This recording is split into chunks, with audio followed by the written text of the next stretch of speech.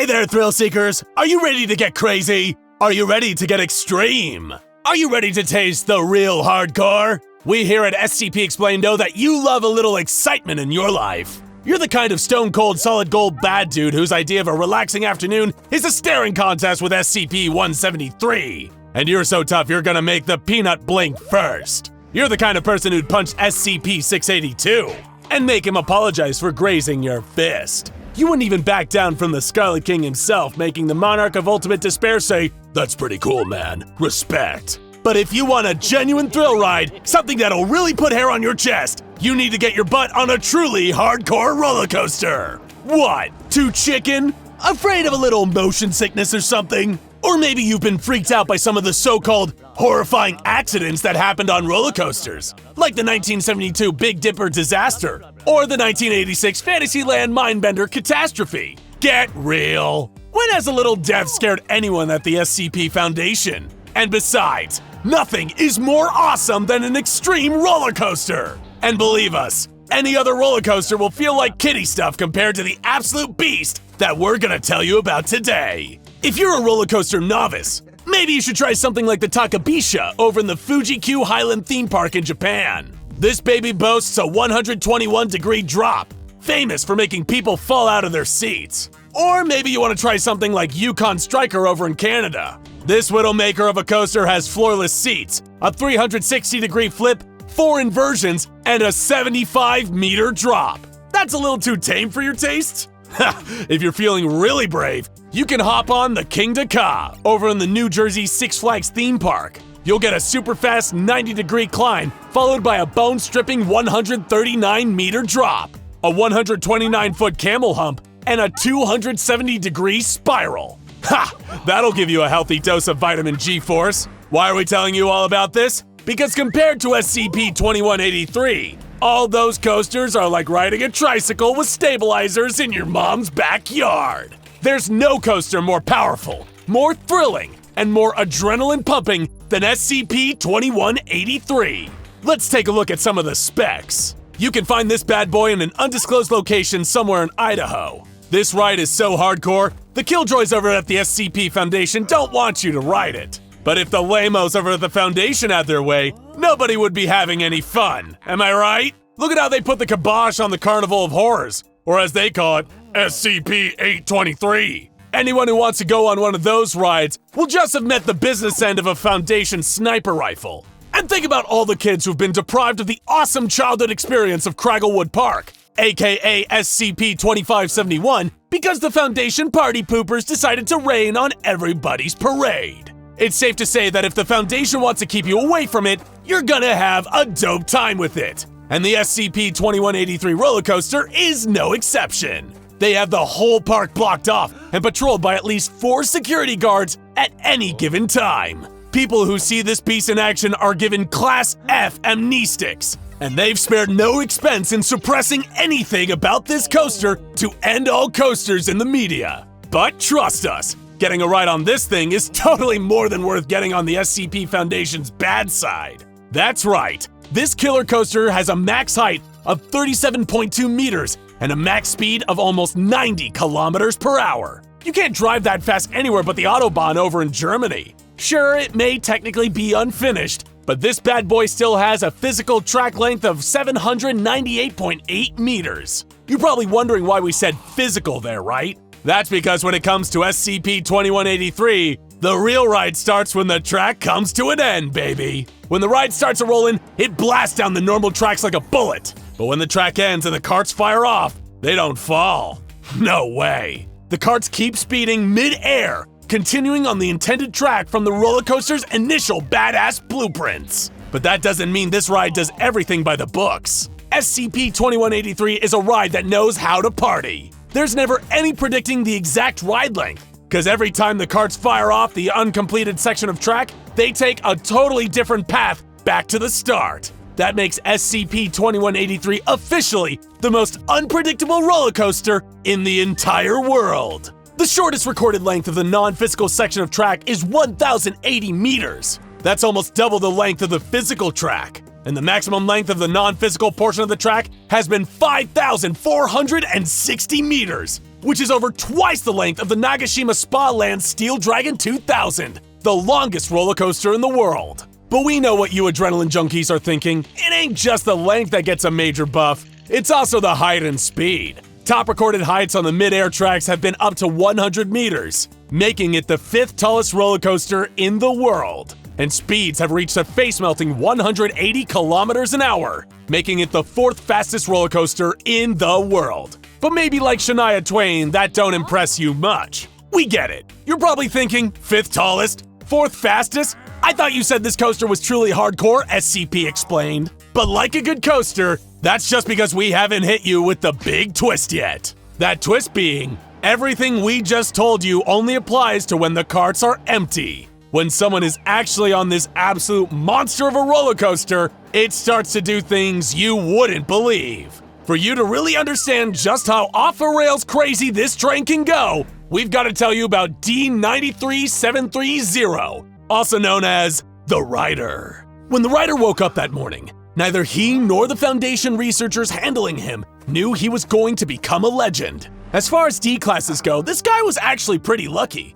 seeing that he'd been convicted of one of the less severe crimes that constitute D-class duty. He was actually part of a release program, allowing him to eventually exit the Foundation alive and return to a normal life after he'd been involved in a certain number of studies. It seemed like a pretty fair trade. However, this was a real pearls before swine situation. Any true coaster head would relish the opportunity to take a joyride on SCP-2183. It'd be the greatest honor of their lives. But for the Rider, all it was a source of sweaty palms and an increased heart rate. Ha! Talk about weak sauce, am I right? He had no idea he was in for the ride of his life, in what would be both the first and last human test of SCP-2183. They sat him down on one of the carts, strapped and buckled him in with the safety bar, and got that baby rolling.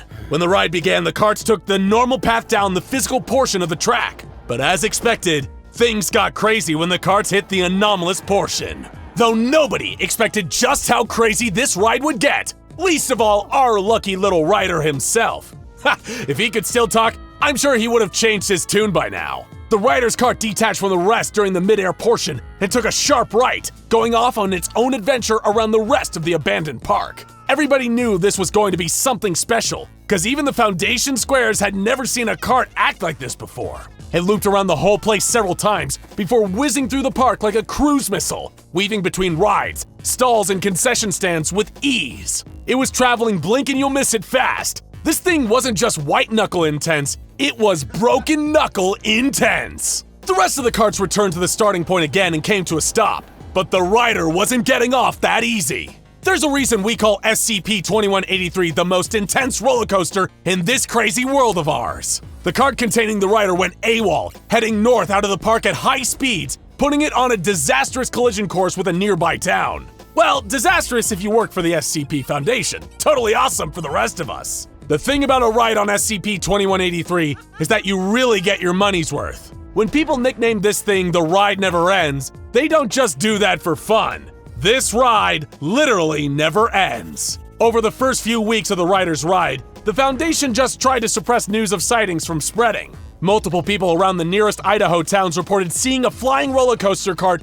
zipping around the sky. Thankfully for the killjoys of the world, that kind of thing is easily written off as a trick of the mind. But this didn't stop the rider's epic thrill ride from tearing it up all across Idaho. Over the next few months, this party train really hit the road. Metaphorically speaking, of course. This cart constantly remained 120 to 150 meters above the ground and kept traveling at consistent speeds of over 200 kilometers an hour. That makes it roughly tied for the second fastest roller coaster in the world. The people lucky enough to spot this bad boy in action reported that they heard a panicked, terrifying screaming coming from inside the cart as it passed. That's how you know that the rider was having a hell of a time in there. Real shame that anyone who spotted it got a big old dose of Class A amnestics from the Killjoy Brigade. Speaking of those squares, the SCP Foundation tried multiple times to stop the ride and save the rider from this awesome experience. They sent in helicopters and lowered ladders down to him, but the rider, perhaps finally appreciating what a gift he was given here,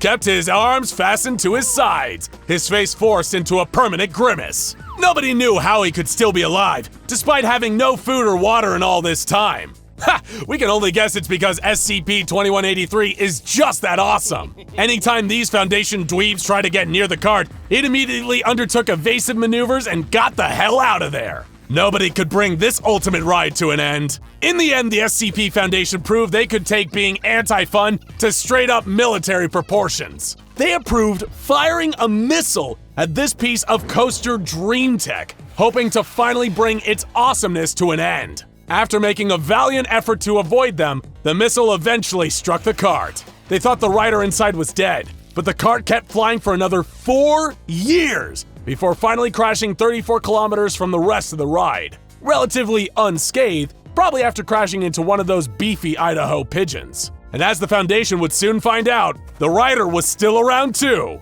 He just wasn't in the cart anymore. Nope, he was suspended in the air in a seated position 124 meters above the crashed carts. We call him the rider, cause he's still riding to this very day. And if anyone comes within a 50-meter radius of him in any direction, he'll just fly away until he's alone again. We don't know about you, but we think the rider's whole permanent flying situation isn't a horrific purgatory of eternal torment if he's alive under his comatose state. It's actually the ultimate ride. And really, what more could you want out of life, right? Sometimes people working on the site see him sitting in the cars, often only for a split second. He's one with the coaster now. Total nirvana. Like we said before, kids, the ride never ends. A shot zipped past his head, narrowly missing, leaving an indent on the wall mere inches away. He froze, peeking out from cover, scanning the area for any sign of the enemy. Nothing, not a single movement. But still, he didn't feel the least bit safe. There was a more secure stronghold, a bunker only a short dash from where he was squatting. Gripping his weapon close to his chest, Private Mitchell took a deep breath, psyching himself up before rushing across the battlefield towards what he hoped would be better cover. Ducking under a camouflage tarp that covered the entrance, Mitchell was met with a sight of his squad mates, all sitting huddled in the foxhole, some looking dejected and miserable, others cowering in fear, all apart from Sergeant King, who sat cross-legged in one corner, wearing a permanently crazed, wide-eyed stare on his face. An exhausted Private Mitchell sat down with the others, unable to offer more insight than a nod of mutual condolence to his comrades. For a while, the members of MTF Iota-17, the unit codenamed the Greendale Humans, found themselves feeling the simultaneous mix of frightened and bored. Each one of them could have achieved the same sense of anxiety by drinking 10 cups of black coffee, loudly knocking on their drill sergeant's door in the middle of the night, then rushing back to their barracks to hide under their bunks. Movement from outside caused the whole team's heads to swivel, peeking out of a gap in the outer wall of the bunker. They saw the enemy immediately. Two of the ghostly incorporeal figures roaming the battlefield outside. Not to be underestimated despite the baggy, oversized tactical gear they wore, and weapons that looked too big for them. And two outside meant the other three were still out there somewhere. One gave a nod to the other, instructing him to scour the area surrounding the bunker. Mitchell was terrified, and all too aware that there were too many of them in the bunker. The enemy was bound to find them soon. All of a sudden, Sergeant King seemed to stir from his strange trance and produced a box of matches. He held out 4 in his hand, keeping them covered so that nobody could tell if they were picking a long one or a short one. The first of MTF Iota-17, Private Davis, reached for a match as they were offered, his heart dropping as Sergeant King pointed it was a short one. Next, Private Byron picked out a match, a long one. Private Mitchell's pulse skyrocketed as Sergeant King offered him the remaining 2, knowing that one would be long, the other short. He reached out and plucked a short one. King explained that the first short straw and the first long straw go. Bad luck, Byron and Davis, but I don't make the rules. Byron, not wanting to be at the mercy of the spirits, protested that those rules seemed made up. But Private Mitchell, even less eager to go out there, affirmed the sergeant's logic. Hanging their heads, both Private Byron and Private Davis gathered up their weapons and sluggishly walked out of the bunker. Moments later, still safe inside, Private Mitchell overheard the enemy taking fire, followed by the sound of splattering and yelps of pain from his 2 fallen squad mates. He offered a concerned look to Sergeant King, whose wide-eyed expression was doing little to ease Mitchell's nerves. They got our boys good, King muttered, rocking slightly. Tagged them like the Bowery Wall. Still, lucky they didn't get hit by the cannonball. Mitchell asked in disbelief whether the enemy really had their hands on a cannon. No, the cannonball's just their name for it, the sergeant said solemnly. I've never seen it myself, but I heard rumors. Apparently these incorporeal delinquents sneak a steel ball in with their ammo. That's their way of keeping things interesting. Who was it that said war is hell, or was it war makes people crazy? Crazy. I was crazy once. Mitchell sighed and asked why they don't just throw in the towel and surrender. You know darn well why, the mad commanding officer barked. Chaos, mass hysteria, a whole new mess for the Foundation to clean up. And you listen here. Maybe you can live with that, but not me. Not on my watch. The private asked to be let in on the battle plan, unsure if he was more scared of Sergeant King or the enemy outside. We should drag one of them in here. Get him to give up enemy intel, King answered in a sinister, unhinged tone. He didn't respond well when told that the intangibility of the enemy may make holding one of them hostage, well, impossible. Still living in a fantasy, are you, Private? King chuckled maniacally and didn't stop for a full, unsettling minute. Look, I've had it up to here with the enemy and their dirty tactics. I say it's time we went full Return of the Jedi. We're the Ewoks and they're the Empire. Now belt up and bear out. Grabbing his weapon, Sergeant King suddenly hopped to his feet and bellowed, letting out a primal scream up towards the heavens. Then he rushed out of the bunker, screaming his own name until a barrage of enemy fire opened up from all directions. Still cowering in the safety of the bunker, Private Mitchell sighed again as he looked at his commanding officer covered in splatters of paint.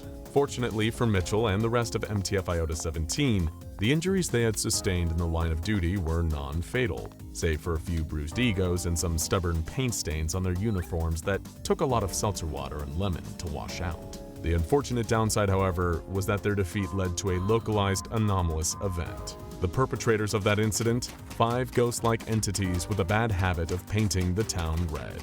Literally.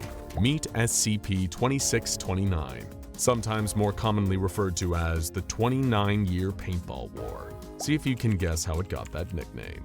Located on the outskirts of Krakow, Poland, one can find an abandoned building that was previously used as an indoor paintballing venue. But now it's known to the SCP Foundation by its designation of SCP-2629.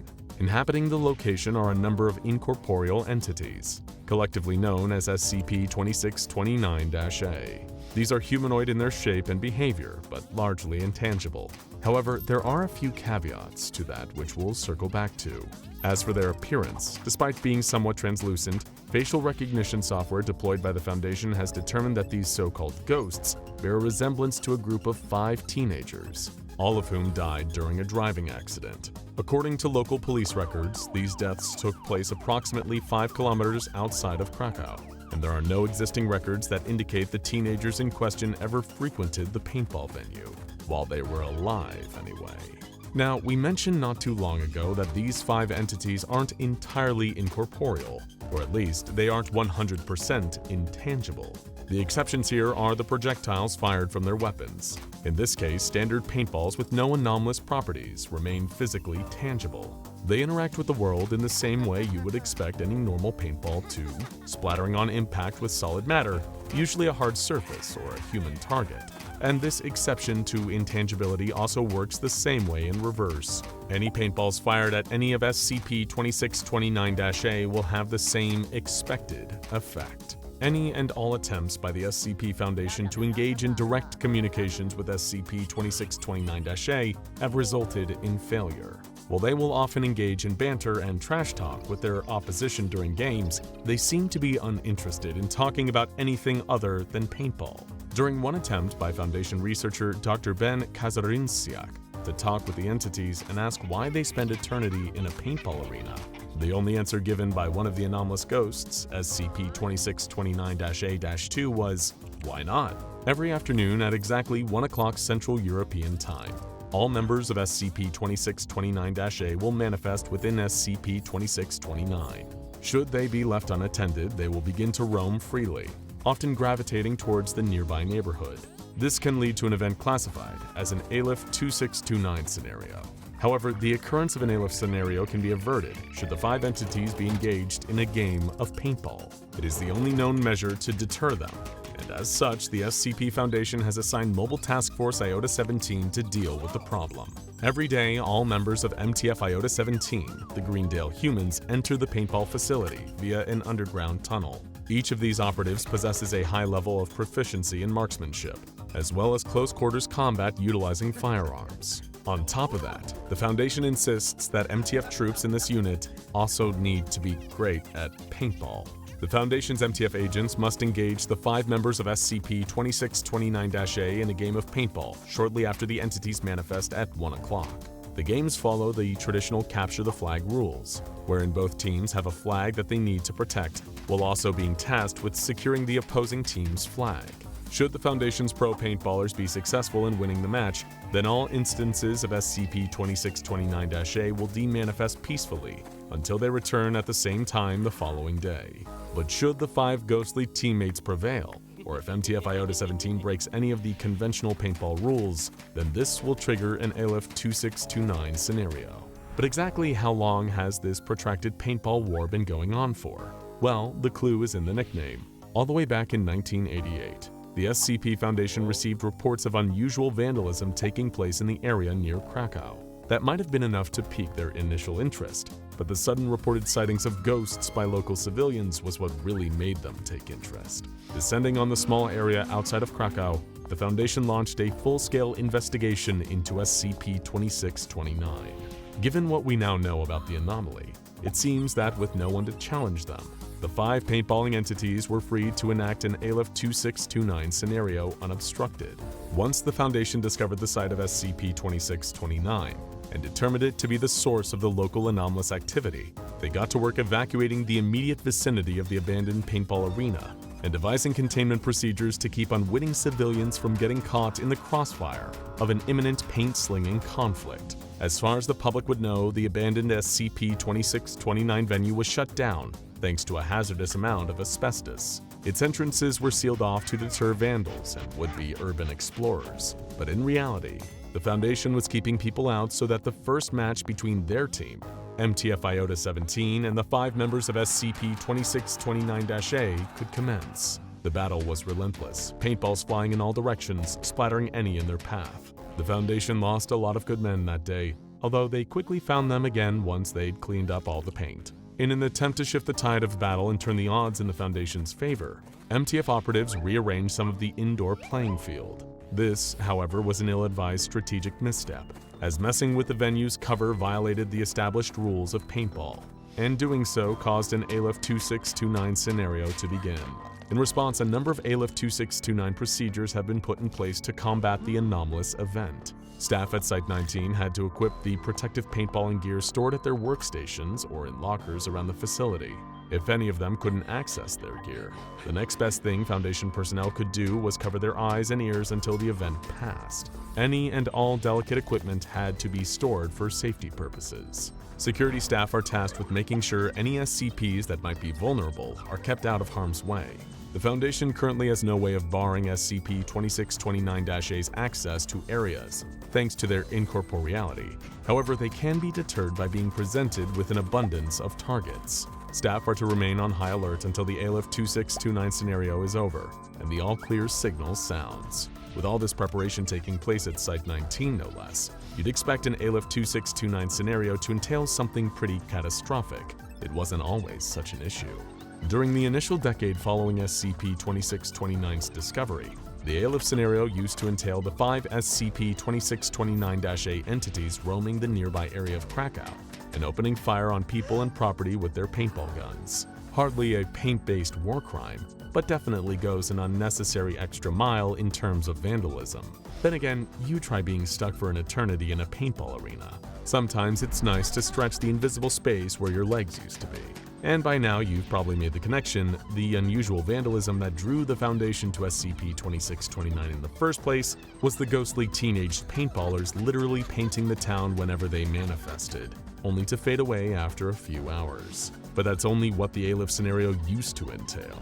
It happened during the 12th consecutive year of the Paintball War. A third MTF loss against SCP-2629-A caused yet another ALIF scenario to activate. But this time, instead of roaming the local neighborhood, the incorporeal teens' victory sent them to one of the Foundation's most highly guarded facilities, Site-19.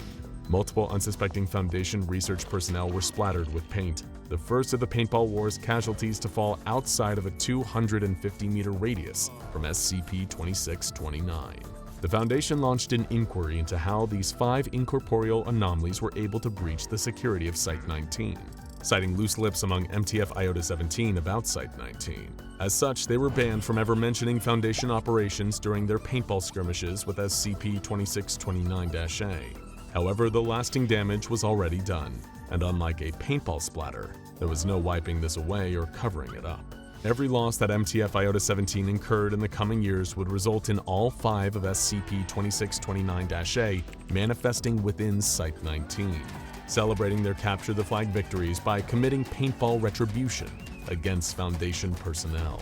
Staff and corridors were splattered with paint, and attempts to return paintball fire were unsuccessful in dispersing the incorporeal attackers. One researcher even sustained an eye injury after being struck in the eye by a stray paintball. As the years rolled on, MTF Iota-17's losses began to increase rapidly. More and more Aleph 2629 scenarios were occurring each year. Foundation facilities abruptly and messily redecorated by a volley of paintballs. The Site-19 director issued a communique to the Ethics Committee, requesting the termination of SCP-2629. MTF Iota-17 may have some of the best trained people in the world, but SCP-2629-A have been gaining experience for decades. It was only a matter of time before the skill gap closed. Anyone we recruit to fill a vacancy in MTF Iota-17 is going to need to be able to counter nearly 30 years of paintball experience, and that number is always growing. All 5 of SCP-2629-A had already gotten tired of trashing their own neighborhood, and before long, they'd similarly get bored of trashing Site-19. The question was, once that happened, where would they hit next? Joe sighed to himself quietly, looking out of the window at the still, silent stretch of highway snaking through the desert, only to disappear somewhere over the horizon. The sun was slowly crawling down, almost completely vanished from sight, and he knew when it was gone, there'd be no light left in the desert. It wasn't the same kind of darkness you found in a city.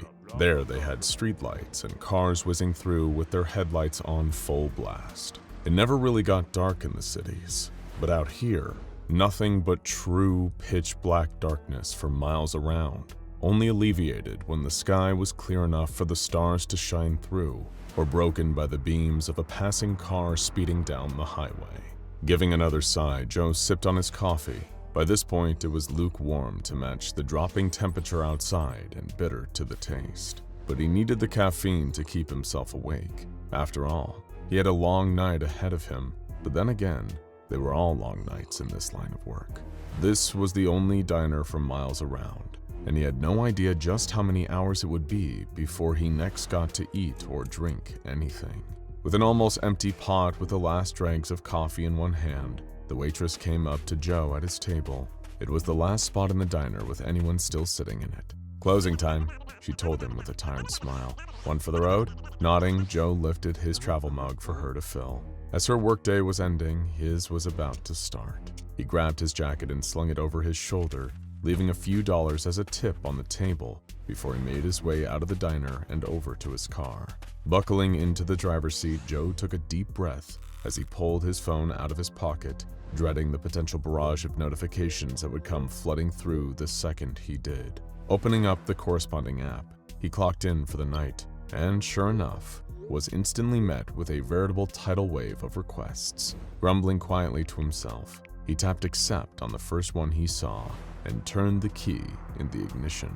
Working as a driver for a carpool and ride-sharing service was far from a simple job at the best of times, but even more so in this particular area of the southwestern United States. The state of New Mexico shared a border not only with Texas, but with Chihuahua, one of the northernmost states of Mexico.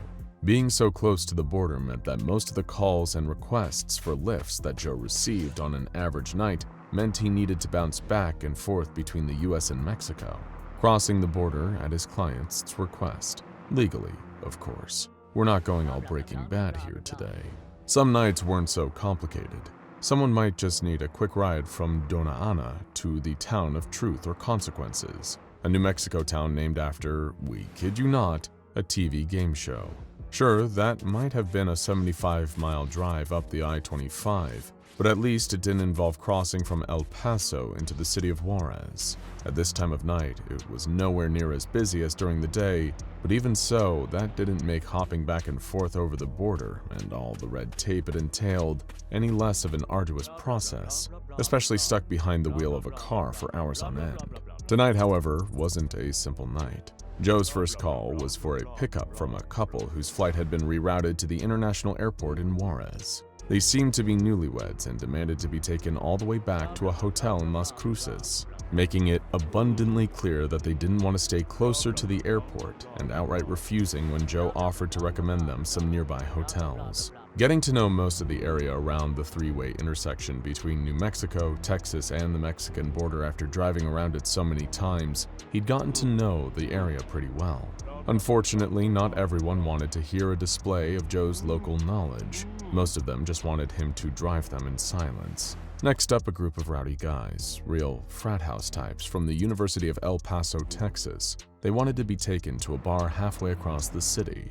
A bit more of a straightforward trip, Joe thought, although he could have done without them drunkenly chanting spring break at the top of their lungs every 5 minutes. After that, it was another jaunt across the border, this time transporting a suit and Stetson-wearing Texas gentleman to Horizon City.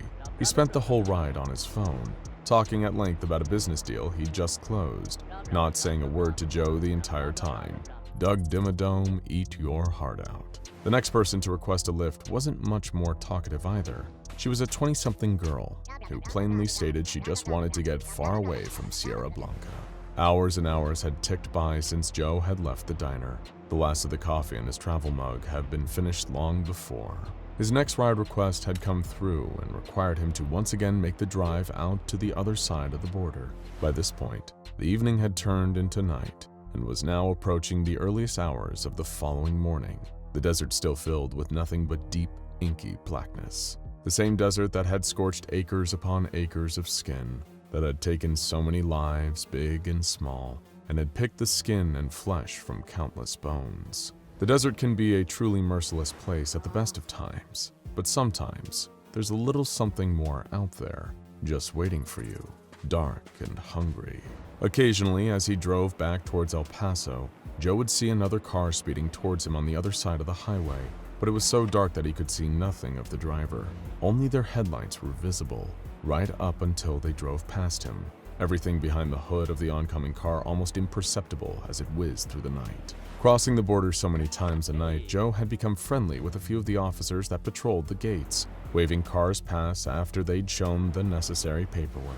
He was never usually held there for long enough to start actual conversations with them, exchanging only a friendly nod or one-liner with the few Border Patrol guards whose names he could still remember.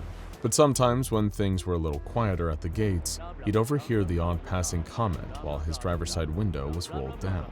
Tonight, as the long barrier in front of his car was raised, Joe caught a few words coming through on a radio belonging to one of the guards, something vague about sightings of phantom lights. He chuckled to himself, writing it off as yet another alleged alien sighting. Something about the desert at night really seemed to capture people's imaginations, Joe thought to himself, as he pulled away from the border gate, heading for the I-10. There were always stories like that circulating around this area of New Mexico. It was easy to see why, being so close to Roswell, New Mexico, the home of alien sightings, and just a couple hundred miles away from the true alien mecca, Area 51, a United States Air Force base that secretly housed alien life forms and spaceships, allegedly at least, if years of conspiracy believers and Facebook memers are to be believed. Every so often, one of Joe's passengers would ask him about unidentified flying objects, or he'd overhear them talking amongst themselves about a slew of urban legends, phantom hitchhikers that would hitch rides on the highway, only to vanish from the back seats of cars, and of course, tales of disembodied floating lights, either hovering way up in the sky or just above the ground. Regardless of whichever one was popular at any given moment, Joe knew there were plenty of weird and spooky stories coming out of the desert. What he was unaware of, however, was that he was currently in one of his own. He'd been so wrapped up in thoughts of what he might do if one of the people that hired him turned out to be a wandering spirit that Joe didn't even notice he had made a wrong turn. It was only by the virtue of glancing at his car's GPS that he even realized, and by then, it had been long enough since that he was completely unsure how far back it was that he had made such an error.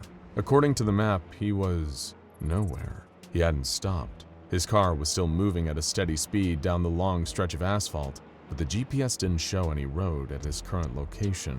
He had no clue which part of which highway he was even on. Short on options and short on time to get to his next client for the night, Joe just did what his job required of him.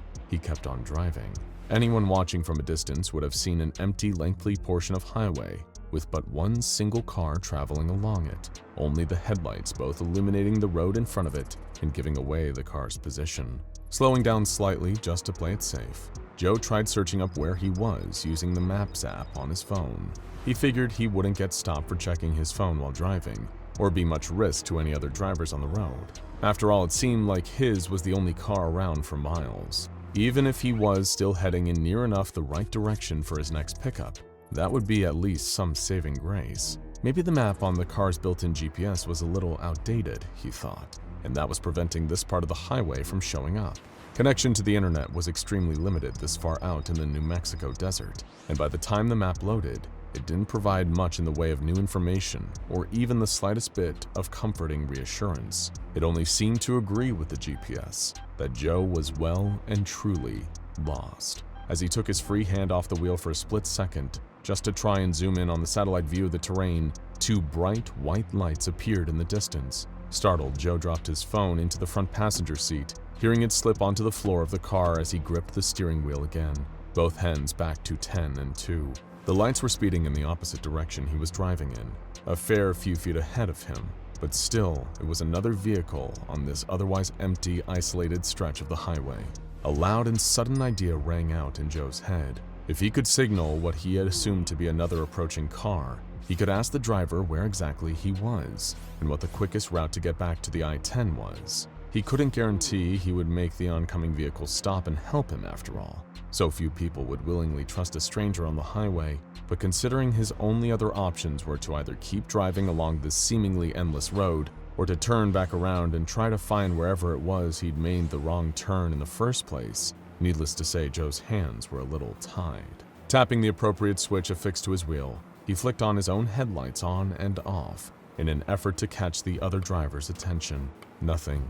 The pair of headlights kept their current course, both theirs and Joe's traveling parallel to each other, as if they were about to joust with their beams of light. Hitting the switch again, Joe tried lowering his headlight setting and then raising them back to full brightness. Still nothing from the other driver. He pushed the emergency button that activated both the front and rear lights of the car, but this one only yielded the same result. Deciding there was nothing else that he could do, Joe gently pulled his vehicle over, parking abruptly at this side of the highway. He instinctively checked his rear view, only to remember that there wasn't anyone behind him, just him and the apparently oblivious driver approaching ahead. In a last-ditch effort to get their attention, Joe punched the car horn, rolling down his window in order to listen for a response. The blaring noise echoed through the empty desert night, a loud and sustained blast followed by a beat of silence as Joe paused, waiting to hear the same sound back from the oncoming vehicle. He squinted at it through the dark. It was still pretty far, but closing rapidly, or as far as he could tell it was.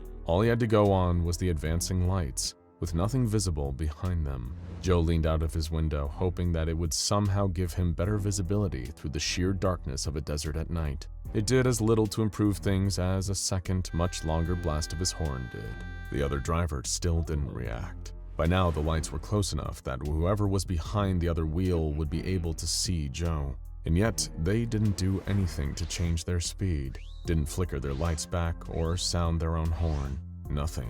Just the same 2 points of light. They might as well have been floating just above the ground, given how they obscured what was behind them.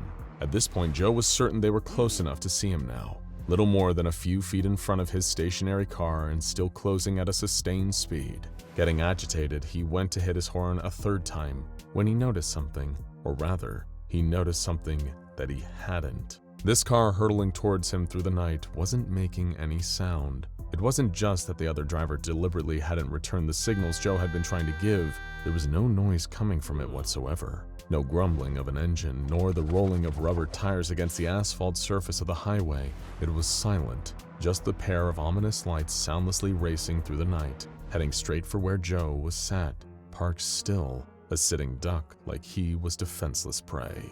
Violently turning the key in the ignition, Joe slammed his foot down on the accelerator. His car sputtered to life and careened down the road. He was headed straight for the other car, if it even was a car, hoping to shoot straight past it and take his chances continuing along the highway alone. The lights were almost on top of him now, still too bright to make out anything behind them, but there was still no engine noise, nothing to indicate what the hell it even was, until one of them jumped onto the hood of his car. An orb of light, attached to a thrashing shape beneath, parted from the other. It leaped through the air and came down right in the path of Joe's car, just as he was about to pass what he first thought to be another car. The light smashed directly through the windshield, Joe instinctively lifting an arm to cover his face and protect his eyes from the impending shower of broken glass. But it was in that second that he took his eyes off the road that the other light made its move. It had been perfectly parallel with Joe's car, only to turn sharply and violently, connecting with the driver's side door with enough force to not only dent the metal surface, but to completely lift the car up. It barreled sideways, tumbling over itself off the highway and into the surrounding desert. Trapped inside, buckled tight, Joe was thrown about in his seat, unable to steady himself as the car rolled. His arm was still over his face, splinters of glass showering over him. The whatever it was still thrashing about, its glow illuminating the entire interior of the car, until the whole vehicle came to a stop, landing upside down, wheels in the air pointing up at the cloudy night sky. Hanging the wrong way up, Joe reached for his seatbelt and unclasped it. His head instantly dropped onto the ceiling of the upturned car. Through the shattered driver's side window, he crawled out on his hands. The pain was shooting through his whole body, bruises and blood covering his arms, an intense, agonizing feeling of broken bones on top of that. Rolling over onto his back, Joe looked up at the wreck of his car, his livelihood, and the monster standing in front of it. Illuminated fully for the first time by the car's still active headlights, the thing had managed to pull itself free from the destroyed windshield and was now pacing slowly around the overturned hood. It walked on two legs, but it didn't move like a man. In fact, it didn't even look like one. It was like something pulled straight out of prehistoric times, a pair of hinged limbs supporting a streamlined reptilian body with hooked claws on its feet. Its back was arched, keeping itself low as its two arms stayed close to its center. The creature had almost human-like hands, but each finger was tipped with long, pointed talons. But its head was what Joe saw first, what he had seen at a distance and mistaken for car headlights only a few minutes ago. In the place he wouldn't have expected to see a pair of slitted eyes staring at him was a bulbous mass of a head. Bioluminescent light glowed from beneath the monster's skin, a brain visible amongst a web of bright organs, and beneath that, a wide, gaping maw of sharp teeth. Joe noticed another light drawing near, brightening the area where he lay defenseless. The second of the raptor-like monsters was pacing closer to him, both their glowing heads kept low to the ground, ready to strike. "Yep, looks pretty clear to me," one of the men disguised as a highway patrol officer announced. "Handprints match up with what their front paws look like. No trace of the driver. Just a big wreck in the middle of nowhere." Better get on the horn to control then," his colleague replied, wearing a similar uniform. "I thought SCP-745s were only found a little north of here." We shut off the section of the highway they usually show up at," the First Foundation agent explained casually, sipping his coffee as he looked at the upturned wreckage of Joe's car. His body was nowhere to be found. "But every now and then, a couple of them will show up a bit away from there. One of them wouldn't come this far into the south of New Mexico on its own, though." Because of the lights, right?" his fellow agent responded, the two of them walking back towards the car. Their heads. They mimic car headlights or something." "Well, there's that." The first man nodded, taking one last look at the long, open desert around them and the highway stretching through it. "Plus, it must get lonely traveling out here on your own." Picture this. If you'll excuse that foreshadowing pun, you're at your local city mall in Ohio, a place that's never still. Every time you go there, no matter what time of day or day of the week, it's always full of people, all bustling about, shopping, eating, dashing past one another. Maybe, presumably like everyone else, you came in to get some specific item, or you might just be browsing. Heck, you could be there for a casual date, or to grab a bite to eat at the food court. That's when you remember you need to have your picture taken. It could be that your passport is about to expire, or your driver's license hasn't been updated since you moved. Whatever the reason, lucky for you, there's a photo booth right here in the mall. Take your own photo boasts the sign on the outside of the cramped cubicle. A list of instructions below describing just how quick and easy the process is. You take a look at the price list, feed the right amount of money into the slot, and take a seat inside. Pulling the curtain closed, you straighten your back, look directly into the lens. A short countdown appears on the screen. 3, 2, 1. A flash bursts from the bulb above the lens, filling the booth, and leaving those white spots floating in your vision for a few moments. You head back out of the cubicle, waiting to pick up the glossy paper with your photos on it as it starts rapidly printing them off. You wanted a 2x2, 4 total pictures of your face. But then, as it finishes printing and you inspect the pictures, turning the paper in your hands, you're met with a surprise, an unnerving one to say the least. The pictures don't show your face. In fact, it barely looks like a human face at all. It has your clothes and your hair, but the whole image has been warped. Not just out of focus, but completely disproportional. Annoyed that you spent your money only to receive a highly distorted image, you wander off to find another booth, throwing the unusable picture in the nearest trash can. Now, sure, you might write off something like that as just an odd occurrence, a freak of technology caused by faulty machinery in desperate need of repair. But what you don't know, in fact you won't even realize until it's too late, is what really just happened. When you sat down and that flash went off, taking your picture and printing it off as a warped, unrecognizable mess, something was born. Located at the end of a series of long, winding concrete stairs and kept out of sight behind doors marked "Keep Out" and "Staff Only," is a lower level of the mall. Hidden in this dark, off-limits area that no member of the public is permitted to access, there is a service store, somewhere in the southwest corner of the 3rd sub-basement. Just taking a look at it, you could easily imagine nothing at all interesting behind it, like a power generator or a storage room. But if you were to push it open and venture inside, you'd stumble upon something you would never have expected in your wildest dreams, or more accurately, your most disturbing nightmares. Beyond that service door is a cavern, hardly the first thing you'd assume to be secreted away underneath a city shopping mall.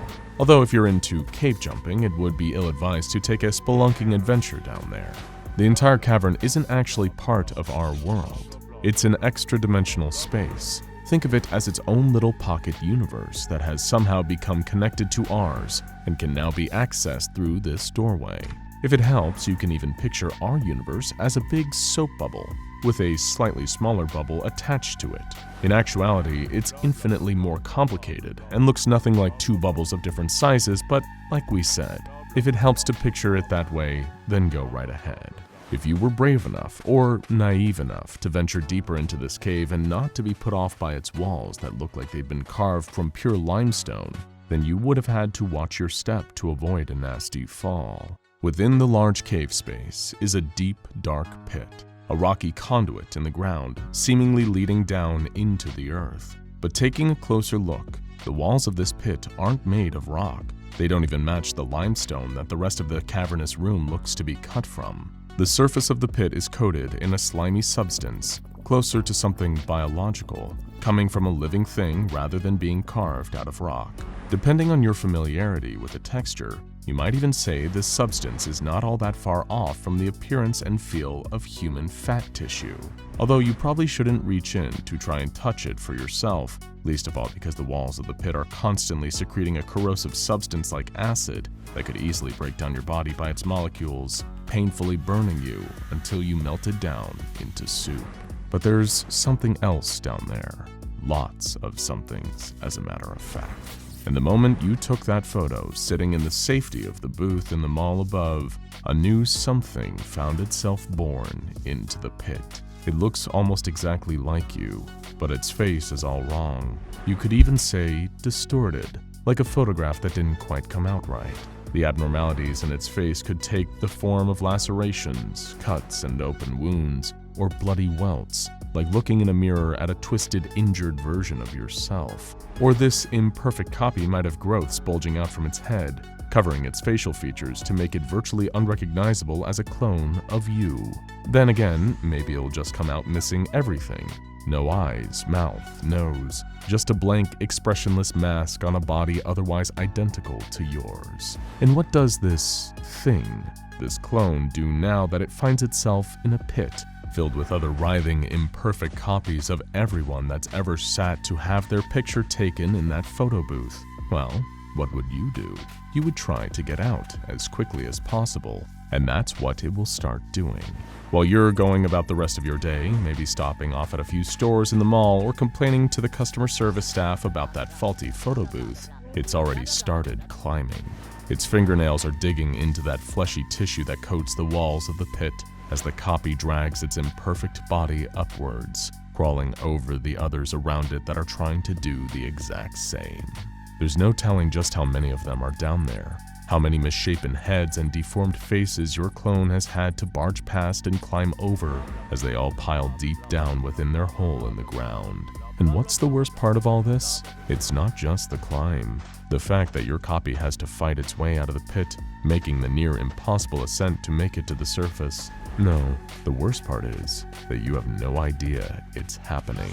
You're completely oblivious that a distorted clone of you is raking its nails against walls of fat tissue, clambering up from underneath the ground, and even more so, you have no idea what it wants to do when it gets free and finds you. The SCP Foundation has long since been keeping an eye on the anomaly that they themselves have designated as SCP-715. Given that the photo booth itself was connected to the extra-dimensional space buried deep below the mall, removing it isn't really an option. Sure, they could have easily have cordoned it off and put up signs saying the booth was out of order to deter members of the public from trying to use it, but this was the SCP Foundation after all. They needed to run tests, figure out exactly what this anomaly did, and how it ticked. Gerald Patton had been a rising star at the Foundation, a promising researcher who had long been proving his mettle since he first became part of the organization. For a time, the higher-ups at the Foundation had planned to attach the researcher to the SCP-2090 project, studying a basketball player who somehow gained anomalous powers. However, hearing about the photo booth in the Ohio City Mall, he turned down this request to instead join the team researching SCP-715. Certain high-level staff of the SCP Foundation noted this to be strange. Patton had never turned down a promotion before, as the SCP-2090 project would have offered him better pay and more vacation time.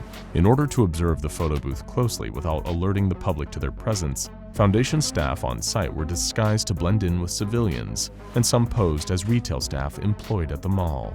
Come closing time, once everyone else that worked there or who had been shopping throughout the day had finally left, the Foundation researchers were free to run their tests and investigate the anomalous photo booth. It was the night of a routine sweep. All staff members on site were required to test the surrounding area for reality warping anomalies. The sweep was mandatory for the entire team assigned to SCP-715, yet quite unusually, researcher Patton didn't report in for the procedure. The higher-ups at the Foundation decided to let this indiscretion slide though. After all, there were a lot of personnel involved in the process, so Patton was let off the hook. In fact, the few disparities in Patton's behavior only became more apparent when Dr. Agatha Wright began to more closely collate and process the files and information on the personnel on site. She was the research head on the SCP-715 project, and quickly noticed a few things that didn't add up about researcher Gerald Patton. His rejection of the offer to join the SCP-2090 project and refusal to attend a routine reality-bending anomaly sweep might have seemed like unrelated incidents at first, but both would have brought the researcher into contact with technology that the Foundation used specifically to detect any distortions to reality. If he had taken the promotion or been present for the sweep, he too would have been within the scope of this specialized detection equipment. Yet both times, he managed to avoid being put in such a position. What the hell was Patton hiding? And what would show up if a detector was pointed at him? Dr. Wright was growing ever more suspicious of researcher Patton and his behavior.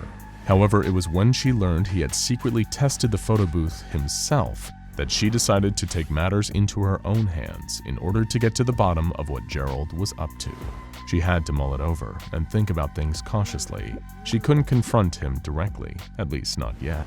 Even the evidence she already had, That Patton had seemingly twice avoided situations involving the use of reality distortion detection equipment wasn't enough to prove for certain he was hiding something. Both instances could have been caused by something completely unrelated. Gerald could have rejected his promotion purely because he was more interested in SCP-715 than joining the SCP-2090 project. And even Foundation personnel needed sick days or skipped work because of a hangover without telling anyone, which could explain why he was absent during the sweep of the mall. But Agatha wasn't convinced. It felt like the two instances lined up too closely. They felt far too similar to be an utterly random coincidence. Even if Gerald wasn't up to anything dangerous, the only way to know for sure was to observe him, but without drawing attention to it. He'd deny anything, act completely differently, maybe even flat out lie if he knew someone was listening or watching. Agatha was forced to think in a way that was as calculated as she was certain Gerald had been. His quarters were located in a secluded part of the sub-basement, a level above where the fleshy pit could be found. Almost all the Foundation personnel assigned to SCP-715 slept somewhere on site, their presence there masked from the ordinary mall employees. Taking care not to be detected, they had installed doors with a keycard system, meaning only members of their own staff could access the living quarters under the mall. If any civilians happened to stumble upon the Foundation and discover them, then all it took was the careful application of amnestics to ensure that they wouldn't remember a thing. Beeping her keycard at the door, Agatha slipped into the living area. It mostly consisted of a narrow corridor with rows of doors on either side. Behind each one was a cramped room, each only big enough for one person, a bunk to sleep in, and a sink with a mirror above it. Gerald's room was the furthest from the entrance, right down at the end of the corridor, as far from everyone else as he could get. Although it also meant if he came back from testing early, then he'd be more likely to catch Agatha leaving his room and walking back along the row.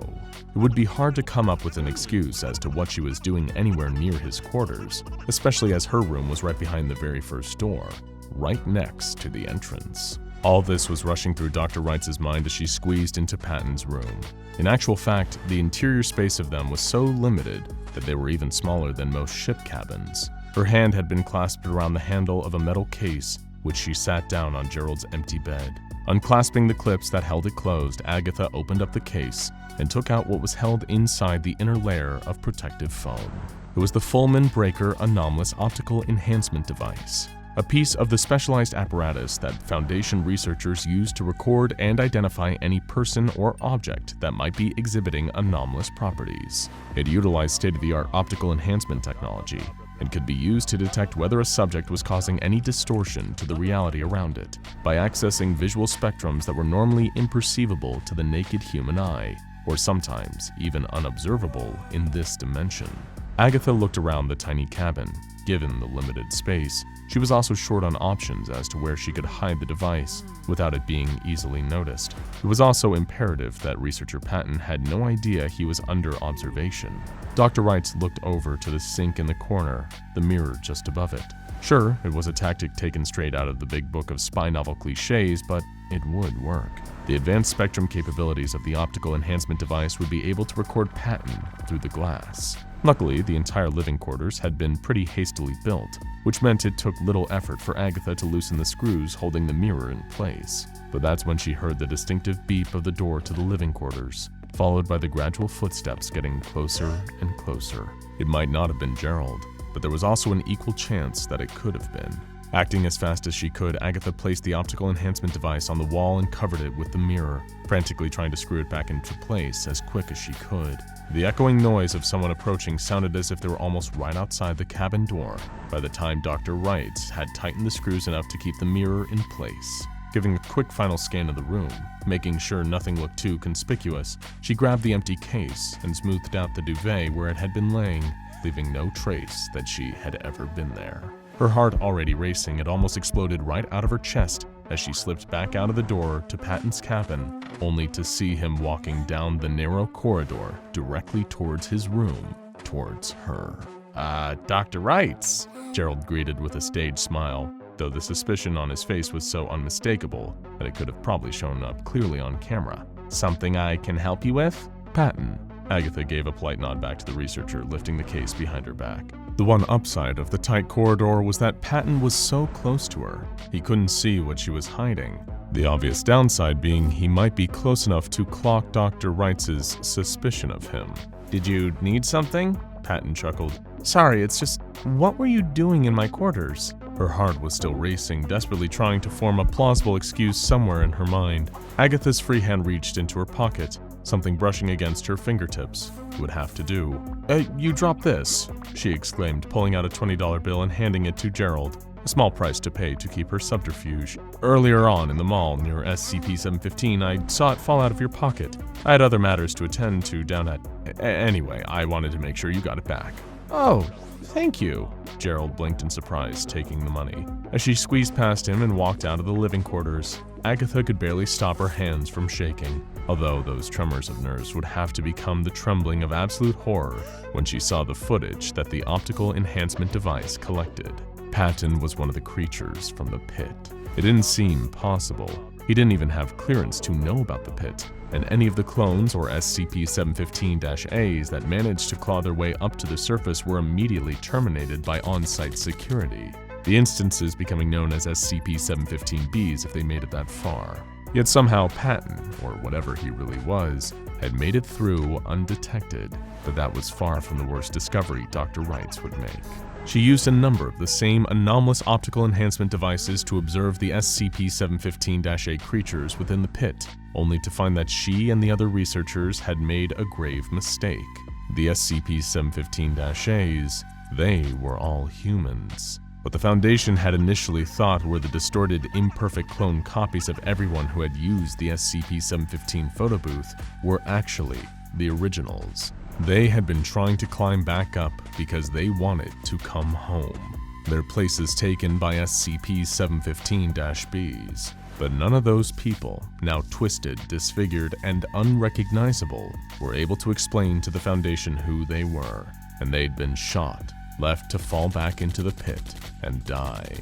Acting fast, Dr. Wright updated the classification of SCP-715 to Keter, although this was later rescinded back to safe. The creature that looked like researcher Patton was apprehended and brought in for interrogation. After learning the truth behind SCP-715, the photo booth was secured and locked up permanently. But as of now, the project investigating SCP-715 has been put on hold. No one at the Foundation wants to admit their mistake, that they now have an extra-dimensional pit full of innocent, distorted people, or that they have no idea where all their body-swapped counterparts are. When they were about to face down all manner of things worse than anyone's deepest, darkest nightmares, Alex and the rest of his team did what they could to keep their spirits up. There was an old song they used to hum whenever heading on missions, the low sound of that tune giving them just a marginal boost to their morale. It never did all that much to numb the sense of impending doom the team all collectively felt, but it was better than sitting in a transport unit in silence, letting the dread get to them. Even though it had been a while since Mobile Task Force Epsilon had been dispatched on their current assignment, and they all had hummed it together as they shipped out, Alex found himself trying to remember the words to that old song. Smile through your fear and sorrow, then maybe tomorrow you'll see the sun come shining through. It was pretty hard for Alex to keep a smile on his face after losing so many of his teammates and seeing what the Grinner had done to them. The trail had gone cold again, much to the disdain of the team's commanding officer. Receiving a number of new sightings and witness reports, the SCP Foundation had sent the remaining members of MTF Epsilon, also known under the codename Tyrfing Black, out on another hunt for SCP-4910. The creature had been at large for years now, with every attempt the Foundation had made to capture it ending in grisly, gut-churning failure. 57 separate times they had sent their personnel after this anomaly on the loose, and not all of them had come back. Although Alex often found himself thinking of the ones that had returned, and seeing photos of how they had changed in the after-action reports. Not to mention the bodies. Those that made it back ended up looking virtually unrecognizable as human beings. After having seen what happened to them, maybe it was better not to know what gruesome fate had befallen the ones who were still missing in action, he told himself, keeping that train of thought private. Tracking SCP-4910 brought its own plethora of issues, naturally, or the Foundation would have secured it by now. The creature had some way of interfering with recording devices, rendering them completely useless. And of course, that meant that Tyrfing Black had little to no clue what the monster actually looked like. Given that it disrupted any and all recording equipment, including cameras and audio devices, the task force's hands were somewhat tied. It forced Alex and his teammates to try and locate it through more old-fashioned means, following up on eyewitness reports, a lot of which led them to a dead end. Every now and then, however, one of these sightings would prove to be genuine. The quickest way to tell was usually if a person living near the place where a report came in from had gone missing lately. Civilians were SCP-4910's main source of food, and a recent disappearance in the area, paired with the sighting of something large and four-legged, usually meant that the beast had come out of hiding to feed again.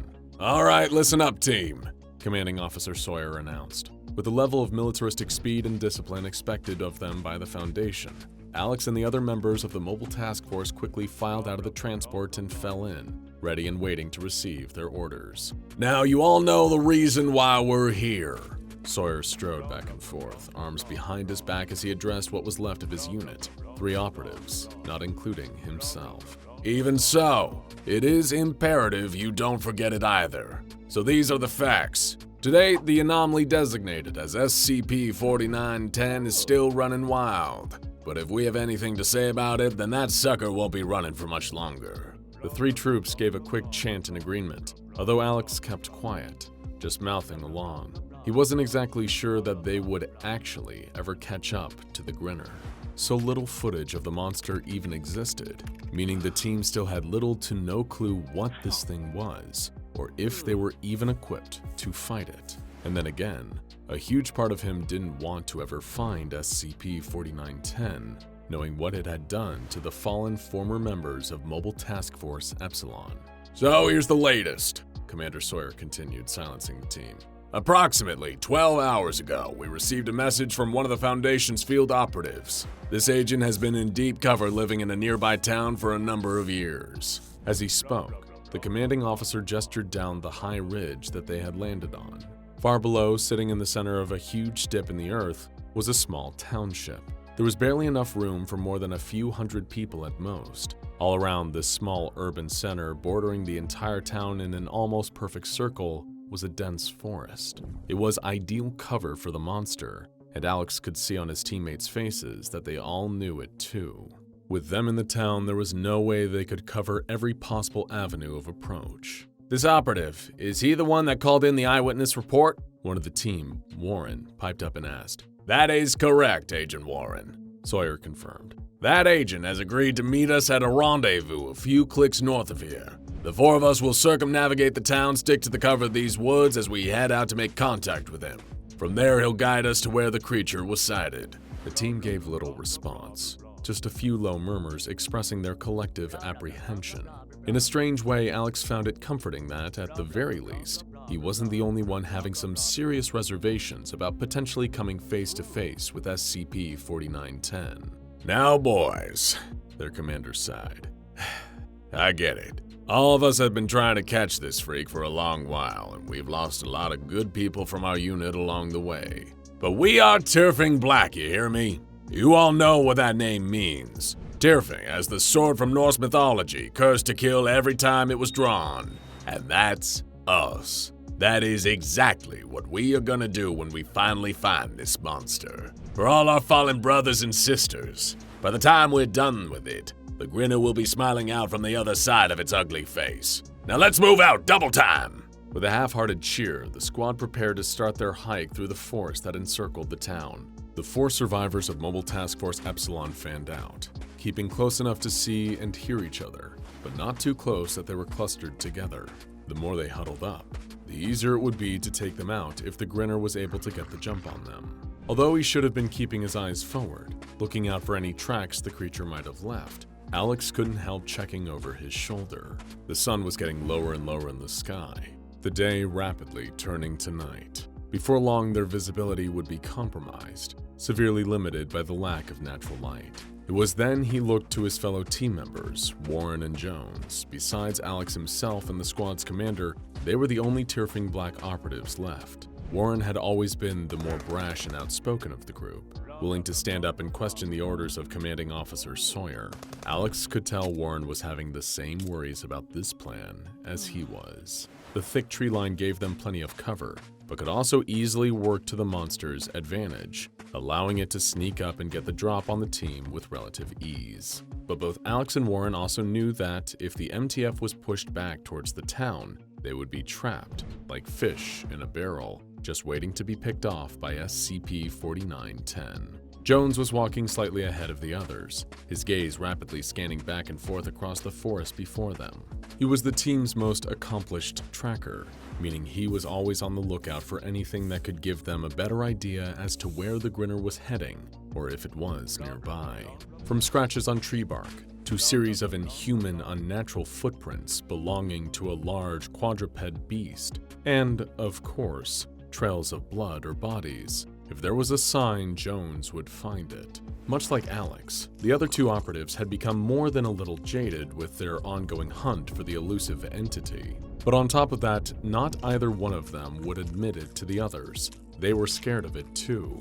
The things this creature were capable of were enough to make anyone think twice about wanting to find it. As much to quell his own fear and sorrow, as well as that of his teammates, Alex started humming the tune to Smile, just loud enough for them to hear, but quiet enough, he hoped, to not draw any unwanted attention. It was already dark by the time Tearfing Black was beginning to approach the coordinates where they had arranged to meet the Foundation agent. Commander Sawyer had given his troops a silent hand signal, and all of them had lowered their night vision goggles affixed to their helmets. Through the fuzzy green hue of the optics, Jones was the first to spot a figure leaning against a tree, waiting for them in the distance. "Sir," he whispered to Sawyer, catching his attention and then making a gesture towards the vaguely human shape in the shadows ahead of them. Looking to where Jones had pointed, Alex and Warren could see the agent waiting for them. Following their commander's lead, they paced steadily towards the undercover operative. It was only as they stepped closer that they realized he wasn't moving. "Agent Manning?" Sawyer called out to him, trying to keep his voice as hushed and low as possible. No response. Manning was still, propped up against a tree trunk. The team were a few feet from him now, while the commander stepped up to the agent and turned him around by his shoulder, only to recoil at what he saw. Manning's eyes were open but remained unblinking and lifeless. But that was far from the worst thing that had happened to his face. A huge, disproportionate grin had stretched his mouth wider than was natural. Masses of jagged, uneven teeth had taken root, pushing from under his tongue and the roof of his mouth, filling his airways with thick clusters of yellowy white enamel. There were so many new teeth sprouting from Manning's face that new, fixed and unsettling smiles had started to form, splitting open his cheeks. "Back! Back!" Sawyer told his men in an urgent, hushed whisper. "Remember, boys, we don't know how contagious this thing is." Given they had never seen it in the flesh, that was true. All previous failed attempts at bringing in SCP-4910 had ended with victims displaying similar signs of some unknown anomalous infection. Whatever it was, it seemed to have spread from the creature itself, causing human beings to overproduce masses of teeth. This started with new clusters of dentins painfully tearing through the mouth until the victim could no longer speak or breathe properly. If given enough time, the teeth would begin forming elsewhere on the body, below the neck in places they shouldn't be.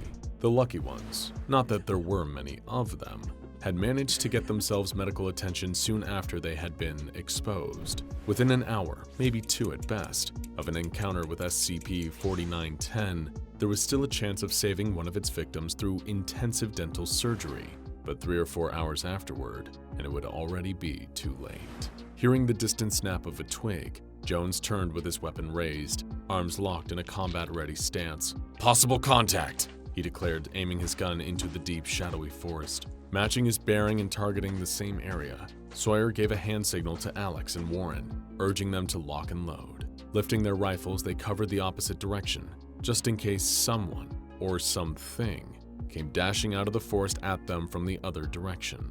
For a few moments, everything was still, although certainly not calm in the last part. Feeling a bead of sweat crawl down the back of his neck, Alex lifted a hand to wipe his face clean, the only sound being the low, panting breaths of the 4 MTF agents. That was when he saw a shadow move, just ahead of him, darting between the trees before vanishing from the view of his optics once again. It was at least the size of a horse, far bigger than Alex had expected, and able to move around astonishingly fast on its 4 legs. "Movement this side," he announced, alerting his teammates. "It's toying with us," Sawyer muttered. "With respect, how is that possible, sir?" Warren asked. "It's an animal, isn't it?" "It's a hunter," Jones replied.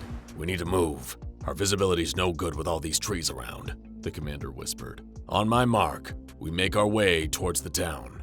"But sir, we'll be sitting ducks down there. It can flank us from any side," Warren argued. "We're better off down there. At least we have streetlights to help see it coming," Alex interjected, mainly just making an excuse to get as far away from the encroaching entity as possible. "This isn't up for discussion," Sawyer said, taking command. "Head for the town, that's an order. On my count, 3, 2, contact!" Jones shouted. The deafening noise and blinding muzzle flash of his weapon firing quickly followed as he sprayed bullets wildly at the shape that was barreling through the forest towards the team. Alex turned to see what was happening, only for Sawyer to yell at the top of his voice, almost drowned out by the gunfire. "Go and get out of here now!"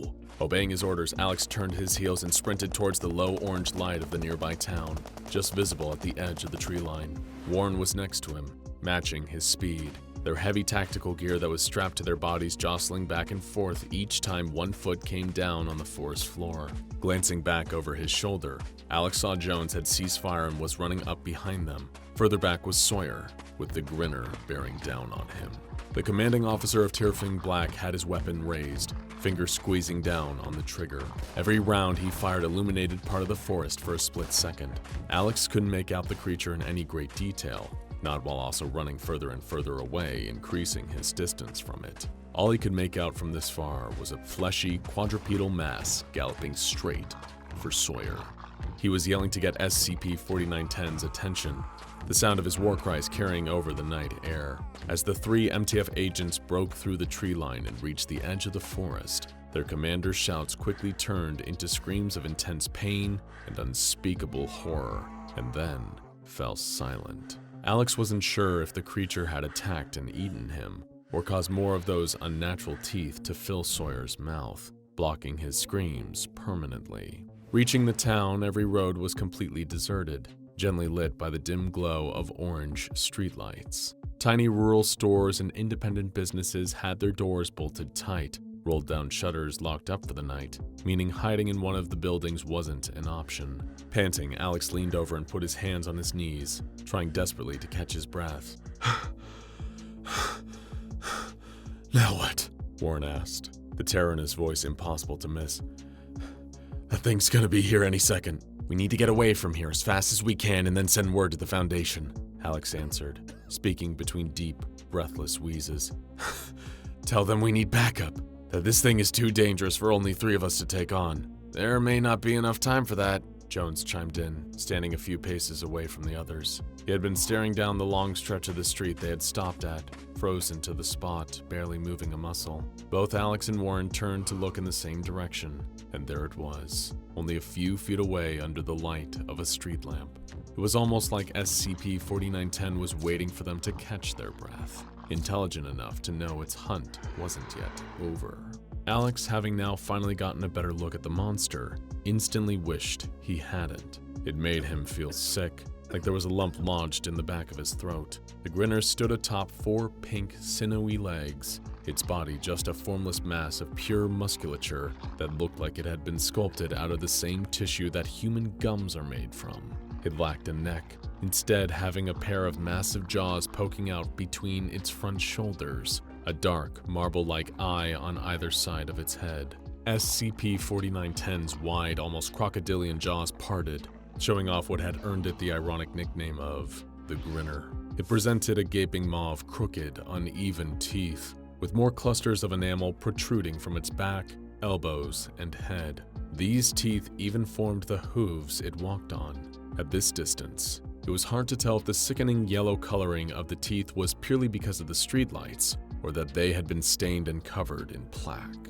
Alex tried to contain a cough in his throat, his stomach feeling like it was folding over itself at the sickening sight of SCP-4910. He started spluttering, wondering if he was about to vomit, given the lingering feeling at the back of his throat, like the sensation one gets when something is forcing its way up the esophagus, but it was lodged. The feeling wasn't coming up and out of Alex's throat, it was stuck there. By now he was wheezing, desperately trying to breathe through relentless coughs. Jones kept his eyes on the creature, who was pacing slowly towards them now, keeping a distance but moving like a lion encircling its prey.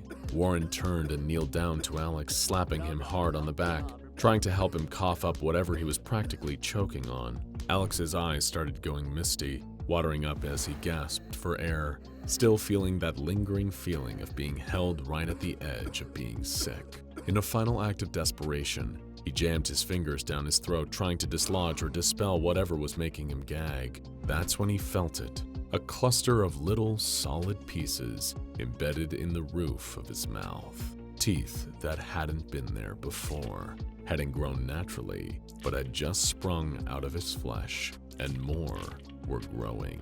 Pain filled his mouth, spreading over Alex's entire face as new jagged teeth came bursting through his gum line, overlapping with his natural set, tearing his jaw into a wide, crooked grin.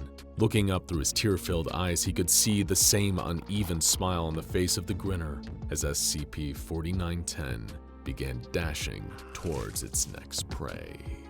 True horror. The airplane door, belching smoke, and a burning red light. The dead talking in ancient guttural Latin. A monstrous angel made of rings, wings, and eyes whipping barbed tentacles at screaming, terrified priests. You can scarcely imagine a more hellish place. Bishop Franklin's knees gave out under him as soon as the man set foot back on solid ground. Nearing his 70th birthday, he'd never been a particularly tough man, but after the day he'd had, he doubted he'd ever be the same again. Almost being ripped into another dimension, almost being at the center of a nuclear explosion, seeing. He threw up on the ground as the Foundation personnel rushed over to him. Never, never again. Just 8 hours earlier, Bishop Franklin had been getting on with his Friday preparations. They had Mass coming up this weekend, so he was doing the rounds of the cathedral, putting out new candles and straightening pews. He was nearly done, ready to get on with the rest of his morning, when he saw 2 suited figures entering the cathedral. He shuffled over to them, trying to explain that they were closed, but quickly faltered when he saw the grave look on their faces. Just 10 minutes later, he was in the back of their car, still holding a spare candle, with agents from the SCP Foundation sitting on either side of him. They handed him file after file, each most redacted, explaining the basis of who they were and where they were headed. It was a lot for the old priest to wrap his head around.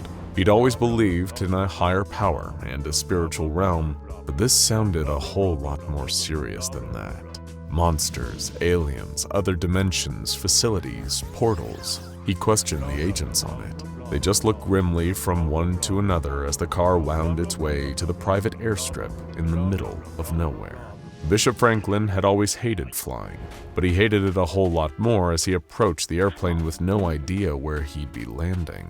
A small group of men were gathered on the runway just by the foot of a Boeing aircraft. It seemed like a pretty substantial plane for such a small group of them. He was at least a little heartened to see that none of them had brought luggage either.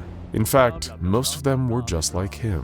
As Bishop Franklin approached the group, he recognized various faces, other bishops, archbishops, and senior priests. With him there, they totaled 7. The others all looked at him, not saying much. Bishop Franklin tried his best to start asking questions, but 2 things happened in quick succession that closed his mouth very quickly. Firstly, the luggage hold of the plane was opened, and 2 enormous shapes were loaded into it via forklift. Each shape had unmistakable symbols on the sheets covering them. Nuclear danger. Reeling from this revelation, Bishop Franklin turned to the group to be face to face with the Pope himself. He immediately shut his mouth. You may also be wondering what on earth was going on at this airfield. The truth is, Bishop Franklin, along with 6 other priests of Abrahamic faiths, were about to embark on the monthly flight of SCP-616. Within this plane, as all of these men were soon about to find out, exists an emergency door. Covered with satanic iconography, this door, when opened at ground level, operates just like any other emergency door, leading to the outside of the plane. Although any individuals who had passed through this door in this normal state reported feeling heightened anxiety during and after. However, once a month, this door will be anything but normal, opening a gate to, well, you'll soon see. In order to mitigate the threat posed to humanity through SCP-616-1, or the Gate, the plane must be in the air at the time of its opening, far above and away from any human settlements. In order to keep this event contained, the door must be kept open for the duration of the portal's existence until it has closed of its own accord. But holding this door open is not a simple test of strength, it is a test of belief. In order to protect all of humanity from unknown horrors of a cataclysmic scale, 7 priests of Abrahamic faiths must be on board for this monthly flight, praying for the door to remain open. The ability to keep the door open, it turns out, is unrelated to physical prowess, but instead is based entirely on one's own belief that the door can be held open.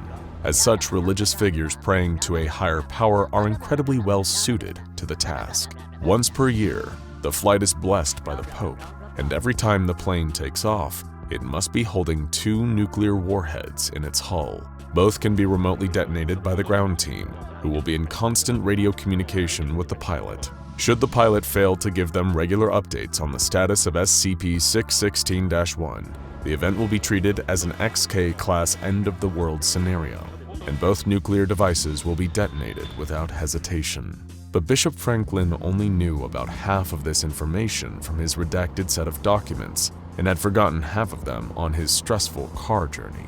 As he strapped himself into a window seat, he was trembling like a leaf. He desperately wanted to complain about being put into this situation, but he wasn't entirely sure who he would complain to. If he spoke to anyone external about what he was about to witness, he had been told by the Foundation agents that he would be administered with a Class C amnestic, whatever that meant. He really didn't want to find out. Fortunately for him, the most familiar of the faces from the group of priests sat next to him in the aisle seat. Bishop... what was his name? Sensing Bishop Franklin's uncertainty, the man reached a hand over and warmly reintroduced himself. Bishop Pete. They'd met 2 years ago in Berlin. Just that small action was almost enough to settle Bishop Franklin's nerves as the plane started to barrel down the runway. Almost. The plane took off, causing the old man's stomach to drop.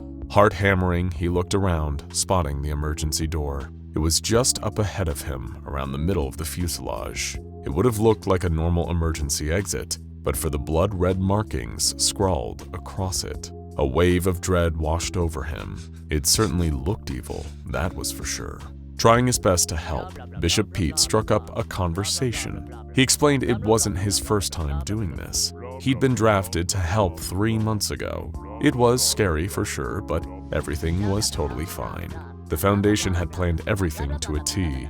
It would have helped Bishop Franklin's nerves, but it only made his mind jump to the nuclear weapons he'd seen loaded into where his suitcase would have normally gone. The two of them lapsed into silence for a while. No one on the plane was really speaking. He supposed he should have used this opportunity to pray, but according to his briefing, he'd be doing a lot of that very soon. He hadn't entirely understood what the Foundation had meant by that. He'd been told to pray to, quote, keep the door open. What had they meant by that? A bang shattered the silence as the emergency door slammed wide open. In an instant, the plane went into a nosedive as all the air rushed from inside. The lights went out for several seconds, then came back on in flashing, panicked spasms. Bishop Franklin clung for dear life onto the back of the chair in front of him as the roar of air rushed around him. It had gone dark outside, with shapeless clouds swirling around him, shaking the plane. Screaming voices filled the aircraft, not just the voices of the men on board, but women and children too, crying out in agony and terror through throats that sounded like they'd been lashed with razor wire. Then he saw it. SCP-616-1. The gate was wide open. Smoke billowed out of it, crawling along the floors of the cabin like an octopus creeping its way along the ocean floor. Red light seemed to spill out of it, but when he tried to look through the gate itself, it was like his brain wasn't working anymore. There were colors there, but there were ones he didn't recognize. Maybe they weren't colors at all. It was like his brain fixated on trying to sort them into something that made sense, something rational. A hand grasped his arm and he turned to see Bishop Pete staring at him with wild eyes. The plane was going down, they could both feel it, and that emergency door was slowly creeping shut. They had been brought onto this plane for one job only, to pray, like their lives depended on it. Bishop Franklin screwed his eyes shut and clasped his hands together. He hadn't prayed like that since he was a little kid, but he figured now was the time to use all the tricks in the book. He begged and pleaded in a tiny voice for God to keep that door open. It felt so counterintuitive, so backwards, to want to keep that kind of door open as the air roared and screamed around him. But a small voice inside of him told him to persevere, have a little faith. But suddenly, the bishop noticed that the man sitting alongside him had fallen silent. Feeling like a naughty child at mass, he opened one eye and peered sideways. Bishop Pete was still in his seat, but he'd slumped over. He wasn't breathing. His skin was cold to the touch, deathly cold. Then all of a sudden, his head rocketed backwards and he started talking. Not talking like a normal man, but talking like a man possessed. His dead eyes rolled around in his head aimlessly as guttural voices rasped out of his throat. None of them were the words that Bishop Franklin recognized. They sounded almost like Latin, but far darker and more ancient. And the more the dead man spoke, the more the emergency door closed. The bishop started praying again, much harder this time, digging his fingernails into his palms so hard that he felt them drawing blood. He needed to keep this door open. He had to, and he could. He believed it entirely in that moment. The door banged back open, wider than ever despite the chanting of the dead body in the seat next to him. Nightmares swelled to the forefront of his mind as the plane hurtled to the ground. Only the plane wasn't hurtling to the ground. In fact, it was flying at a perfectly steady altitude of 10,972 meters, with an airspeed of about 780 kilometers an hour. In fact, aside from the death of Bishop Pete, everything within the plane was going perfectly to plan. Deaths of priests were just an occupational hazard of keeping this SCP contained. The pilot at the front of the plane regarded the whole situation playing out behind him while feeding constant information back to base. Everything was going perfectly according to plan, until the angel appeared. Bishop Franklin wasn't the first one to see it. That was the unfortunate lot of Archbishop Michael, who was sitting closest to the emergency door. He first spied it while staring through into the void, but his screams of terror, warning those around him, were drowned out by all the other commotion. It was only when the angel's wings crept their way through the edges of the door and the creature let itself into the cabin that the others saw it, but by this point, it was too late for Archbishop Michael. The angel was not like the angels we see in pop culture, a tall blonde person with white robes, fluffy wings, and a gentle face. It was a shifting mess of eyes and tortured wings, partially crawling along the ground, partially floating under the weight of its massive frame. It had to squeeze itself through the door to fit into the plane, but as it did, it lashed out at the Archbishop with a sinewy tendril and got to work, violently killing him. That was when Bishop Franklin saw it and began to panic. He wanted nothing more than to stop praying, to let the emergency door slam shut and keep this creature away from them. But that little voice inside his head told him that wouldn't work. If that door was allowed to close before the gate had, then it would cause the apocalypse. He could not have that blood on his hands. So he prayed, sweat pouring down his face as the angel forced its way through the gate and into the cabin. He prayed as it slumped across the aisles, working its way along the line of men, slaughtering them one by one. He prayed as it saw him and rose to its full height, unfurling great wings and readying itself for the kill.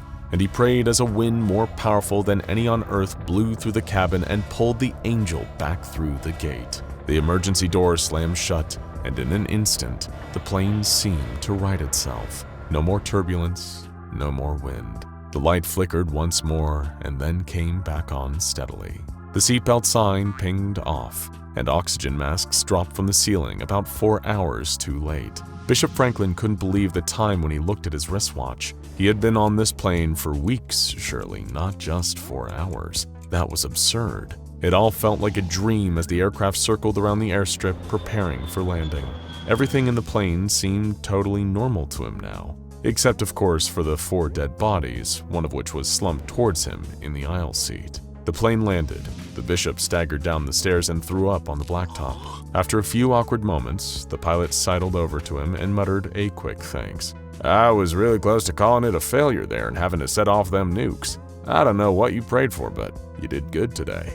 Bishop Franklin didn't feel like he did good. He felt like he'd had his whole life, his whole worldview, turned upside down in the space of an interstate flight. He had been moments away from either being vaporized by a nuclear bomb or from having economy seats to the premiere of the destruction of the world as we knew it. But just 31 days later, Bishop Franklin was on that same flight again, praying his hardest as the aircraft dropped into freefall. If there was one thing that the Foundation noticed about working with religious leaders, it was that they had a real determination to keep coming back to help keep the world safe. What the Foundation didn't have the heart to tell them was that all of the satanic markings on the door were actually fake. They had been added by researchers in an attempt to make SCP-616-1 carry more significance for those in the aircraft. Later testing revealed that it was not exclusive to Abrahamic faiths, or any faith groups for that matter, that they could keep the gate open. Anyone who believed they could do it was capable of it. Faith leaders, however, are still being utilized, and the blessing is still being performed by the Pope on a yearly basis. It had been found that these external rituals, while not necessarily directly impactful, have strengthened the belief and resolve of those inside the plane, yielding fewer casualties and shorter durations. Various experiments have been conducted to see beyond the event horizon of the gate, to see what's on the other side. Those in the plane have reported as having the name Paradise, despite never going inside. A remote-controlled rover was sent inside the gate on one experiment, but the footage was deemed far too dangerous as all those who witnessed it died within 2 months. Hopefully, you didn't peer too closely into the gate as you watched this video. We've covered a lot here on this channel, and what you might have noticed about the nature of our discoveries is that knowledge is best broken down before digested. Which is to say, if you are to learn how to assemble a computer, it may benefit you also to see one taken apart. When you do so, you'll notice in front of you not a computer at all, but a collection of individual parts. It's in understanding these distinctive parts in isolation that helps us shape our awareness of their marriage and how they cooperate with one another to become their collective self. Sure, this may be good in practice, but then tell me, how do we comprehend a whole that is composed of parts unwilling to isolate themselves from the rest? Because, let's face it, not all things, let alone SCPs, can be torn apart for the convenience of our study. No matter the subject we seek to understand, it may choose to resist our deconstruction by one way or another. Landmarks like the temples of Malta and the Pyramid of Djoser are held together by our respect. Monuments like the Statue of Liberty are held together by copper. The family was held together by Charles Manson. But it's not always the preservation of history or elements of the periodic table or psychopaths that reject humans' wishes to disassemble. Far stronger than forces of nuts and bolts are that of character and loyalty. And SCP-2085 is welded together by exactly that. SCP-2085 is a militant anarchist organization consisting of 6 cybernetically enhanced individuals, A1 through A5, and B, operating under the name Kuroi Usagi Shiden, or more commonly known as the Black Rabbit Company. SCP-2085-A subjects are 5 adult female augmented humans, designated SCP-2085-A-1 through SCP-2085-A-5. Subjects are genetic chimeras, each with an estimated 6 to 10 different gene donors. They are fluent in Japanese, Mandarin, Chinese, Cantonese, Korean, Russian, and English, with additional languages varying by individual. Subjects display an array of genetic and cybernetic enhancements, including genetic splices of Felis catus physiology, that is, having cat-like ears, tails, and hair. These tails are prehensile and capable of holding small objects. So if you're accusing one of them of stealing your pen, don't just go searching their pockets. They also have grip pads on hands and feet, in case they ever did decide to retire from anarchy and take up surfing. Their impressive features don't stop there. If they haven't already put James Bond's gadgets to shame yet, just wait. Daniel Craig is about to look like Dora the Explorer. SCP-2085-A-1 through A-5 all have ocular implants with thermal vision, heads-up display, and recording functionality. Also noted are carbon nanoweave muscle fiber augmentation, reinforced endoskeleton, and brain-computer interface with internal hard drive. The list goes on, each etc. more elaborate than the next. Yet what stands out most about them is not a weapon, but an attitude. These 6 members, although now held in isolation from one another, do not show any signs of splitting up, not even when under the heavy pressure of the Foundation's interrogation. Agents spend their hours looking for cracks to dig their fingers into, trying to get one to betray the other and reveal sensitive information. But when asked to spill the beans, SCP-2085 screws the lid on tighter. They remain, as a whole, resistant to our deconstruction. The agents get nowhere with their investigation, and with each minute wasted, it's another victory for SCP-2085. The hours go on and they keep stacking up W's, building momentum day after day, growing stronger and stronger as a unit. As the Foundation tries to tear the group apart, they respond with even greater resistance. And this style of resistance is unique to each member. Imagine you are confronting SCP-2085-A-2. She is talkative, and so you think you might get somewhere. You are all ears. But what SCP-2085-A-2 sees isn't ears, but troughs, and she is happy to feed you her slop. She talks, and you listen closer and closer, but all you are getting is misinformation, false names, inaccurate stories, dates that don't add up. You focus and follow along, only to find yourself having run a marathon all the way to a dead end.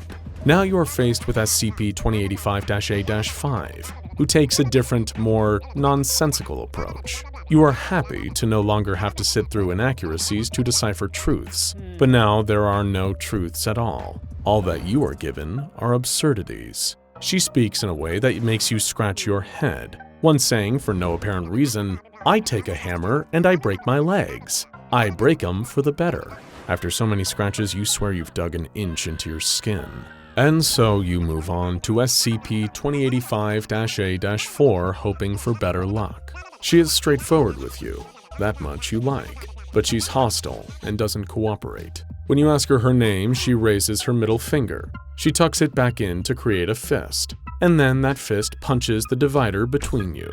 No amount of reinforced glass could make you feel safe at that moment. Cracks spread. It looks like a web spun by a spider, and you feel as small as one. Thankfully, a protective shutter is lowered. Aerosol sedatives are pumped into the containment unit. She continues to try to escape, yelling profanities even harsh for someone locked behind bars. Your ears have taken a beating from curse words, nonsensical rambles, and heaps of misinformation. You want to lower your head into a toilet bowl and hear nothing but water. Yes, that is where these women have driven you. Your head to the bottom of a toilet bowl. You have put in so many hours, and yet you have learned nothing new. And if you can't learn anything new, you might have to rely more on what you already know. But what do you know? Well, you know this. Their track record is quite impressive. Verified operations include smuggling, theft, assault, vandalism, kidnapping, extortion, property damage, possession of fissile materials, corporate sabotage, embezzlement, identity theft, fraud, copyright infringement, piracy, possession, transport, and sale of anomalous items, and, of course, tax evasion. Yet, when grilled under the heat of investigation, they do not reveal any details about the nature of these operations. You just know that they happened. All that is told is that SCP-2085 navigates in such a way as to minimize the chance of civilian casualties and maximize material and morale damage to their target. They are proud of this. It seems as if SCP-2085 perceives themselves on the side of good. While their list of operations on paper look like crimes, they stand proudly behind them, pleading guilty with a grin. But behind every smile is more teeth. Teeth that go beyond saying cheese. Teeth hiding in the dark caves of a sealed mouth. And you are determined to play dentist and find your way in. But SCP-2085 doesn't say "ah" for just anyone. So how are you to understand a group that resists our preferred methods of learning? How are you to properly assess the pieces of a puzzle when the puzzle is glued tightly together? It starts at the top. Before you can decipher the motives of a nation, you'd be smart to study their leader. And if you want to extrapolate the schemes of a football team, you'd interview the coach. And to truly know the moral of a television show, you'd be better off asking the creator than the actors. All of this is just to say, if you are to ever understand the complexities of SCP-2085, it is necessary you begin with SCP-2085-B, the person pulling the string of the entire operation for all of these years. Now you might be imagining a man of many muscles, someone able to fight a bear with an arm tied behind his back, someone who kicks through saloon doors, tilts back his liquor, and walks out with a woman in each arm, or a catgirl. But you'd be dead wrong. SCP-2085-B, also known as Wizard, does not look like an imposing lead at first glance, or even at the 100th glance. He is generally in very poor health, and his face shows it. He suffers from a variety of illnesses, most notably a vitamin D deficiency, acute radiation syndrome, and has unmanageable scarring from severe and repeated skin ulceration.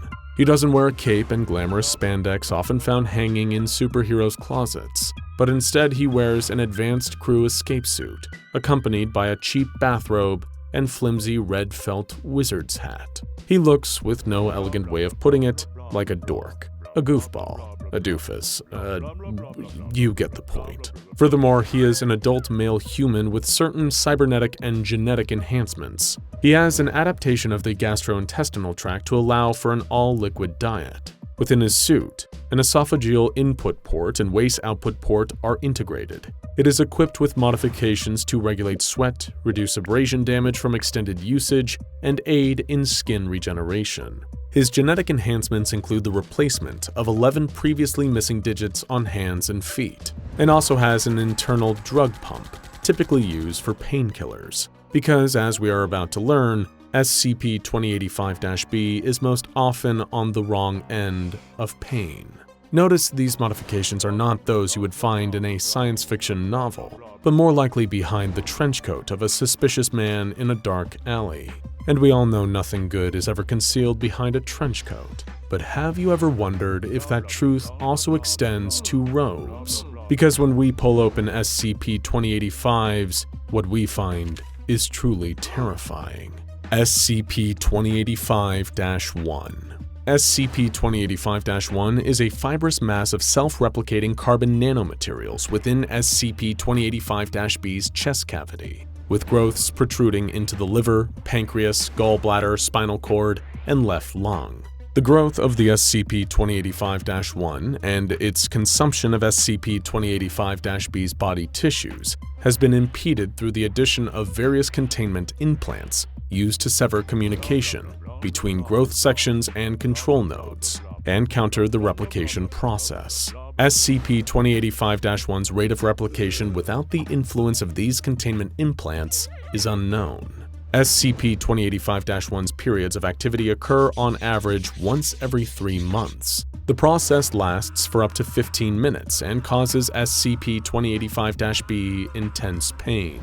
Imagine a heart attack. Imagine Mike Tyson using your sternum like a punching bag. Imagine a cactus strapped to your front. This is the pain and torture SCP-2085 wears daily. There is no S logo printed on his chest like Superman. No symmetrically slick symbol like Batman. Instead, just cancerous growth. Kryptonite worn like a tie. The knot never to be loosened. But to SCP-2085-B, this anomaly is not just a number to be studied, but more so a being to be understood. It is more personal than a medical condition. It is something that he wakes up with each and every day. He calls it Red. At first, the Foundation saw SCP-2085's close connection with Red to be childish and silly, as if a small boy who names his freckles out of boredom and loneliness. But as you're about to see, how they met was more memorable than first finding a freckle in the mirror. A meteor struck down, and SCP-2085-B was the only person at the scene. Red was inside. As Wizard approached the meteor, Red leapt onto him and buried a home into his chest cavity. Far from a freckle on the skin, Red is a cancer. It grows and grows, leaching to what it can.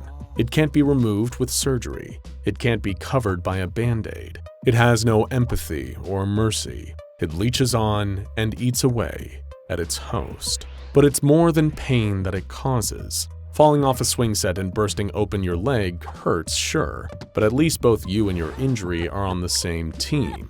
Cuts try to heal. When left alone, injuries make effort to find homeostasis. But Red is a different breed. It hates us in a way that injuries are incapable of doing. It has a deep disdain for humanity. It tears Wizard down, reveling in his degradation. Its sole purpose is to eat him whole. Wizard can only take this personally, as he doesn't just feel the universally understood sensation of pain, but also the unique passion of its purpose. SCP-2085-B's adventures with Red seem to be where our story begins, and what ultimately keeps it moving. In fact, it was while SCP-2085-B was running around trying to fix his chest with implants when he eventually met who we refer to as SCP-2085-A-1 through A-5. He was at the clinic to get some new parts, and when he was going through the installation process, there was an explosion. One of the 5 girls barged out of a building, guns blazing. He started running alongside them with his chest half open.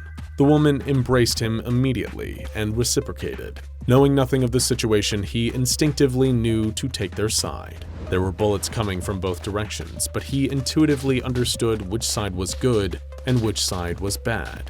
A distinction SCP-2085 believes the world needs help clarifying. But it is hard to see a reason for a war when our eyes are focused on the casualties. Beliefs are less clear when tucked behind bullets. The sounds of gunfire muffle their message. Morality, while a complex subject, SCP-2085 believes is simplified by the masses. Events are deemed good or bad based on the term used for them in a court of law. When we see the words smuggling, theft, assault, vandalism, corporate sabotage, embezzlement, identity theft, fraud, copyright infringement, piracy, and, of course, tax evasion, it is our impulse to label those as morally bad. But SCP-2085 desperately wants you to look beyond the language. They want the words to dissipate off the paper, letter by letter, until all you have is a blank page. Now look at the pencil and the hand that holds it. Watch how it moves. That is what matters. Whether it draws weapons or mermaids is irrelevant. Both can be used for good. Both can be used for evil. Intent is everything. And SCP-2085 intends on making the world a better place. Or so they like to claim. But maybe there is more to it. After SCP-2085-B and the 5 women escaped the gunfire, they went on to steal a boat and hightail it out of Japan. They spent their nights out there on the ocean, stargazing and stuffing themselves with instant ramen and cheap beer. And surprisingly, between all the crazy adventures SCP-2085-B had been on, this is what Wizard spoke about most: the time spent on the boat out at sea. For the first time in ages, he was finally somewhere where he was happy. It was this moment that actually meant the most to him. It wasn't the children they apparently saved from imperialism. It wasn't the wealth they apparently redistributed to the poor. It wasn't any good deed at all. It was the selfish, almost shallow sensation of being happy on a boat. This singular moment meant so much to SCP-2085-B. He reflected on it as if it were a wedding day or a memorable vacation, which makes you wonder. SCP-2085 has been investigated and interrogated, and all that they preach is that they are doing the world a favor with their antics. Their tales are captivating, sure, but is it actually storytelling, or is it just virtue signaling? There is an emotional depth to SCP-2085 unique to any other militant anarchist group. While they are genetically designed to most efficiently complete missions, they are not all robots fixed on the high of task completion. Each and every one of them wants more. They want a group. They want a group not just to have the numbers to overthrow a government, but to have the numbers to fill a room, or boat, with companionship. When they refuse to cooperate with you and leak information about their operation, maybe what you are witnessing isn't the strength of their loyalty, but also the weakness of their codependence. And so you decide this is the new angle you're going to take with your interrogation. You enter the room with a new focus. You feel like an earthquake, eager to make cracks in their core. You isolate SCP-2085-A-4. You are met expectantly with hostility. You fight back with psychology. You cross your legs and put on your glasses as if to say, "Let's talk about that anger. Where does it stem from?" She strengthens her emotional guard, but you keep prying. You say that it sounds like she is lonely. You say it sounds like her loyalty doesn't come from good character, but rather insecurity and self-doubt. You ask her if completing missions with her crew was actually a way to improve the world, or was it just an elaborate way to build a close friend group bound together by common goals? Did new missions sprout from necessity, or were they fabricated by fears of being alone with nothing to do? Were end-of-operation high fives to celebrate good overcoming evil, or were they just excuses to feel the touch of another human, skin to skin? You stop there and let silence do the rest. SCP-2085-A-4 sits with her thoughts. She is ready to break, and finally, she does. She says she's willing to provide video logs of the group's former operations. She's ready to cooperate. She's ready to abandon loyalty to groupthink and focus instead on self-improvement. In exchange, she kindly asks that she be reciprocated and that the sanction placed on her be lifted. You come to an agreement, and with that, you feel like your work is done. But is it? You're feeling cocky and accomplished. You forward the video logs to an isolated network for D-Class personnel to review, and you sit back and enjoy a celebratory drink. You have infiltrated and broken the mind of a genetically modified radical designed for anarchy. You give yourself a pat on the back, and you're feeling so great that the pat might even turn into a massage. But before you can indulge in that deep tissue level of self-admiration, the phone rings. Can it be a call from the president telling you that you're the greatest investigator of all time? Can it be that they need you to pose in front of a world-renowned artist so they can erect a statue of you in the center of town square? But the panic on the other side of the phone halts your daydream.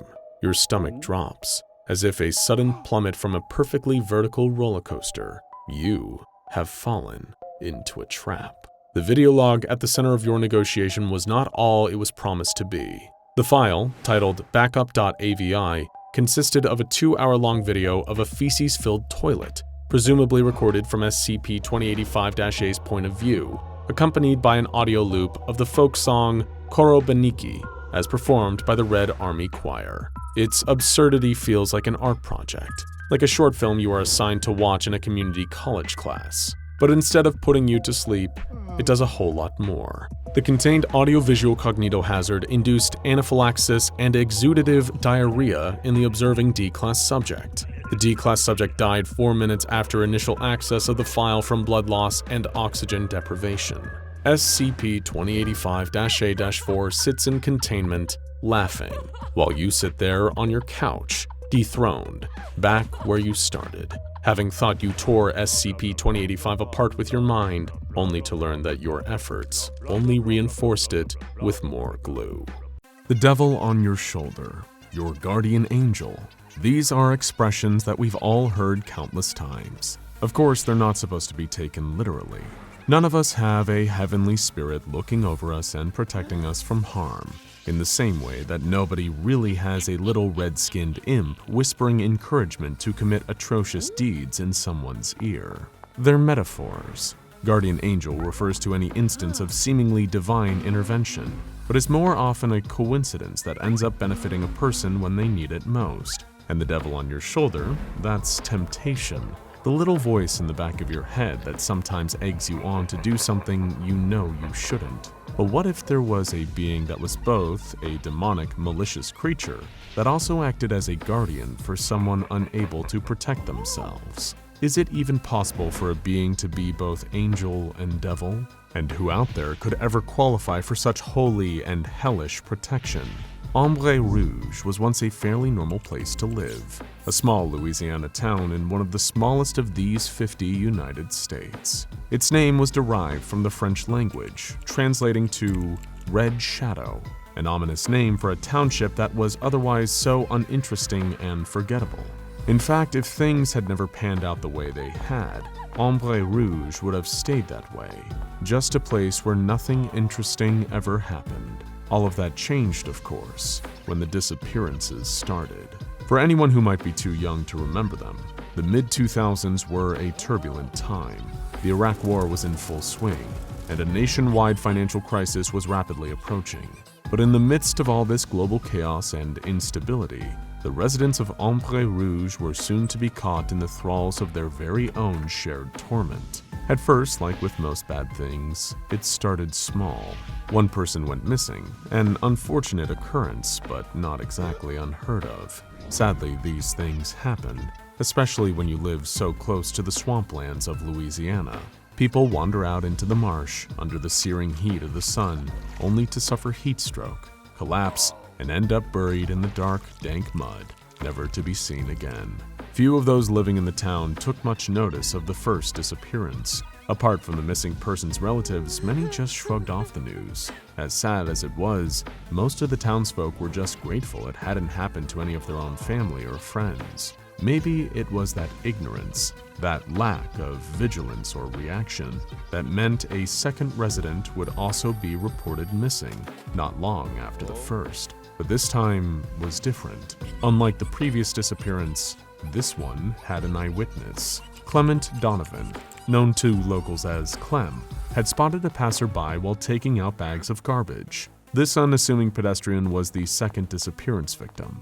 Thinking little of the man who just seemed to be walking home, Clem went back inside. A split second later, he heard a scream from outside and rushed back to his dimly lit porch. It was there that Clem claimed he saw something retreating towards the nearby woods. However, Clem's wild story of something not quite human wasn't taken seriously by local police. He even managed to snap a grainy photo on his clamshell cell phone.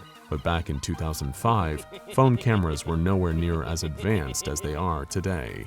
Most Ombre Rouge locals wrote Clem off as a crazy old man at best. But worst, it made him look like someone who was trying to exploit or make light of the disappearances, something that garnered him a lot of dirty looks from his neighbors. That was until a number of other residents started reporting they had also witnessed a humanoid creature.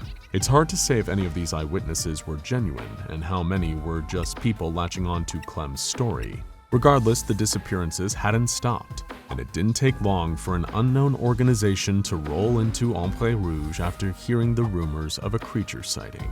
A few residents, even the local sheriff's department, thought these shady figures were a division of forensic specialists here to aid in the investigations into the missing persons. The more conspiratorial folks living in the town had a different explanation, that the newcomers were a deep state-controlled top-secret government group, there to assess the possibility that there really was some kind of monster on the loose. Not long after this group had arrived in Ombre Rouge, the number of residents going missing seemed to dwindle.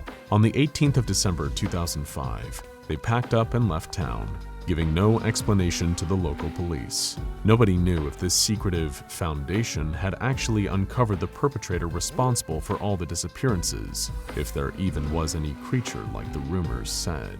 But whatever had transpired in that Louisiana swamp town, one thing was clear. The moment the foundation left, nobody else went missing from Ombre Rouge, or at least, not for over a decade.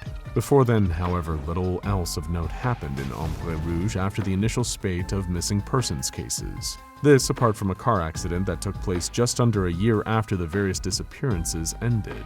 A heavily injured man by the name of Simon Hayes was taken to a local hospital, suffering from a severe concussion. Simon had been involved in a collision with a car on the 11th of November 2006. The doctors that examined him determined that Simon had been left with short-term retrograde amnesia, a condition that affected all his memories from prior to the accident. It was due to this that he was unable to recall events that occurred in the years before he'd sustained his injuries. Now, what is it that makes a random, if unfortunate, car accident victim so significant? Well, Simon Hayes actually became the first person in Ombre Rouge to be declared missing in almost a decade. In 2016, 10 years after his accident, and 11 after the original slew of disappearances, Simon vanished when returning to his hometown in Louisiana to visit his family.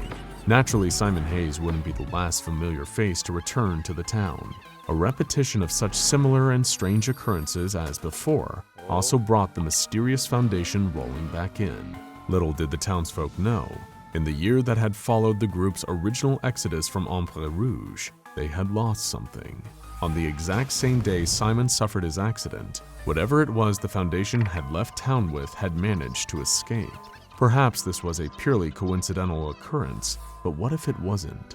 After all, road traffic collisions take place all the time all over the world. But an accident happening in a town with a history of people going missing, on the exact same day that this thing escaped captivity? Maybe there was a link between the two events. At the very least, the Foundation seemed to think so. Some of the more astute people living in the swampside town noticed black armored transport vehicles moving into their neighborhoods. Men in body armor locking down the whole of Ombre Rouge. These didn't seem like local police. They weren't even the National Guard, although they were certainly heavily armed enough to cause concern. This unit of specially trained operatives quickly took control of the entire township, their authority never questioned by the sheriff's department. The place was small enough, isolated by surrounding swamps and marshland, that it was easy for Mobile Task Force Epsilon 6 to get away with an operation like this. Before the people of Ombre Rouge had time to argue, the task force had already begun their investigation. The newest series of disappearances had started in 2016 with Simon Hayes mysteriously vanishing, and had continued 2 years later in 2018. Just like the first spate back in 2005, there were sporadic and unconfirmed eyewitness accounts of a creature, shaped like a human but considerably taller, almost 2 meters in height. Most witnesses reported only ever seeing this local boogeyman at nighttime, making it much harder to see in detail, although a few seemed to state its skin was deep red, unlike any natural human skin tone. While before, residents of the Louisiana swamp town had brushed off stories like this as nothing more than rumors and urban legends, the Foundation seemed pretty receptive to the idea of some kind of monster on the loose in the marshland. And after all, they had good reason to believe such an outlandish story, because it was the same creature that had already escaped from them in 2006. Continuing their investigation into the link between Simon Hayes and this creature, Mobile Task Force Epsilon 6, also known by the codename the Village Idiots, arrived at Hayes' place of residence. Kicking the door down, breaching the house, they began a room-by-room sweep, looking for any clues that would explain why the monster they'd captured escaped on the same day as Simon's accident. One of the MTF operatives uncovered something, an envelope stashed in the home Simon had grown up in. He opened it cautiously. A collection of papers that were contained inside came spilling out. There were a series of simple drawings on paper that seemed to be more than a few years old. The crudeness of the hand-scrawled pictures and age of the paper seemed to imply that they had been created by a child. A number of the drawings depicted the same thing, a red-skinned creature, just like the one the townsfolk had reported seeing. With them was a note, written by Simon's mother, which read, "Found these old drawings of yours. Thought you might like to see them again. Welcome home." There was a link, an unclear, maybe tangential connection, but one that was growing the more information the Foundation uncovered. Whatever this being was, a very young Simon Hayes had seen it while growing up in Ombre Rouge. Due to the short-term retrograde amnesia that he'd sustained after his accident, he wouldn't have remembered it, but perhaps this thing remembered him. Did that mean the pair of them might be linked somehow? Not just by coincidence, but some kind of connection that allowed the creature to escape its captivity on the exact day Simon had his car accident. A connection that had drawn Hayes back home to Ombre Rouge, or drawn the beast to Simon to kidnap him. Moving fast, MTF-Epsilon-6 began to rapidly sweep the remainder of the town, searching for any further signs that would lead them to the whereabouts of either Simon Hayes or this elusive crimson-skinned boogeyman. They interviewed residents and chased cold leads, before eventually backing their target into a corner. The Foundation's MTF operatives mapped the location of every eyewitness report of the creature, using that information to track it back to a possible point of origin. It was a barn, left abandoned, practically falling apart as it stood in a state of disrepair just outside the small Louisiana town. Under the cover of darkness, the task force approached the wooden structure, weapons locked and loaded, keeping them trained on the barn. Cautiously moving closer, remaining on high alert, the squad activated their night vision. There was a low, almost undetectable sound of movement coming from within the barn. Slowly, the MTF's leader pushed open the wooden door and peeked inside. It was there he saw what they had been looking for, the thing that had escaped the Foundation over 10 years before. SCP-3631, a man and his monster. The beast was just over 6 feet tall, its skin a bloody shade of crimson, just as some of the eyewitnesses had described. It sported a pair of arms and bipedal legs, giving it a humanoid shape. However, that was exactly where its likeness to human beings ended. The creature, later designated as SCP-3631-1, lacked ears, eyes, or a nose, only a wide gaping maw of sharp teeth. Its face was covered in holes that twitched and puckered like smaller miniature mouths. In actuality, it used these orifices for various senses. It smelled, saw, and detected sounds through the holes in its otherwise mostly featureless face. As the members of MTF-Epsilon-6 entered the barn stealthily, making sure not to alert SCP-3631-1, they sighted something else. Someone else was in the barn with it. A man, not a dead victim or another monster like SCP-3631-1, but an actual, living, breathing human man. MTF-Epsilon-6's commander gave his squad the signal to engage. Hearing the sounds of weapons cocking around it, the creature turned and snarled, crawling on all fours like an animalistic predator. At first, it reared back. It wasn't until one member of the task force approached that SCP-3631-1 retaliated, attacking the Foundation operatives in a frenzy. Following a prolonged and bloody exchange, MTF-Epsilon-6 managed to subdue the creature and were able to once again return it to Foundation captivity. But this time, unlike back in 2005, they had SCP-3631-2 as well. As the red monster was prepped for transport, a survivor of the task force noticed something, an ID, perhaps a driver's license, on the man's person. The Epsilon-6 operative picked the card up, wiping away smears of blood with a gloved finger, enough to reveal a single familiar name printed on it: Simon Hayes. Before long, just like last time, the Foundation rolled back out of Ombre Rouge, leaving the Louisiana townsfolk none the wiser about what had happened there.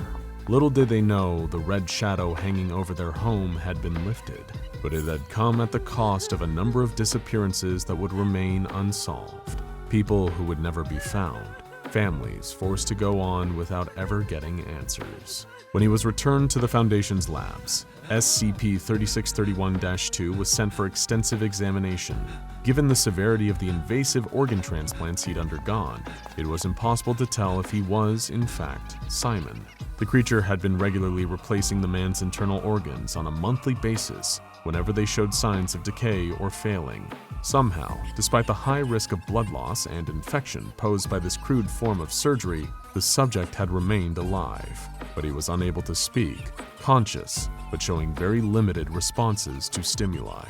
Nobody knows why the carnivorous nocturnal monster SCP-3631-1 took this man captive. In the same vein, it is unclear why the creature felt such a need to protect him, going to such lengths as hunting for replacement organs from unwilling donors. Perhaps in a grisly, twisted way, SCP-3631-1 was this man's guardian angel, or maybe more a devil on his shoulder.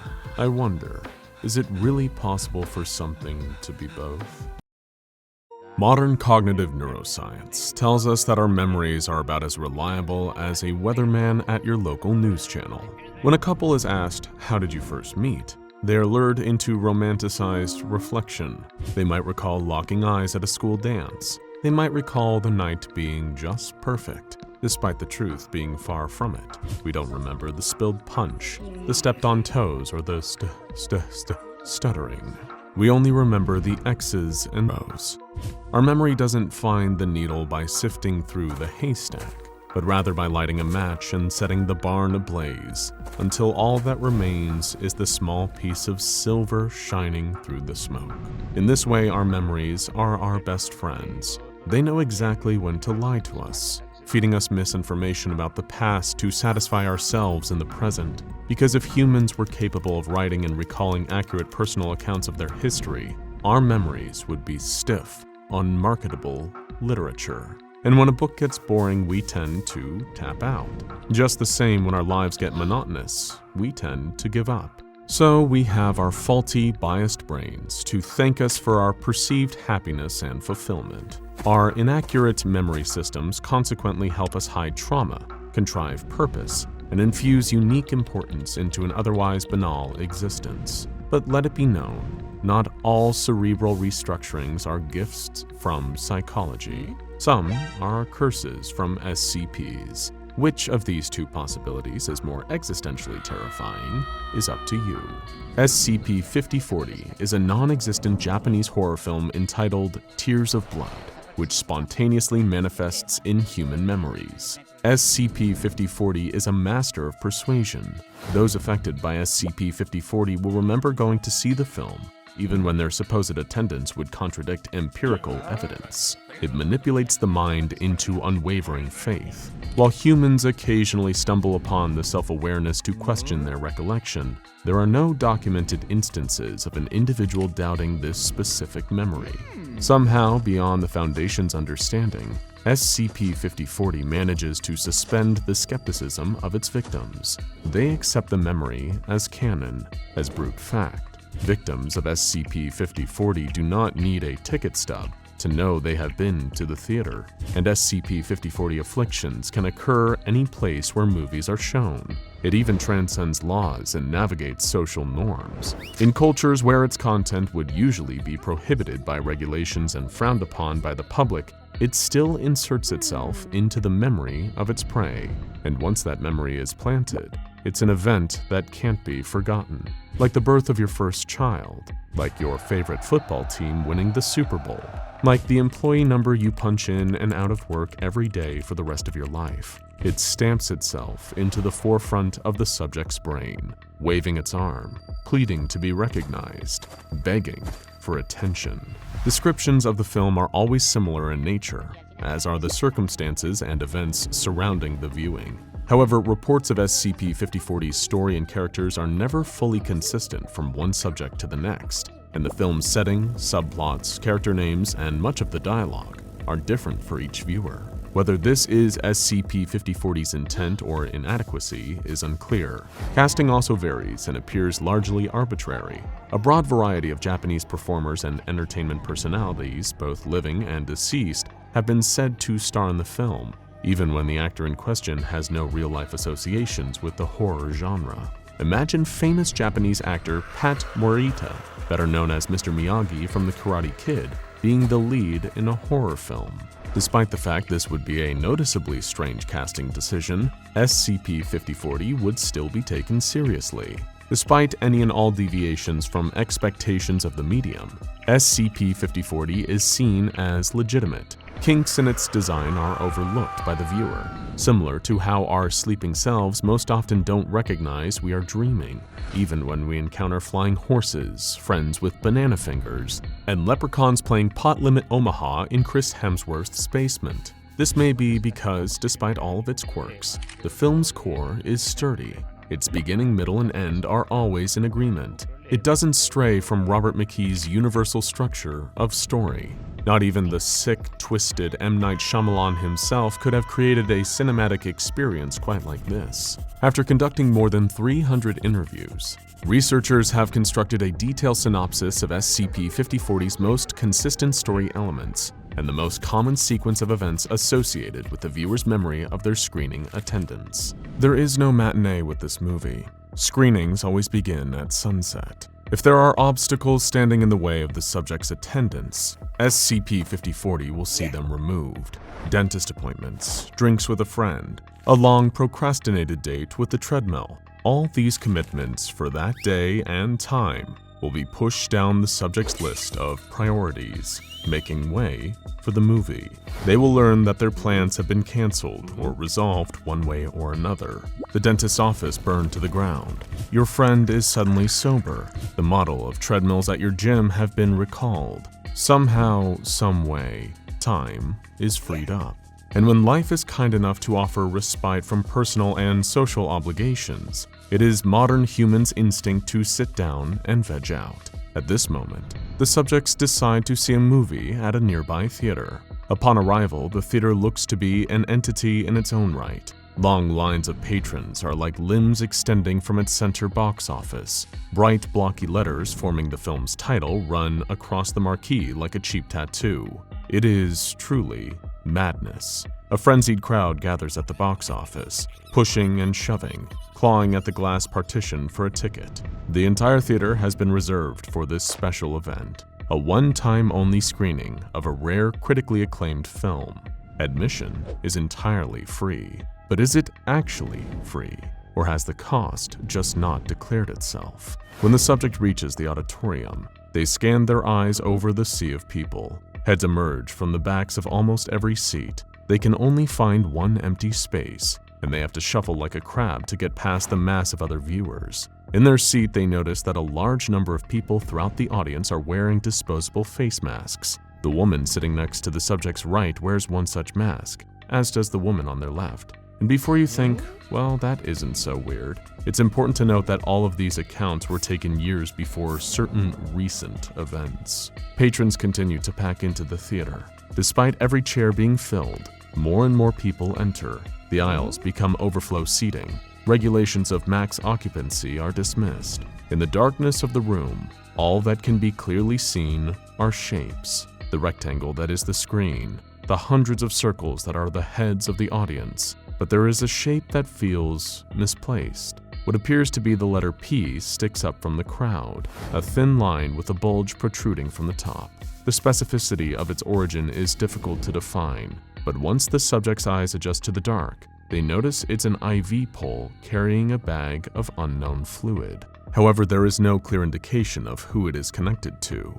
Furthermore, they notice one of the masked audience members is wearing a hospital gown. There is little time to assess any of these strange visuals, because there are no trailers or advertisements before the film. As soon as the audience is settled into whatever space they might find temporarily habitable, the theater goes silent and the film begins. The film opens with the female protagonist going about mundane activities in her day-to-day life. A phone call interrupts her. It is an unknown party who tells her that a loved one has been hospitalized for one reason or another. The protagonist drops what she's doing to accept the call to action. On her way to the hospital, however, she is attacked by a male assailant and loses consciousness. The protagonist wakes up in a fog, unable to make sense of her surroundings, but the audience understands that wherever she is in deep trouble. She's in a desolate and unfamiliar building with her arms and legs bound. She is accompanied by a number of other female captives, some of whom still remain seemingly unconscious or possibly dead. The women briefly discuss their strategy to escape, but they are interrupted when the kidnapper appears. Descriptions of hairstyle, eye color, and wardrobe would fall short in showing us who this character really is. Instead, his swift and decisive actions do the talking. He sees one of the women crying and kills her without hesitation. The kidnapper reveals to the woman the code he intended to operate under. He would release the captives after 24 hours, but only under the condition that they do not cry. During the film, the kidnapper demonstrates various forms of physical and psychological torture on the group of women.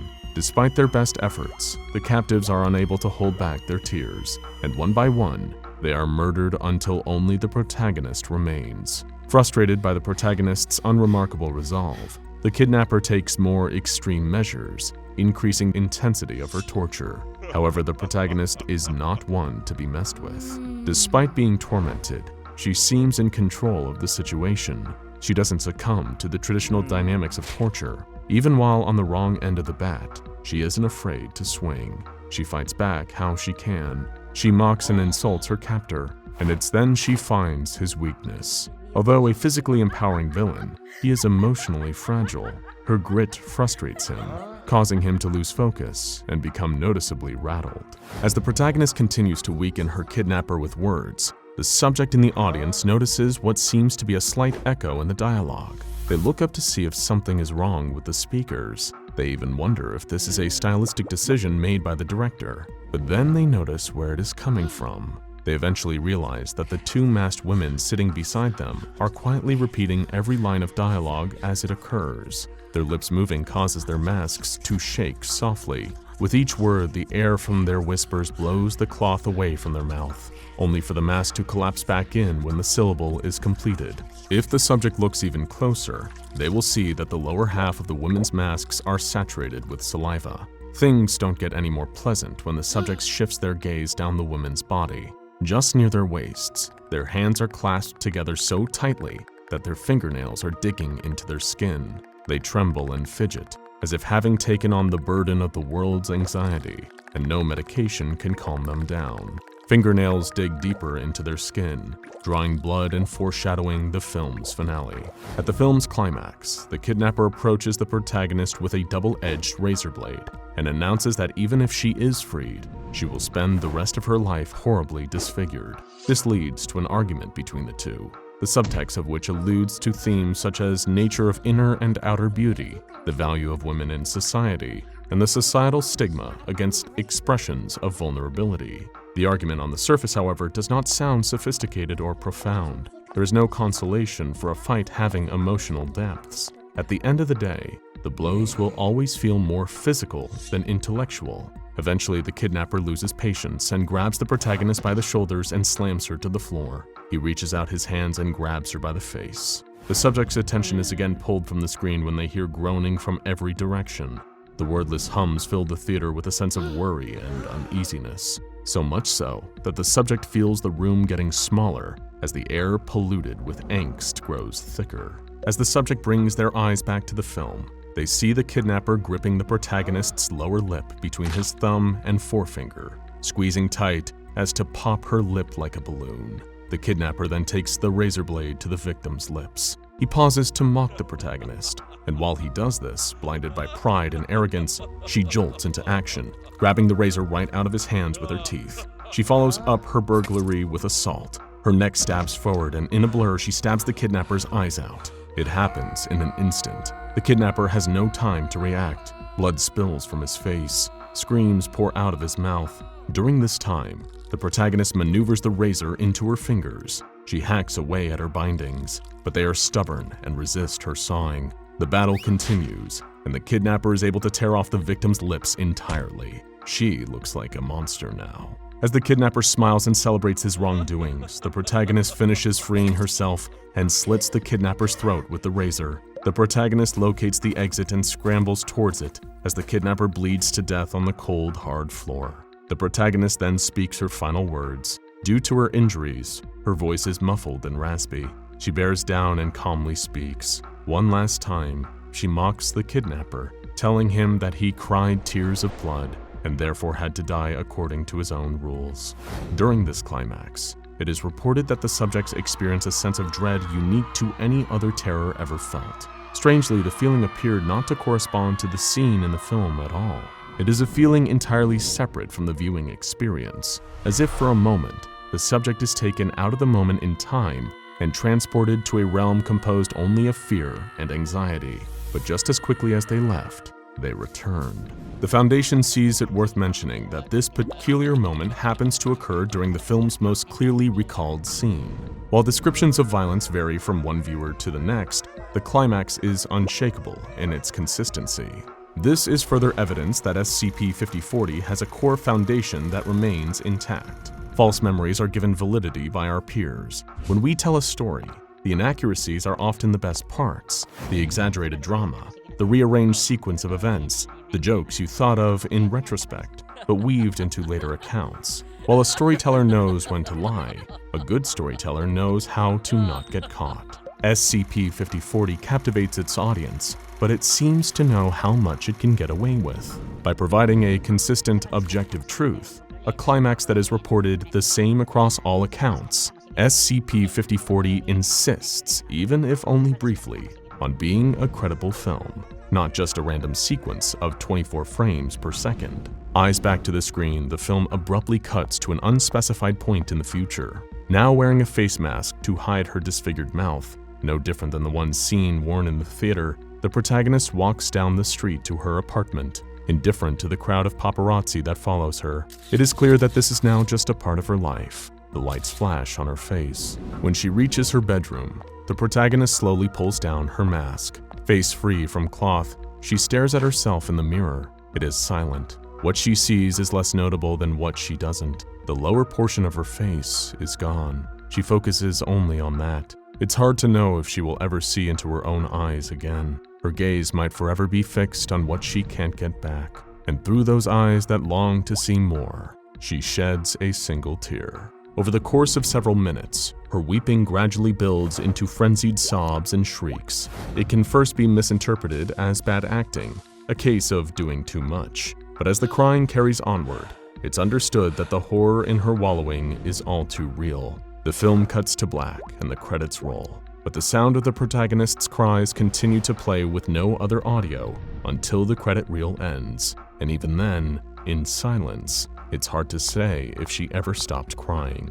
Audience members remain silent after the movie ends, exchanging only whispers as they exit the theater. Feet step over small red puddles and stains on the theater floor as if they are sticky puddles of soda. Those who remain past this point experience an escalating feeling of unwelcomeness, until sitting and staying is more physically demanding than getting up and walking out. Some experiences will stay with you forever, even if they never actually happened. High school is a turbulent time for a lot of us, to say the least. Subjects are a lot harder, classes feel longer, and because you're older, there can be so much more pressure put on you by your teachers and parents alike. There's a lot more onus for you to perform well in tests and make sure that you get good grades, thanks to everyone around you telling you that these are the most important years of your life, or that your high school experience will determine your whole future for good or for bad. Actually, come to think of it, pressure feels like a bit of an understatement. As if there weren't already enough things to worry about when you're trying to make your way through high school, the changes to yourself get thrown into the mix as well. Growing up and getting older often means developing a further, previously unseen level of self-awareness and understanding of who you are as a person. That can be true of any part of life, but high school can often be the first time we're aware of ourselves in such a heightened way. Usually everything we're experiencing during that time can make some of us self-conscious, shying away from others to avoid embarrassment or becoming brash and loud to overcompensate for just how uncertain they might be feeling deep down. Then, of course, on top of that already huge mountain, romantic feelings get thrown into the mix as well. Sure, in the grand scheme of things, high school romances are usually just tiny, almost insignificant footnotes in the stories of our lives. But obviously, they don't feel like it at the time. When you're right there, living through that part of your life without the benefit of hindsight that comes later, your high school crush can feel like the very center of the entire universe. Being introduced to and surrounded by more people than ever, more than any previous stage of schooling, means that romantic feelings usually have a higher likelihood of developing and are made more prominent by the whole other whirlwind of things that high school brings with it. Case in point, Ellie was having this exact problem. For as long as she could remember, she had never really got people. They were confusing, complicated, and completely unpredictable. Usually, they frustrated Ellie, which made it hard for her to talk to most of her classmates, especially if she didn't already know them that well. The common ground could sometimes make it a little easier. It helped break the ice, but finding those shared interests or similarities was often harder than just spending time on her own. Then came along Marcus, or Marky, as Ellie heard he preferred to be called. On the first day of the semester, she had been placed in a new math class. The second Marky came walking through the door, she immediately found herself unable to keep her eyes off him, especially because he ended up taking the seat directly in front of hers, meaning he was always filling up most of her view when she looked straight ahead. Despite looking like a skater type, from what Ellie observed, Marky was pretty sharp. She was no slouch herself, usually noting down correct answers a few moments before whoever the teacher called on. Whenever Marky was called on, he also had the exact right solution to whatever problem or equation the rest of the class was probably still struggling to keep up with. Despite knowing very little about him, Ellie couldn't help feeling a certain new and unfamiliar way towards this particular classmate. It was like they were both operating at the same speed, on identical wavelengths. If only she knew more about him. And it was during class that Ellie had an idea about how she could get to know him better, but without the awkward, uncomfortable interactions that came from slipping about on the ice rather than breaking it. She could use the doll. Sure, she had been mulling it over, toying with the possibility for a while, but wasn't certain that it was right for her to follow that course of action. But as the days turned into weeks, getting deeper and deeper into the semester brought with it the possibility that another girl would catch Marky's attention the way he had caught Ellie's. Just the thought of that alone made her want to cry. She couldn't bear to see it become reality. One day in class, her chance presented itself on what had been an unusually hot day. The scorching heat outdoors was causing all the students to groan in discomfort, barely able to acknowledge anything other than the high temperature. Meanwhile, all the teachers could possibly do was open up the windows to counteract the relentless weather, but it was nothing more than a futile gesture. Sitting down in front of Ellie, Marky shrugged off the denim jacket he always wore, leaving it to hang over the back of his chair. Her eyes honed in on what she needed. Clinging to the surface of the acid-washed material was a single strand of black hair. She knew she had to pick her moment carefully. If the teacher, or any of the other students in the class, or worst of all, Marky himself saw what she was doing, it would look beyond weird. Leaning forward on her desk as subtly as she could, Ellie slowly reached forward. Her fingers wouldn't reach. The back of Marky's chair was just an inch or two further than her arms extended. Ellie felt her heart stop for a split second as her crush moved in his chair, the shift causing the jacket to move and the strand of his hair dropped, almost falling out of sight. Sighing with relief as silently as she could, when she saw the black streak manage to stay attached to the denim, Ellie fished a pen out from inside her pencil case. Leaning forward again, she delicately lifted the pointed tip of her pen, hooking the hair onto it. Pulling it back towards her before anyone saw, she covered it with her hand, both to hide what she had done and to stop the precious hair from being caught by the warm, humid breeze pouring through the open windows. Gently, she placed the one missing component she needed into a clean tissue, which she then folded 4 times and kept in her jacket, constantly checking throughout the day to make sure it was still there. On more than one of those quick spot checks, Ellie felt her heart plummet downwards for a second when she couldn't immediately feel the tissue in her pocket, only to calm down a second later to realize it was still there, with its precious contents inside too. The rest of the day, she felt tense, drumming her fingers together in impatience, every hour feeling like it would go on forever. It was just a case of waiting out the day until that final bell rung. The moment she was able, she rushed away from the school, walking home as quickly as she possibly could, one hand in her pocket to keep the hair secure. Ellie was lucky enough, or unlucky depending on your view, to live in the same town as her school, and not too far away to need the bus. She could make her way there on foot in pretty decent time. Normally the buses from the school would pass her as she walked. Looking up, she saw one of the huge yellow vehicles driving down the street, and a familiar face sat at a window seat. Marky.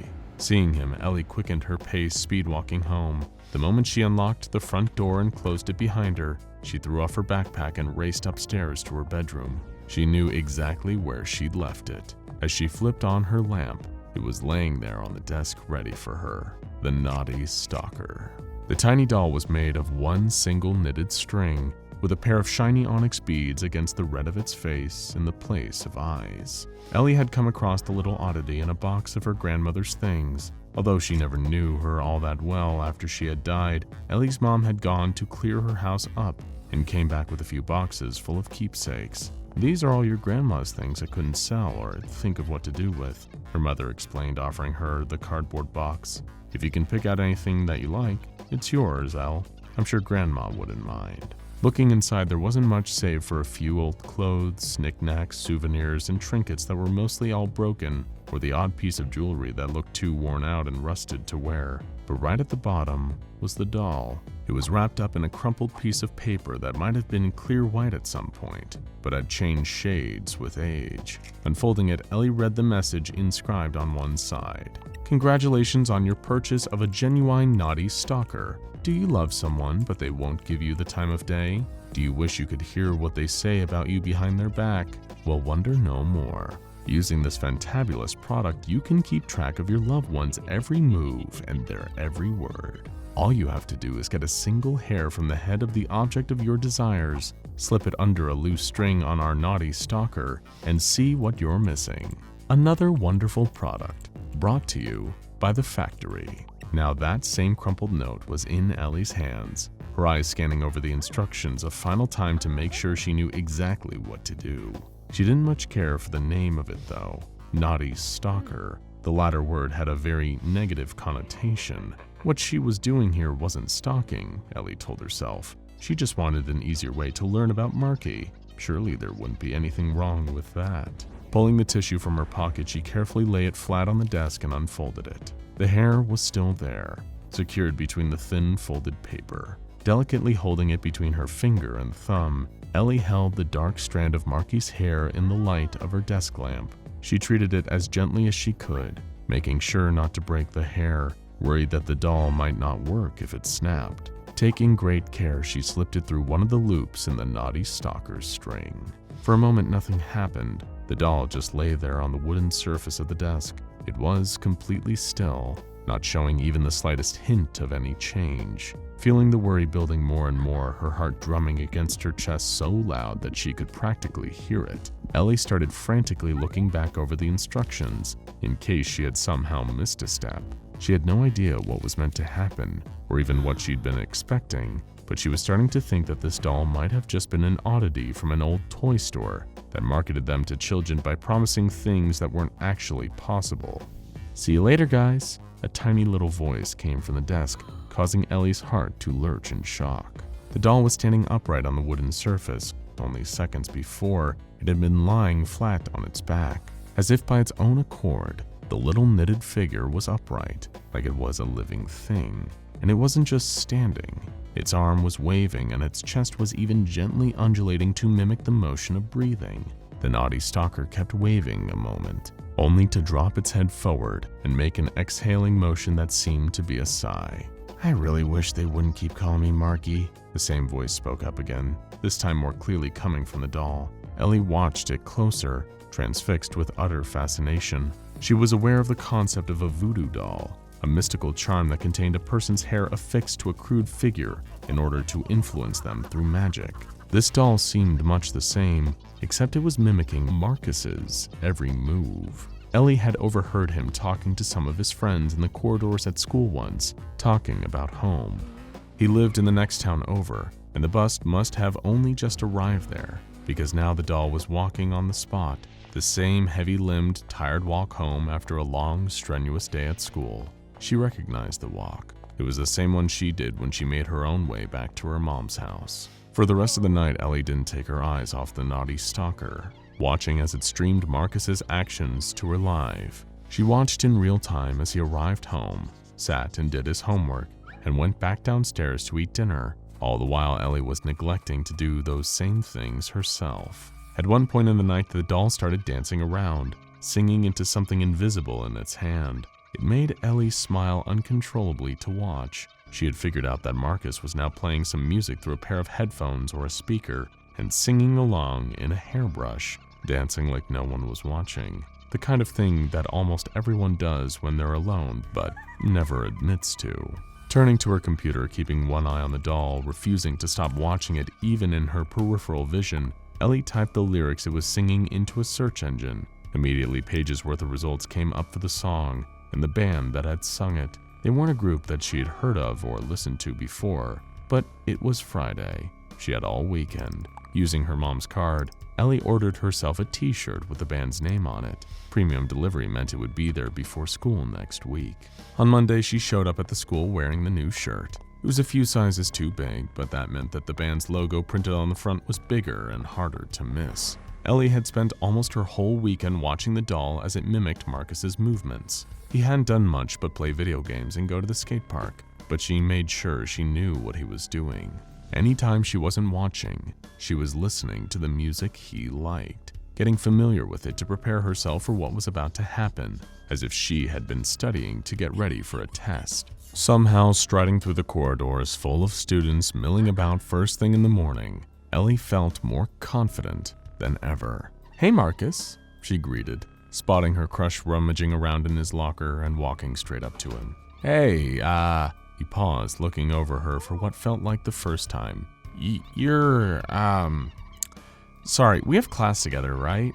"Math, yeah," she replied, surprising herself at how quickly she'd recovered from the blow that he didn't even know her name. "I'm Ellie. I sit right behind you." Right.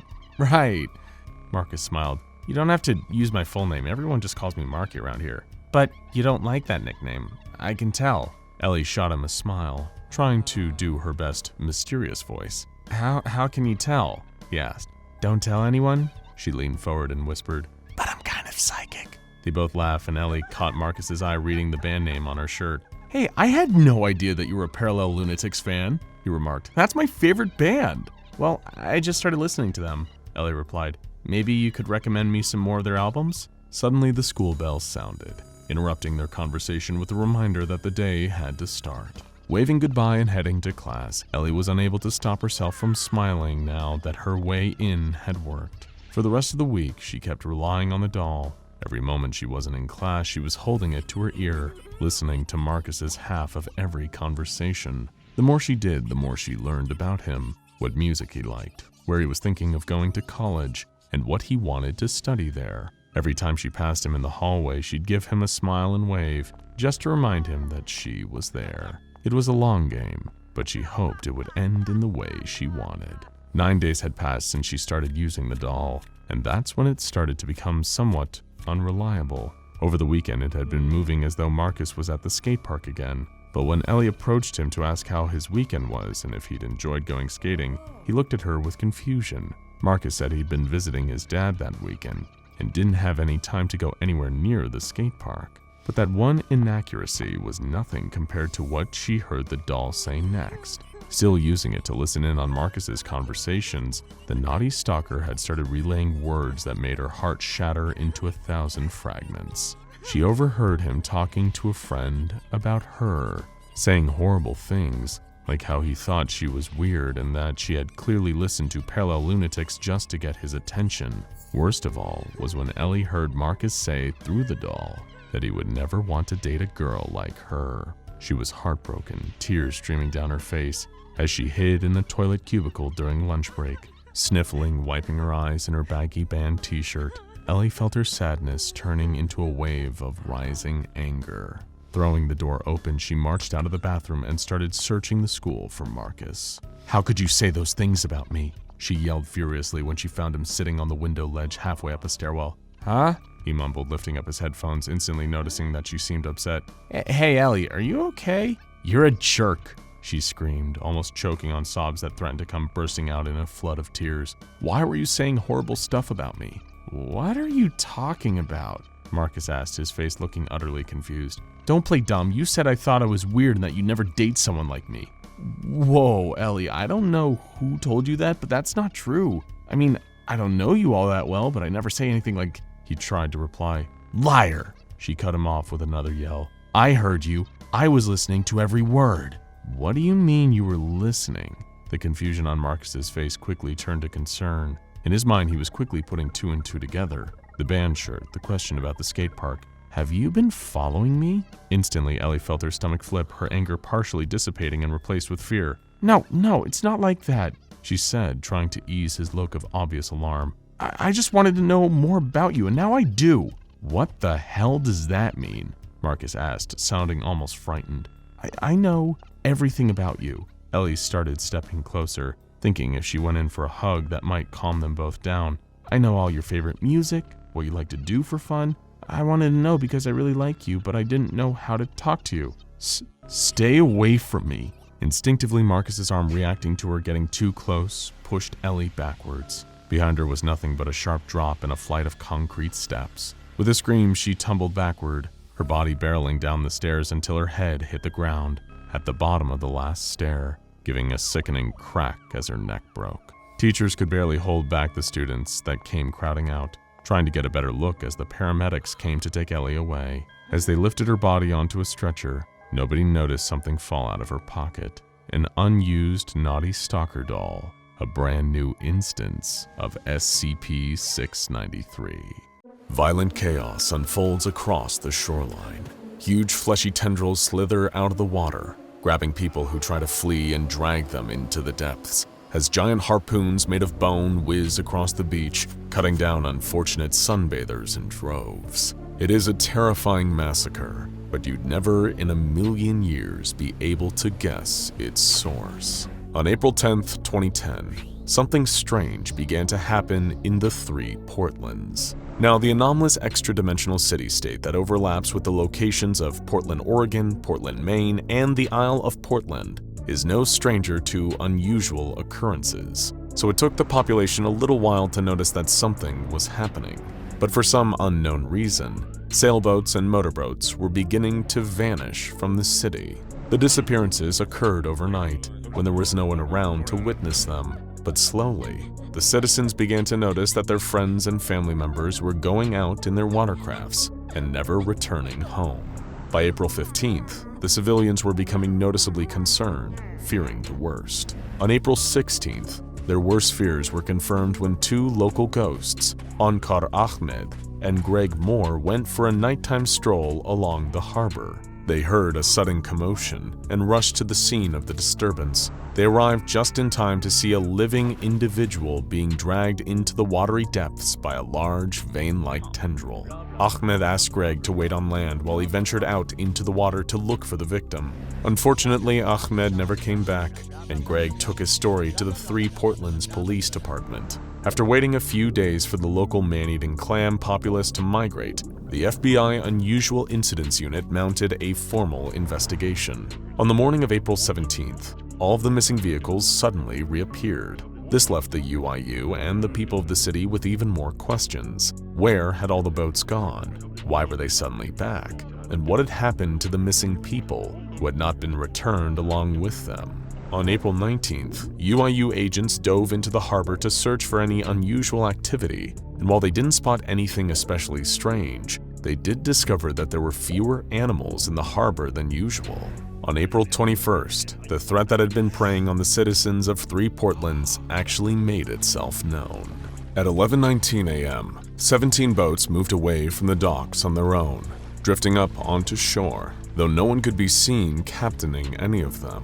As the boats lined up, they began to form a wall blocking access to the water. No one could get in or out. Civilians watched in shock as the boats began to warp and change before their eyes, growing thick masses of scales on their surfaces, sprouting harpoon guns that fired bony projectiles, and slashing veiny tendrils at anyone within reach. The citizens began to panic, running in every direction in an attempt to escape the monstrous boats. But they were too slow to evade the attacks, and the boats snatched them off of the shore and yanked them aboard, using their harpoons to impale those who managed to run farther than the tendrils could stretch. As the army of fleshy boats closed in around the shore, a tugboat broke through the surface of the water. Unlike the rest of the boats, it had a noticeable hole in its hull and was missing its wheelhouse. At an unnaturally quick pace, the tugboat began to advance onto land, using its tendrils to drag itself along the shore and into the more populous part of town. It grabbed civilians at random, absorbing their blood into its metallic surface as it went.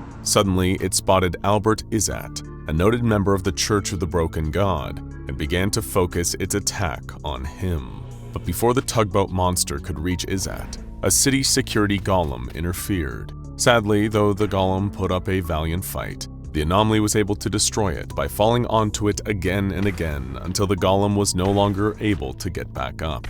There are few creatures that would survive having a boat drop itself on top of them repeatedly and sadly the security golem was not one of them. With the golem out of the way, the boat continued to drag itself through the streets wildly, crashing through the side of a local restaurant where its owner, an entity known as the Gruel, was in the middle of a busy brunch service. At the sight of the invading watercraft, the Gruel set down his pitcher of bottomless mimosas, wiped his hands on his apron, and grabbed his trusty dual-wield swords from underneath the counter. He kept them there in case someone attempted to dine and dash, but he figured they would do just fine against a blood-drinking tugboat. While the Gruel kept the tugboat busy, UIU forces were able to break through the barricade of boats for a brief period of time, allowing more security golems to enter the area, as well as allowing more citizens to escape.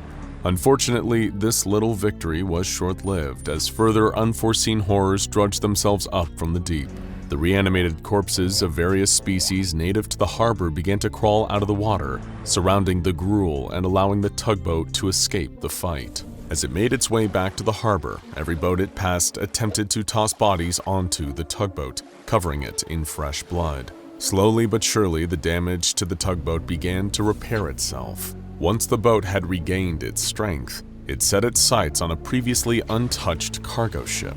An observing UIU officer determined that the boat was somehow attempting to convert the cargo ship to transform it into another one of its fleshy allies. But before the transformation could take place, a cargo crate broke open, spilling over 1,000 hardtack crackers. Suddenly, the tugboat stopped everything that it was doing. It took one tendril and began to count each individual cracker that had spilled out. While the tugboat was distracted with its task, a citizen offered the UIU use of their rare metals cannonball collection in the fight to apprehend the aggressive boat. One particular cannonball, made from electrum, was able to puncture the hull of one of the infected ships, rendering it motionless. They were elated to have found a weapon that worked against these boats. While the tugboat continued to count, the remaining townspeople gathered all of the electrum they could find and began to fight back against the boats. One by one, the boats sank, and all the while the tugboat continued to count.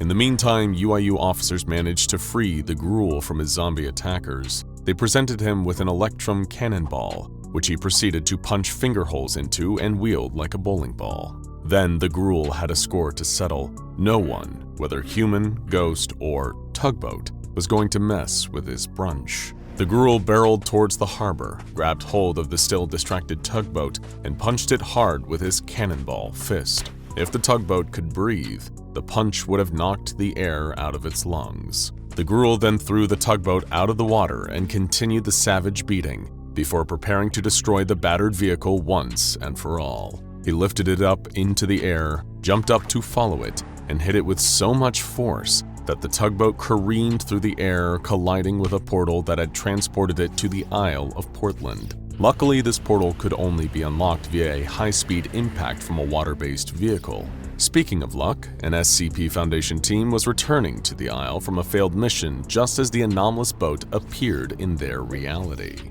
The object was knocked unconscious by the impact of its travel and the beating from the Gruel, and in its incapacitated state, it was transported to a nearby Foundation site. There it was contained and given the designation of SCP-6426. Due to its anomalous traits, including the consumption of blood, a talent for hypnosis, and a compulsive counting habit, it was also given the nickname the Vampire Boat. SCP-6426 is a Keter-class sapient hostile entity that, in an inactive state, bears the appearance of a harbor tugboat in a constant state of rust and degradation. Any blood or organs containing blood that come into contact with the boat will be absorbed through the metal, causing the degradation to visibly improve as a result.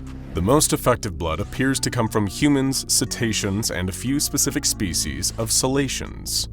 The entity does not only use the absorbed blood to improve its appearance, but is also capable of using it to create organic additions to its body, including the vein-like tendrils spotted in the 3 Portlands, cognitohazardous eyes attached to bending eye stalks, harpoon guns, and cannons capable of firing ammunition made from anomalous species of barnacles. These barnacles are capable of reanimating dead tissue on contact, and SCP-6426 frequently uses them to create instances of SCP-6426-C. masses of reanimated tissue that the boat uses to aid in its attacks or self-defense. SCP-6426 uses its tendrils to grab prey and drag them towards itself, but the tendrils serve an additional purpose as well. Each of the tendrils has a mouth on the tip, similar in structure to that of the North American medicinal leech. When the tendril has made contact with its prey, the mouth will then bite into the spinal column of the creature,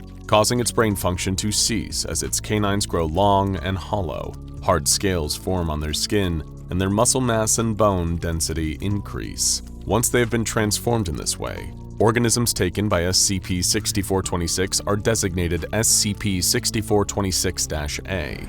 These instances are used to the entity's advantage, helping it to extract blood from victims at a distance, as well as providing an additional line of defense and offense. In the event that SCP-6426 encounters another watercraft, it is able to use SCP-6426-A to convert the vehicle into an instance of SCP-6426-B. These converted boats are similar to SCP-6426 and are able to function on their own. However, they are unable to produce their own eye stalks or cannons, unable to create SCP-6426-A instances, and do not appear to be as intelligent as their creator. In the early days of its containment, the exact nature of the anomaly's intelligence was the subject of debate amongst the research staff. However, on one specific occasion, the Foundation was able to establish a line of direct communication with SCP-6426 and conduct the first, and so far the only, interview with the vampiric tugboat. The inciting incident occurred when the arrival of the Foundation's latest hardtack shipment was delayed, leaving the boat with nothing to count and nothing to keep it occupied. Freed from the bounds of counting, it managed to escape and grab hold of several Foundation staff members with its tendrils. After chasing the boat through the site, guards were able to corner it, prompting the boat to absorb the bodies it had taken and use the organic material to produce a siren that emitted the sound of a human voice. It is through this siren that SCP-6426 responded to interview questions, using the voice of one of its victims. Junior researcher Sajad Williamson, in spite of his protests, was selected to conduct the interview. His fellow staff members refused to take no for an answer, and as the newest hire, the unpleasant job fell on his shoulders. Much to everyone's surprise, the anomaly began the conversation rather politely, saying, "I am so sorry. I thought you were those self-righteous lunatics from the church. I apologize profusely for any trouble I may have caused, and I want to point out I fully support your mission. Yes, our first line of defense against the undersea menace. I am more than willing to punch sharks. Salacious, yes, right. How rude of me, yes." Dr. Williamson's first question concerned SCP-6426's apparent intended victim back in 3 Portlands, Albert Izzat. SCP-6426 responded, "Albert? His first name is really Albert." "Well, what other relationship is there to say besides the hunter and the hunted? Admiral Izzat is a ruthless man, known for terrorizing and slaughtering people like me. He was leading a search party of those barbaric notophiles, intending to gut me like a seal." "What do you mean, people like you?" Dr. Williamson inquired. "Free thinkers, of course. People who are unafraid to break from the mold to carve their own path in life instead of following the predetermined route set by that ignorant check valve. The church is built upon a foundation of lies. No one's really a petty officer on this ship. We're all just cabin boys, stumbling around in the dark as we follow the commands of an offhand COB. If you want real power, real freedom, all you have to do is listen for the call of the beast. Open the porthole and he'll squeeze you right through." Dr. Williamson, feeling rather in over his head, attempted to convince one of his colleagues to take over. When he refused, however, Dr. Williamson continued, "Could you explicate your activities within the harbor and how you arrived there?" "Well, after I got the boatswains off my trail, I found a cave to hide in. I was forced to hide in, yes, forced to hide deep in the cave, which turned out to be a tunnel. Surprisingly, the tunnel led to some coastal community where I took refuge, licking my wounds in the safety of the depths as those zealots stalked the surface. I spent my time preparing, gathering the strength necessary to face them once more, until I was ambushed, assaulted within my hideout by a boatswain. I fought for my life as I was forced out into the open and descended upon by a manner of monsters and freaks, all this orchestrated by that scumbag Izzard. I was beaten within an inch of my life before. I'm not quite sure what happened after that. I believe I was knocked unconscious. You'll have to illuminate me on how I came to be in your custody. At this point, the interview began to veer in an odd direction. The boat expressed confusion about the nature of Williamson's questions, specifically how little they related to the subject of sharks and punching them. It was at this point that the site director sought guidance from the Multi-U department. A researcher there informed Williamson about the confusion. SCP-6426 had mistaken the SCP Foundation for another organization, the Shark Punching Center. Dr. Williamson resumed the interview, prepared to play along and keep the boat comfortable. Unfortunately, Williamson was a terrible liar. Yes, we are the Shark Punching Center. We will determine if you are a suitable candidate to carry out the mission, to search, punch, and contain salations. This verbal misstep caused SCP-6426 to become suspicious. After a moment, it pieced together the truth and began to throw itself against the wall in a desperate attempt to escape.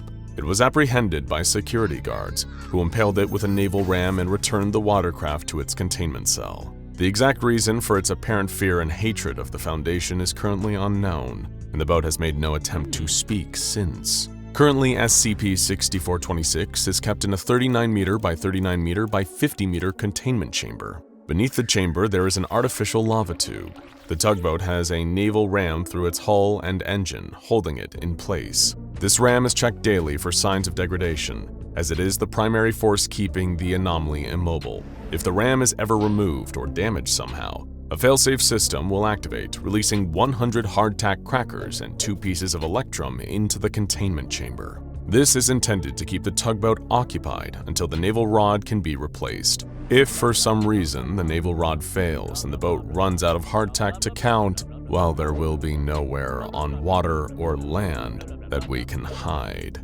Imagine you were out in public and you found yourself injured. Maybe you were in an accident and couldn't move, or someone had mugged you, and in the ensuing scuffle, you'd ended up getting hurt. Laying on the cold, filthy concrete of the sidewalk in desperate need of help, what could be the one thing that might make you feel even the slightest bit better? Something the very sight of would be enough to tell you everything was going to be okay. The flashing lights drawing closer, accompanied by the sound of tires on the road and a wailing siren, all signs that an ambulance is on its way. But what if the ambulance that came to assist you ended up making you feel far worse than you were before, and leaving you with injuries unlike anything you'd ever seen? What if it wasn't an ambulance at all that came to help you? What if you were found by SCP-4419 instead? Jeremy had been having a somewhat normal day until his accident. Work had been another shift of long, arduous hours spent behind his desk. 5 o'clock finally rolled around. He grabbed his bag and punched out. If he'd maybe left a few minutes later, he might have gotten away unscathed. Instead of getting caught in the mad rush of people leaving work, Jeremy usually took the back streets and avoided main roads as a shortcut to get home. There was less traffic, even during the rush, and that made crossing the streets safer, usually. He had been looking the other way when a car came speeding down the mostly empty side street. The driver had slammed the brakes, but only too late, knocking Jeremy down. Winded, he collapsed, unable to stand as the force of the impact had broken his leg. The driver and a few nearby onlookers huddled around Jeremy as he lay there with his injury. Suddenly, the noise of an ambulance caused the other pedestrians to mostly disperse. Still trying to catch his breath, in the last moments of his fading consciousness, the last thing he remembered seeing were a pair of figures. They had jostled rather aggressively through the crowd, reaching down to lift Jeremy up and shoved him into the emergency vehicle. They were considerably rude for medical professionals. Nobody around wanted to argue with them. Most would even go so far as to call them hostile, but that was nothing compared to the horror that awaited him when he reopened his eyes, laying back on the road where he'd been found. His body had been rearranged. He barely recognized it as his own. It was like he had been turned into some grotesque animal made using human parts. His arms and legs had been rearranged to protrude from his torso in an unnatural configuration. What felt even worse was that his fingers, toes, hands, feet, they all still worked. All Jeremy could do was scream until he slipped back under. A man turned into something else entirely. Bad days can happen to the best and worst of us, and sometimes those bad days can spiral into very, very bad nights. Mike had been having a night like that. Earlier that day, he'd lost a fair sum of money at the races. Gambling was one of his many vices, as was alcohol, and to commiserate his loss, Mike had hit the bar. Unfortunately, his already foul mood was nudged into full-blown temper when another patron accidentally bumped into him. The ensuing bar fight was a complete, disoriented, drunken mess of glasses being smashed and fists thrown. One managed to connect hard with Mike's jaw, breaking it and leaving him sat on the sidewalk in pain. Cop cars had shown up, officers breaking up the ruckus and paramedics arriving to treat the more badly injured patrons. It was then that two paramedics silently walked up to Mike and grabbed him by both arms. As much as he tried to pull away from their forceful grip, his arms were covered in bruises and cuts from the glass. Their fingers dug in, honing in on those painful, wounded spots so that Mike could really feel his own injuries as they pulled him up against his will. Trying to verbally protest only hurt his jaw further, meaning he could barely call for help as he was bundled into the back of an ambulance, doors slamming shut behind him.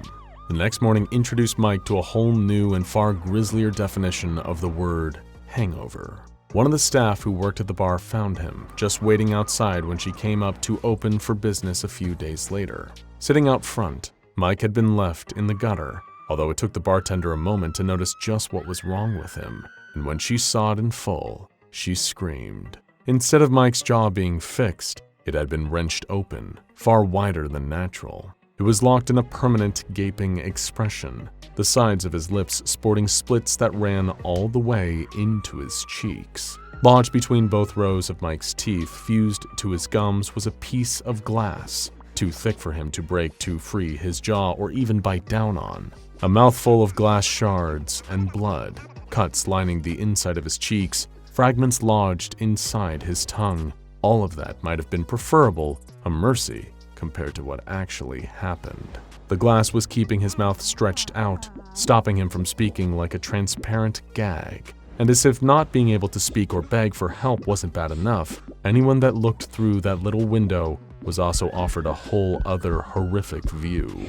They could see Mike's heart. It had been pulled from his chest and reattached at the back of his throat, still beating as tears rolled down his face. He couldn't eat, talk, only breathe through his nose, and it hurt.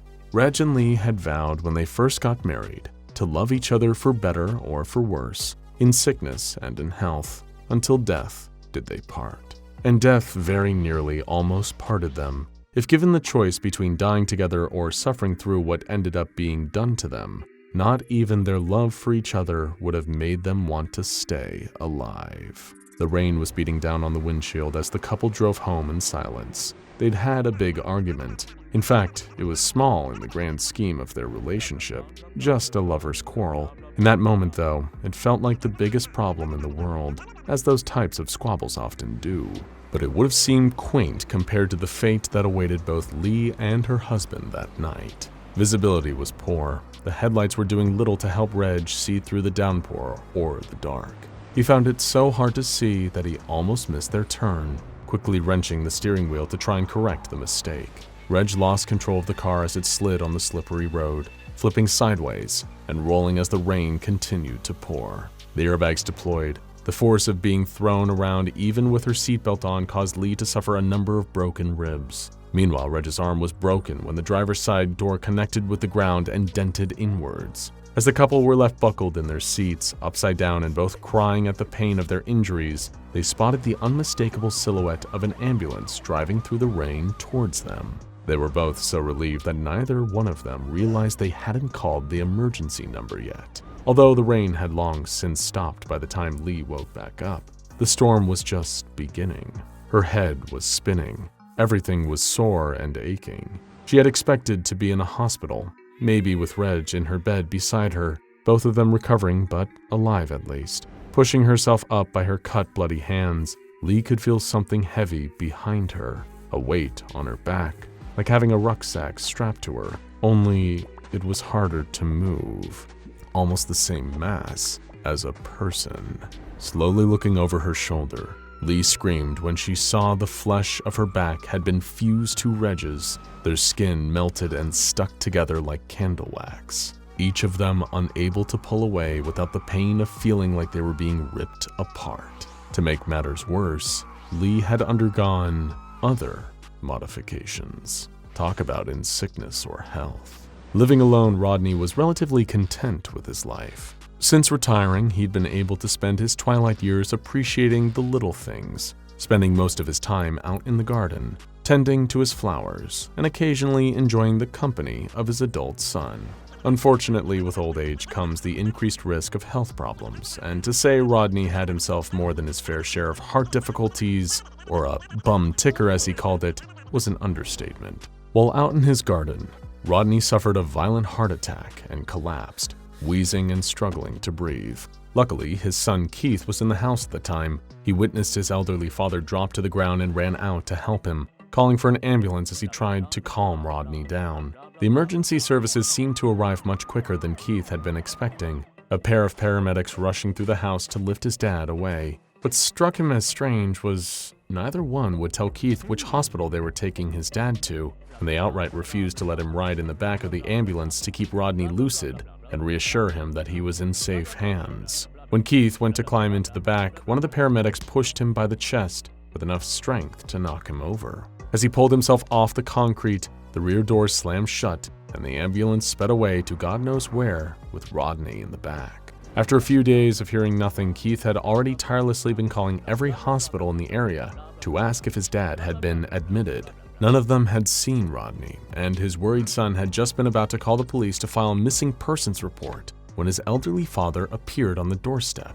Immediately, Keith drove his dad to the emergency room, trying to explain what had happened with the strange ambulance. While the hospital maintained that it wasn't one of theirs, they admitted Rodney and gave him a full examination, only to find something that would turn the stomachs of the world's most seasoned doctors. Rodney had more than one heart. Someone had given him not just a spare, but 11 additional hearts. They were stuffed between his natural organs, like too many books squeezed together on a shelf, and not one of them was beating. They were causing far more harm than good. Rodney's insides were riddled with these foreign bodies that were stopping his lungs from fully inflating, resting on his stomach, and wreaking havoc with his bodily functions. Upon discovery of these extra hearts, Rodney was rushed into the operating theater, with his son nervously pacing in the corridor outside. Sadly, a doctor would soon appear to tell Keith that the moment the surgeons removed one of the additional hearts,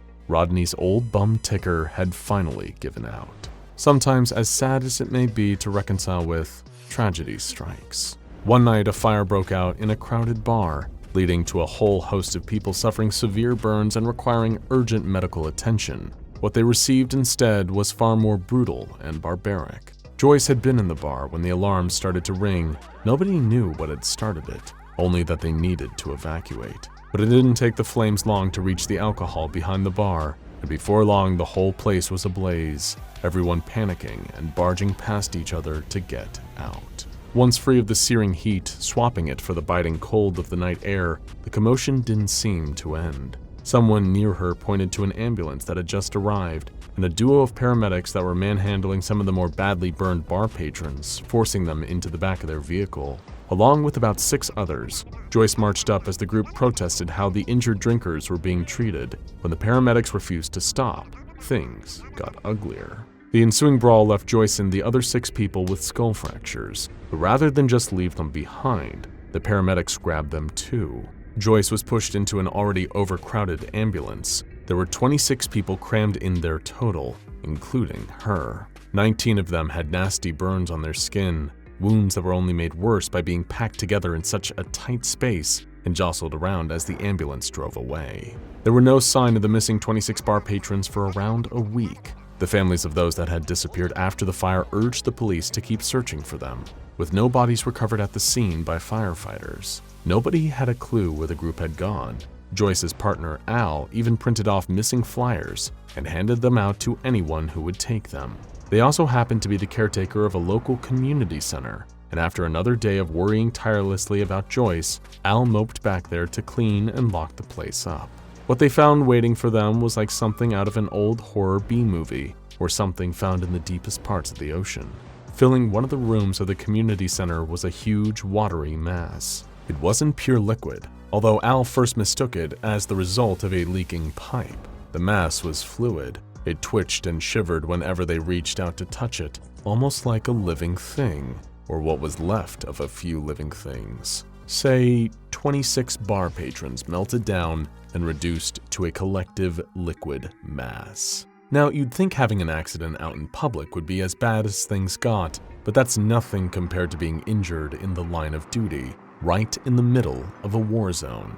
That's what happened to Private Jackson. While he and his squad were out on a routine patrol in Afghanistan, a group of enemy insurgents ambushed the United States' soldiers. During the ensuing firefight, Private Jackson sustained a severe gunshot wound, leaving him bleeding out. His comrades had called for a medical evacuation and were expecting a U.S. Army helicopter to arrive at any moment. What none of them had expected was a city ambulance driving towards them across the battlefield as if it was the most normal sight on Earth. Already suspicious of the approaching vehicle, Private Jackson's fellow teammates raised their weapons at the approaching paramedics. Despite the soldiers' demands for them to identify themselves, neither one of the ambulance attendants seemed to pay them much mind, grabbing Private Jackson and dragging the wounded soldier towards the vehicle.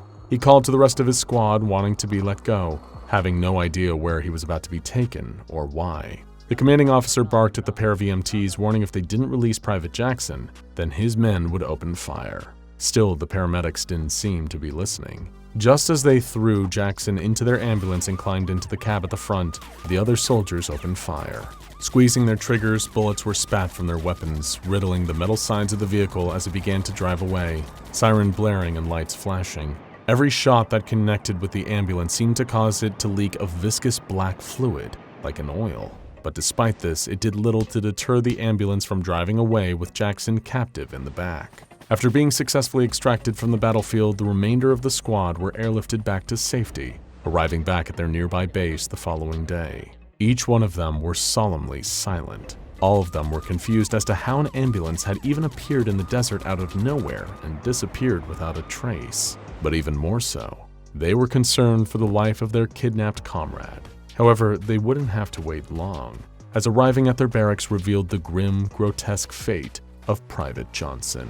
He was on the walls, as in all over the walls. His body had been dissolved somehow, broken down into little more than a thin, bloody paste that had now been smeared over the interior of the barracks. Looking out at his former squad from the liquefied remains was a single human eyeball, Private Jackson's eye, wide with horror at what had been done to him. SCP-4419, known to some by the nickname of the Butcher's Chariot, is still out there. At present, it is unknown who, or indeed what, performs the horrific mutilations on its victims, or even why. It could be that SCP-4419, if it has a consciousness, could be trying to help those it abducts, but lacks the correct medical understanding of how to do so.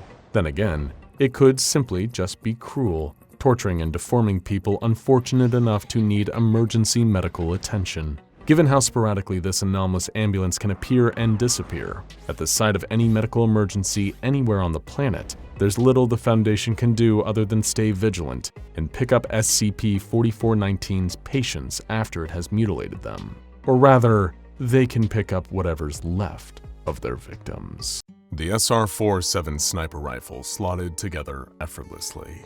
Even after so many years of combat usage, the weapon was in pristine condition. In all the time Agent Harris had owned the gun, though, the thousands of times she'd fired it, not once had it jammed. And that was fortunate, because she had to move quickly. In a clearing about 300 meters in front of her were their targets. Capable of teleporting in a split second, she needed to be sure that her team would be able to finish the job quickly and efficiently. She looked through the scope slotted onto her rifle and kicked out the bipod, resting it on a tree stump. Now she just had to wait for the signal. She looked all around the marsh, trying her best to spot her fellow agents, but they were also well camouflaged. Even though she knew the exact spot where they would be, she couldn't see anyone. She'd always wanted to see the Himalayas. It had been on her bucket list to climb Mount Everest as a child, but the world had changed since then. Mount Everest was gone. In fact, the majority of Nepal had vanished, replaced by an enormous marsh full almost exclusively of pink ferns and droopy trees that seemed to sag to one side, unable to support their own weight. The most striking natural wonder on planet Earth had been replaced by a landscape that was flat, wet, and alien. Agent Harris curled her finger around the trigger and took aim through her sights. 2 minutes passed. Then the gentle whistle of a sparrow drifted over to her in the humid air. Except, of course, it couldn't be a sparrow. To the best of her knowledge, sparrows had gone extinct. With a snarl of anger, Agent Harris squeezed the trigger. She felt the silent sniper rifle kick her shoulder. If they wanted war, they sure as hell would get it. The destruction of the world began in 2078. Its designation was SCP-Orange-A. And as often happens with these kind of things, no one saw it coming. The SCP Foundation, having dedicated decades to researching potential world-destroying events, was totally blindsided by what happened the day the weasels showed up. Weasels, you ask? That's right. But before we explain, a question for you. Is something interfering with your happiness or preventing you from achieving your goals? Regardless if you have a clinical mental health issue like depression or anxiety, or if you're just a human who lives in this world who is going through a hard time, therapy can give you tools to approach your life in a very different way. And that's why I'm excited to tell you about today's sponsor, BetterHelp. BetterHelp's mission is to make therapy more affordable and more accessible, and this is an important mission because finding a therapist can be really hard, especially when you're limited to the options in your area. BetterHelp is a platform that makes finding a therapist easier because it's online, it's remote, and by filling out a few questions, BetterHelp can match you to a professional therapist in as little as a few days. It's easy to sign up and get matched with a therapist. There's a link in my description. It's betterhelp.com/SCP Explained. Clicking that link helps support this channel, but it also gets you 10% off your first month of BetterHelp, so you can connect with a therapist and see if it helps you. And because finding a therapist is a little like dating, if you don't really fit with that therapist, which is a common thing with therapy, you can easily switch to a new therapist at no additional cost without stressing about insurance, who's in your network, or anything like that. So if you're struggling, consider online therapy with BetterHelp. Click the link in the description or visit betterhelp.com/SCP Explained. Thank you again, BetterHelp, for supporting this channel. And now, as we were saying about the weasels, a man called Harlan Stump was the first human to make contact with the weasels. He was the groundskeeper at Site 59.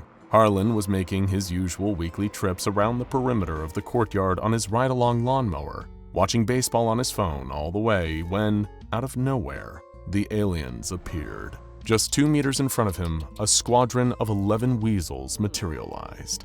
The weasels, designated SCP-Orange-B, stand at a minimum of 3 meters tall. With 16 legs and an exoskeleton carapace, they share a resemblance with terrestrial insects. Their bodies are segmented, composed of a head, primary thorax, secondary thorax, tertiary thoracic cloister, abdomen, and tail. With a hard segmented shell covering their backs and no apparent sensory organs, aside from a radula on their heads, they are an intimidating presence. Most striking about them, however, is the most delicate part of their appearance. On their backs, each weasel has an array of flora growing in a kind of garden.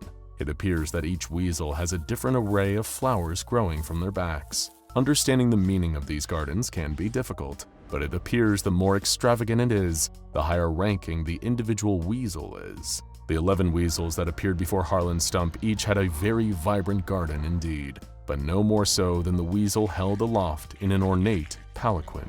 Harlan Stump stopped mowing and stared at the aliens for approximately 13 seconds, at which point he let out a sigh, pressed play on his baseball game, and continued mowing the lawn. He spent too many years groundskeeping Site 59 to get spooked by anything as harmless as giant teleporting insects. Just 3 more weeks and he would be retired. Until then, he was avoiding nonsense like the plague. except his phone had disappeared. Harlan stared down at the empty space, confusion knitting his eyebrows together, before looking up and seeing the handset in the hands of the alien sitting on its regal throne. The smartphone made a loud screeching noise, and then all of a sudden began to flick between snippets of YouTube videos, each clip lasting just a couple of seconds. After a moment, Harlan realized that the alien was using the videos to speak to him. The words were being picked out from all these different videos to stitch together a sentence.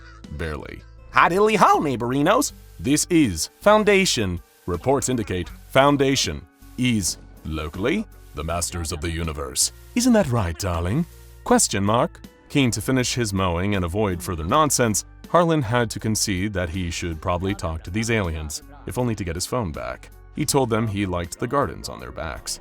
Why, thank you! Gardening is kind of our thing. Well, quick question. Is your species capable of dying? Harlan gulped. He'd been around long enough to see where this was going. The conversation was brief. Harlan kept glancing at his phone, desperately hoping that these aliens hadn't somehow broken it, and that it hadn't lost his place in the match, until all of a sudden, Harlan's stump disappeared, as did his ride-on lawnmower, his smartphone, and a patch of lawn, replaced by a roughly 10-meter circle of Antarctic ice and snow. No one is certain yet how the weasels are able to do it. All that is known is that they can. The phenomenon came to be known as juxtaposing. Matter from one location could be instantaneously switched with matter from a different location. It is how the weasels first arrived on planet Earth, triggering the event of SCP-001 Orange-A. Orange-A lasted for just 2 hours, but it changed the course of humanity forever. On the 29th of April, 2078, 48.52% of the Earth's habitable surface area dematerialized and rematerialized half a kilometer above the South Pole. Cities and towns from all across planet Earth, one by one, disappeared and reappeared in the air above the South Pole, where they promptly fell 500 meters, causing back-to-back seismic events. Washington, D.C., Beijing, and London were targeted first, followed by Tokyo, Delhi, and then a number of capital cities from Europe. This 2-hour window resulted in freak weather events as minus 50-degree pockets of air, kilometers across, replaced the disappearing cities. It is disputed as to who launched the first nuclear warhead, whether it was done by accident, out of fear, or as a strategic attack against a group of weasels. Orange-A was simply too chaotic and destructive for humanity ever to be able to know what happened in that short period of time.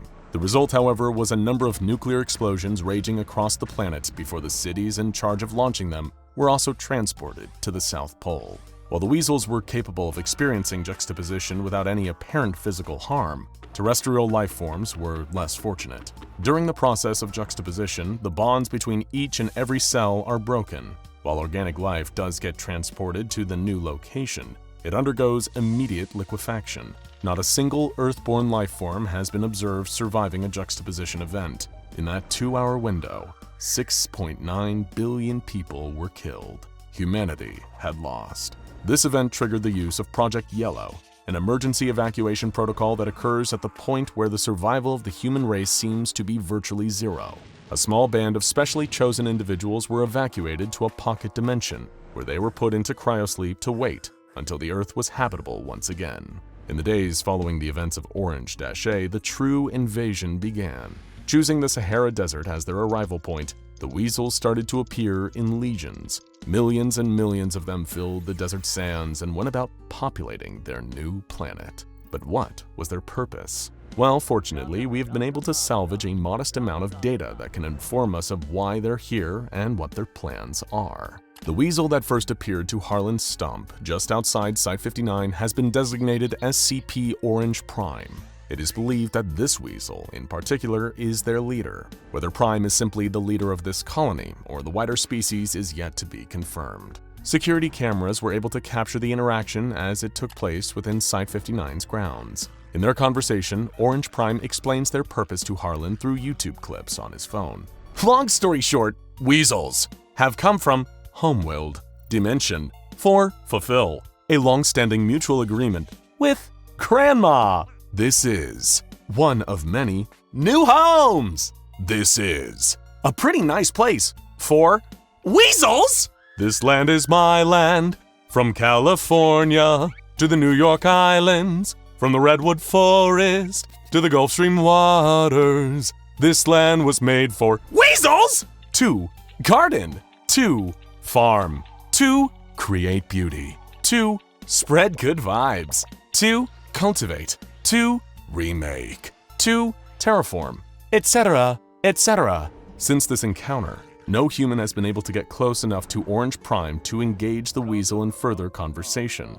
This snippet of footage is all that humanity has to understand why this alien species has slaughtered billions of us. 4 months later, Agent Harris lay flat in the marshlands, firing her sniper rifle at the weasels gathering in a clearing ahead of them. Their operation looked like overkill. It always did. It was of utmost importance that they strike quickly and without mercy. Sustained heavy gunfire from all sides, combined with RPG fire and the use of incendiary weapons, made short work of the weasels. All of these weapons were necessary to pierce the heavy armor that covered their backs. But that was the reason it felt like overkill. It felt that way because the weasels never fought back. They would not attack, defend themselves, help their fallen allies, or even beg for their lives. They would simply stand idly by as they were gunned down. That is, until the incendiary grenades arrived. The pink ferns filling the marshlands caught fire and began to curl and smoke heavily. As soon as that happened, the weasels sprung into action, quickly splashing water onto the leaves, trying their best to save the plants. The incendiary grenades were not necessary. They did very little damage to the weasels themselves. The reason the platoons used the grenades was that it was one way they had found to distress their alien invaders in any way. It was a small revenge they could take for the billions of people who had lost their lives over the prior few months. Agent Harris pumped 5 extra shots into the corpse of a weasel before standing down and going to examine her handiwork. They had been hunting Orange Prime. Rumors had suggested that their primary target had been lurking in the Himalayan region, but that had obviously proven to be false. Among all the bodies on the ground, there was no sign of the fearless leader. Frustration boiled in Harris as she kicked a corpse. The thick shell hurt her foot. She must have broken her toe. At that moment, a rustling noise came from the other side of the trees. Soon, dozens more, hundreds more weasels were walking through the marsh. In a split second, her platoon opened fire. Tracer rounds lashed through the trees, and the orange glow of fire danced in every direction. But there were more weasels, many more of them. Agent Harris felt her stomach knot as she fired her rifle into the crowd. There were too many, simply too many. They were going to run out of ammo before they had a chance to shoot down each and every one of them. And she was right. The firefight lasted for 30 minutes before the remaining soldier ran out of ammunition. Dozens of weasel bodies littered the marsh, floating in the water. Dozens more weasels stood encircling the group. That's when the humming started. Whenever a juxtaposition event occurs, it is always accompanied by the weasels humming to themselves. It is unclear whether this is the cause of the juxtaposition or simply a ritual that they perform, but every soldier has come to know that sound, and each one of them fears it in the pit of their stomach. So they started to disappear all around her one by one, replaced by puffs of cold air with snowflakes still gently hanging in the breeze. The human population of planet Earth dwindled as the weasel population bloomed. Large swaths of the planet were terraformed one by one to make room for alien flora. The South Pole became a larger and larger dumping ground for all the detritus that had once been the most celebrated works of the human race. The Mona Lisa was torn and forgotten, buried under many kilometers of concrete, exposed sewage works, and apartment complexes. And the situation only got worse in October. Acting against prior instructions from the Foundation, the Global Occult Coalition launched Project Popgo, a 200-megaton nuclear warhead, directly at a large weasel population center. As the warhead began its descent, the entire sky turned a solid dark blue. Project Popgo immediately fell out of contact, as did all satellites that had been orbiting the planet. The sun, moon, and stars could not be seen. The entire sky was just a uniform dark blue. In a desperate attempt to find out what was going on, the Foundation launched a manned rocket in the direction of Popgo's most recent coordinates. Contact with the rocket was lost after just 9 minutes. This is the most recent known account of events from inside that rocket. All of a sudden, just a few minutes into the flight, warning alarms started going off all over the cockpit. The radar was picking up a solid object blocking their path. Gathering around the readouts, the crew came to a very quick conclusion that the dark blue that had been filling the sky was actually a solid object that was encasing the Earth. But rather than abort the mission, the crew decided to persevere. Having witnessed so much death and destruction over the previous year, they knew they would much rather go out and crashing a rocket into a blue wall than join the billions of humans liquefied in a pile in Antarctica. Closing their eyes, bracing for impact, the crew readied themselves for their now inevitable deaths, but it didn't come. Instead, the rocket was able to force its way through the dense blue object, falling apart as it went. Ground control lost contact with the ship. Nothing. And then a few seconds of audio. The crew had made it. They had somehow managed to pierce their way through the blue shell that was surrounding their planet, and were out into, not space, the Earth. The entire planet had been juxtaposed. Willkommen! Bienvenue! Welcome to an exclusive behind-the-scenes look at heaven. What was that? A face? Just as quickly as I'd glimpsed it, it was gone. It was cold as death and twice as dark in here. Seriously, I'd never been anywhere so dark. It was more than just the absence of light. It was like walking through thick black water, only able to see inches in front of my face. Things moved slower than they should have. Every step I took further down towards some unknowable destination, the darker and colder it got. I found myself wondering, is this what dying feels like? Slipping down further into nothingness, step by step through darkness that never ends? It was a stairway, like Jacob's ladder, except instead of up to heaven, it was a one-way trip straight down. There was some distant, tinny whirring noise that I couldn't quite make out, the way things sound when you're drowning.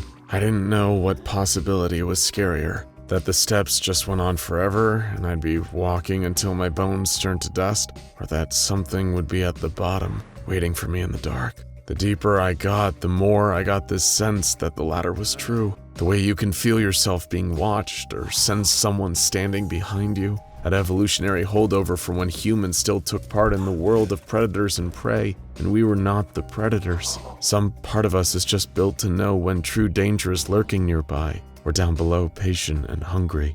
I could feel its malice rising up the stairs towards me, the way people in a skyscraper catching fire can feel the heat coming up from below, and know it's already too late for them. For the first time, my eyes came into focus, and I made something out in the distance. When I realized what it was, and worse, how strikingly familiar it was, all I could do was scream. That's when I woke up, drenched in sweat and relieved to see the darkness of the stairway replaced by bright morning lights shining in through my bedroom window.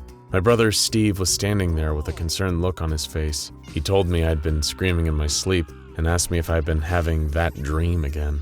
It made me feel like an idiot, but I had to nod and tell him, yes, it was the same one. This weird nightmare I've been having day after day, and despite it almost always being the same thing, it somehow never got any less frightening. There was no way to even describe the profound sense of dread I felt walking down those stairs and finally seeing what was waiting for me below, even though I could never actually remember what it was upon waking. Steve told me not to worry about it and toss some clothes onto my bed. He assured me that it was probably just final stress, seeing as we were a mere few months from graduating. I needed to be up and at 'em today. We were touring one of our first choice colleges. My brother and I had always been close. Even if we hadn't been fraternal twins, I think we still would have been best friends. All through elementary, middle, and high school, we were practically joined at the hip. So it only made sense that when we were getting close to graduation, we wanted to go to the same college. We'd be friends to the end, till we were old men on the porch in rocking chairs. It so happened that we were together in the end, just not in the way I'd hoped. The two of us arrived to check out the potential college a few hours later. It was a nice day out. The brightness of the sky and the lush greenery across campus quickly banished the bitter memories of that bad dream. High school hadn't exactly been a picnic for me. I'm the nervous type, if you couldn't already tell. Steve, who was the more outgoing and confident one, always looked out for me. He'd always been there whenever I was dealing with bullies or academic stress. But at college, I felt like I could reinvent myself and become the kind of person I'd always wanted to be. As we hopped from building to building across the tour, checking out the different facilities and attending a few sample lectures and seminars, I was only becoming more confident that college would be the place for me to finally bloom. It was perfect for me. But despite this college being exactly what I'd wanted in terms of lifestyle and academic pursuits, there was a certain stain on its reputation. If any university is around long enough, or any building at all for that matter, weird incidents are bound to accumulate. Some places have ghost or cryptid sightings. This college had disappearances. Not just one or two. 6 different students and 1 janitor had disappeared from the campus. The people had nothing in common except for the fact that they frequented the college. Ages, races, genders, and majors varied across all the missing people, and none of them had known each other. No notes were given, no clues discovered, no remains ever found. A number of the cases are even still open today. It's a frightening thought that people can just drop off the face of the earth like that and never be found. There are over 500,000 missing person cases in the United States back in 2020 alone. It's more common than you think. Still, I comforted myself with the knowledge that thousands of new students came in and out of the college every year, and only a handful of disappearances. What were the chances that something bad would ever happen to me? Though, to be fair, every person who actually did disappear in their last moments thought, what are the chances something like this would happen to me too? We were several hours into the tour when the coffee Steve had on the way over finally caught up with him. He needed to go. Bad. So he asked our tour guide whether there was a bathroom anywhere around here. She told him that he could find one pretty easily on the ground floor of any administrative building nearby. In the meantime, we'd be making our way over to Lecture Hall 2B, so he could simply catch up with us there once he was done. Steve left, and I didn't think anything of it at the time. I was too wrapped up in the tour. It was only half an hour later, when we were finishing up and preparing to leave Lecture Hall 2B, that his absence from the group suddenly became a lot more noticeable. I started feeling nervous. He'd just gone to the bathroom. What could be taking so long? I ran through all the more rational explanations in my head. Maybe there was a long line. Maybe the bathroom was out of order when he got there and he needed to find another one. Maybe he got a little lost on the way there. Maybe he got a little lost on the way back. There were so many perfectly rational reasons he wasn't with us right now. But as the minutes dragged on, each one felt a little less likely, and a dark pit of dread began to form in my stomach. It wasn't long before I alerted the tour guide. Naturally, she tried to calm me down, saying how likely it is that he'd just gotten lost. Steve was a smart kid. He was thinking of going to this college after all, so he must be smart. There was a smattering of laughter from the tour group. Still, she put the word out to her fellow staff members, and the search began. Despite trying my best to avoid panicking, the stats about all those disappearances just kept flashing through my mind. What if we were the unlucky ones? What if Steve had actually disappeared just like the others and I'd never see him again? As the hours marched on and he still wasn't found, that was all I could think about. I didn't want to lose him. I tried calling his cell phone and texting him countless times but got no response. You can only imagine my relief when I suddenly got a call from him. Though when I heard the content of the call, that relief quickly disappeared. The reception was patchy, and his voice had a strange echo to it, like he was somewhere deep and cavernous. There was this other noise in the background too, this strange tinny whine that felt oddly familiar. I only caught a few words from him before the call cut out. The door! Stay away! It keeps going! Something down here! Don't come looking! Oh God! If I was scared before, I was utterly mortified now. I couldn't just leave my brother in a situation like this, no matter what he told me to do. I had to find him somehow, I just had to. Nobody else seemed to take it seriously, but I somehow knew he was in the most terrible danger. That's when I decided to head to the one place I believed he would be, the administrative building. It was such an unremarkable little building, hardly the kind of place where you'd expect some terrible secret to be hiding. But dangerous things often hide in plain sight. Things like the door. It was one of those things from Steve's message that had stuck in my head. The door. Call it instinct, call it intuition, call it blind, dumb luck. But when I was standing in front of an average-looking door in that unremarkable administrative building, I knew I was staring at the exact door that my brother had been talking about. It radiated bad vibes. Dark energy was practically humming off of it, but I wouldn't let that stop me. Perhaps I was stupid, going in without help. While it's easy to criticize from the safety of your home, it's worth remembering we do silly things when we're afraid. And I mean, this was my brother we're talking about here. No one in the world was more important to me than him. No one. The second I entered the room beyond the door, something changed. It was like stepping into another world entirely. The air was thick and oppressive. The floor below me and the walls around me were ungodly cold. But most remarkable of all was the dark. Even my phone's flashlight at full power barely made a dent. I don't think I'd ever seen anything so truly impenetrably dark. Outside of a certain nightmare, anyway. That was when I finally realized where I was standing. At the top of the stairs. Those stairs. The stairs that had been haunting my restless sleep. A single winding stairwell down into the void. Every part of me wanted to run and scream and hide, but I couldn't. I knew that if it were me trapped down there, Steve wouldn't have hesitated. He would have charged down there and helped me. Now I had to do the same for him. After all, we all know that in real life there's no such thing as monsters, and how deep could a staircase really go anyway? That question was soon put to the test as I descended down into the pit. I counted 13 steps each time before reaching a small platform. There were strange markings and scratches on the wall the further I descended. Every footstep I took echoed on and on and on. I must have been walking for a solid 15 minutes, traveling impossibly deep, when I finally heard something else. I called out Steve's name, but quickly realized it wasn't him. It was a little girl, weeping, a few 100 feet below. I couldn't tell if she was afraid, in pain, or both, but hearing it put ice in my veins. What the hell was going on down there? Had whoever taken her taken Steve too? What exactly was I dealing with? These were the questions racing through my mind as I got deeper and deeper into the belly of the beast. Time ceased to matter as the flights went on and on beneath me, even descending into deeper, colder darkness. I was literally walking into my own nightmare, but seeing as the only alternative was leaving my brother to die down here, I couldn't do anything else. I was down countless flights of stairs when I finally saw him.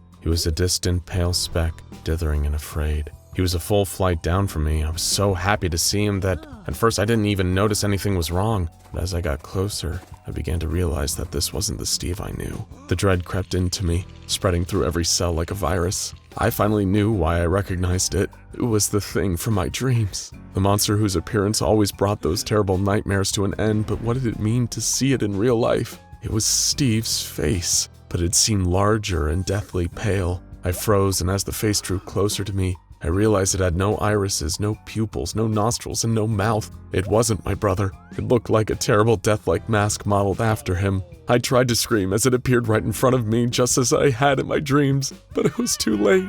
Long, gnarled fingers curled around my torso and crushed my ribs. It was a pain more intense than I thought possible, and soon even my vision went black. As I was dragged down to the darkness below, the last thought on my mind was, "Steve, I'm so sorry I couldn't save you. I couldn't even save myself." Did you hear that not so long ago, a 5-year-old boy went up against 12 of Russia's greatest chess grandmasters? And do you know what happened? He lost every single match. That's because winning at chess, dear viewers, isn't easy. Chess is an ancient game of strategy, cunning, and skill.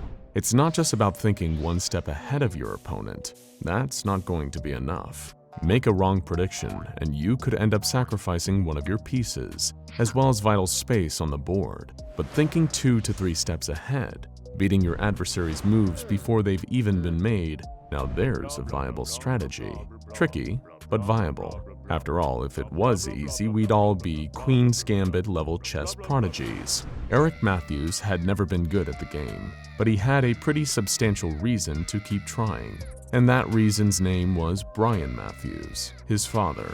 You see, for as long as Eric could remember, his dad had regarded a high level of skill on the chessboard to be a sign of intellectual superiority. Intelligence was something that Brian put quite a considerable value on, given that he was a professor at a university in their home country of England. Some of Eric's earliest memories were of playing chess with his dad, usually on a Friday night when Brian got home after a week of giving lectures to the next generation of scholars. Obviously, with his son at such a young age, the professor would take it easy on Eric, playing in a much laxer fashion, focusing instead on teaching the boy the basics of the game. And for a time at least, it was good. It was a rare time that Eric and his academic father could spend bonding. After all, with his mother gone, his dad was all he had.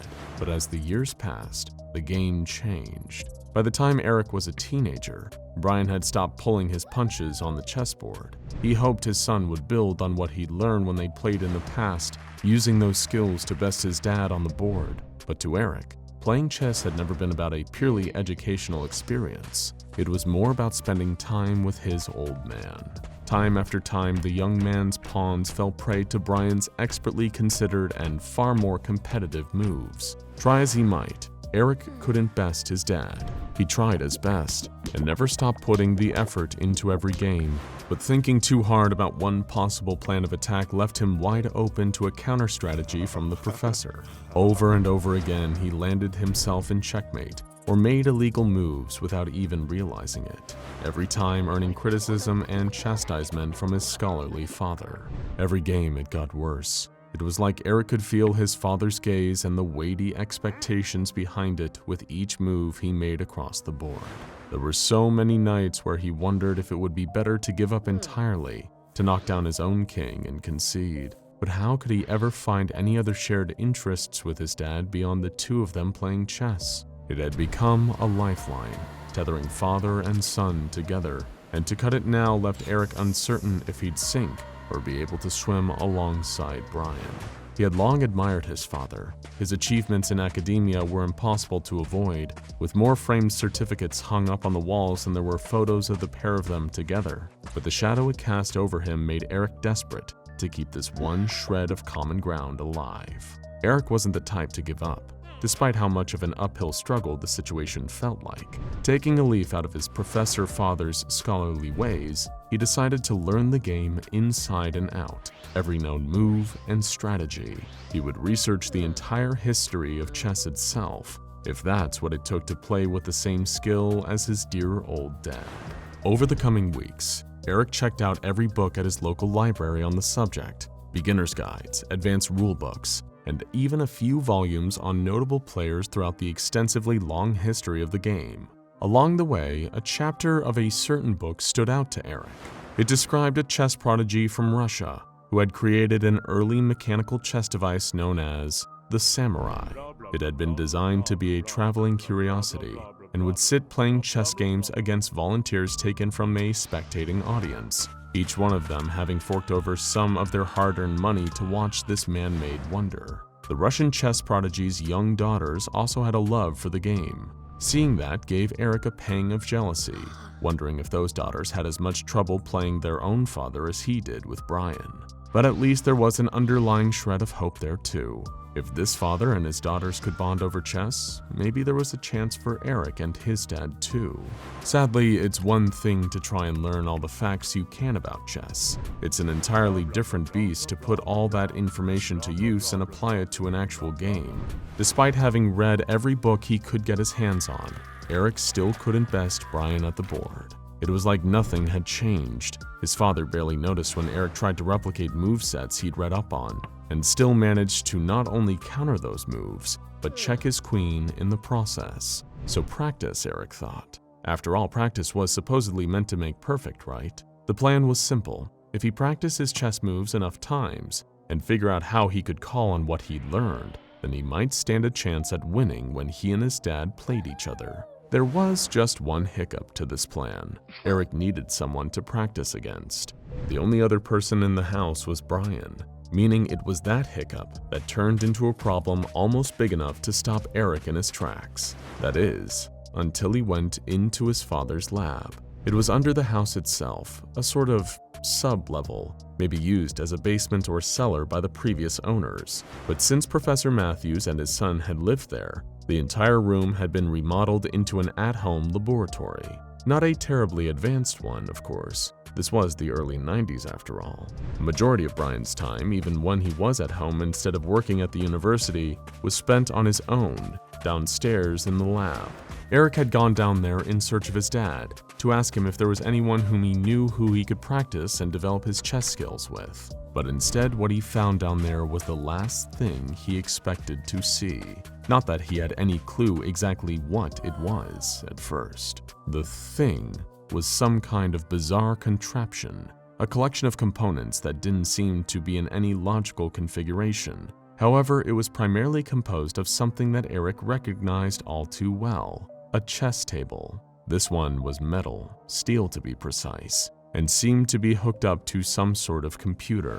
While back in the 90s, computers were hardly as commonplace as they are now, Eric had seen a fair few at school and the library. Although this one was different. It seemed old, far older than Eric thought computers had been around for. As far as he knew, they'd only really come to prominence in the mid-80s. But this computer looked like it predated even that period. Noticing another part of the contraption, a large steam engine with the words, "Manufactured by Maudsley, Sons and Field," established 1840 engraved on one side, made it seem that this whole device had been around since the Victorian era. The next part that caught his eyes was the chess pieces themselves, each one standing neatly in its place on the board. They looked delicate, intricately carved from some smooth substance. For a moment, Eric toyed with the thought of how they could even be made from bone, noticing how each pawn, knight, rook, bishop, king, and queen were all about the size of a human finger bone.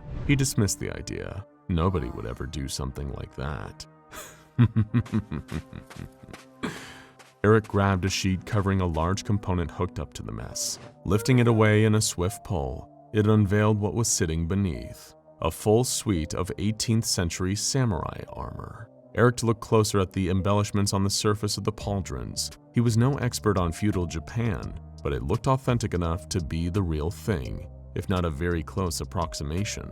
Taking a look at the collection of oddities all tethered together in his father's lab, a certain detail of all his chess research came to the forefront of Eric's mind. The armor that had given it away.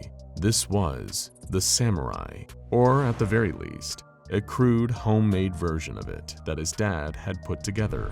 But if it worked, it was also something to practice against. It didn't take Eric long to start tinkering with the contraption, trying to get it to work. All the while, the question of why his dad owned such a thing kept drumming up noise in the back of his head. Had Brian built it, or was this the original made by that Russian chess prodigy? Was this machine the reason that Eric's dad possessed such an unbeatable skill at chess? And would using it give him the edge he needed to best him at the game and earn his father's respect? After what felt like hours upon hours of trial and error with a machine he could barely comprehend, Eric seemed to have cracked it. As far as he could tell, the steam engine powered the whole contraption and could be set to 5 different speeds, labeled on the side in Roman numerals. The power from the engine was then fed to some kind of sophisticated mechanism that was within the suit of samurai armor, allowing it to move, and what appeared to be a series of electromagnets that moved the chess pieces and kept them on the board. Flicking it onto the 3rd highest of the 5 speed levels, the machine whirred into life. The sound of creaking and grinding of metal filled the lab.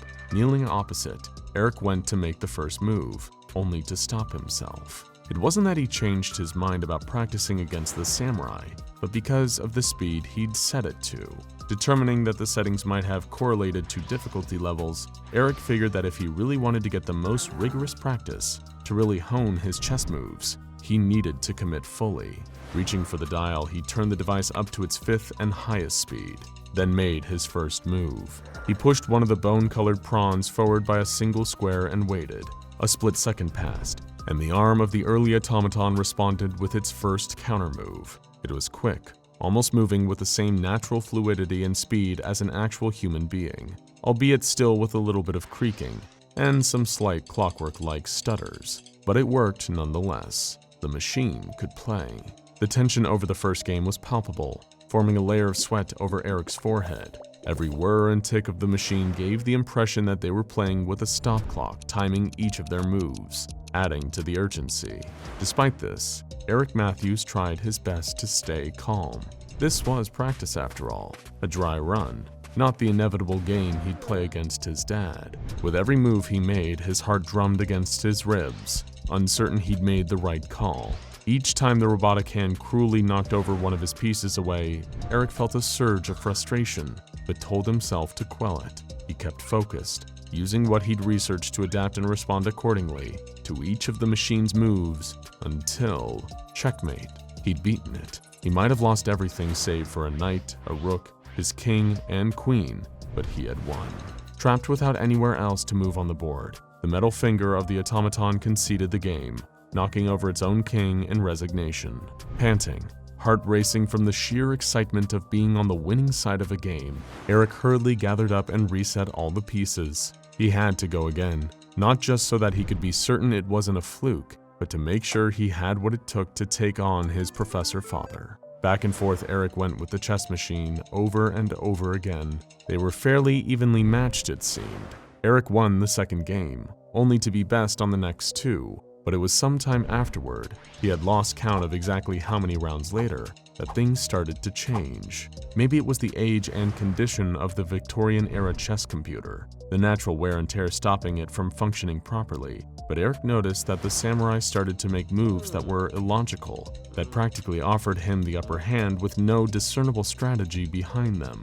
Then its movements became flat-out illegal, disregarding the directions and number of squares each different piece was allowed to move. Before long, it was moving them erratically around the chessboard, refusing to cooperate and forcing Eric to call an end to the day's practicing. Unfortunately, it wouldn't be the end of the unusual things that would happen that day. "Did you send me that weird email?" was the first question Eric's dad asked him when he returned home, looking noticeably under the weather. Confused, Eric said that he had no idea what his father was talking about. Professor Matthews then went on to describe what he'd received on his work computer. It had been an email, with a file attached to it named Shakmati, a word in Russian that translates to chess. Embedded in the email below, although it had taken a long time to load, being opened on a 1990s computer, there had apparently been a photo as well. "It was rather odd, Eric," Brian went on. "Quite unnerving, to tell the truth. Black and white, all sort of distorted and stretched, but it looked like two young girls, one grinning and the other screaming. I've been feeling, well, not quite myself since I saw it." With that, Brian excused himself, stating that he'd been suffering from headaches and a high temperature, and as a result needed to go and lay down. It wasn't like his father to get ill, Eric thought. But of course, he had no reason to assume it was anything serious. Probably just a spate of fatigue after a long day of teaching at the university. No cause for concern. If only that's all it was. Within a few hours, Brian was completely restless, so unable to sleep that simply taking a nap was impossible. He kept calling to Eric, complaining of the sound of childlike laughter coming from somewhere in the house, but his son hadn't heard anything. By the time the sun went down, Eric was trying to calm his dad down through a rush of intense anxiety that gripped him. Brian had been claimed to be hallucinating, seeing the warped faces of two girls that frightened him half to death. It was getting late, long past the time that they usually played chess together, but for now Eric's mind was focused solely on helping his dad. For a while he seemed to be able to calm his father down, only to realize Brian wasn't settled at all. He was awake, eyes open, fully conscious, but wasn't responding at all to Eric asking if he was alright. Instead, the accomplished academic just stared blankly into space. Eric had been up all night, exhausted, worried for Brian's safety, and completely clueless about what was happening to him. After a while of being non-responsive, his dad seemed to regain a little bit of lucidity once more, but his behavior was erratic. "Take me back to work. I need to get on my computer," Brian demanded of his son. When Eric refused, that's when his dad got angry and agitated. Professor Brian Matthews was sadly found dead within the next few months. Several months later, as the sole executor of his father's estate and last living relative, Eric had to be the one to go through his dad's personal belongings. Volumes upon volumes of thick academic books, his smart, scholarly clothes. The house was almost clear now, save for one thing that was left in the basement lab. Flicking on the light switch, Eric looked at the samurai sitting motionless, still uncovered after their last practice game. He'd sold off the chess pieces to a collector in New York. Now it was just an empty oddity. Eric placed a king on the board, one of the ones that he and his dad had used when they played each other. With a gentle flick of his finger, he toppled it, resigning to the strange automaton and leaving it there in the laboratory.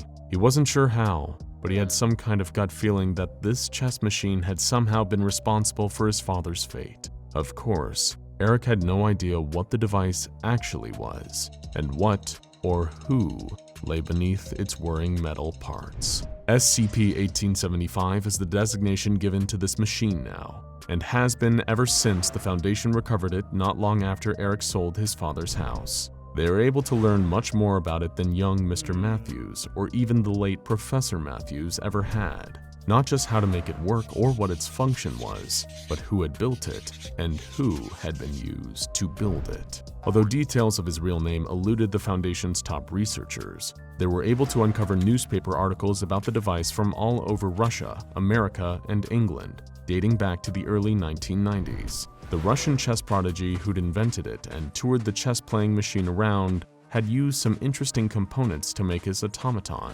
Maybe they were what derived its skill at the game, and its apparent temperament when the device was made to play at maximum speed for too long. He had used his daughters to make the machine. Deep within the heart of this early form of computer, the two girls' brain tissue had been hooked up to the electromagnets. The machine's moves were theirs, each pawn or rook shifting across the black and white squares of the board. Every rule or strategy their prodigy father had taught, it all determined how the device played.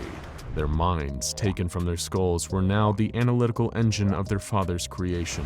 The bones of their fingers he'd carved into chess pieces. Over the coming weeks, the Foundation naturally ran their usual slew of tests on SCP-1875, playing multiple games of chess against it. Every time, they increased the machine's 5 levels of speed, until it started behaving erratically while on the highest setting. Shortly after, every member of personnel working on SCP-1875 received a bizarre email. It contained a file named with the Russian word for chess, and a photograph of the stretched, distorted, smiling, and screaming faces of 2 young girls. Faces that you might be seeing very soon. Researcher Martin pushed the deck against the door, hoping it would hold long enough for him to find an alternate escape route. He wasn't thinking about the long term. He couldn't afford to. With the Foundation's global reach, he'd never truly escape them, never be able to make it away, condemned to spend the rest of his life on the run from the organization he'd devoted his life to.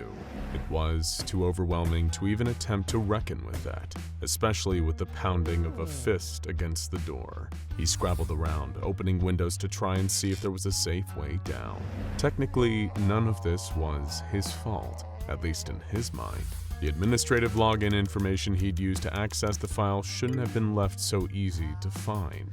That was just poor cybersecurity on the Foundation's part. Researcher Martin had been tasked with compiling information on SCP-001, one of the most infamous anomalies ever encountered in the Foundation's long and storied history, or multiple of them at least. What Martin had come to learn was there were numerous entities within the Foundation's files that all acted as proposals for SCP-001.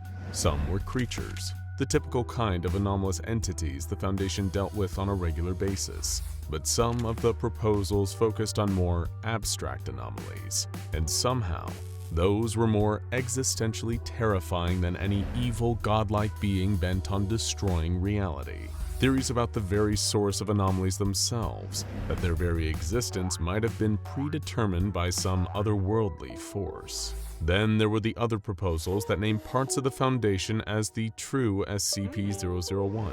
Those seemed to suck Researcher Martin in like a vortex, dragging him down a deep, dark rabbit hole that made him start to question everything he thought he knew about working for the SCP Foundation, and the one that had toppled him into a full-blown conspiracy-obsessed stupor that there was no coming back from, the Noir Box proposal. The weighted head of a battering ram splintered the wooden surface of the door, spraying fragments over the room. The table propped up to keep it shut toppled under the force of the entry as a squad of shadowy figures in full black combat gear rushed inside. The mobile task force surrounded the cowering researcher, keeping their weapons trained on him. Researcher Martin, pleading for his life, started gesturing to the walls of the room around him that had been plastered with hastily scrawled diagrams and equations. Martin tried desperately to find some concise, easy-to-understand way of explaining to the soldiers what he'd uncovered. They only picked up on a few words like many worlds hypothesis and splitting universes, but ultimately they didn't follow what he was saying and weren't sent there to hear him out. All the MTF had been told was that Researcher Martin had breached Foundation security and now posed a risk of exposing sensitive information about SCP-001. There was only one path of recourse: termination. However, unbeknownst to them, Dr. Martin was fine. At least a version of him was. One who never learned about the Noir Box proposal for SCP-001 and hadn't gone mad trying to unravel its mysteries. Instead, he was a respected higher-ranking member of the Foundation who was alive and well, in a completely different timeline. The formation of the SCP Foundation has always been shrouded in mystery. with nobody really knowing what the true origin of the organization is, and what is merely just a cover story left in the archives to keep the truth hidden. SCP-001, the Noir Box proposal at least, might hold the answers to the questions surrounding how the Foundation came to be.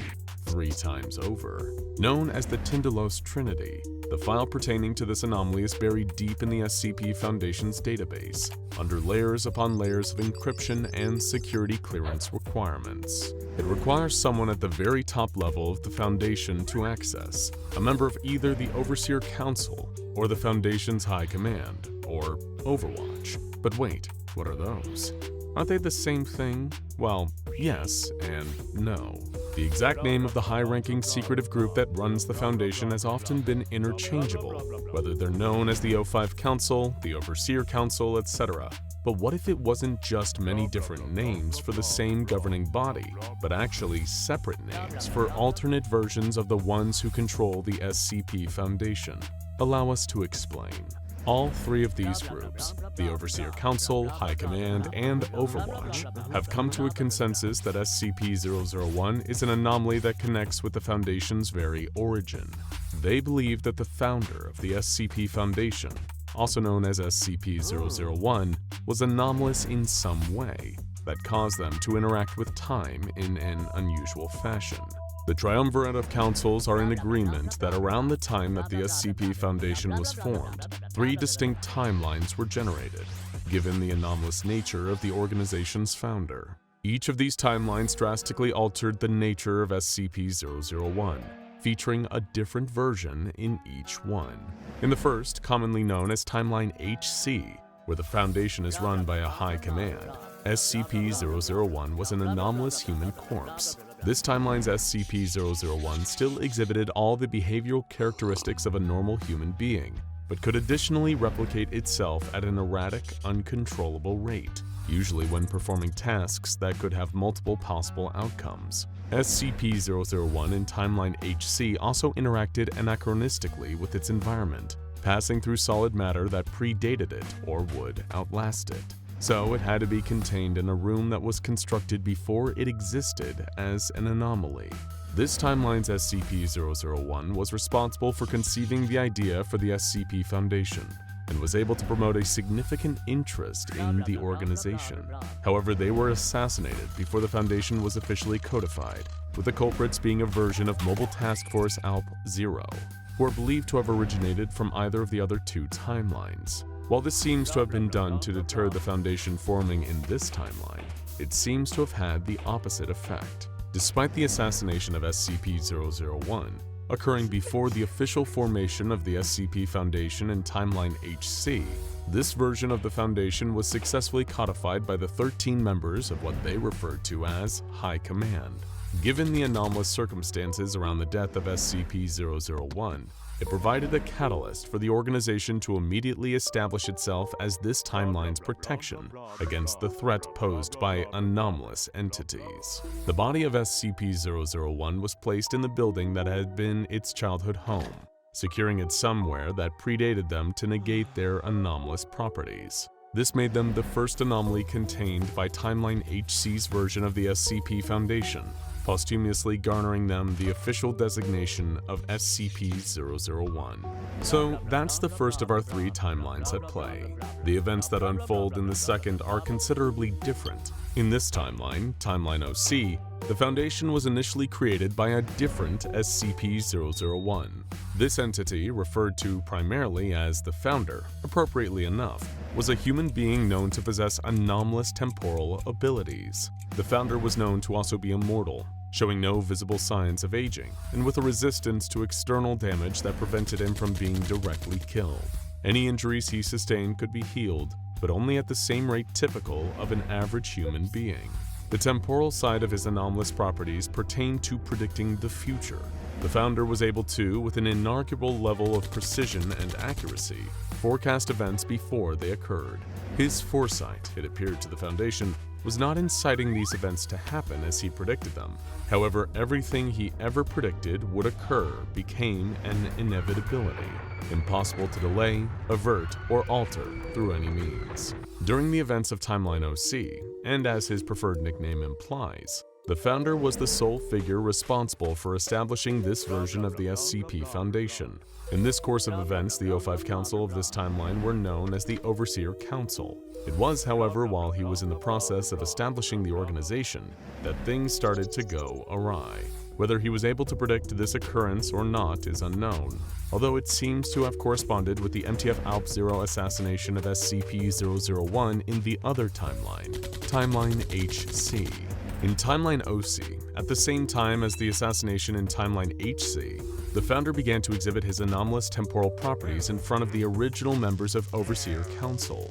However, it should also be noted that there was no recorded presence of MTF-ALP-0 in Timeline OC. Believing the founder to be a potential danger to the Foundation they had all helped to create, the founding Overseer Council classified him as an anomalous threat.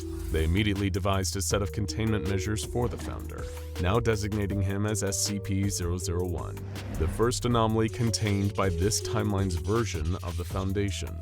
He was placed within a standard humanoid containment cell and given regular meals, while personnel were forbidden to communicate with him. Given his role in establishing the Foundation in this version of events, SCP-001 is, naturally, in favor of containing and analyzing anomalies. However, not when that includes him, and insisted that he be released. According to one of his predictions for forthcoming events, he requested to be allowed to build a device, but refused to elaborate on the intended purpose of it. SCP-001 even refused to allow other members of Foundation personnel to construct the device on his behalf for testing purposes. The third of these timelines is referred to as Timeline OW, wherein the leading body of the Foundation are known as Overwatch. Here, just like the previous iterations of its history, the description of SCP-001 and their role in forming the SCP Foundation differs. In this timeline, SCP-001 is an anomaly that consists of two distinct parts. The first of these is a figure not dissimilar from the founder. Referred to as SCP-001-1, this person is also a functionally immortal human who doesn't age and can't heal rapidly from damage. SCP-001-1 also advocates for securing and analyzing anomalies. However, this includes himself, as he doesn't object to his own containment, or that of the second component of this SCP-001. Known as SCP-001-A, this device is capable of accurately calculating any and all possible outcomes of any event that is input into it. Unlike the founder, who seemed to possess a foresight able to predict the only inevitable outcome of the future, SCP-001-A is able to account for the possibility of multiple potential futures, even down to accounting for how its own predictions could potentially influence or alter outcomes. In layman's terms, at least one of the eventualities predicted by SCP-001-A will always be accurate, unless the predictions are to do with its own future, or the future of SCP-001-1. In this instance, the device will always produce one of two assumptions that are incorrect. Either that SCP-001-1 was killed after an assassination attempt and never constructed SCP-001-A, but that's impossible after all. SCP-001-A exists. It's already been made in this timeline. The other incorrect prediction it can give is that SCP-001-1 also exhibits the same anomalous properties as the prediction machine, more akin to the founder, and that SCP-001-A was never constructed in the first place. But again, that can't be right, in this timeline anyway. According to records within Timeline OW, their version of the founder, who is of course SCP-001-1, encountered a version of Mobile Task Force ALP-0 from one of the other timelines. They presented the founder of the OW timeline with detailed blueprints for the construction of SCP-001-A. The device's completion coincided with the assassination in Timeline HC, and the corresponding anomalous incident in Timeline OC. After this point, MTF-ALP-0 departs from Timeline OW. This version of the SCP Foundation is then created to study the device, SCP-001-A, with this founder and a group of his close friends, who would become this Foundation's Overwatch. Following this initial research group's discovery of other anomalous phenomenon that threatened the rest of society, the team's goal expanded to research anomalies and protect the world from the danger they posed. However, the rest of the Overwatch began to age at a natural rate. While the founder didn't recognize this, he volunteered to be contained and studied, thus becoming a component of this timeline's SCP-001. Stepping back and looking at all of these timelines, there seems to be a number of marked similarities, particularly relating to how the Foundation was established and how a figure, usually the one who founded the organization, possessed anomalous means of interacting with time and temporality. Under normal circumstances, interaction between alternate timelines should be impossible. But the preservation of information about all three on the SCP Foundation's database has somehow enabled all three timelines to communicate with each other. Through exchanging intelligence via their own versions of the database, all three iterations of the Foundation across the three timelines have learned that almost all of the anomalies they have encountered since being established are exclusive to their own timeline. There are a total of 17 anomalies that have been confirmed to exist across the three timelines. But there is a concerning factor in all this: the presence of an anachronistic military group referring to itself as MTF Alp 0. This Mobile Task Force's direct involvement in the events of both Timeline HC, where they assassinated SCP-001, and Timeline OW, where they provided schematics for SCP-001-A, raises an awful lot of questions. This MTF had to be acting on orders of the Foundation, but which version in which timeline? The consensus among the leading committees of all three, the High Command, Overseer Council, and Overwatch, is that at some unknown date in the future, each of them will inevitably send their own version of MTF Alp 0 back in time to alter the Foundation's past. And in a sense, they've already done it, and seen how this altered the circumstances in order to inadvertently create the Foundation.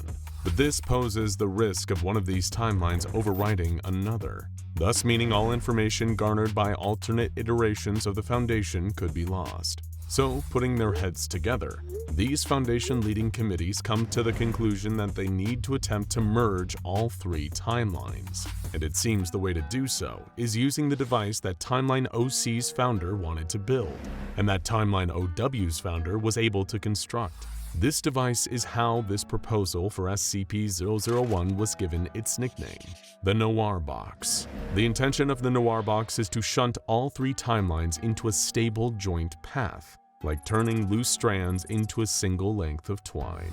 As such, the leading committees of all three different timelines have agreed to share their intel on how each of them can safely create their own Noir Boxes, and all three will be used to merge the timelines. Every member of High Command, the Overseer Council, and Overwatch sign off on it, but whether or not the plan works is another matter.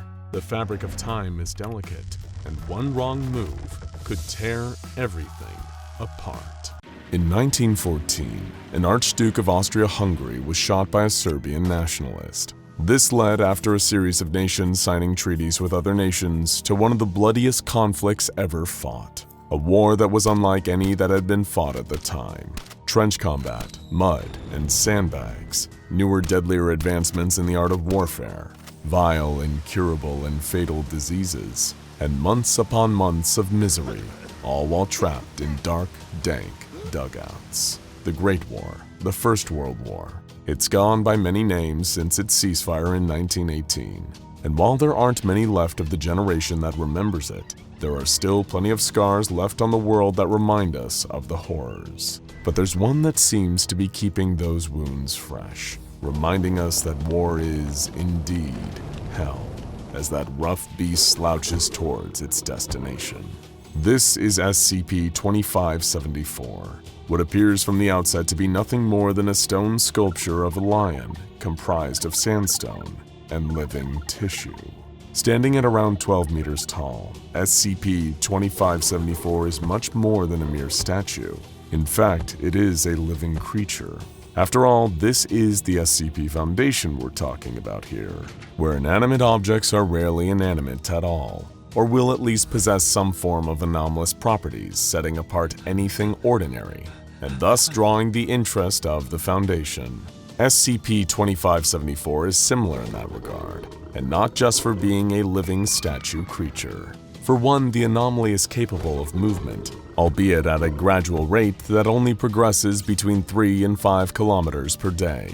Attempts by the Foundation to slow or halt the movement of SCP-2574 have been so far unsuccessful, as it seems that any obstacle placed in its path are unable to deter it. This includes both man-made and naturally occurring obstructions, meaning there is little that can be deployed to keep SCP-2574 physically contained. Even if a body of water is in its path, the entity can swim at a rate of between 2 and 3 kilometers per day, and will normally either crush or climb over any obstacle on land.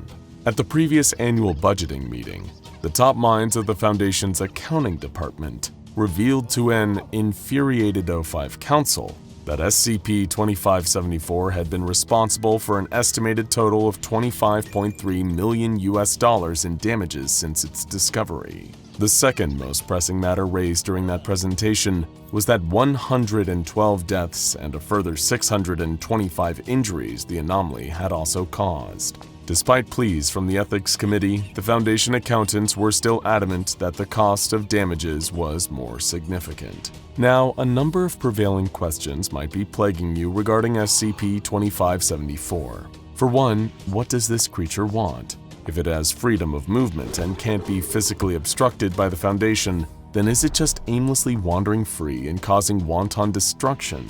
Or does it have a specific want or goal it seeks to attain? And for another, what does an almost 40-foot-tall lion have to do with World War I? Well, it might surprise you to know that SCP-2574 has everything to do with the Great War. Literally everything. And as for a goal, it has one. Or rather, it has a specific destination it seems to be gradually heading towards. And if it makes it all the way there, it could spell disaster for the entire globe. In fact, it could plunge us back into one of the most devastating conflicts the world has ever seen. Can you guess which one? SCP-2574 possesses a wide array of latent anomalous effects, beyond its general functionality and movement. Above the sandstone mine creature, it is constantly surrounded by a flock of around 6,000 birds of prey. Any that find themselves flying into the path of SCP-2574 are assimilated into the growing flock, designated as SCP-2574-1. The mass of birds is fixated on attacking SCP-2574, swooping low to strike at its smooth muscle tissue with using their beaks and talons. This, however, seems to do little to deter SCP-2574 from making progress, as the anomaly constantly regenerates from physical damage it incurs from SCP-2574-1.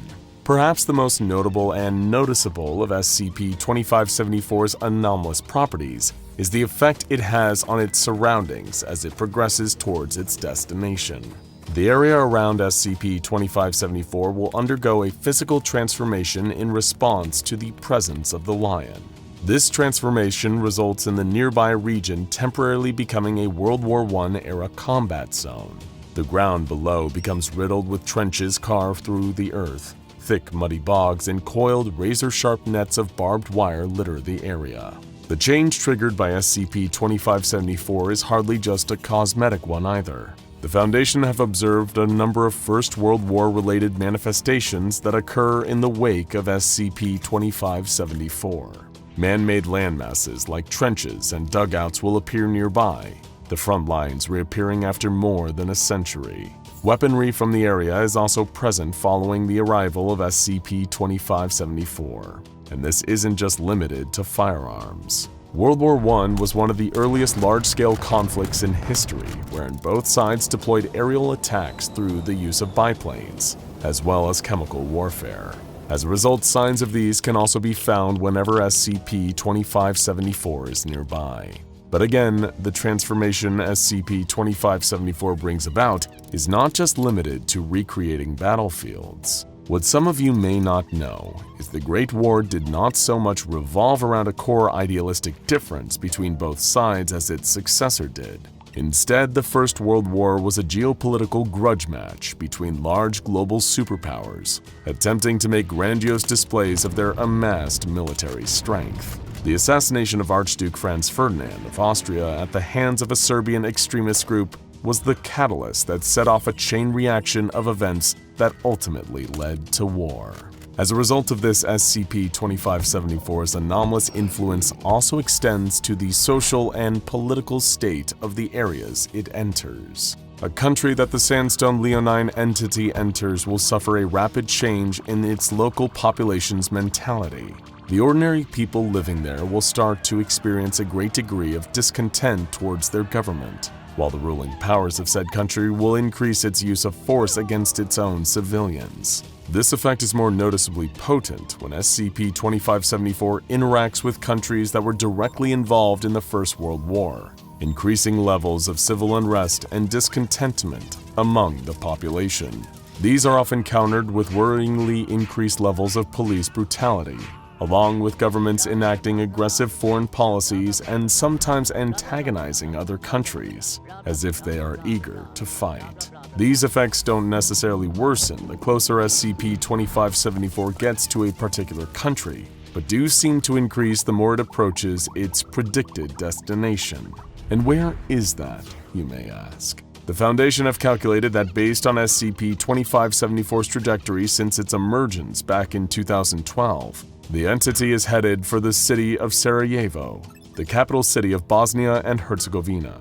What possible reason could SCP-2574 have for wanting to venture towards this specific Bosnian city? Well, one cursory glance at the history of Sarajevo will give you the answer. It's where the assassination of Archduke Franz Ferdinand took place, the event commonly attributed with starting the First World War. The transformative effects SCP-2574 has on its surroundings began when the Leonine Leviathan first appeared and commenced its journey towards Sarajevo on December 24, 2012. Since then, the SCP Foundation has been closely monitoring the Sandstone creature's movements and attempting to log all of the anomalous effects it has had over the course of making its way closer to the site of Franz Ferdinand's assassination. Over 5,000 kilometers away, to the east of Kazakhstan's capital Astana, SCP-2574 caused an unusual World War I anomalous effect. Any written works published in either Russian or Kazakh began to randomly feature passages from Irish poet W.B. Yeats. These extracts from his body of work range from single sentences to entire poems being featured in other writers' publications, regardless of author or genre. Yeats, for anyone unfamiliar, was widely considered one of the greatest poets of the 20th century. However, unlike the authors of numerous poems and songs to come out of the First World War, W.B. Yeats was never directly involved in the conflict itself and didn't write much about it, barring a few notable exceptions, but more on him in a moment. When SCP-2574 approached Russia, things started to escalate. Clouds of deadly chlorine gas, an early World War I chemical weapon, began forming in rural areas throughout Europe that couldn't be dispersed for days at a time. As soon as the towering anomaly got close enough, Russian military forces began launching a series of drone strikes and aerial bombardments targeting SCP-2574. When these attacks failed, tensions mounted with bordering countries, the situation only getting worse when it was discovered through an intelligence leak that Russia was planning a nuclear strike against the creature, a move that likely could have spelled disaster for the neighboring countries. SCP-2574, of course, sustained no damage and continued on its course. Given that they couldn't physically contain SCP-2574, the Foundation was forced to think outside of the box when it came to coming up with some kind of solution. There were already too many eyewitnesses aware of the Leonine Leviathan's existence to consider administering amnestics, even on a large scale. The fact was, too many people already knew about SCP-2574 and would make such a move pointless. The best that the Foundation could do to combat, if not counteract, the effects of SCP-2574 was to work directly with governments affected by the creature's World War I transformative effects, to try and repair the damage left in the anomaly's wake, and ease the tension and violence it caused. It became the Foundation's job to deter any country planning an armed military response to the presence of SCP-2574, as any such strike would endanger both their military and civilian populations, while causing no damage to the anomaly. In the interest of trying to solve the problems posed by SCP-2574 reverting parts of Europe to hellish First World War-era battlefields, the Foundation made a rare agreement to collaborate with another large organization specializing in the Anomalous, the Global Occult Coalition. Working directly with the GOC, their goal was to create a large-scale memetic countermeasure that would effectively reset the toll SCP-2574 had exacted on global psychology by altering people's temperaments and creating mass political unrest as it progressed towards the Bosnian capital. However, given the tense history between the SCP Foundation and the Global Occult Coalition, their attempts at creating a memetic countermeasure are still ongoing, since neither group wants the other to engage them in full-scale memetic warfare. As such, the proposed countermeasure will consist of 2 parts, with neither organization being able to replicate the other's half. Meanwhile, SCP-2574's progress across Europe was responsible for a number of other significant changes, physically, socially, and politically recreating the conditions of the First World War. Poppies, a flower that has since become synonymous with the remembrance of the conflict, began to grow in regions within Russia where they wouldn't naturally occur. This included within urban locations, the red flowers sprouting in and around buildings. As a result of such a high-profile anomaly causing such widespread unrest to spread, a number of religious cults centered around SCP-2574 began to form, while the living descendants of World War I veterans began suffering from vivid hallucinations that depicted their ancestors' first-hand experience of the fighting. These cults began to amass more and more of those affected by SCP-2574. The SCP Foundation was able to observe some of the sermons delivered by these religious cults, who appeared to view the public appearances of SCP-2574 as signs of an impending apocalypse. Come to us and embrace your salvation, One cult leader exclaimed in a sermon. Discover the words of the prophet Yeats, who spoke this sacred truth that all of history is a spiral, and that we have spiraled outwards towards chaos. Learn the true nature of the Second Coming.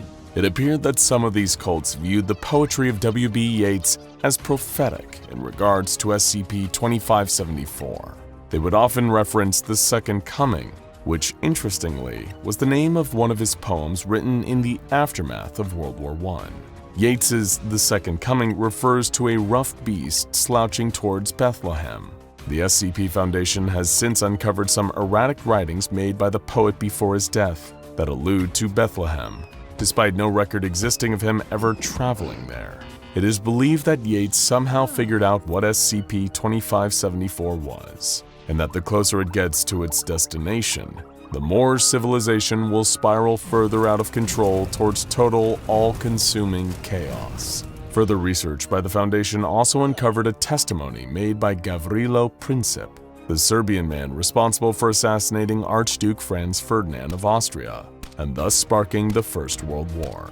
Princip seems to have had some knowledge about SCP-2574, and apparently killed the Archduke as a way to begin the creature's journey in order to make society more chaotic.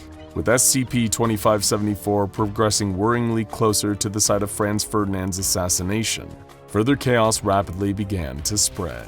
Anarchic sentiments took hold of most of Europe, leading to an increased rate of violent encounters between civilians and police in many countries, including Ireland, France, Great Britain, and Italy, with a number of these experiencing widespread rioting in their major population centers. Any government or political party compelled by SCP-2574 to openly espouse the same anarchist sentiments were soon seeing a rapid increase in their public approval, gaining more popularity in polls than their opposition. As a result of these heightened tensions between the public and the government of their countries, assassination attempts of politicians saw an alarming increase of around 60%. SCP-2574 caused countries that had existing hostile relations to engage in armed skirmishes at their borders, with at least one of these battles occurring every 2 weeks, and each time threatening to spark a much larger scale conflict. Thanks to the anomaly's effects, the international tensions, dissolving alliances between countries, and adoption of nationalism, which were all factors leading to the start of the Great War, were beginning to rapidly spread once again. By the time SCP-2574 was around 550 kilometers from Sarajevo, people began experiencing injuries common among soldiers during World War I. Many patients would die during surgery, only for their bodies to disappear shortly afterwards. Conflict erupted between Ireland and England, and as SCP-2574 entered Bosnia and Herzegovina, many began to report suffering intense dreams about the anomaly. A number of these reports seem to state that SCP-2574 was attempting to communicate with them, and multiple websites began logging the Sandstone Lion's appearance in their dreams. And things will only get worse the closer SCP-2574 gets to Sarajevo. SCP-2574 contains the raw energy of World War I, one of the most catastrophic events in human history, a global conflict with a death toll in the tens of millions. The SCP Foundation estimates it'll reach the site of Franz Ferdinand's assassination within a month. And from that point, given the effect it's had on the rest of Europe, there's only one likely outcome when that rough beast slouches towards its ultimate destination: war. Given how wild and unpredictable the world can be, wouldn't life be so much easier if we could see into the future? Imagine being able to look ahead and know what good or bad thing is about to come around the corner. If times have been hard for you, knowing you've got something worth looking forward to might give you just enough willpower to keep going. Or if there's a storm on the horizon, then at least you would have enough time to prepare. Unfortunately, being able to glimpse at future events is a power that only a few, if any of us, are blessed with. Ask a cynic, and they might tell you that seeing the future is an ability reserved for scammers and con artists at fairgrounds, or selling out magic shows in Las Vegas. All people just trying to make a quick buck by telling their paying customers what they want to hear. You can't part the cloudy veil that hangs over the future for free, after all. And then there are fortune cookies, those crispy, sugary treats you crack open after a meal, usually containing a piece of paper with some pre-written generic aphorism or a vague prophecy.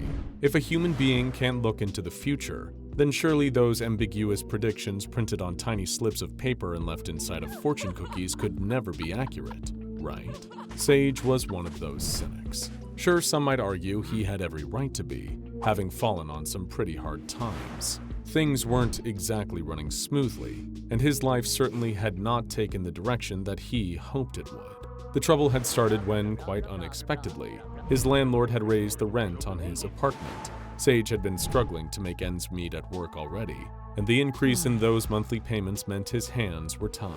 Eventually, he had no choice but to move out, forced by the increase in rent to leave the apartment he had once called home. The one saving grace was that his friends, Ash and Joey, had offered him a place to stay, as long as Sage could throw them a little bit of money to cover their own rent. It was way less than his old landlord was asking for. However, even that came with the unfortunate downside, the caveat that Sage would have to sleep on their couch instead of having his own room. Sure, not the worst thing in the world, but it does beat the floor. But for Sage, it was far from an ideal living situation. To try and lessen the blow of having to leave the independence and privacy of his own place, Joey and Ash had decided amongst themselves to throw a little celebratory dinner. But of course, the key oversight to their plan was that neither of them were all that great at cooking, mostly surviving on either ordering and delivery from local fast food places, or anything that only needed a quick nuking in the microwave in order to make edible.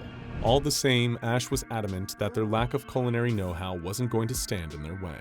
He and his fellow roommate were going to lay on a slap-up feast for their down-on-his-luck friend, Sage. The only way they knew how: by ordering takeout. "It's food," he remarked, a little lost for words after having seen his two new roommates excitedly yelling "surprise" at him the moment he walked through the door. "Not just any food," Joey replied, grinning like a maniac. "It's welcome to the apartment food." "You wanted to celebrate me sleeping on your couch," Sage said, staring at the mountains of white paper oyster pails on the table with red Mandarin lettering and ancient temples painted on the sides. "By ordering Chinese food," he added with confusion. "Look, you've been going through it, man," Ash cut in, explaining things that Sage already knew. "So we figured this might lift your spirits. Check it out, we've got it all here, man. Dumplings, noodles, the works. And for after," He produced a small box, the brand named La Choi, emblazoned on its surface. Inside were 12 fortune cookies, all individually wrapped for freshness, as the writing on the box boasted. "Hey, maybe you'll get some good news from one of these," Joey smiled, pointing at the box. Thanks, guys," Sage eventually said, chuckling quietly to himself. He had to admit, what his friends were trying to do for him, albeit a little excessive, came from a place of good intentions. Little did any of them know, it was about to change the very course of their lives, their fortunes, forever. Nearly 2 hours and several pounds of greasy Chinese takeout later, the trio of roommates were starting to wonder whether or not this feast had been a good idea. What had started as an innocent meal now had them all feeling a little queasy, having eaten so much food that they were questioning their life choices. And still with a few oyster pails half full of leftover food. Throwing out the empty paper containers and leaving the rest in the fridge, Sage sat back on the sofa, groaning in tandem with his friends and cursing himself for having a third helping of the chili beef. "Oh, damn, I almost forgot," Joey said weakly, reaching for the box of fortune cookies. Opening it, he offered it to Sage, who immediately put up his hands to refuse. "No way, if I eat another thing, I swear I might have a heart attack," he said. "We don't actually have to eat them," Ash interjected, picking up one of the plastic-wrapped cookies at random. "You only open them for the fortunes anyway." "Right, and I guess one of these cookies is gonna tell me that everything happens for a reason, or to keep my head up, or some other vague, non-specific prediction," Sage replied, making no attempt to mask his sarcasm. "Come on, man," Joey urged, taking a cookie for himself before thrusting the box into Sage's hands. "Sure, they're never perfectly accurate, but it's just a bit of fun. Besides, it's all down to how you interpret your fortune. You aren't meant to take it literally." With a cynical sigh, Sage gave in and grabbed one of the remaining fortune cookies, tearing open the plastic packaging surrounding it in time with Ash and Joey doing the same. He then snapped the yellow, sugary shell in two. A tiny piece of paper was concealed within, with an inscription printed on one side in blue ink. But before he had a chance to read it, Joey, who was sitting next to him and had done just the same, recited his own fortune out loud. "Buy a ticket, trust your instinct, and the numbers will come," he read. "No way that's what it says," Ash argued. "I'm not kidding," Joey protested. "Let me guess, the other side reads, 'This fortune was sponsored by the state lottery,'" Sage joked. Indignantly, Joey held up his fortune to his friends' faces, letting them read for themselves what he had already repeated aloud. Being far from a betting man, Joey had hardly ever made as little as a friendly low-stakes wager, let alone taking the chance on playing either the state lottery or a national one like the Powerball. The odds of winning just seemed like they were stacked too high, and yet something about just how specific this fortune was made Joey feel compelled to maybe give it a try, considering taking a chance and playing against those odds by buying himself a ticket. "My turn," Ash announced, excitedly unfolding her own paper fortune and clearing her throat. "Keep your light on. The person you're looking for will be here soon." Even someone as cynical as Sage had to admit there was something very strange about how detailed these fortunes had been. Or seemed to be, at least. Part of him thought maybe that was part of their gimmick, making the text on the paper that little bit less vague and generic than the other ones found in other cookies, so that people would find it easier to believe they were an accurate prediction of the future. But then again, it did seem like a strange coincidence. Sage knew that Ash had been trying to get back into the dating scene, but was having little luck on the more popular apps for meeting new people. Still, it's not like the prediction on that little piece would actually come true, nor would Joey's. But if nothing else, the least it could do was inspire a little hope in the pair of them. Sage looked down at his own fortune, part of him secretly wanting there to be another optimistic message written on the paper. After all, he needed a little boost in that department, even if it was just for tonight. Printed in blue ink were 3 short words. "Look both ways," Sage read, immediately feeling his heart drop in disappointment. "That one sounds way vaguer," Joey commented, highlighting the obvious. "Well, we can't all pick the nice fortunes," Sage retorted, crunching the tiny slip of paper up in his hand and stuffing it into his back pocket. "They're all just randomly generated anyway. There are probably a million fortunes out there that are all worded exactly the same as ours. It's not like any of these will come true anyway." Falling asleep on the couch later that night, Sage had no idea just how wrong he was about to be proven.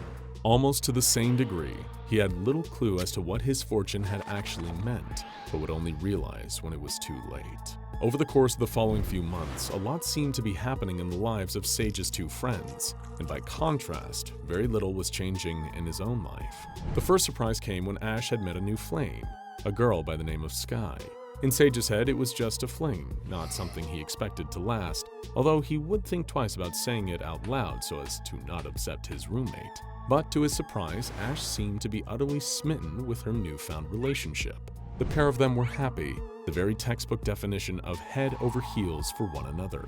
Both Sage and Joey were quick to voice their support, but seeing what Ash's fortune cookie had predicted actually coming to pass got the latter of them thinking. Had that just been a lucky coincidence? Was it just a case of right place, right time? Joey wasn't entirely convinced, despite Sage telling him otherwise. As far as he was concerned, it was all just down to timing and confirmation bias. Something that was impossible to predict or foresee had happened that had just so happened to coincide with what they had read in their fortune cookies. But for his friend, it seemed an awful lot like the fortune Ash had picked was 100% accurate, which meant he could be too. On top of that, Joey couldn't help but wonder, had the fortunes inside the cookies predicted what was already going to happen? Or did reading those predictions make them become a reality?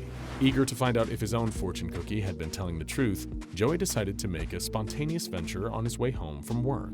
While riding the subway, he opened up the website for the Powerball and went about purchasing a ticket. The minimum bet was only a few dollars, but if his cookie prophecy was really a guaranteed accurate forecast of the future, then Joey was in for good fortune in every literal sense of the word. His paper slip had told him to put faith in his own instincts, and so with trembling hands he input a series of numbers, going with the first ones that popped into his head.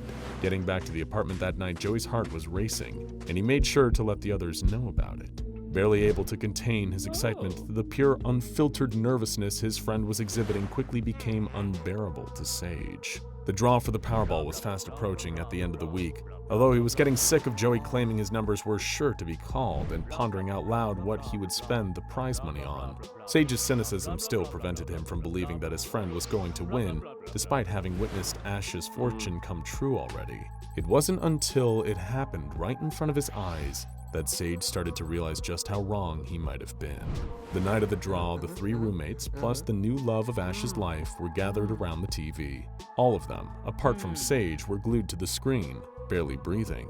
The apartment was so quiet, you could hear a pin drop, the silence only broken by Sage occasionally piping up. "Watch, it's not actually going to come true," he would assert, not intending to put a downer on the proceedings, but merely trying to encourage Joey to manage his expectations. The other three shushed him. The numbers were about to be called. Gripping his ticket in one hand, the paper slip containing the fortune in the other, Joey felt his pulse rising, heart bumping against his chest. He wasn't sure if it was out of excitement or nerves. In fact, it was more likely an even blend of both. On the screen, the multicolored balls were pulled one by one out of a spinning chamber, each one marked with a different number. Slowly, the first was revealed to the audience. Joey, Ash, and her partner Sky could hardly contain their excitement when they saw that it was the same as the first number Joey had picked out. It was only when the second number was called and the others once again yelped in excitement so loudly that Sage looked up from his phone and took notice. Before his very own eyes, he watched as each number that the Powerball presenter unveiled was met with a chorus of more and more excited whooping from his friends. They were all a perfect match for Joey's numbers, every single one. He had won a huge sum of money exactly as the fortune cookie had alluded to.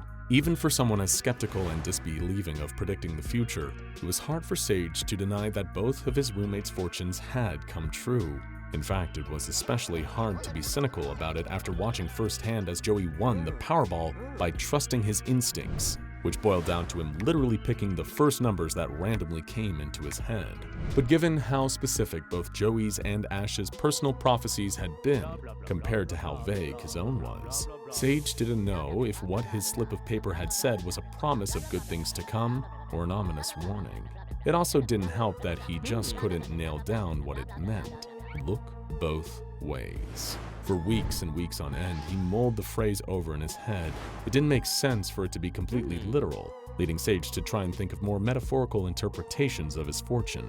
He thought maybe there was something political about it, that it might be urging him to consider both of America's two parties more equally when casting a vote, rather than just blindly ticking a box. But the next election was still years away.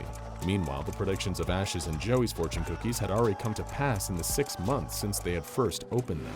Frustrated and looking for the exact answer behind his paper fortune, Sage was running out of ways to reinterpret those 3 words that apparently dictated his inevitable fate. But the thing that pushed him into pure desperation was the uncontrollable jealousy of witnessing just how happy his friends were after their fortunes became true. He wanted to be happy for them and tried his best to be. But seeing Ash and Sky in their blissful relationship and Joey frivolously spending his Powerball winnings on expensive clothing soon became unbearable. Having exhausted all other options, still no closer to understanding what his fortune was, Sage decided to visit the Chinese restaurant they had ordered their food from all those months ago.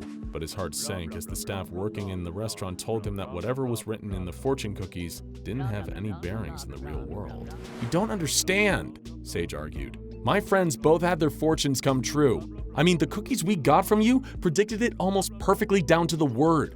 I just need you to tell me what mine means." I'm sorry, sir," the young man behind the counter replied, "but it must just be a coincidence. Fortune cookies can't accurately tell the future. It's more about what you believe the fortune means." Disheartened, Sage left the restaurant, his head hanging low. As he walked down the street towards the sidewalk, he felt his phone vibrate in his pocket. Taking a look at the screen, still walking, he saw a text from Joey. He was asking if Sage had any luck asking the restaurant about his fortune cookie. Maybe if Sage had done what the fateful slip of paper had told him as he stepped off the sidewalk, then he would have seen the bus speeding down the road towards him. If you want to know the future, perhaps you should only look at your own risk.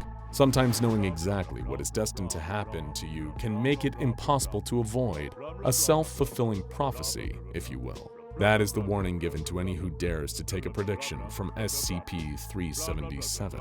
Now residing in the personnel break room at one of the SCP Foundation's sites, SCP-377 is the designation given to an anomalous box of fortune cookies. The fact that the box is seemingly capable of replenishing itself at regular intervals, refilling every 12 hours, happens to be the far less interesting thing about it. Any of the fortune cookies taken from SCP-377 are, well, the cookies themselves are completely ordinary by any and all metrics. They taste exactly as fortune cookies should, and they aren't made of any ingredients apart from those you'd expect. But somehow, without fail, every single fortune found within one of these crispy confectionery clairvoyants manages to be 100% accurate. They aren't generalized predictions for the future, definitely. None of them have prophesized who the next winners of the World Series are going to be, or who is next in line to be president. Every fortune contained in the SCP-377 cookies are specifically tailored to the person who opens them. These fortunes have ranged from detailed foreknowledge of upcoming events and changes in someone's personal life, to vague, unspecified allusions to what lies ahead. And while always factually accurate and perfectly aligned with the future, the predictions made by these cookies are not always promises of good fortune. One researcher opened up an SCP-377 fortune cookie only to read the phrase, "It's a boy," written on the paper.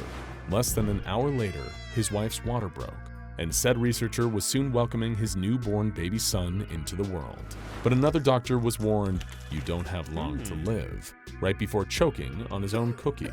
Right there in the break room, that doctor suffocated, killed by the same thing that foretold of his death only moments before. It is for that reason that SCP Foundation personnel are given a warning before helping themselves to a sugary shelled treat. All staff are permitted to open a cookie from SCP-377. After all, they are safe to eat. And Foundation employees are also welcome to read their fortunes. However, they only do so at their own risk. Nothing in life can prepare you for the raw heat of a house on fire. Throwing an arm up in front of his eyes and clasping a handkerchief to his mouth, Robert Chetford hacked up half of the contents of his lungs. Glancing at the material, he saw that his phlegm was black, poisoned by the smoke. A beam collapsed in front of him, sending a fresh wave of burning air into his face, so hot that it felt like it was going to scorch his ears off. He had to run. He had to get out of the house, but he knew he couldn't. His mother was upstairs. Robert barreled his way through the flames, shouldering open doors and stumbling along hallways. The air was so thick with smoke that he could barely breathe, so he collapsed to the floor and started to crawl on his stomach. He reached the first step of the grand staircase and started to heave himself up one at a time, feeling the heat of the house threatening to engulf him more with every inch he climbed. But he hadn't made it more than 5 steps before there was an enormous creaking sound, and the whole staircase collapsed beneath him. Sparks rushed up into the air and swirled around the room. Flames licked at the walls all around him.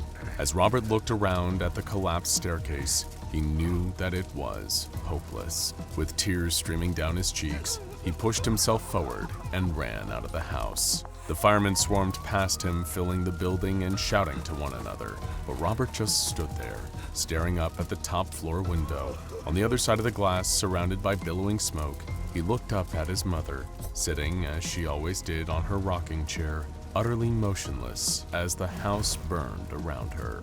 In an undisclosed facility in the United States of America, you will find what may well be the lowest security containment cell in the entire SCP Foundation.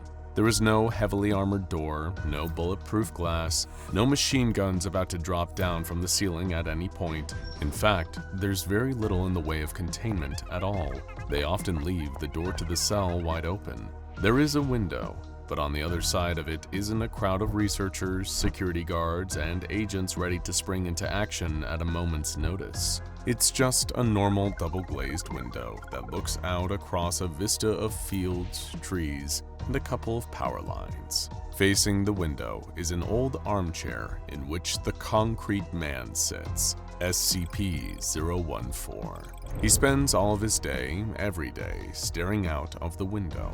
This view specifically was chosen because very little changes in it. Night turns to day, the trees change with the seasons, and it rains occasionally.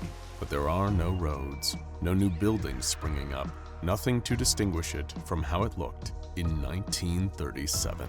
Beside him is a small table, home to a record player. In the corner of the room, there's an antique set of shelves that house 3 dozen old records, all dated from the 1930s or earlier. All day, every day, the music plays out of the old speaker. Every so often, as researchers walk up and down the corridor, if they hear that there isn't any music playing, they'll come into the room and change the record over for a new one. The newest researchers check in with SCP-014 to see if he's okay. He rarely responds, and so before long, they stop asking. You would think, therefore, that the concrete man is elderly, approaching the twilight years of his life. But the man who sits there in his chair, staring out of the window and listening to music from almost 100 years ago, appears to be just 30 years old. Friends of Robert Chetford reported a noticeable change in his demeanor following the fire and death of his mother. He had lost his father not long before to a workplace accident. William Chetford had been a construction worker, climbing up the girders of New York's emerging skyline, pouring concrete and piling bricks. He had been working on a new building, one that was said to be the tallest in the world, called the Empire State Building. Day after day, he would climb the cranes, teeter precariously over the dizzying drops. Any slight mistake, and he would plummet hundreds of feet, often to the busy streets below. Sure enough, one day William Chetford's worst fears came to life. He was walking on a gangplank that wobbled and bent with every step he took. On his shoulders was a metal bar with a bucket of concrete dangled precariously from each tip. He walked this route every day, but clearly, that day proved too much for the wood to take. The board splintered and split beneath him, plunging him down and down through the scaffolding. William desperately reached out an arm and managed to grasp the edge of a girder. He hung there helplessly, staring up at his colleagues high above him. He cried out for help, and upon seeing him, they began to scramble down level by level to try and rescue him. He just needed to hang on for a moment longer, and they would rescue him. But one of them knocked over a bucket of concrete. William Chetford could do nothing but watch as the heavy sludge slowly tumbled towards his face. He tried to dodge it, but it was no use. The company told Mrs. Chetford that this had been William's saving grace, that he had been unconscious for the long fall down to the streets below. His fellow workers knew that this wasn't the case. They heard his screams all the way down. Mrs. Chetford didn't believe any of it. They were lying, all of them. The company, his co-workers, everybody. She knew what had really killed him.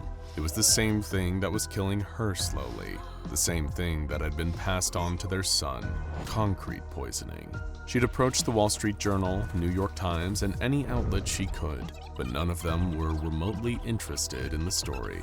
There were chemicals in the concrete. It wasn't safe to use. It never had been. She'd been working in nursing homes and seen the effects of concrete on construction workers. They'd become paralyzed, unable to move, spending so many years breathing concrete air, letting it absorb into their skin. Their bodies had slowly started to turn into it. She knew it. She started to go crazy, pinning up news clippings, medical journals, photographs, maps, anything she could find, all over her walls, her entire bedroom. She had red string hanging from the walls and ceiling, connecting to every surface. Robert watched helplessly from the doorway, unable to do anything as he saw his mother steadily entering into psychosis. But the further her paranoia went, the less energy she seemed to have for it. Weeks went by, and her manic fervor was replaced with lethargy. She got slower and slower in her movements, talked less and less at mealtimes, and began to sit down for extended chunks of the day.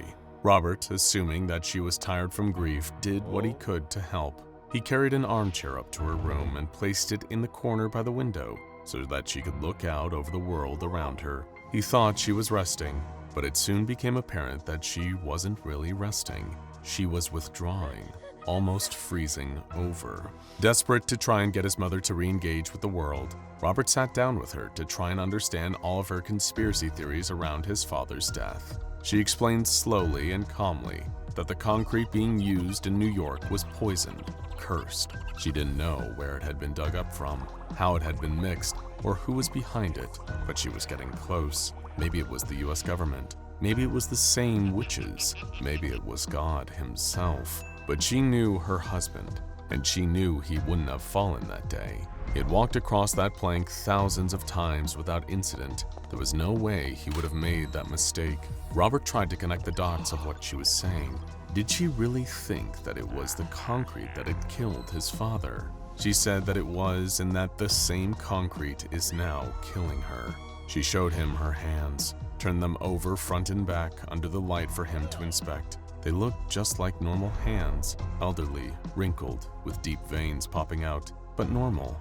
She scratched at them and tried to feign pain for the effects of her fingers. Look, she said.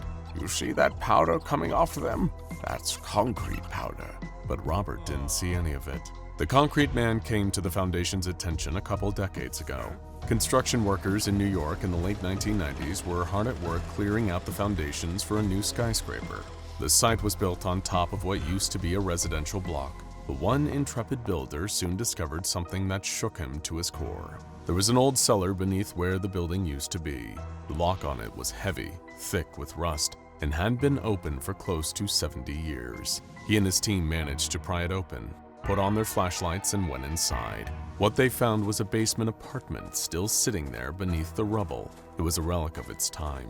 Thick dust covered every surface, ugly wallpaper surrounded them, and ancient appliances covered with rust sat in the kitchen. It was almost like walking through a haunted house. The builders joked about ghosts stalking these corridors as they made their way through, until they reached the bedroom. Sliding the door open, they faced a man sitting there, staring at them from an old armchair. The four burly builders screamed like little girls for a split second, then burst out laughing when they realized that the man wasn't real. He must have been a waxwork or something. He was sitting so perfectly still and hadn't reacted at all to their presence. They went over to inspect what he was made out of. They tapped on his forehead, lifted his arms and dropped them, and were surprised at how convincing the fake man was. That was, of course, until he politely asked them not to touch him. This time, they really did scream like girls, running straight out of the basement into a local police station. This basement apartment was where Robert Chetford moved following the fire in his parents' home and the death of his paralyzed mother. Racked with guilt, he had never been quite able to process what had happened to cause his mother's mental state to deteriorate so rapidly. By the time she died, she had been looking at her hands and genuinely believed they were made of concrete. She would not move, she would not eat, she would not sleep. For days, she would just sit, staring out of her window. He knew he should have taken her to a doctor, but they just couldn't afford it. Maybe if he had, this would have all worked out differently. Robert would think about it hour after hour. He would sit down in the armchair in the corner of his room and ponder what had happened. It was difficult to keep track of time living in the basement. There were no windows, no daylight at all, but he didn't think he had been sitting there for very long when he noticed the skin on his hands starting to turn gray. Without panic, he slowly lifted his hands to his eyes and inspected what was happening. His fingers, down to about halfway through his palms, were dry and solid. He could move them just about, but it took a normal effort, and he could see cracks running along the back of the concrete when he did, so he decided not to. He wouldn't say he felt calm exactly, maybe disconnected. He didn't feel particularly hungry, he didn't feel particularly tired. In fact, he didn't feel much at all. His concrete limbs were only a passing curiosity to him as he sat in his chair. Very occasionally, he would get up to put on a record on his record player, then return to his seat and stare at the wall. That would be every couple of months at most. The rest of the time, he would just sit there. One day, he noticed in a vague corner of his mind that the ground was shaking and dust was filling the room. The ripping sound of dynamite and the heavy stone just above his head told him that the apartment block towering over him had fallen down and almost come through his ceiling. Robert just sat there, unconcerned. Another day, some indeterminate time later, a group of builders came in dressed in peculiar, futuristic clothing, with bright yellow hats and reflective vests. They seemed rather startled to see him, though in truth, he had little care for seeing them. What did perturb him was when a group of people claiming to be agents from the Foundation came into his room and carried him out. He didn't like the noise, didn't like the change. If he wanted to move, he would move. Not that he could, of course. He was now entirely made of concrete, but that was beside the point. These people put him in the back of a van and drove him across half of the United States. They wheeled him through brightly lit rooms and into a disgusting modern white box. They had done the courtesy of bringing his chair along and found a new record player for him, with a whole selection of albums lining a shelf on the wall. He would have appreciated it and said thank you to them, but he didn't really care. He wasn't present at all. This was, of course, due to the fact that he was made of concrete by this point. However, once he was sat in his chair and took in the sight in front of him, Robert Chetford felt a dull panic rising in his chest. They placed him at a window, just like he'd placed his dying mother in front of a window.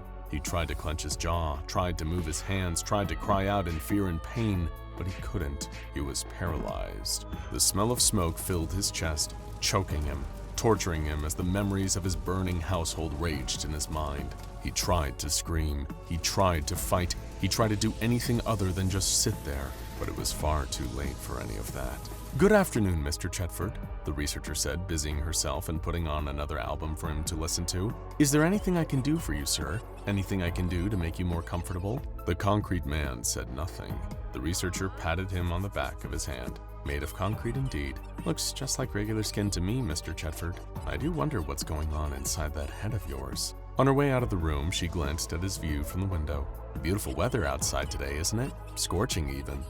The diver screams a silent scream as the giant squid's beak digs into his skin, its many grasping tentacles grabbing him and holding him in place. Nearby, his fellow divers are driven half-mad with terror as they see mysterious figures floating towards them through the murk, and strange Russian voices speaking in their heads. Nobody can help them. They're down too deep, too consumed by the darkness and the pressure of the sea.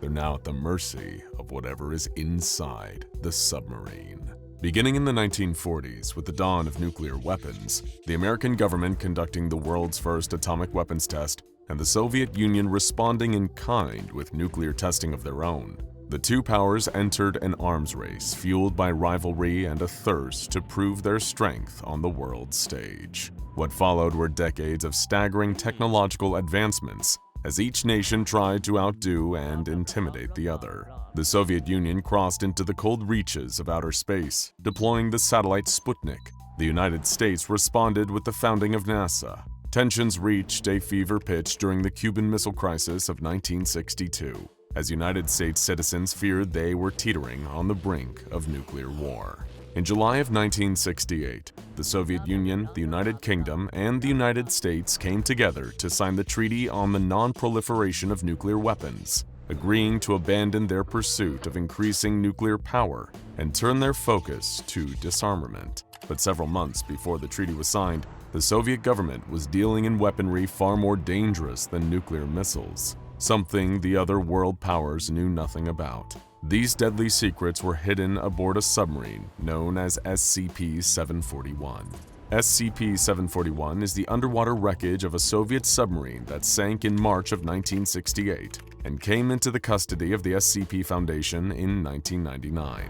The submarine, a version of the Charlie II class, was deployed under unusual circumstances, which attracted the attention of the United States government. In an attempt to learn more about the submarine, the US government launched Project Redacted, which attempted to recover the vessel from the ocean in the early 1970s. They managed to recover a few pieces of the vessel, though the specifics are highly classified. In the late 1990s, the US government contacted the SCP Foundation, informing them of a possible Euclid or Keter-class anomaly in the wreck. At this point, it passed into the custody and surveillance of the Foundation. The submarine is on the ocean floor, broken into 3 pieces. The hull was broken into bits during Project Redacted recovery attempt, but was largely intact when it first sank except for 2 holes, one just in front of the sail and one just below the starboard missile tubes. Apparently, the vessel sank rapidly due to flooding after an enemy missile strike, which occurred while it was surfacing. Though all parts of the submarine are accounted for, no members of the crew have been located. Additionally, none of the emergency escape equipment on board has been used, raising further questions about what became of the crew.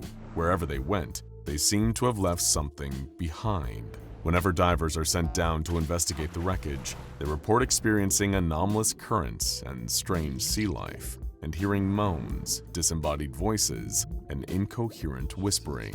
They also report seeing blurry, faintly glowing figures. Additionally, the ocean life in the area is unnaturally aggressive, particularly large squid and sharks. This effect was first noted during a manned expedition into the waters around the wreckage, described in Incident Report 1741-A. Divers A-26 through A-30 embarked from the icebreaker Yamal into the waters below with the intention of studying the potential anomalous activity surrounding the wreckage. As the group of divers approached the submarine, they could feel the shift in the water around them, the oppressive feeling of abnormally increasing pressure bearing down and threatening to crush them.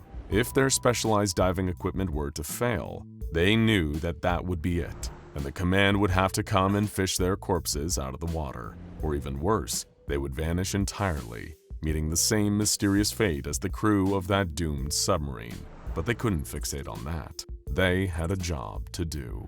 At first glance, the wreckage appeared undisturbed, unchanged since the previous inspection. Still, they needed to take a closer look to be sure. As the team got closer to the vessel, A-30 was startled by the sight of movement from within the wreckage, spotting motion through one of the holes in the structure as something passed by.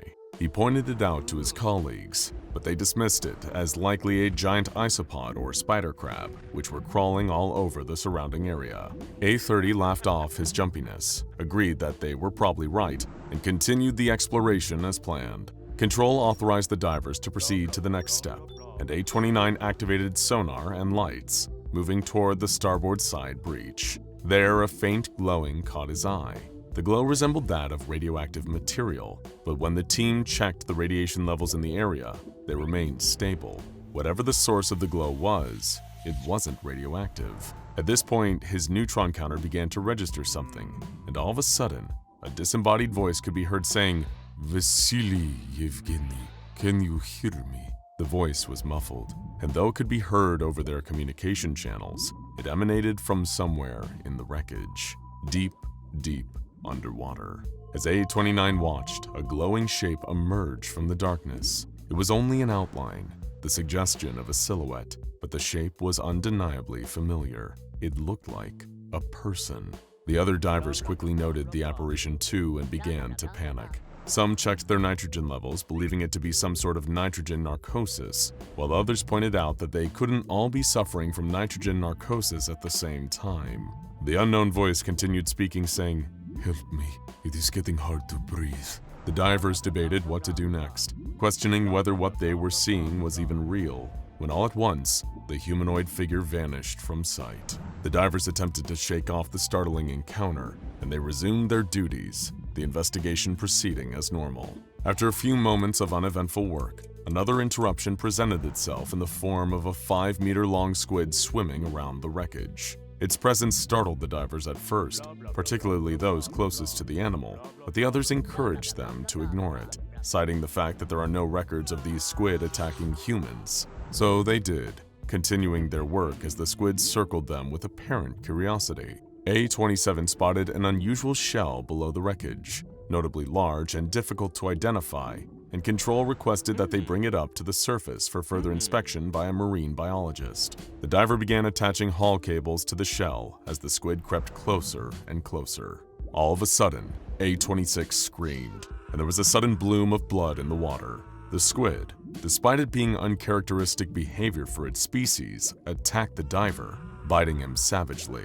Prompted by cries for help from the diving team, Control began to reel A26 back towards the surface, proceeding slowly to give him decompression time, and the squid took advantage of the slow retreat. It chased after the diver, grabbing hold of him and biting down again, tearing away at him as it gripped him in its tentacles. Still, Control continued reeling him in, hoping to free him from the squid's grasp as they yanked him to the surface. The other divers were ordered to get themselves out of there as fast as possible, an order they gladly obeyed. As they swam back to the surface, A30 saw something else moving in the depths. He couldn't make out what it was, but the sight of it gave him a sick feeling of dread deep in the pit of his stomach. The 4 divers were recovered alive, along with the shell. Examination of the shell indicated that it resembled that of the extinct orthoconic nautiloids, but it was not fossilized. It was taken for further study, given the possible implication of extinct species anomalously manifesting in the vicinity of SCP-714. Diver A26 lost a limb and was exposed to an unknown venom via bites from the attacking squid. His camera was destroyed in the process. As squid are not known to attack humans unprovoked, this behavior has been attributed to the influence of SCP-741, though the exact link between the two is yet to be determined. An anomalous pressure gradient surrounds the wreck with a radius of approximately 250 meters, starting around the center of the submarine. The pressure in this area is much greater than it should be, given the depth of the waters there. This unusually high pressure makes sonar analysis extremely difficult, as well as threatening the safety of any divers in the vicinity of the wreck. The few records that the Foundation has managed to obtain from the Russian and US governments indicate that the submarine was being used to transport some sort of secret cargo. Though the specifics of this cargo are still unknown, there is reason to believe that it differed from any type of nuclear or chemical weaponry.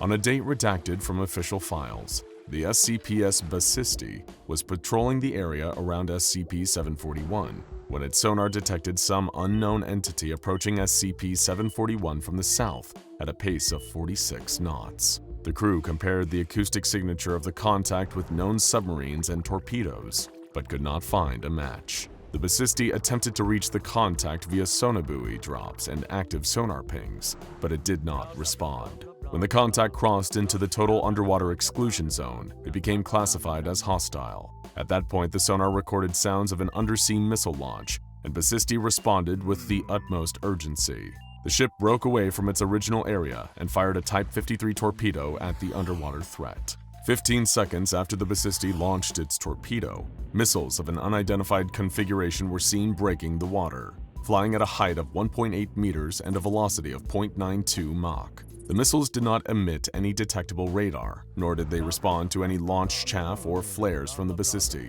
Both of the missiles were engaged by Basisti's 3KN-5 Kinsul surface-to-air missiles and Kashtan point defense systems, and were destroyed at 1,800 meters and 210 meters from impact, respectively. After the missiles were neutralized, the hostile vessel could be heard engaging in evasive maneuvers. At this point, there were 4 closely spaced explosions and the sound of a submarine disintegrating. The identity of the attacker, as well as its intention toward SCP-741, have not yet been determined. The incident resulted in the Foundation research team suggesting an expansion of the acoustic sensor net, as well as additional patrol and defense assets placed in the area. Additionally, they advised an acquisition of undersea retaliatory capability. The incident was classified Incident 1741-C. The sonar recordings from the SCP's Basisti during Incident 1741-C were taken for further analysis by the research team. The in-depth review revealed anomalous acoustic signatures that did not match up with any known forms of propulsion, including magneto-hydrodynamic drive, Currently, the nature of the unidentified attacker remains a mystery, and it has not been attributed to any particular government or organization. Following the incident involving the SCP Espicisti, an American intelligence agent reached out to the Foundation, offering further insight into the secretive government programs looking into SCP-741. He agreed to sit for an interview with a Foundation researcher assigned to the project, on the condition that his identity remain protected. The SCP researcher's name is absent from the official file as well. The two men sat in a Foundation interview room, and the interviewer asked his informant why he chose to come forward, given the US government had simply chosen to sit on this information for 30 years. You've seen those reports. Project Redacted. Now we know that part too. How the directors didn't make the connection is beyond me. That and the stuff the Redacted pulled up? Yeah, the other part you don't hear about is what some of the research team died of. And the crewmen we buried? Just uniforms. Also, the nuclear device we recovered wasn't a missile or torpedo warhead. It was a demolition charge. Does that make any sense? After all those clues, I had to come forward. Why the directorate didn't is something I can't fully explain. This particular statement puzzled the Foundation researcher, raising questions he hadn't anticipated. Only uniforms? Did this mean that the sub had been unmanned? The informant replied, No, not unmanned. There were no bodies, but personal effects were everywhere, along with uniforms. There was some blood, human. Before you ask, on one of the torpedoes and a bit of skin where somebody probably crushed his hand loading the thing. Just no bodies left. When I first looked into all this, I had no clue what the hell had gone on down there, but I started putting things together. The Foundation agent began to speculate based on the mounting evidence. Could it have been a Soviet weapons program? A deadly biological agent of some kind? No, it wasn't that. I thought maybe it could have been, so I dialed up some of my contacts at Biopreparant. Us spies wind up owing each other favors after a while, and they denied it vehemently. Not your usual cover-up baloney either. They clearly stated that whatever the sub was carrying, it wasn't theirs. They wanted no part of it. Sounded like he was gonna puke when I mentioned redacted. Doctor, do you have any idea what it takes to make a bioweapons researcher sick? Now that wasn't what really bugged me though. What really kept me awake at night was the KGB file that fell into our hands. They mentioned a covert op by the Soviet military against an internal unnamed faction to get rid of a, quote, terrifying weapons that even the Soviet Union can't safely control. They wanted to lose it, whatever it was, or maybe fob it off onto the US. Of course, that all came to light right before the Iron Curtain fell, and given the atmosphere at the time, it was practically impossible to convince the directors that they weren't talking about nukes. And even once I did, they still didn't even think this was worthy of action. I mean, the Redacted would probably have me hanged for treason if they ever find me, but it was worth the risk. And by what I can gather, sounds like Russia thinks so too, loaning you half the Pacific Fleet and all. The interview continued after this point, but the rest of the conversation was considered irrelevant and stricken from the official file. The interview left the Foundation with more questions than answers, though they were more certain than ever that SCP-741 must be kept under strict containment procedures. Due to the object's location at the bottom of the sea, as well as the unusually elevated pressure around it, it is unlikely that many civilians will come into contact with it. However, as an extra protective measure, sonar and submersible monitoring is conducted on a periodic basis in order to verify that the wreckage has not been interfered with in any way.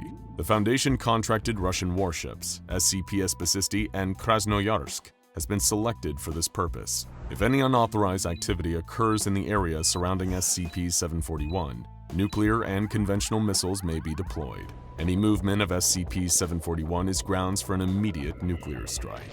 Whatever secrets SCP-741 holds, whatever it was transporting that was even more of an uncontrollable threat than nuclear warfare, they're better left alone down there, at the bottom of the sea. The tiny carnivorous snowmen are relentless, sharp fangs dripping with blood as they crawl en masse towards the mobile task force, opening fire on them with their assault rifles. Who would have guessed that a mere hour or two earlier, a young boy was joyfully playing around in the snow here? How had things gone from frosty to freaky so fast? Let's rewind the clock. There was a chill in the air, that lingering, biting cold that would gnaw at your exposed skin if you dared to step outside in anything less than a thick, warm coat for protection. The ground was still coated in a heavy snowfall, a holdover from Christmas just past, weather that had refused to let up well into the early days of the new year. Everyone reaches an age where the cynicism of life, the weight of expectations that keep you anchored in the real world, they all coalesce to rob you of the childlike wonder of the snow. As you get older, the snow loses its novelty. It becomes a source of inconvenience, something that you need to shovel off the driveway to take your car out. Whereas, turn the clock back to youth, and it's like a tiny miracle. It coats your whole world in a clean blanket of freezing frost, turning the ordinary into a wonderland. Robert and Michaela Anderson were glad that their son Michael was still at an age where he could enjoy the snow. After all, Michaela getting to take her son out in his sled or seeing him hurling snowballs at Robert was able to provide them with a little bit of warmth during the freezing cold, snowier months in Missouri. Optimism was never enough to melt the snow, however, and maybe that's what drew in those creatures, the snowmen. It was early 2019, not even a full 2 weeks into the year. By now, Michael had gotten used to the fact that after Christmas and New Year's Day, a begrudging return to school would soon follow. As much as it clearly brought down his mood, nothing lifted his spirits like still getting to be out in the snow. And after a long day of helping his mom take down the tinsel and pack up the lights while his dad disposed of the tree, Michael was itching to go outside. "Please, Mom?" he begged as a box of decorations was placed back in the attic, his hands clasped together in a pleading gesture. "Please, please, please, just 5 minutes. I won't go further than the front yard." Michaela sighed, partly from exhaustion, but a smile crept onto her face. It was hard not to find her son's love for the snow endearing. "All right, but only for 5 minutes," she insisted firmly. "And I want to see gloves, hat, and a scarf, not just a coat, mister." With the speed and excitement that she and her husband had long since lost, she watched Michael race off to gather his warmest winter coat. "Remember when we were like that?" Robert heaved a sigh as he appeared from chopping up that dried-out, dehydrated remains of the Christmas tree. "No. Do you?" Michaela replied with a light chuckle. Before long, Michael had donned his gloves and coat, almost a size too big. His scarf was almost wrapping up his entire head, save for the little bobble hat that poked out at the top. Robert opened up the front door, and his son stepped out into a world that had been whitewashed with clear, cold snow. Given that the Andersons lived on a small street in Grain Valley, there weren't many other people around, especially not with another flurry of snowfall moving closer in the clouds up above. But it wasn't the next snowfall that the residents of Grain Valley, Missouri should have been worrying about. It was the previous one, the one that had already fallen, and what was now hiding among the snow in the Anderson family's front yard. Having few other kids his own age to play with and not being allowed to venture too far from the front porch, Michael was content to spend his precious time outdoors making snow angels or practicing throwing snowballs. He had long been trying to get one to clear the roof of the small house he and his parents shared, leaving a few scattered patches of snow embedded on the roof shingles. A few meters from the front door stood a snowman. Granted, that was hardly a rare sight at this time of year, especially in the cold weather, but what was so unusual about it was that Michael hadn't remembered making a snowman recently. His parents hadn't let him out in the snow on his own since the start of the new year, given how badly the downfall and icy winds had been for the first week of January. Sure, somebody else could have made it, taking a pause as they passed by the Andersons' front yard, although not Michael nor either of his parents had spotted anyone doing that. The snowman itself was featureless, the white of its ice-cold body smeared with mud and dead leaves, debris that had been packed in with the snow used in its crude construction. It was featureless, too. Whoever had made it hadn't gone to the effort of giving it a face, nor draped an old scarf over it or given it a hat. It just stood there, but not like any other snowman. There was nothing welcoming about it. In fact, it was, fittingly, cold. Given how far away it stood, it was almost as if it was watching the house. Curiously, Michael began to approach the snowman. Being only 9 years old, his imagination was immediately running with the possibility that this snow and mulch construct could be alive, much akin to the likes of Frosty the Snowman. Little did young Michael Anderson know that he wasn't far away from the truth, although this particular snowman wasn't quite the happy, jolly soul from the much-covered holiday song. He hadn't got that much closer to the snowman when he heard something move nearer to where he stood. There was the rustle of leaves and the snapping of small twigs coming up from a bush next to him. Michael couldn't see what it was, but it was far too low to the ground and too close to the house for it to be a bird. Maybe a possum or raccoon had gotten trapped in the thin branches and was now scrambling to try and free itself. Diverting from approaching the snowman, he walked closer to the plant. As he did, the rustling got louder, more frantic, almost hungry. There wasn't just one creature lurking out of sight beneath the leaves, but lots of somethings. Robert and Michaela had been sitting indoors watching the TV when they heard a spine-chilling scream coming from outside. Instantly, they were both up on their feet, racing toward the front door. Robert threw it open, and Michael dashed inside in floods of fearful tears. "What happened, sweetie?" Michaela asked, concerned, brushing snowflakes from her son's coat. "Are you okay? Did you slip?" Through crying and sniffling, shaking uncontrollably with how afraid he was, Michael couldn't find the words to answer. Instead, he pointed through the still open door directly at the snowman, still standing at the edge of the front yard. "How long has that been there?" Robert wondered aloud, taking a single step outside. "Don't, Dad!" Michael screamed, but it was already too late. Something small and speedy had leaped out of the snow in the front yard and latched onto Robert's leg. He howled as he felt searing pain, bitten by rows of tiny pointed teeth, as sharp as needles and as bitterly cold as ice. Stumbling back, Robert Anderson fell over and landed on the floor in the front hallway, inadvertently carrying whatever had attacked him into his home. Both Michaela and Michael screamed in fear as the tiny creature clawed its way up Robert's leg while he swatted at it frantically, trying to brush it away before it could get closer. With a blind swipe of his hand, he knocked the creature to the floor and clambered to his feet, arms outstretched, keeping his wife and son behind him, while staring in disbelief at what had bitten him. It was barely more than half a meter tall, a tiny, white snowman. Bulbous, bloodied eyes bulged from its head, much like those of an insect. Directly between the eyes was a hole, a mouth not unlike a lamprey, lined with rows of sharp teeth that all pointed inwards. It reared up and lunged toward the Anderson family in a display of aggression that caused all three of them to jump, warily backing away from the snow creature. It was then that Robert and Michaela noticed what had frightened their son so much. Out of the corner of their eye, they both simultaneously caught the sight of the open front door and the yard beyond. Wriggling through the snow, shifting as they moved, were even more of the creatures, slithering towards the house like piranhas catching the scent of blood in the water.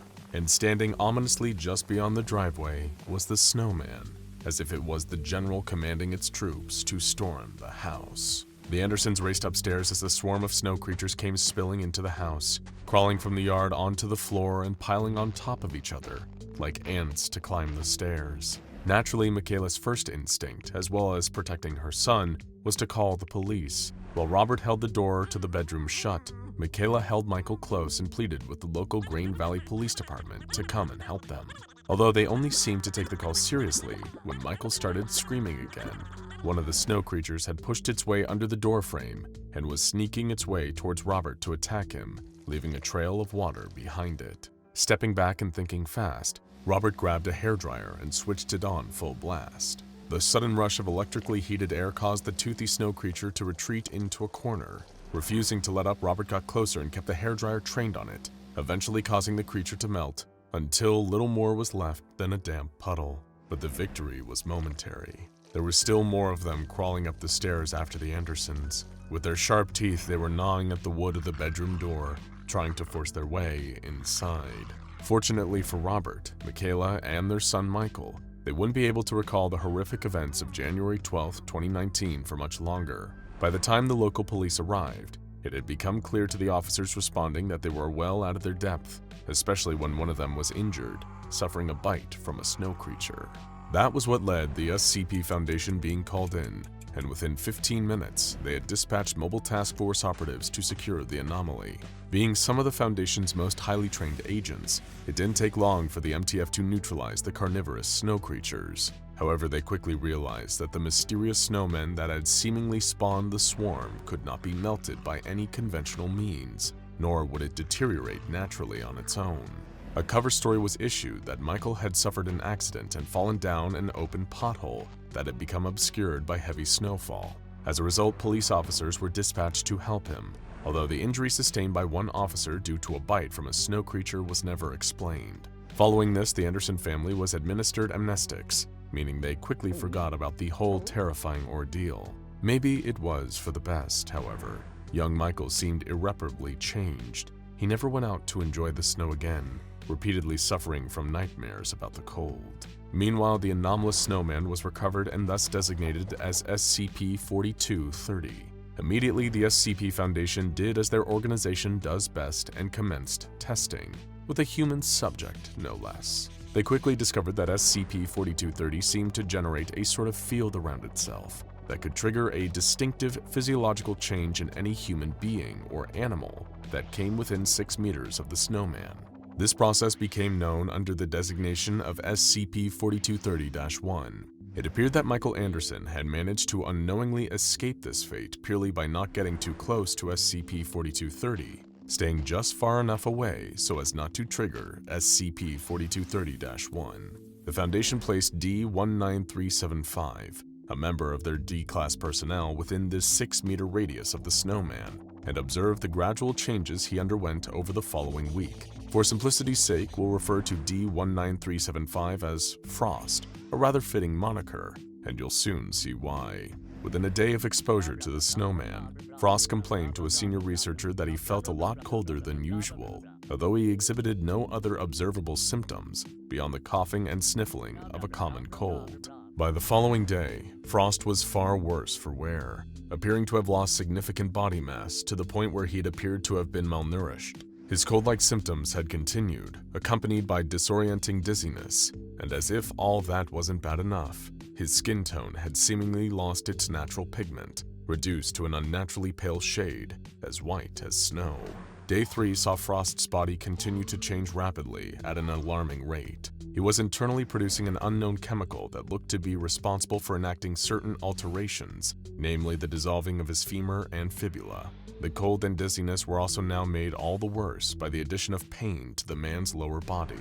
Frost even reported to Foundation researchers studying him that every movement he was able to make caused him to suffer extreme levels of physical pain. But yet, rather than attempt to cure his condition, the Foundation apathetically observed, noting down the process of SCP-4230-1. Within 5 days of exposure to SCP-4230, naturally occurring substances within Frost's body had traveled downwards and solidified. This was followed by the most shocking stage of the SCP-4230-1 process so far, and one that made the Foundation realize that these weren't just changes, it was a transformation. When Day 5 saw Frost's skeleton physically reshaping itself, his head becoming a sphere and his arms extending outwards like brittle twigs, it soon became clear what was happening to him. He was turning into a snowman. Rendered immobile and blind, a week after SCP-4230-1 began to take effect, Frost had started to secrete an unknown substance. This liquid lowered his body temperature, freezing almost instantly, and turning his skin into an icy white mass, worryingly similar to snow. Sure enough, on the 8th day, the extent of the SCP-4230-1 process was made evident. Frost had already perished, his body now looking identical to a plain, featureless snowman. No eyes or face, just a blank, cold slate. But underneath the outer layer of snow, Frost's bones and the rest of his organs were still contained inside. From the outside, though, he wasn't even human anymore. Just an instance of what became known as SCP-4230-A. However, being turned into another snowman by close proximity to SCP-4230 wasn't even the worst part. By now, you might be wondering, what were those snow creatures that attacked the Andersons? You'd be forgiven for thinking that perhaps these were rodents or other wild animals affected by SCP-4230-1. After all, testing has shown that the process doesn't just alter human physiology, but these carnivorous needle-toothed creatures are known as SCP-4230-Bs, and they are nasty little critters, to say the least. When a person or animal is turned into a snowman during SCP-4230-1, becoming one of these instances is far from the full extent of the transformation. The tests the Foundation conducted on Frost, and presumably on numerous other D-Class personnel as well, led to them discovering the further alterations made when someone becomes an SCP-4230-A instance. Their freezing snow-encased bodies become hosts for white, spherical eggs. After a subject like Frost becomes an SCP-4230-A Snowman, these eggs will hatch within 72 hours, producing up to 19 instances of SCP-4230-B creatures. The Foundation was quick to examine these bizarre snow spawn, gathering up as many as they could for testing. They found that instances of SCP-4230-B matured to adulthood remarkably quickly, reaching adulthood in 15 seconds. Destroying the eggs containing these creatures seemed to be an effective way of preventing swarms of SCP-4230-Bs from getting loose, although the snowman each egg came from would also have to be destroyed to achieve this result. Also, the lifespans of the smaller snow creatures only lasted for a total of 24 hours, and they would melt away after a full day of life, regardless of the surrounding temperature. SCP-4230-Bs seem uninterested in food that was presented to them. Specifically, one test involved giving a snow creature a head of lettuce and a watermelon. The creature regarded the fruit and vegetables with little interest, even refusing to eat either despite prompts from the researchers. This painted the SCP-4230-Bs as exclusive carnivores, which explained why they attacked the Anderson family. They were trying to eat them, hunting the Andersons as a pack. Further testing into SCP-4230-Bs revealed they had a weakness to heat above a temperature of 40 degrees Fahrenheit. During another test, a D-Class was sent into a cell with 10 of the carnivorous snow creatures, armed only with a simple lighter, an emergency flare, and 1 gallon of gasoline. Immediately, all 10 of the SCP-4230-Bs crawled toward the man, hungry, and determined him to be a new source of food. That is, until they noticed the lighter he was carrying. The D-Class frantically clicked the spark wheel until the flame danced from the lighter, causing 7 of the creatures to back away from the heat source cautiously. The D-Class was able to kill the remaining 3 instances in self-defense, causing them to melt with little effort. He was far luckier than the subject of the next test would be. Another D-Class was placed in a holding cell with 3 of the snow creatures, and much like before, they instantly acknowledged his presence and began approaching him. However, the Foundation had sent this member of D-Class in completely unarmed, without even so much as a match to defend himself. The carnivorous beasts made short work of their helpless victim, feeding on what was left. The Foundation was able to dispatch instances of SCP-4230-B with relative ease, even without waiting for them to simply melt after a day. The use of flamethrowers or drawing them into warmer areas seemed effective enough at destroying the small snowman that hatched out of SCP-4230-A bodies. However, some bright spark at the Foundation decided to test what would happen if the opposite element was used against SCP-4230-B creatures. Were they vulnerable to the snow despite being made from a snow-like substance themselves? Another test was conducted to answer this, which involved a small snowball being thrown at one of the SCP-4230-Bs. The result of that incident has been entirely expunged from the Foundation's archives, but it's a safe guess to ask why. Evidently, when attacked using snow or ice, SCP-4230-Bs are seemingly able to adapt in some way that is determined to their attacker. Do they add snow to their mass or become even more aggressive? It's hard to say given the redactions, but the result of that final test were deemed so catastrophic that the Foundation banned any further testing that involved SCP-4230-Bs. As for where SCP-4230 first came from, the Foundation is still baffled. The first reported incident involving the killer snowman and the carnivorous creatures it produced came when the Andersons found themselves under siege by hungry SCP-4230-Bs. Maybe the snowman is just a freak of nature, or the result of an unknown pathogen or microorganism carried in a snowstorm one fateful night. Or perhaps SCP-4230 is something far, far more vicious. Whatever the case, we would recommend waiting for the sun to come back out and the snow to melt, just to be safe. It's such a beautiful day out here. The air is alive with birdsong and the gentle bubbling of nearby brooks. There are ancient oak trees everywhere, reaching up into the sky and forming a dense canopy. The occasional shaft of light spears through amongst the leaves, illuminating the lush green moss on the ground below, as soft and perfect underfoot as a brand new rug. This might seem like we're just having a pleasant jaunt through a local forest here at SCP Explained, but take a closer look at the trees. This isn't just any forest, dear viewers. That's right.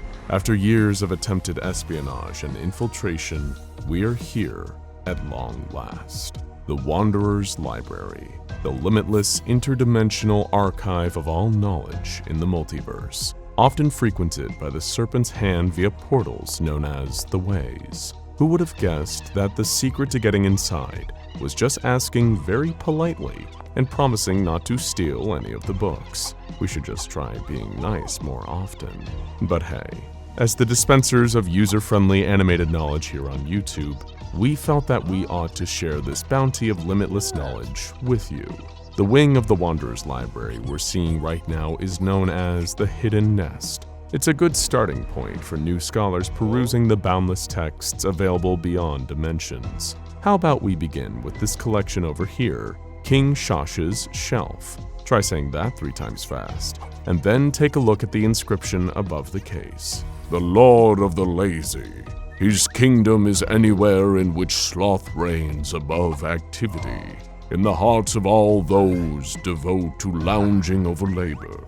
He and his secret army wage a war against all doers, a battle for the universe that can only end in the cessation of all motion in the universe, or total unstoppable chaos. Lord of the Lazy, Sounds like me when I clocked off for the weekend. Let's crack the spines on a few of these dusty old volumes and take a look inside.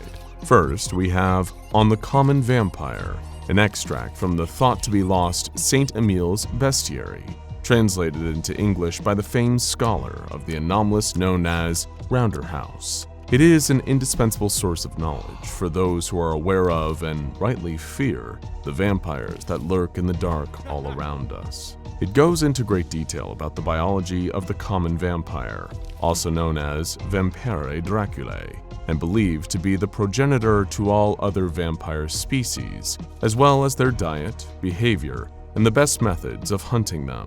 The following is a brief extract. Vampire Draculae is largely similar in shape and form to Homo sapiens sapiens, an erect biped with a wingspan roughly equivalent to its height. The most obvious feature discerning them from a human is the shape of their hands. The vampire's hands are claw-like, with long, hard nails extending up to 2 centimeters, often sharpened to a point. The muscles in these hands are taut and powerful. They can be quickly contracted to exert immense pressure on anything in the vampire's grasp.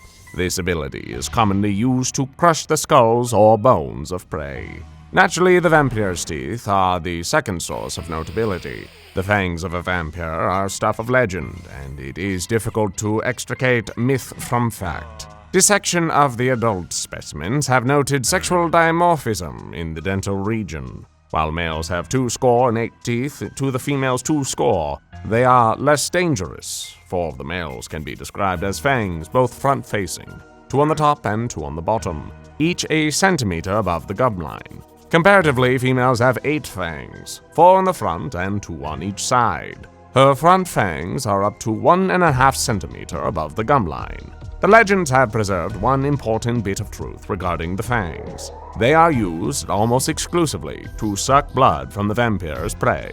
They bite into the flesh, most often of the neck or thigh, and the vampire uses its lips to create a seal around the incisions before sucking.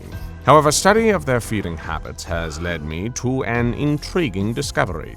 As soon as the beast separates itself from its prey, its saliva soothes the wound and encourages faster clotting. While this is pure speculation, your author theorizes that this is an adaptation to preserve the life of the prey in order to remain a consistent food source. A truly fascinating piece of technical literature.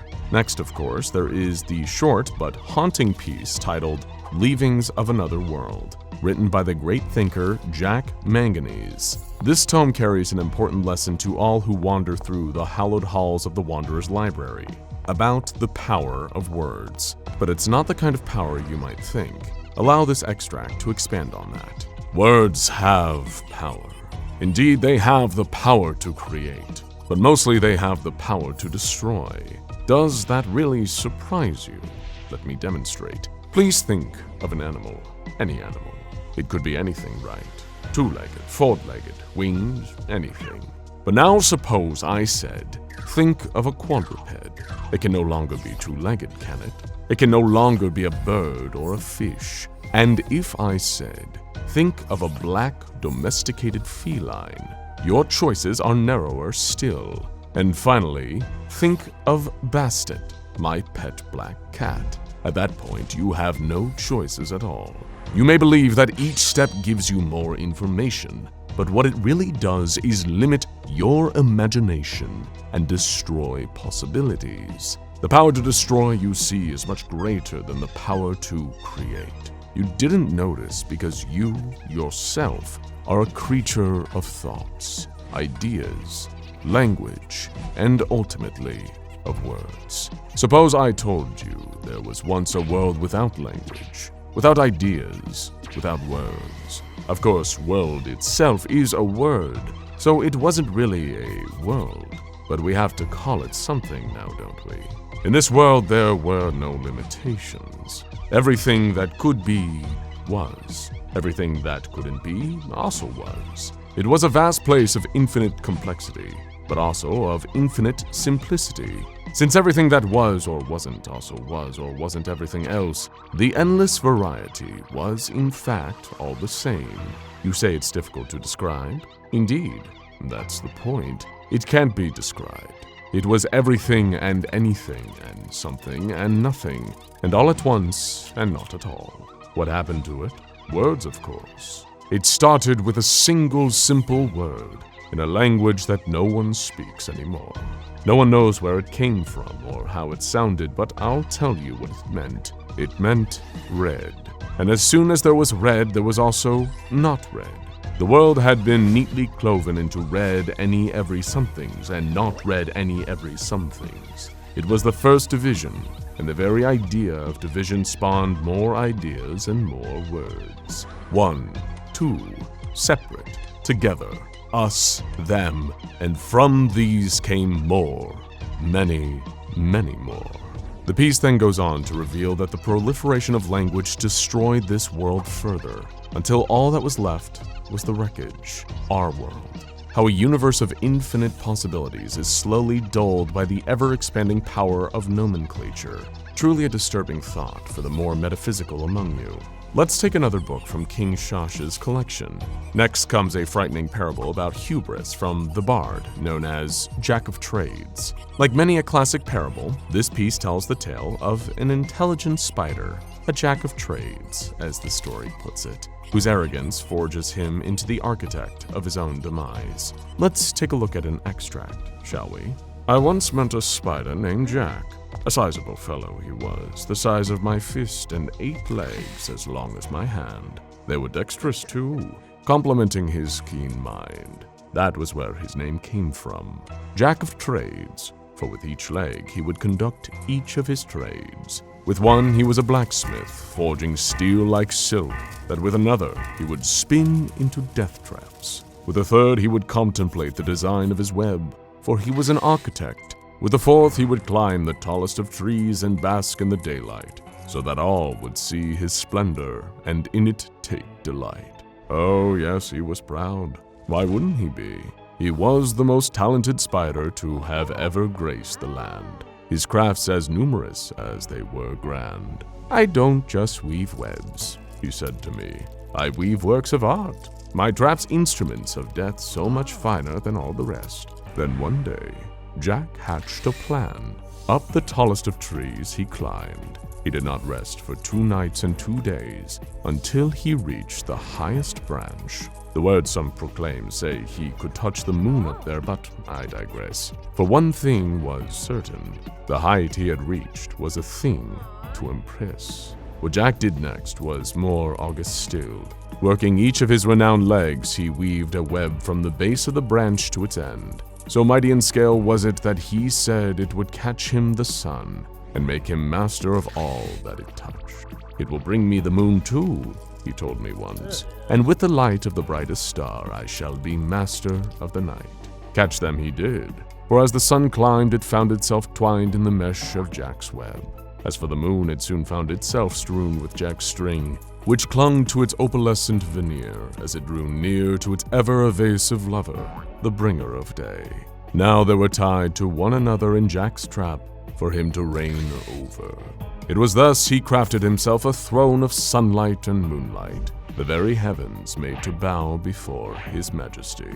Yet, it was not to last. The rest of the tale details the downfall of Jack the Spider as he devours the sun and moon above, driven by his boundless hunger for greatness. Soon enough, he was left with nothing to consume, and in his despair, tumbled from his web down to his doom.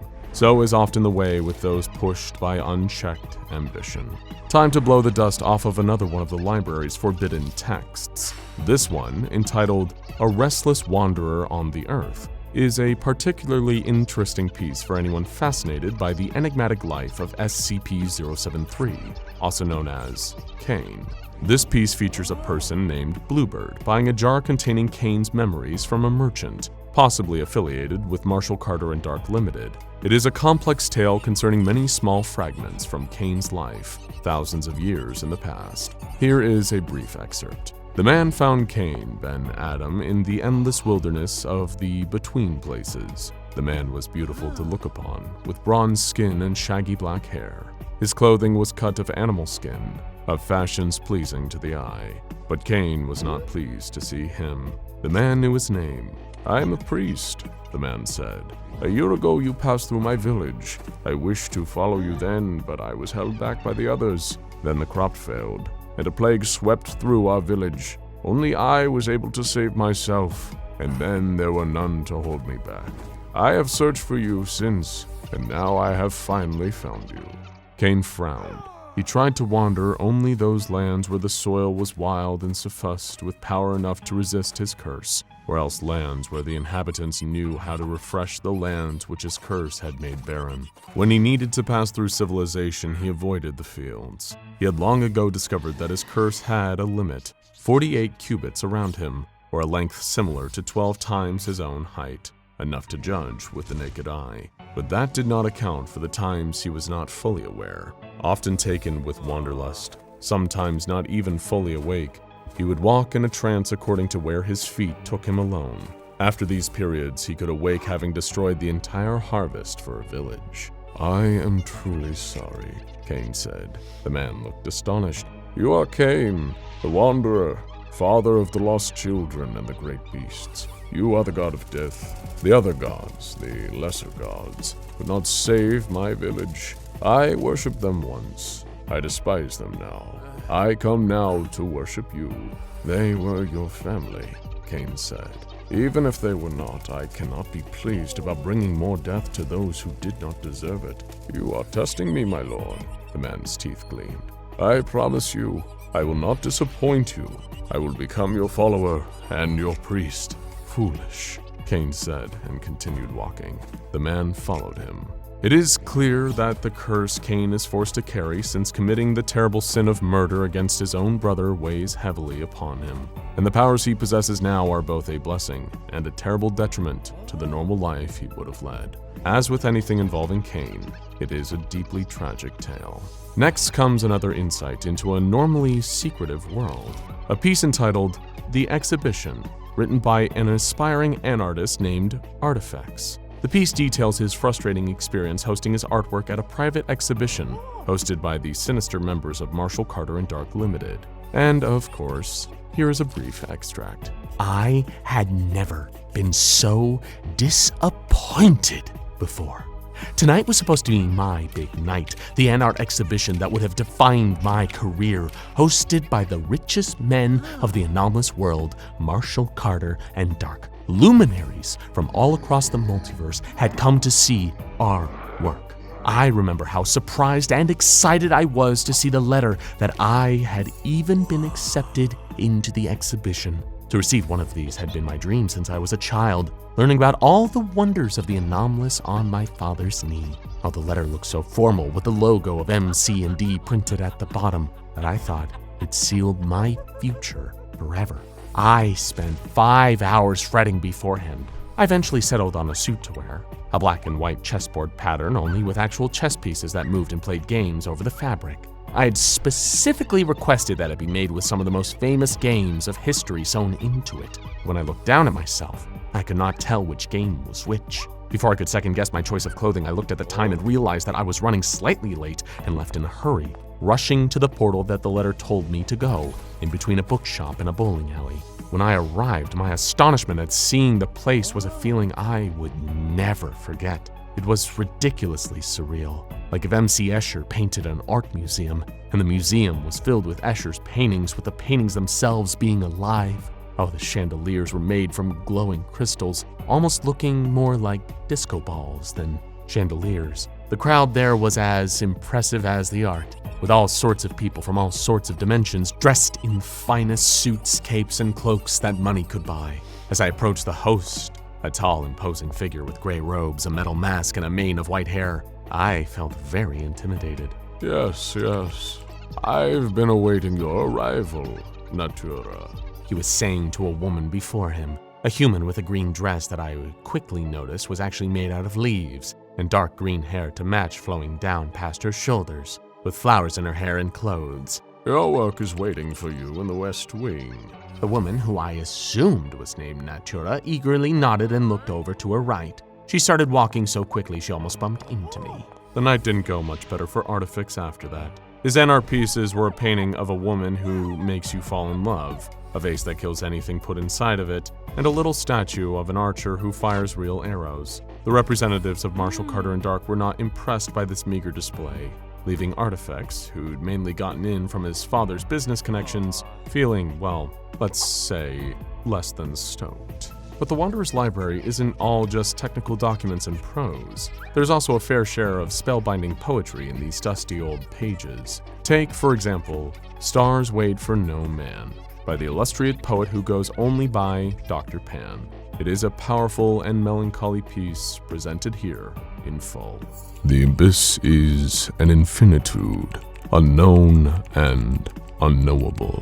Creatures with mouths over throats seek insight into their existence, gazing at that which only gazes back.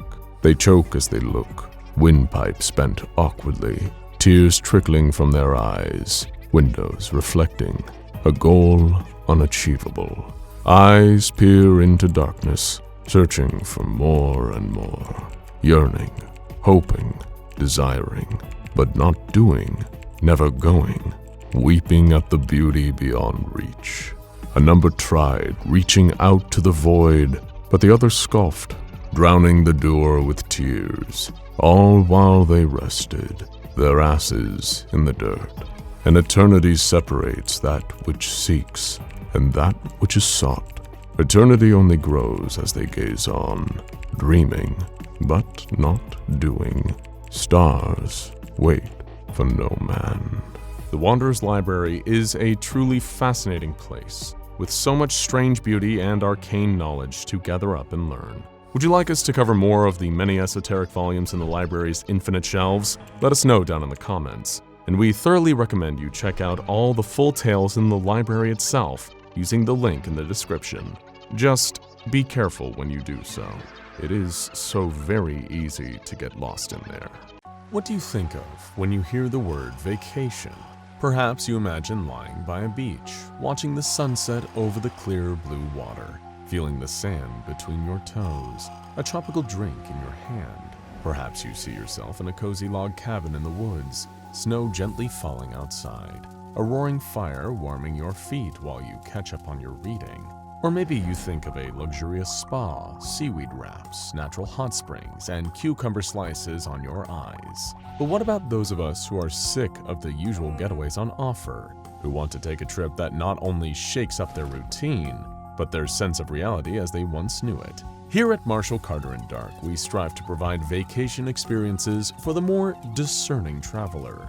The more, shall we say, adventurous. Someone who's had enough of those white sand beaches in the Caribbean, who's sick of villas in the south of France, and wants to invest their hard-earned money in a destination that is completely and utterly unique.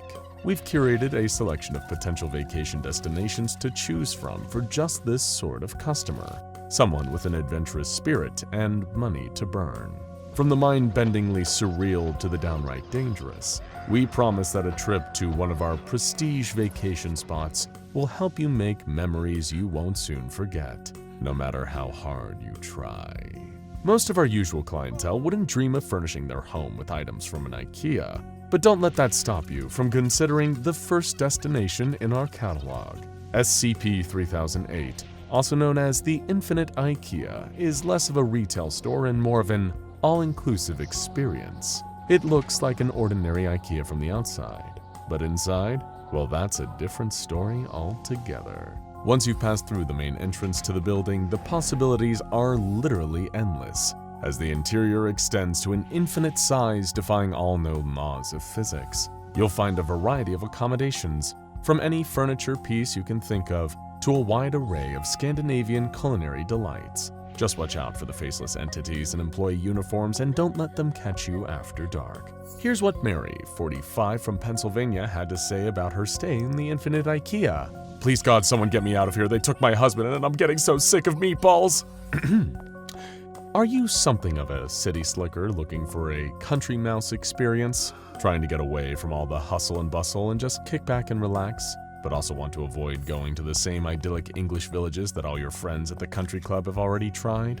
Look no further than Tembe, a charming little hamlet in Oxfordshire, England, with its own specialized local curse. You won't find this phenomenon anywhere else, making for a truly exclusive experience. Every 12 years, an invisible entity known as the Crooked Man spends 70 days targeting random individuals in the town's limits, corrupting the shape of their house, tormenting them with supernatural activity, and finally twisting and breaking their bones, stretching their limbs out beyond recognition. But don't worry, as a new visitor to the town, it's unlikely you'll be picked, and even if you are, who doesn't like coming home from a trip with a fresh new look? Here's what Jim, 32 from New York City, thought about his time in Tembe. You can't imagine the things I've heard, the things I've seen. Have you ever seen a man whose legs bent in a dozen different directions, so stretched out and deformed he can't even stand up anymore? I have. The worst part was when the screaming stopped. When he got used to the feeling of stretching and cracking, bones snapping over and over and over again until it was something else. I hear that sound at night just before I fall asleep. I see him when I close my eyes. I wish it had taken me too. But maybe that isn't quite what you have in mind. Maybe you're looking for a more permanent vacation. You've had quite enough of the annoyances of everyday life, of your neighbor's dog that won't stop barking at all hours of the night, of the stranger standing too close to you in the line at Starbucks and breathing down your neck. You just want to leave it all behind for good and finally get some peace and quiet. If this sounds like you, then why not check out SCP-2935? This space-time anomaly tucked away inside of a limestone cave beneath a cemetery near Joppa, Indiana, contains the gateway to a world identical to our own, with one exception. Every single life form there is dead. From the birds and the bees to the flowers and the trees to that bartender that never makes your martini the way you like it, no matter how many times you explain it to him, they're all gone.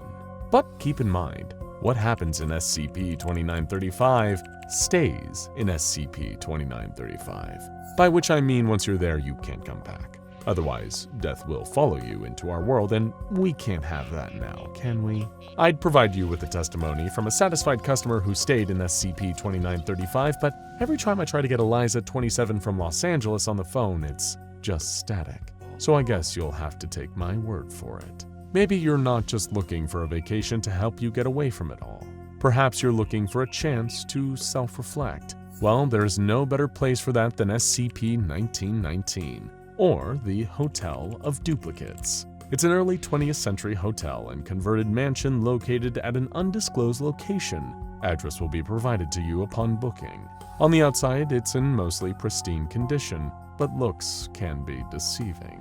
The inside is dilapidated and rotten, covered in water damage. When you enter the hotel, doppelgangers of you will manifest throughout the building, looking exactly like you with a few noticeable differences. Maybe they'll be missing their eyes or have unnaturally long arms or large jaws. Whatever the case may be, all of these mirror images will become aggressive, attempting to destroy you by any means necessary. You can either succumb to the attacks of your infinite doubles or somehow escape with your life. Talk about a way to get the blood pumping. And by coming face to face with yourself and your own flaws, you'll be able to leave the experience with a new lease on life. If you survive, that is. Roberto, 55 from Indianapolis, had a great time at the Hotel of Duplicates. Just listen to his testimony. No mirrors. Please cover the mirrors. I can't look at it. I can't look at my face. There were so many of them. So much blood. Up next is SCP-3001, or the Red Reality. After so much time trapped in there, Dr. Scranton needs some company. Just kidding, of course. We may be ruled by the almighty dollar, but we're not monsters. We'd never subject a paying customer to the horrors of the Red Reality. Speaking of red places, though, kick back poolside with SCP-354, the Red Pool. You probably will want to swap out your swimsuit for a down coat because it gets pretty cold up in the wilderness of northern Canada. But hey, a pool is a pool. This pool is filled not with chlorinated water, but a thick red liquid similar to human blood. Don't worry though, it's not actually blood. Well, that would be ridiculous. It's just a mysterious liquid of an unknown origin filling a pool that has no discernible bottom. Every so often, creatures will emerge from the pool and attempt to attack you and anything else they see. Who needs a trip to the zoo when the animals can come to you, am I right? You may encounter giant bats, a levitating black sphere that emits directed beams of radiation, an unknown abomination covered in tentacles, or something else you can't even imagine. So pour a drink, kick off your shoes, and maybe keep your favorite weapon at the ready as you lounge by the side of this picturesque red pool. Brandy, 24 from Chicago, had a fantastic time at the Red Pool. This is Mochi, she's my cloud cat. Yeah, cat made out of water vapor. She came out of the pool and I gave her some tuna sashimi and now she's my best friend. Don't get too close to her though, she's not into most humans. She'll take your skin right off. Good kitty. Pip pip cheerio, jolly old London town innit? Have you ever wanted to go to London but find it just a bit too mainstream? Well, what if there was a place you could visit that's just like London, but not quite? Well, I've got some great news for you. Person with incredibly specific tastes, SCP-1678 or UnLondon is a full-scale mirror image of London, located 1 kilometer beneath the city itself. It's a truly underground spot. If you're a fan of the vintage look, then that's even better. UnLondon is modeled after the city as it appeared in the Victorian era, with gas lighting on the streets instead of electric, and architecture reflecting that time period. UnLondon was constructed for human habitation after an apocalyptic scenario, so make yourself comfortable. Take a nap in a military-grade bunk bed, wander around the Natural History Museum's Fall of Man exhibit, and savor a nice bowl of Dr. Goody's Wonder Food. Just be on the lookout for the bobbies, mechanized corpses fashioned into makeshift police officers. They don't take kindly to trespassers. But don't take my word for it. Listen to Chuck, 44 from Boston. UnLondon was wonderful. I love consuming the nutrients found in Dr. Goody's Wonder Food. It provides me with everything my body needs. I'm not frightened of the bobbies anymore. I'm a good citizen. I do not fear the eyes in the sky, and I do not pity the wretches. They pay the price for their betrayals, and I will pay it the rest of their days. The trip was worth the scurvy. Sometimes you want to get out of civilization and spend some time reconnecting with nature, getting back to your roots. If you want to go to a place where nobody knows your name and nobody should ever find out what it is, then may I recommend SCP-4000. I can't tell you too many details about it, you'll just have to see its unique charms for yourself. But it's a forest that can be entered if you complete the proper ritual, emerge from a well, and walk down a path to your destination. There are a few strict rules you'll need to follow during your stay amongst the anomalous creatures that dwell there. Don't call anything by a consistent name. Don't answer to a consistent name.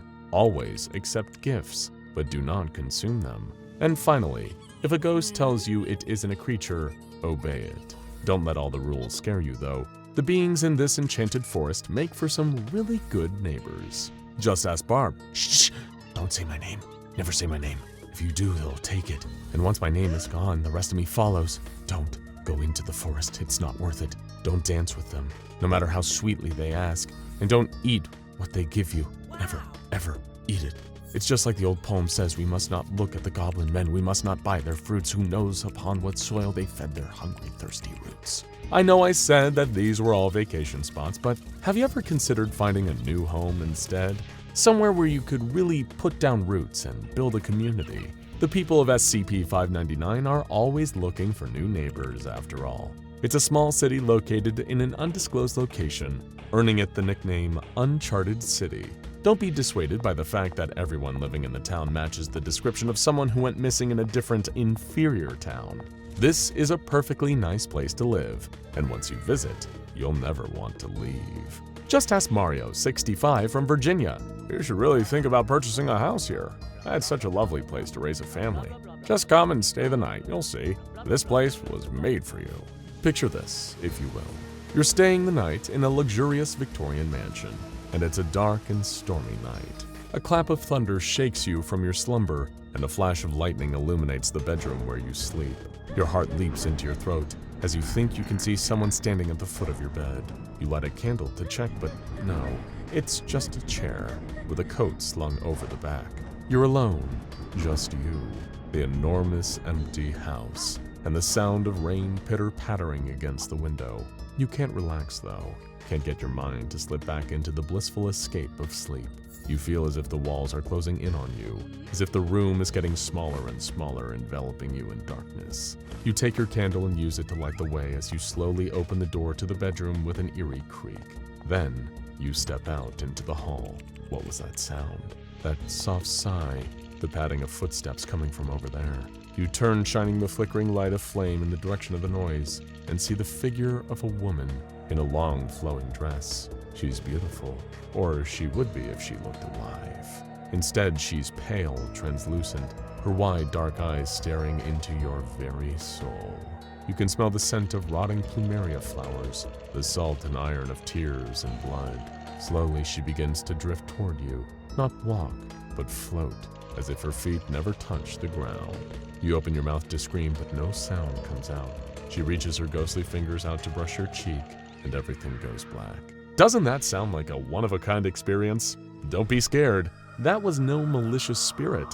It was just the lady of the house. Clara Rosyth may not be the best hostess, but her home is lovely. A stately mansion located in Dark Peat in Derbyshire, England. Sure, it's a little haunted, but hey, all the best historical houses are. Daphne, 42 from London, had this to say about her stay there. So cold, so cold. Check the children, please. You have to check the children. Settle down, Daphne. Go back to bed.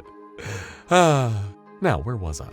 Now, maybe you don't want to be confined to the space within the walls of a haunted house, or any house for that matter. So how about we get back to nature with a nice, simple lakeside camping trip? Just set up your tent at least 50 meters away from the water and take in the crisp, fresh air and wonderful view. Feel the breeze rolling in off the lake and, oh, what's that? Do you see something floating in the water? It's alright, it's just SCP-2316. If you look for a while, it might start to look familiar. Right, Chris from Iowa? I recognize them. The bodies in the water. I know them, my friends. I'm so sorry, I have to go. I have to go to them. Alright, buddy, you do that. Anyway, if you do decide to visit SCP-2316, try and remember, you do not recognize the bodies in the water, and maybe don't take a dip in that particular lake. You've heard about Christmas in December and even Christmas in July, but how would you like to visit a place where it's Christmas all year round and the holiday fun never stops? If that sounds like heaven on earth to you, then you'll be a perfect fit for SCP-784, Christmas Cheer. This quaint little neighborhood in Texas doesn't have much to offer in terms of sights, with only 24 houses and 2 apartment buildings, but the atmosphere more than makes up for it. No matter what time of year you visit, the town will always be covered in a layer of freshly fallen snow, and every building is wrapped in Christmas lights at a density of 15 lights per square meter. And if you thought the decor was charming, wait until you meet the residents. Every person in SCP-784 is dressed in their holiday best, usually in novelty Christmas sweaters emblazoned with a smiling reindeer, Santa Claus, glittering ornaments and twinkling lights, and really just about anything that screams Christmas. During the day, the townspeople will decorate their houses and exchange presents, as well as putting on Christmas pageants and dances. When night falls, they will share eggnog, sing Christmas carols, and decorate any foreign objects that might have made their way into the town's vicinity. Just make sure that you keep your Christmas spirit at its best and brightest while you're visiting, or you might find yourself tied up with string lights and dragged into the nearest house for a bit of Yuletide reprogramming. Whether you're looking for a place to spend Christmas or just trying to inject a bit of extra festivity into your everyday life, this is the perfect place for your ho-ho-ho holiday. Unfortunately, none of our clients who've chosen this destination will stop singing carols long enough to provide testimony, but just take that as a sign that their time in this Christmas village was truly life-changing. Do you consider yourself something of a bookworm? When your friends are going out to private clubs, enjoying gourmet dinners, or headed on early morning hikes on the beach, do you prefer to stay in and crack open your favorite novel? Then perhaps you'd like a visit to the best library in any known universe. That's right, a book lover's fantasy. The Wanderer's Library is an interdimensional library that acts as the embodiment of all knowledge. Its ever-expanding collection of literature includes every book ever written, and some that haven't even been written yet in your native timeline. Wander the endless stacks of books, take in the peaceful environment, and study up on any subject your heart desires. And if you're not prepared to completely unplug, there's also Wi-Fi. Professor Lisa Graham thoroughly enjoyed her stay in the Wanderer's Library. I know a little bit about everything now. I've looked into the past, the present, the future, the greatest minds in the multiverse at my fingertips. How am I supposed to go back to my 9-to-5 job after that? Now, we have covered quite a few places under the jurisdiction of the SCP Foundation. The SCP Foundation Site-19 is the perfect getaway for a real Foundation enthusiast, someone who's a massive fan of the work they do, and excited to see all of their favorite anomalies and scientists. Meet the famous Dr. Jack Bright. Just don't touch the amulet. Say hello to Dr. Gears before he shoos you away so he can focus on his work.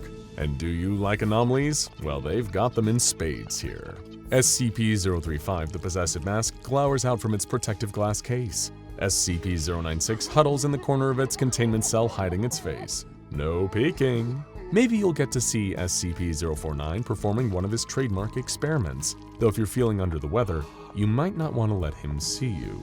Maybe you want to sneak a look at SCP-173 and see if you can catch it snapping any D-Class necks. Feel something nudging your foot? It's just the friendly instances of SCP-131, here to check things out and make sure you're having a fantastic time. If you're tired, get some rest in the employees' sleeping quarters. Hungry? Grab a bite at the canteen. There's just so much to do here at Foundation Site-19. Hey, you're not authorized to be in here. Just giving a tour, gentlemen. I'll be finished in a moment. Sir, I'm gonna have to ask you to leave. If you don't comply, I'll have to use force. Looks like that's my cue. All payments can be made out to Marshall Carter and Dark. Think of us when you book your next vacation. And remember, absolutely no refunds under any circumstances. Are you afraid of haunted houses? What about haunted castles, or prisons, or mental asylums? We've all seen or heard tales of terrible, tortured souls walking down long and lonely hallways, looking for people to pass their ancient pain onto. But what about something a lot more subtle? Perhaps as humble and unassuming as a cozy little woodshed. An adventurer named Kate would find that sometimes terrible things hide in simple places. With every step, twigs broke under the sole of her boot, their snaps echoing around the emptiness of the surrounding forest. Birds cawed down at her from their perches up above, a grave omen, a warning not to tread further. Well, at least to anyone who actually bought into all that superstitious stuff. Kat was far from a believer in that sort of thing, although at the same time, she had more than a passing interest in all things occult and unnatural. For her, it was less about the actual practice of certain things. The appeal was more about the stories that those practices inspired. Legends and myths, spooky tales of ghosts, or the dead rising from their graves, and of course, the magical mother of them all, witchcraft. Although her fascination with the inexplicable and macabre rarely, if ever, overlapped with her other big passion, hiking. Until, of course, today. She could trek anywhere and wanted to aim for everywhere, through sprawling national parks filled with vibrant greenery, up the sides of mountains, climbing up to the peaks, to across deserts, following the almost empty highways to get from one tiny rural town to the next. There was something about getting to not just know about the world, but to actively go and see it with her own two eyes, to actually be out there in it. That felt so right. On her current journey, Kate had taken herself on a long trail through the heart of the American Midwest, lugging a heavy pack over her shoulders, filled with her tent, sleeping bag, outdoor cooking supplies, and all manner of camping gear. she had set off following the winding path of the Patoka River, which ran around or adjacent to a few of the major cities in the state of Indiana. Kate was hoping to follow the flow of its main body of water all the way through to the city of Jasper. From there, it would be a straight shot over to the similarly named Patoka Lake, and after she had walked around the entire circumference of that, it would be a long hike east towards West Virginia, home of the Blue Ridge Mountains. Sure, it was one hell of an ambitious trip for one person traveling alone, but Kate liked to keep her journeys unencumbered. Having someone else coming with her would just slow her down, or they wouldn't be able to keep up with her at all. There's no fun at all in that. Stopping for the night, Kate lit herself a campfire. She had to make sure to keep it far enough from the trees to avoid starting any potential catastrophes, but also not too close to the wet bank of the Patoka, otherwise her kindling wouldn't catch alight. There were so many variables to consider for any aspiring camper. Sparks from the flint that she always took on her travels struck the dry twigs she had collected, and soon a gentle orange glow and wave of low heat were radiating from it. The fire provided Kate with just enough light to unfold and peg down her tent as the diminishing visibility of the dusk gave way to the encroaching nighttime darkness. Before getting comfortable in her sleeping bag, she put out her campfire using water from the Patoka, then zipped up the front of her tent, keeping a flimsy cloth barrier between herself and the local wildlife. Not everyone found it easy to sleep in the woods as Kate did. She couldn't remember a time when the noise of breaking twigs or the sounds of movement outside had ever kept her awake. Even now, the rustle of leaves and branches did little to disturb her, regardless of whether it was just the wind or something else moving through the bushes. Woken up by the sun rising, its warm light breaking through the trees, Kate readied herself to leave. She never stopped at the same place for more than one night,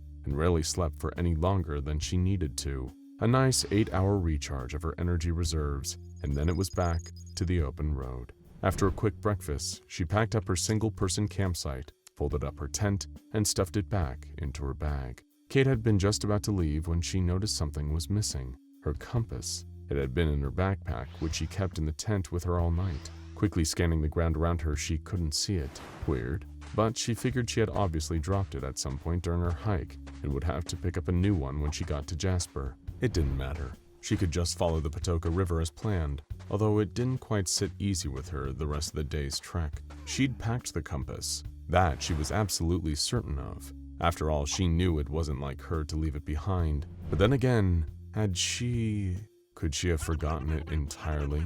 Over the next few hours, the question went round and round in Kate's head. As she walked along the bank of the river, silently starting to doubt herself, she drifted a little deeper into the woods, until out of the corner of her eye, she spotted something standing among the trees. It wasn't an animal or even a figure, but a structure. Spending so much time out in nature, anything man-made usually stuck out as an obvious, unignorable eyesore to Kate. She looked at it from a distance. It looked like an old house, isolated out in the woods, a short walk from the Patoka River. Checking the sky over her shoulder, Kate noticed it was getting late again, the daylight having gradually lowered while she had been wondering about why she had left her compass behind, or if it had been taken. Deciding to set up camp closer to the little house, she turned and headed in to inspect it closer. The place was far from the lap of modern luxury. Not that Kate couldn't live without running water or electricity for long stints of time, but it wasn't a house that had been built recently.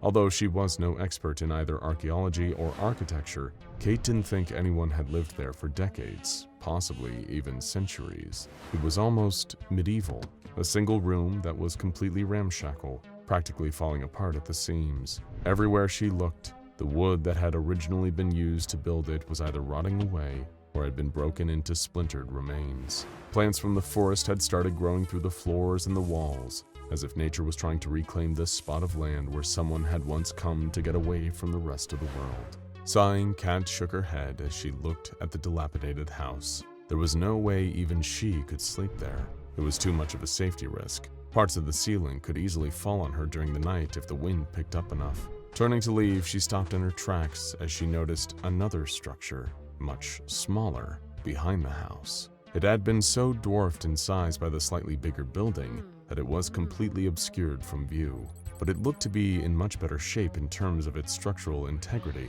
It was a woodshed, its front door hanging lazily open. While not exactly brand new by anyone's standards, it was at least far more intact than the main house. Taking a few steps forward, Kate felt something like glass crunch under the heel of her boot. She scanned the floor, instinctively checking for any more so as to not injure herself. Even with the low amount of sunlight fading ever rapidly, it didn't look like more. Kicking her boot to loosen the shard, she made her way towards the woodshed, not noticing that what she'd been standing on had been a compass. Reaching the shed, she peered inside. It was pitch black within, almost as dark as the rest of the forest would be in a few minutes. Taking off her backpack and setting it down, she searched inside for her flashlight. Retrieving it and flipping on the switch, she looked back into the shed, and that was when she saw it. Taking a step back, Kat tripped over her bag, scrambling back up to her feet to make sure she had seen what she thought she had. It was just lying there, still and lifeless. For a split second, she hoped it was a trick of the light, just an old decaying lump of wood, but it wasn't. It was a body. The remains were charred, reduced to little more than bones some time ago. Even the ground next to it looked like it had been scorched, blackened by some intense fire damage. Kate's eyes were so transfixed on the burned mass of bones that a sudden sound startled her. Thunder growled above, immediately telling her she had little choice in what to do next. Her options were either she could sleep outdoors and get drenched by the rain and possibly catch hypothermia from being cold and wet, or she could spend a night in the cramped confines of this woodshed, which she would have to share with a long dead body. Walking back outside to retrieve her bag, she pulled out a ground sheet and used it to cover up the bones. It was a mostly sleepless night, and those were a rarity for Kate. Any sleep she did get was light, easily interrupted by as little as her own movements, and offered her no actual rest. But for the next few hours, she just lay awake on the wooden floor. It wasn't the sounds of rain drumming against the shed's ceiling, or the booming of thunderclaps that were keeping her awake. Thoughts of what she was going to do about the bones kept coming to the forefront of Kate's mind. Should she report it to the police when she got to Jasper? Was there even any point if she had no idea where on the map this abandoned place was? Frustrated, she tossed and turned, eventually sitting up as something made a sound. It was a low, creaking, rusty metal hinge, screeching for a lack of any oiling over the years. The door was open, swinging lazily in the decreasing winds, its lock having long since broken.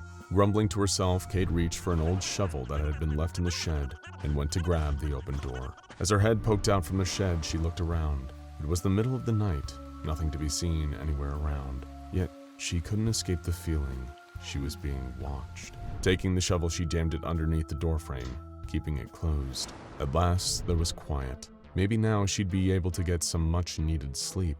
And she did, but that's when the nightmare started. The dream was bizarre, unlike anything Kate had ever experienced before. She instantly recognized the warm, flickering orange glow of a large fire before her. Naturally, she started to pace her way towards it, the fire's heat washing over her the closer she got. But as she approached, Kate noticed something moving amongst the flames. Arms flailed, trying desperately to extinguish the blaze, legs kicking and writhing, and that was on top of the screaming. Another figure was standing facing the bonfire, their back to Kate as she walked closer still. With every step, the sounds of insects buzzing could be heard getting louder and louder. But it wasn't until she stepped near enough that she saw where the noise was coming from. A swarm of bugs was darting through the air, hovering around the other figure. There were enough of the insects that they formed what looked like a cloak, every part of it moving and buzzing of its own accord. The whole nightmare was so vivid, Kate had no idea if it had been brought on by her exhaustion or that her mind was still fixated on the bones she'd found in the woodshed. Dehydration, lack of food, or even some other influence. It could have been any one of those factors that had caused her to dream a dream like this, or a combination of all of them. Nonetheless, she could feel the bugs tapping at her skin as she walked up to the other figure, still unable to see them clearly. The noise of insect wings whizzed past her ears louder than ever, loud enough to be real. Putting a hand on the figure's shoulder, Kate turned them around. It was a woman, or what was left of her. She had huge gaping wounds left by something that had been cruelly buried in her face. Yet somehow, she was still standing, dead but also alive at the same time. The swarm of bugs around her moved with her body as she turned and faced Kate, a pair of glassy eyes staring at her. They were both blank, completely empty, each one missing its pupil. Opening her mouth, the woman let out a piercing, blood-curdling shriek. All around her, the sound of the bugs got louder, almost deafening, and as she screamed, so did Kate. Panting and shuddering, she bolted upright, shock racking her entire body, heart thudding against her ribcage. Instantly, the exact moment she woke up, Kate realized that feeling was back. She had spent so much of her time hiking through the woods on her own that she could tell when someone was watching her. In the dark, she fumbled for her flashlight and clicked it on to reveal the door was still jammed shut. Apart from her, there was no one else inside the shed, no one alive at least. Looking over her shoulder, she could see the bones behind her and immediately backed away from them, as far as she could in that tiny wooden hut. She had covered them before going to bed, she was certain of it, hadn't she? All of a sudden, Kate felt her skin start to itch, an intense, irritating feeling. She had experienced the effects of poison ivy and all sorts of plants that caused similar reactions, but this was easily 1,000 times worse. Her skin felt like it was burning. She scraped her fingernails down her exposed arm, trying to suppress the itching even for a moment, but it did nothing. She scratched at the other arm over and over again in one spot until her flesh was pink and raw. Still no change. Kate raked her nails over her own body, this time leaving a deep scratch trailing over her arm. Under the light of her torch, she'd realized that she'd drawn blood. She looked back at the bones in the scorched corner of the shed. The skull was facing straight towards her, hollowed-out eye sockets staring as empty as the pupilless eyes of the woman in her nightmare. It had done this. It must have done, she thought. Reaching towards the door, dropping her flashlight, she wrenched the shovel out from where she used it to wedge the entrance closed. She stood up, kicking her sleeping bag and backpack to the side. As hard as she could, desperate to make the itching stop, Kate brought the shovel downwards. The head of it snapped the already weakened floorboards of the shed, exposing the soft, dry earth beneath. Maybe if she buried those charred remains, whatever was happening to her would stop. Frantically, she started digging, hurling shovelfuls of dirt through the shed door. It listed further open, creaking loudly on its rusted hinges again, causing Kate to turn, startled at the sound of it knocking against the outer wall of the shed. Someone was looking right at her. She could feel it as real and as persistent as the itching feeling that crawled over her skin like the tiny legs of an army of insects. She dug further, eventually throwing the shovel to one side and dragging her hands through the exposed earth below, desperately burrowing through and only stopping to use any rock she found to try and stop the itch. All she achieved was drawing more blood. Her fingers touched something soft but solid, and Kate brushed away to clear more of the excess dirt, trying to uncover whatever it was. It felt like a long mass just beneath the ground, with a second similar object parallel to it. But the further along with it she reached, the quicker she realized what it was. A leg. Clearing more of the dirt higher up, Kate could feel more. A stomach, ribs, shoulders, and a head. Reaching for her flashlight buried under some of the dirt that had been dug up, she pointed it at the thing she'd found. The woman, the same one from her nightmare. Something inside her chest moved, scratching sharply, causing Kate to cough. And once she started, she couldn't stop. It was like the itching she'd felt on the outside had now worked its way inside, and it was spreading. No, moving. In fact, not just moving, but crawling. Through her lungs, burrowing down into her stomach, and at the same time, upwards. The clawing of tiny legs digging their way up her windpipe, blocking it. Kate couldn't breathe. She dropped to her knees, retching as she struggled for air, sputtering as she felt something move at the back of her throat. That was when she heard the buzzing again.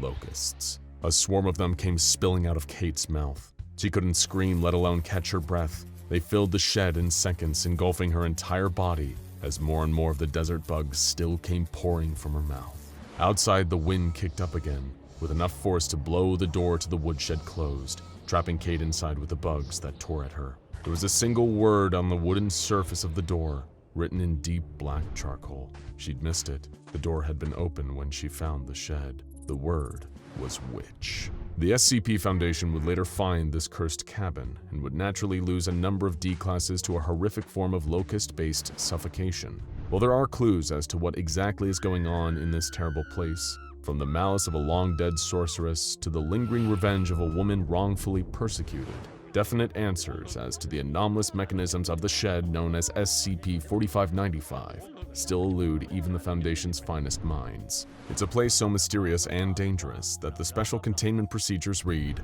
"For safety purposes, no personnel are permitted to enter SCP-4595. SCP-4595 should only be entered by authorized testing personnel under the supervision of the SCP-4595 Research Lead. Under no circumstances is SCP-4595-A to be disturbed in any way."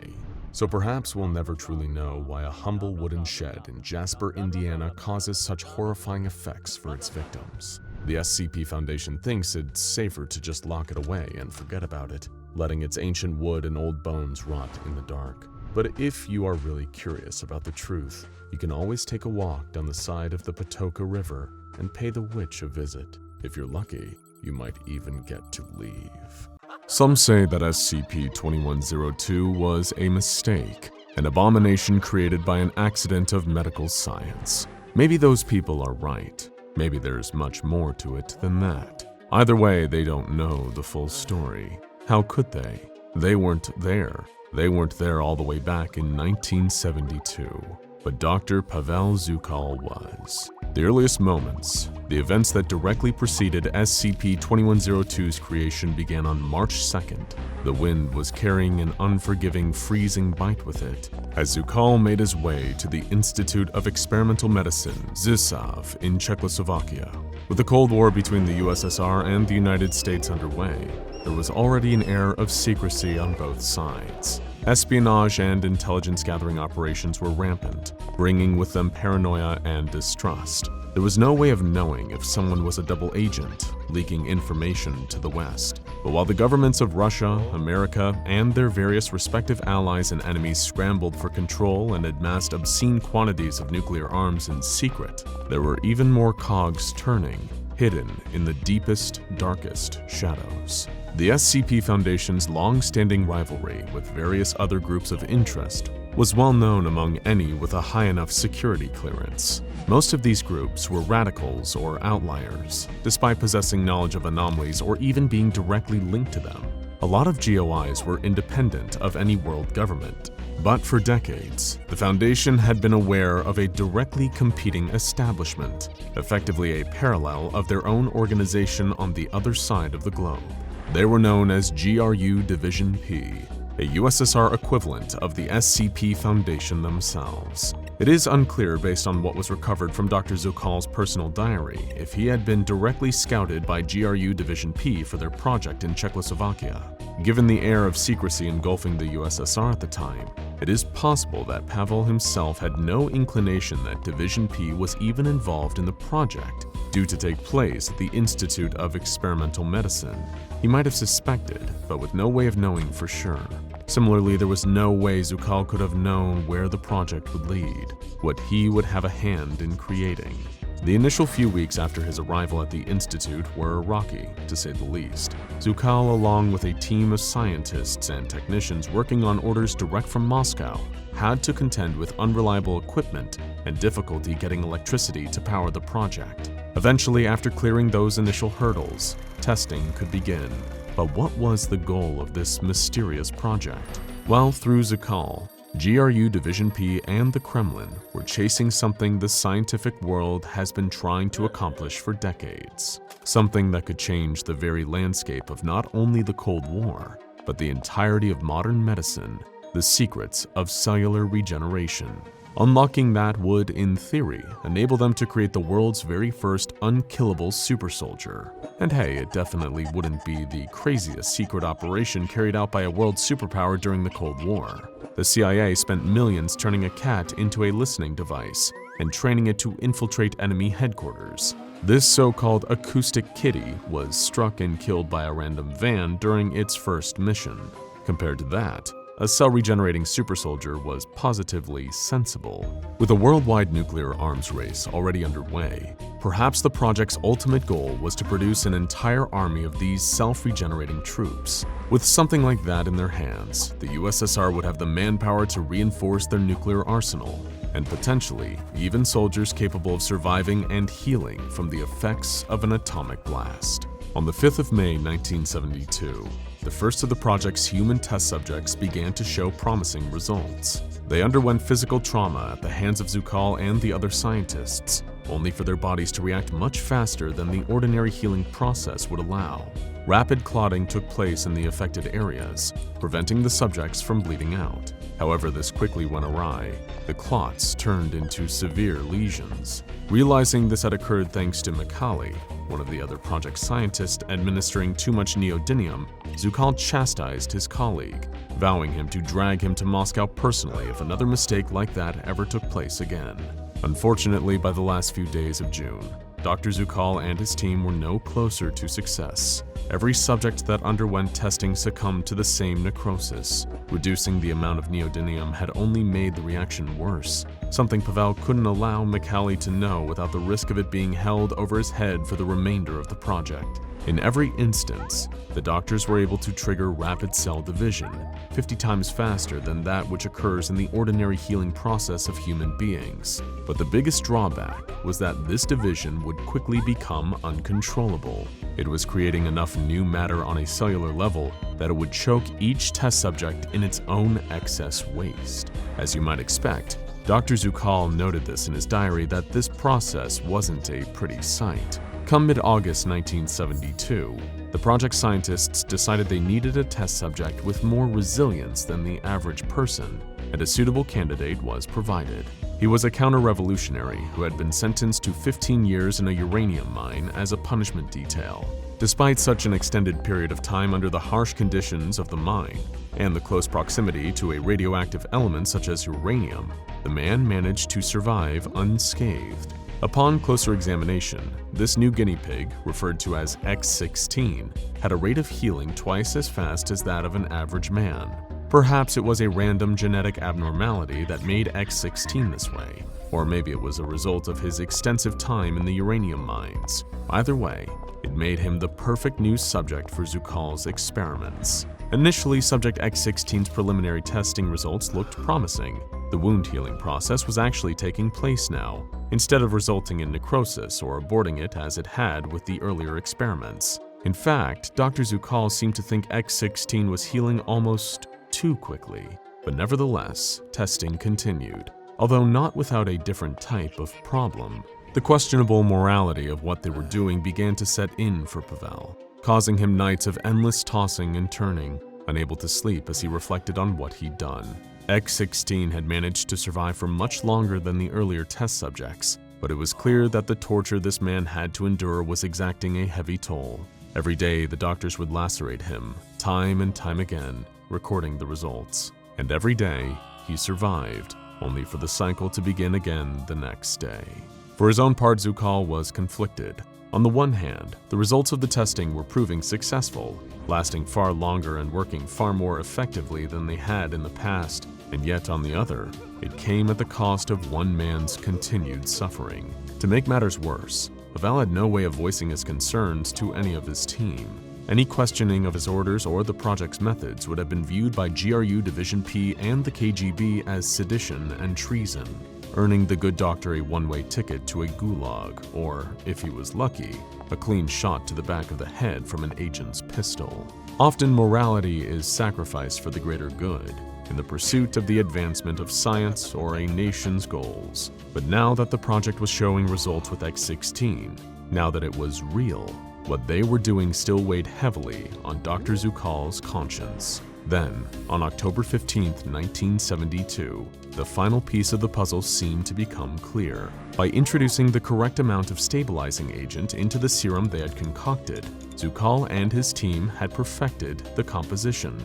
Upon administering this newly completed version of the solution, the doctor noted in his diary that subject X16 was responding well. At least, medically, the subject was responding well. It was clear that the continuous experimentation he had been subjected to was causing uncooperative behavior in X16. But so close to the cusp of achieving the project's goals, Dr. Zukal was quick to cast aside his previous doubts about the ethics of their methods. They were so close to victory, so close to the project being over, that it no longer mattered how cooperative X16 was being. But 2 weeks and 4 days later, just as the project was nearing its end goal, disaster struck. MU Dr. Elena Orakova was one of the scientists on Zukal's team, who had primarily helped when examining the early cell divisions, those that were leading to necrosis and causing test subjects to produce too much excessive genetic material. Elena had made a startling discovery and immediately brought it to Dr. Zukal in a distraught show of panic. The cell samples they had used to test their serum were now gaining mass, seemingly from nowhere. Just like the earlier experiments, the effects were working almost too well, causing an overabundance of cellular regeneration to the point where the cells couldn't stop producing masses of waste genetic material. When Zukal brought Elena's findings to Drs. Sislard and one Georgi T. Fedinko, the project heads assigned by Division P, they were quick to disregard it as an error, determining to press on with the project to meet their deadline. Over the course of the following weeks, up to late November, Zukal was trying to determine what was causing this change. It was clear that unless he and Elena could resolve the issues with the serum, Subject X-16 would be a total failure. But time was running out, with their superiors at GRU Division P and the Kremlin expecting results by early December. Under untold amounts of pressure and subsequent stress, Dr. Pavel Zukal found himself losing time, unable to sleep to the point where he was drifting off whenever he was on the verge of a breakthrough. By the end, Elena was the only member of the team trying to help him methodically figure out what had gone wrong. The deadline for the project arrived on December 2nd, 1972. Pavel didn't sleep all night leading up to it, knowing he would have to present a functioning super soldier to GRU Division P. In the best case, he was risking being accused of negligent failure, forced to restart the project from scratch, making his months of hard work redundant. But worst case scenario, Zukal could be charged with treason for having not completed the task he was selected for. On the 2nd of December, he wrote, "I really don't know which is better. Tomorrow is a day too." Nobody knows if Dr. Pavel Zukal lived to see that tomorrow. His final diary entry was made on the day SCP-2102 was born. For months, the SCP Foundation had operatives embedded within the Czechoslovakian government as part of innumerable Cold War espionage gathering efforts. During that time, their agents had gathered enough intelligence to make the Foundation aware of a GRU Division P project based at the Institute of Experimental Medicine, and that the scientists there were looking to unlock the secret of rapid cellular regeneration. Someone, possibly even one of Zukal's team, had managed to infiltrate the project and had leaked documents to the SCP Foundation, explaining what was going on in Czechoslovakia. The plan was that the Foundation would move in secret of course, to extract and contain test subject X-16 in January of 1973. That day would never come to fruition though. On the 2nd of December, only a month before they had planned to act, the Foundation became aware of a catastrophe occurring at the Institute of Experimental Medicine. One of their agents in Czechoslovakia alerted them to a disturbance that had caused civilians and scientists alike to run from the Institute in fear for their lives. Something had gotten loose, and the Foundation had to act fast. Luckily, a reconnaissance team was stationed in Eastern Europe. Members of various mobile task forces who had been spying on GRU Division P and the rest of the USSR. Moving quickly, the recon team was deployed to Czechoslovakia. Led by a field commander named Merrick, they were given the objective to determine the cause of the situation and, if possible, recover its anomalous source. Merrick and the recon team arrived on site at the Institute's grounds. The entrance to the bunker which had been housing the project was left wide open, with not a soul in sight. As the team progressed further, Merrick couldn't help but notice a pungent smell permeating the labs and offices that they passed. Foundation Command urged their operatives to proceed cautiously and recover any paperwork they could. Among the logistical documents was a diary belonging to one of the scientists, although the name Pavel Zukal on the cover was no longer legible, forever lost. The further he and the other MTF agents progressed, the worse the smell got. They located an elevator, deciding to take it down to the lower levels of the bunker. One by one, the team filed in, Merrick radioing command. "Command, any seismic activity in the area?" he asked. Not that we know of, Merrick," came the Foundation's reply. "Why?" I think I just felt something move down there." The elevator had barely descended a foot before it hit something, stopping in an instant. As Merrick tried once again to contact Foundation Command, that same something came tearing through the elevator floor. Over the radio, the SCP Foundation were treated to a cacophony of screeching, tearing metal, along with the screams of their own men. What Merrick and his team had encountered may have once been a man, perhaps someone subjected to cruelty and torture, but now all they saw was an amorphous, fleshy mass. Immediately, the recon team opened fire, engaging what they assumed was a raging monster. It probably never occurred to them that they might have just wanted to be free after years of imprisonment, followed by months of horrendous experiments. Minutes later, Merrick was able to get in contact with Command again, locked in a heated battle with the entity. But every round fired, every shot their guns landed, nothing was having any effect. Whenever Merrick dealt damage to the creature, part of it seemed to grow, faster and faster each time.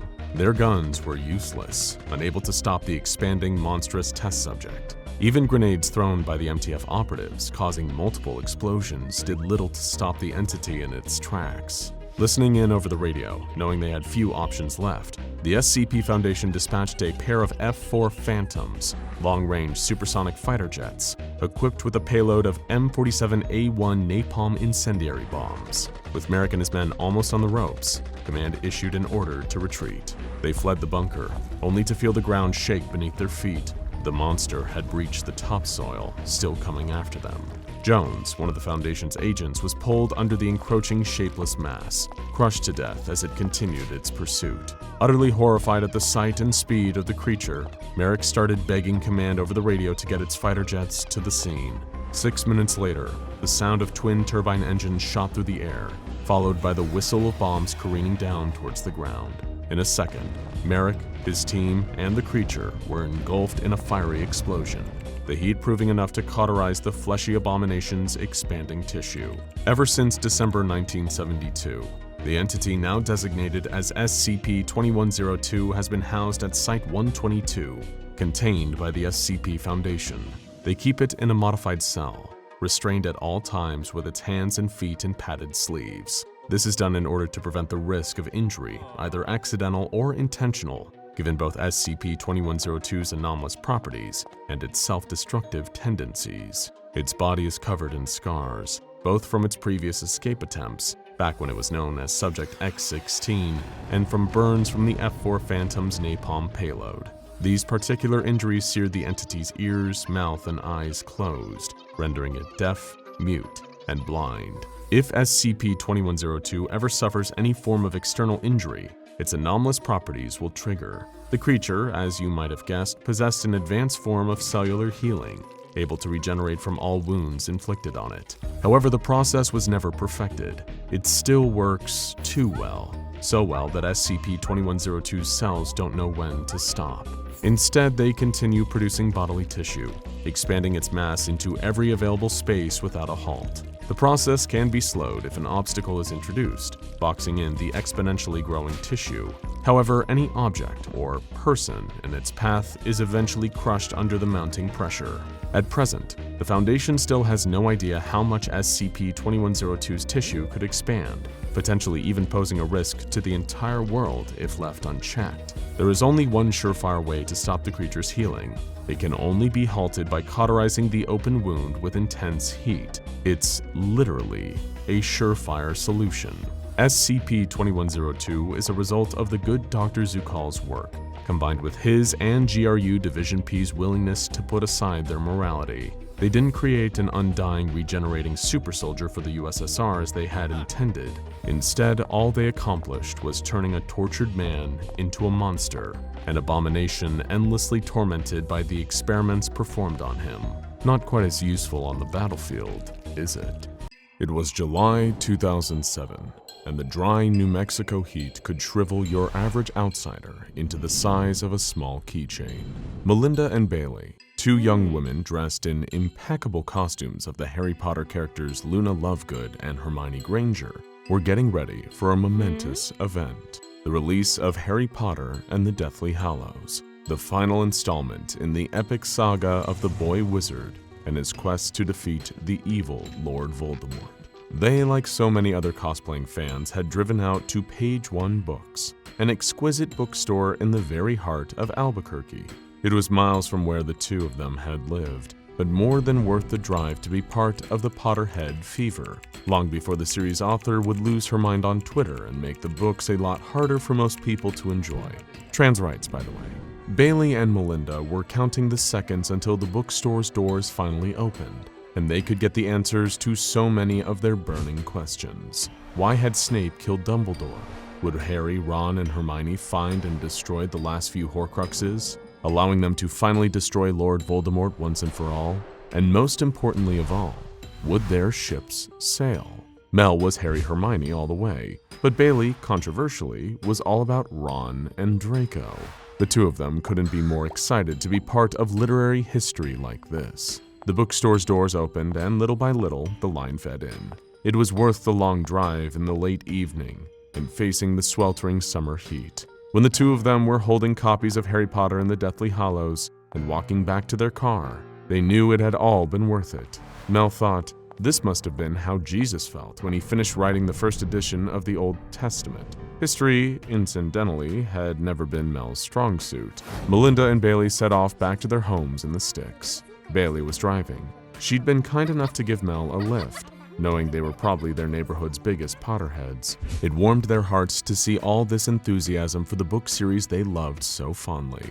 Seeing so many others in costume, or with vinyl decals or bumper stickers in their cars declaring their love of the franchise. They'd seen Hagrid grabbing a mocha in Starbucks, Mad-Eyed Moody had been filling up his Buick at the Gas and Gulp, and Sirius Black had passed out from heat stroke and needed to be attended to medically.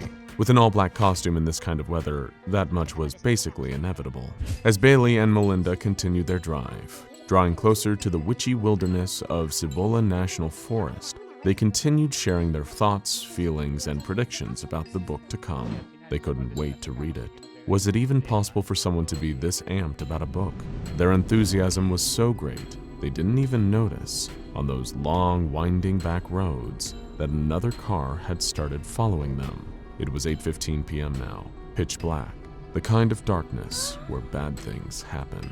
Evidently during a lull in the conversation, Mel turned her eyes up to the rearview mirror and spotted the car behind them. It was a car they'd recognize anywhere, a turquoise blue Ford Anglia 105E. To some, this would be a mostly unrecognizable, if a little old-fashioned car, but to Melinda and Bailey, it could only ever be the enchanted vehicle of Arthur Weasley, the father of series mainstay Ron Weasley. The car, which had become iconic since being featured in the books and films, was able to fly and turn invisible, and had gotten the main characters both into and out of a variety of amusing scrapes. Mel told Bailey to take a look, and she couldn't help but chuckle in admiration. Plenty of Harry Potter fans were in town tonight, and some took it further than others. At times, Bailey wondered if her 3 Harry Potter bumper stickers reading, "My other ride is a Nimbus 2000, Save gas, take the night bus," and "All aboard the Hogwarts Express," respectively, were a little excessive. And then there was whoever this was, whose intense Harry Potter fandom led them to buy an authentic Harry Potter car. Neither Bailey nor Mel could make out the driver. The car's windshield was slightly fogged up. Strange, seeing as it was such a hot evening out. They noticed that the car also must have had broken turn signals, because anytime the car needed to make a turn, the driver's arm would slide out the window and make the appropriate gesture. The Ford Anglia kept pace with them, following them at every single turn. It was only then that they noticed something a little odd. The car didn't have a license plate. It was almost as though all identifying features for the car or its driver had been obscured. Bailey, who was getting a little nervous at this point, decided to try out a little experiment. At the next 3 intersections, she took 3 left turns. It seemed improbable that anyone would actually intend to take a route that would lead them in a circle, and yet the Ford Anglia did just that. Bailey's most frightening suspicion was confirmed. They were being followed. She didn't need to tell Melinda, seeing as the bad vibes radiating off the car were already palpable. The two assessed their options. They couldn't drive home. After all, the last thing you'd want is a crazy person knowing where you live. Their best bet was to drive to a heavily populated area, say the center of Albuquerque during one of the most highly anticipated book launches in recent memory, or better yet, the local police station. Whoever was driving this car wouldn't dare try anything there. Bailey and Melinda sped up and took off in the direction of the city, but to their horror, the Ford Anglia sped up in kind. Bailey was pressing the gas pedal down to the floorboards, and still the Ford Anglia gained, its headlights glowing like menacing white eyes. In an instant, it pulled ahead of them, the driver's hand emerging once again. This time, it signaled for them to stop. The two of them would sooner drive their car off a cliff than stop for whoever was behind the murky front window of the Ford Anglia. As the Ford began to slow, perhaps hoping to box them in, Bailey pounded on the gas again and lurched forward, weaving around the Ford and passing it once more. Their 2 copies of Harry Potter and the Deathly Hallows were rattling around in the back seats. Neither Bailey nor Melinda expected this night to end in a car chase, but it wouldn't be the last time their expectations would be dashed before sunrise. The 2 Potterheads were in the lead again, but it would still be 7 or 8 miles before they were officially out of Cibola National Forest. Bailey drove as fast as she could. She and Melinda were frantic messes of terror and adrenaline now, but the Ford Anglia kept moving, gaining on them with every second that passed. Go faster, goddammit, faster! Melinda screamed in horror. I'm going as fast as I can! Bailey yelped back. The car merged into the lane next to them and sped forward again. They were neck and neck now, but it was still too dark inside the other car to make out the driver. Just as Mel was wishing that she could have a closer look, her wish was granted in the worst way possible. The Ford Anglia abruptly moved to the side and slammed against them, knocking them off course with a sudden shocking blow. The shock knocked Bailey sideways in the car and yanked the steering wheel along with them. The car veered off the side of the road and tumbled down the grassy embankment towards the trees, taking the 2 unfortunate Potterheads down with it. Before they knew it, their fender was wrapped around the trunk of a ponderosa pine tree. If it wasn't for their seatbelts and airbags, they would have died instantly. But perhaps in the end, that would have been a mercy. Melinda and Bailey sat up as the airbags deflated in front of them. The car was totaled. As the 2 of them shakily unbuckled their seatbelts and climbed out of the car, they were bathed in the light of the Ford Anglia's headlights from above, as though they were about to be abducted by a UFO's tractor beam. The Ford was just waiting on the road above them. Its engine rumbled like a low, bestial growl. The driver was still obscured behind the foggy windshield, but their arm was hanging out of the window once more. Bailey and Melinda were too frightened and dazed by the crash to even move as the car began advancing with unnatural grace down the embankment before them. It clambered towards them with such uncanny intent that it seemed almost like it had a mind of its own, rather than a machine being piloted by a human being. Melinda pointed forwards and screamed. She saw something Bailey didn't. There was something on the outstretched palm of the driver's hand. She thought it was a tattoo at first until she saw it move. 2 human eyes were fixed into the center of the flesh, staring directly at her, like a crustacean's eyes on stalks. Moments later, the car was upon them, and Melinda's scream was silenced. A concerned passerby found Bailey's abandoned car crashed in the ditch beside the road the next morning. The 2 women were never found, and 2 bashed-up copies of Harry Potter and the Deathly Hallows were discovered on the car's floor, among all the shards of broken glass, never to be read. Some days can be magical, just not in the ways you would have hoped, especially if you run afoul of SCP-3470, a Euclid-class anomaly somewhat cruelly nicknamed Harry Potter's Revenge. Sadly, kidnappings and car accidents aren't that uncommon in this strange, scary world we live in, but at a certain point, the SCP Foundation's many field agents detected a strange pattern in a series of car accidents near Cibola National Forest in New Mexico. In all these instances, the cars had been found crashed, but there were never any bodies. Eagle-eyed police officers studying the crash also picked up on another more subtle detail in all these events. The cars had turquoise blue paint chips on them, even if the cars themselves weren't blue, suggesting the impact of another car. Foundation eggheads correlated this with another strange report they'd received out of New Mexico. A young couple had narrowly avoided a dangerous incident when a car matching the description of a classic Ford Anglia 105E tried to flag them down on a dark and lonely road near Cibola National Forest. Just like Bailey and Melinda, the duo were unable to see the driver behind the fogged-up windshield. However, when they got close enough to see the driver's hand, they both attested that it had eyes on its palm, describing it as similar to the terrifying Pale Man from the movie Pan's Labyrinth. With all of these frightening and clearly anomalous data points in place, the SCP Foundation decided it was time to do their due diligence and go on the hunt for this predatory car. It wouldn't be the first time they'd tackled a sadistic or carnivorous vehicle, and because of this experience, they weren't going in unprepared. There was, of course, SCP-2086, also known as the man-eating bus. These were a species of huge insect-like creatures who'd evolved to perfectly mimic your average city bus in order to lure prey into their bodies. Another notable instance was SCP-1386, also known as the Living Ice Cream Van. This being is even more mysterious than the man-eating buses, and boasts a wide range of abilities from a hazardous form to a fleshy appendage, somewhat similar to the arm emerging from SCP-3470. The jury's still out on whether either of these anomalies are in any way directly connected to SCP-3470, but it gave the SCP Foundation a few ideas on how exactly to engage, study, and potentially even contain this new vehicular slaughterer of man. As you've probably come to expect by this point, where there are still so many unknown variables involved, the Foundation decided to fall back on Old Faithful, throwing a couple of D-classes at it and just seeing what happened.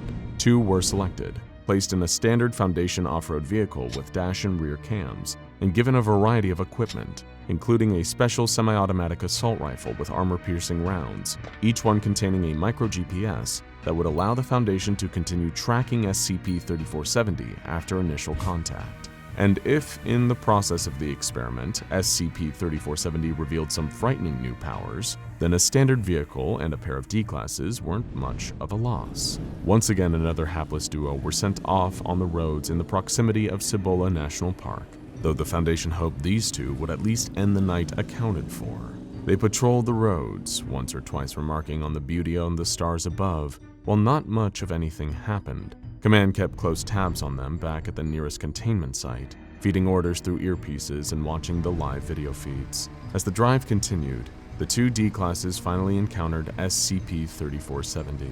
They get closer, at which point SCP-3470 begins its typical pattern of hunting behavior. It merged onto the road next to the D-class vehicle and began to slide alongside them. That's when the 2 D-classes realized, and couldn't help but remark, that this looked just like the car from Harry Potter. Was Hogwarts School of Witchcraft and Wizardry a new group of interest now? Had Lord Voldemort entered into an allegiance with the Scarlet King? This was hilarious. Of course, it didn't remain all that funny to the D-classes for long. The anomalous Ford Anglia suddenly pulled up in front of them and ground to an abrupt halt, forcing the D-class driving to pound the brakes, startling both of them. That's when the human arm slithered out from the Anglia's open window and made the stop signal, before twisting around and revealing the 2 staring human eyes embedded in its palm. The D-classes started to panic and reverse away, while the car started chasing them at terrifying speeds. Foundation Command kept ordering the D-class riding shotgun to live up to his title and blast the vehicle with one of the tracking bullets, but the driver was so terrified, he refused to slow down and give his fellow D-class a clear shot. As a result, the armed D-class released a flurry of shots and just got lucky that some of them happened to strike the car. This caused it to let out a terrible pain shriek, comparable to the squeal of breaking car tires. SCP-3470 then retreated, allowing the D-classes to safely return to base, while Command tracked the Ford Anglia back to its native habitat. It was time for the next phase of the mission to begin. The Foundation brought in Mobile Task Force Lambda-12, also known as the Pest Controllers, a group of operatives who specialize in taking down particularly verminous creatures. They'd be the ones to track down SCP-3470's nest and find out what they were really up against here. In order to complete the mission, 4 members of the task force were designated for infiltration, while 2 others were designated to keep watch outside. The infiltrators were given reinforced armor and a wide selection of weapons and tools, including a flamethrower, a tranquilizer gun, a net gun, and a light machine gun.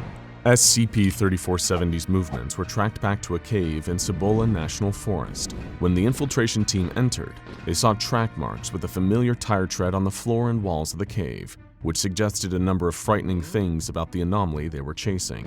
As they got deeper into the cave, the air became intensely hot and humid. They found scat piles filled with human bones and a local sheriff's badge, suggesting that the car does indeed eat and digest its prey. But most terrifying of all, the infiltration team discovered a number of translucent eggs, which had small quadrupedal organisms, assumed to be the larval stage of SCP-3470, wriggling away inside. They collected some of the eggs and then burned the rest before turning around to leave. That's when they noticed that SCP-3470 was in the cave mouth, waiting for them. Except this one wasn't turquoise like the other. This one was black. The car began revving aggressively. After a tense standoff in which one of the task force members muttered, "I refuse to be killed by a goddamn Ford," the task force member with the light machine gun opened fire on the car's exposed arm. One of the bullets hit the creature in one of its hand eyes, causing it to let out another pained shriek and retreat from the cave mouth, allowing the task force to finally escape. The two who were meant to be on the lookout were never seen again. SCP-3470 remains at large, with the pest controllers doing whatever they can to track it down and contain it. The eggs are also subject to further study. In the meantime, be careful who you stop for, because if you end up inside this magical Ford Anglia, an encounter with the Whomping Willow is going to be the least of your worries. From far away in orbit around the Earth, the nuclear holocaust almost looked beautiful. Bright white pinpricks dotting the planet's surface glinted up at the escaping jet. For generations, much of humanity had lived in fear that the destruction of the world would come from countries launching nuclear weapons at each other. No one expected it to come when they started launching them against themselves. The invasion of the weasels had been as savage as it was swift. Much of the human population had been wiped out before any military forces had mobilized in any significant fashion. No one was sure if the launching of the nuclear weapons was intentional or accidental, but as soon as one country fired, the others quickly followed suit. But first, we want to thank the sponsor of today's video, War Thunder. Are you looking for the ultimate vehicle combat experience? Then allow me to introduce you to War Thunder. In War Thunder, you'll take command of over 2,000 vehicles, from tanks and planes to helicopters and ships, covering a century of vehicular warfare, featuring machines from the 1920s right up to modern day. Each is intricately designed down to the tiniest component, making battles feel more real than ever before. But here's what really sets War Thunder apart. Whether you're seeking a quick adrenaline fix or a more strategic combat approach, War Thunder offers both. Choose from fast-paced matches or immersive, realistic PvP battles tailored to your style. Want customization? There's an expansive system that lets you go wild with countless camouflages, or decorate them with historical markings and unique 3D details like bushes or equipment. One feature I absolutely love is the game's dynamic vehicle damage system. Instead of simple hit points, vehicles take realistic damage. Ever wondered what's happening inside during a fight? The Damage X-Ray feature shows the real-time impact on components and crew. Dive into War Thunder now on PC, PlayStation 5, or Xbox X and S, or the previous console generation. Be sure to click the link in the description since new players or those who've been away for over 6 months can claim your large bonus pack with multiple premium vehicles, an exclusive 3D decorator, and more. But hurry, it's only available for a limited time. Earth's rich and powerful, the 1% of the 1%, stared in silence as their home was ripped apart. The high-altitude jet carrying them steadily descended back down to Earth in the direction of the Antarctic. 500 people in total, chosen as the successors of the human race, shuffled off the jet and through the frozen outpost. An alarm blared, wrenching all of them out of their shell-shocked silence. A second later, the station shook violently. They had been found. There was no time left. They needed to leave right now. The swarm of people stampeded through the outpost, throwing one another out of the way in a desperate attempt to save their own lives, to save the lives of the human race. In front of them, the portal stood open. The green pastures, beautiful trees, it all felt so offensive as the earth behind them was engulfed in war. All those countless beautiful spaces were torn apart and left to waste. But they couldn't think about it now. They had to make it through. The handful of the survivors of the human race ran through the open portal just as an explosion ripped apart the remaining outpost. SCP-001-Yellow refers to a base of operation used for a Foundation continuance protocol, specifically Project Yellow. In the event of a world-destroying catastrophe where humanity appears irrevocably doomed, there is one bastion of hope. Referred to as the Garden of Eden by some of the crew, Yellow contains a large circular central space, complete with lush green grass and an orchard measuring 500 by 500 meters. This open space constitutes the main living area of Project Yellow. Surrounding this space are tall, sheer cliffs, too vertical to be climbed unaided. Built into these cliffs are 500 sleeper chambers in which those evacuated from planet Earth will be suspended in cryosleep until a time when Earth is fit to be repopulated or a new home has been discovered. How can the Foundation guarantee that this safe haven avoids the calamities that could befall planet Earth? By housing Project Yellow in a separate dimension, a pocket dimension to be specific. Following the successes of Project Bifrost, in which SCP-2591-Omega's ability to access fictional pocket dimensions was utilized, the Foundation was able to establish a relatively stable and reliable dimension for Yellow to occupy. The only way to access the base of operations was via a dimensional rift or portal housed deep in the Antarctic. Now, of course, if Yellow's population consisted of 500 people in cryosleep, cut off from planet Earth, there would be no one capable of conducting maintenance or assessing the possibility of returning to planet Earth. Therefore, carved into the cliffs alongside the sleeper cells were living quarters for the crew of 60 specialists. It was this workforce who sat down together on the night of the apocalypse and raised a toast in a more bittersweet celebration. All 500 of the evacuees had managed to make it safely through the portal before its collapse. Each of them had been welcomed to Project Yellow and shown to their individual sleeper pods before being entered into cryosleep for the foreseeable future. But as each of the crew members raised their glasses into the air, Dr. Katrina Keyes couldn't help but feel uneasy about the proceedings. Working in this job, you'd have to have a dark sense of humor and an ability to move past things that could destroy the mental well-being of your average person. Even then, she struggled to come to terms with the near destruction of the human race. For her and the rest of the crew, life would look nothing like it did before they arrived here. It was vital for the integrity of the project that the crew remained consistent and effective in their work indefinitely. As a result, Yellow had been set up with perpetuity in mind. Every 55 years, she and all of her crewmates would pass on their knowledge, memories, and entire sense of being into a genetic clone. They would then die, allowing their clone to take over the responsibility of those tasks. In another 55 years, this would repeat again and again and again. All this time, it is the crew's responsibility to monitor the status of Earth through the use of 100 drones. Once the Earth is deemed safe, all 500 sleepers may be awoken and briefed on the current situation. If all 500 unanimously vote that returning to Earth is safe, they will do so. Otherwise, they will return to cryosleep, and the process will continue. It was little wonder that Dr. Keyes was unable to raise a glass with her colleagues at the prospect of being stuck here, cloned indefinitely for generations. She sat in silence as they raised their glasses and then emptied them.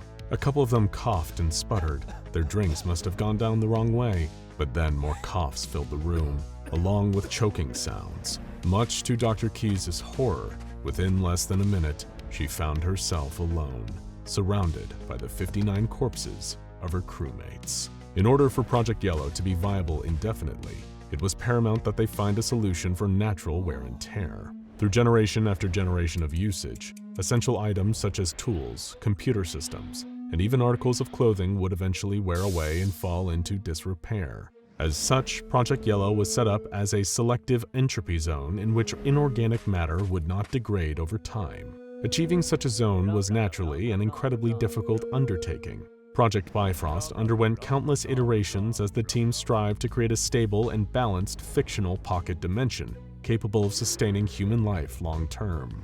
Over the next few days after the death of her crewmates, Dr. Katrina Keyes read through as much as she could about Project Bifrost. In the notes, she found records of dimensions where lava rained from the sky and the grass was radioactive. Yellow had been the first dimension without any glaringly obvious hazards for human life. But naturally, their work had quirks. One key quirk was that the chemical composition of cyanide and their drinks had been switched with one another. The only crew member not to raise a toast had been the only crew member not to drink a glass full of poison.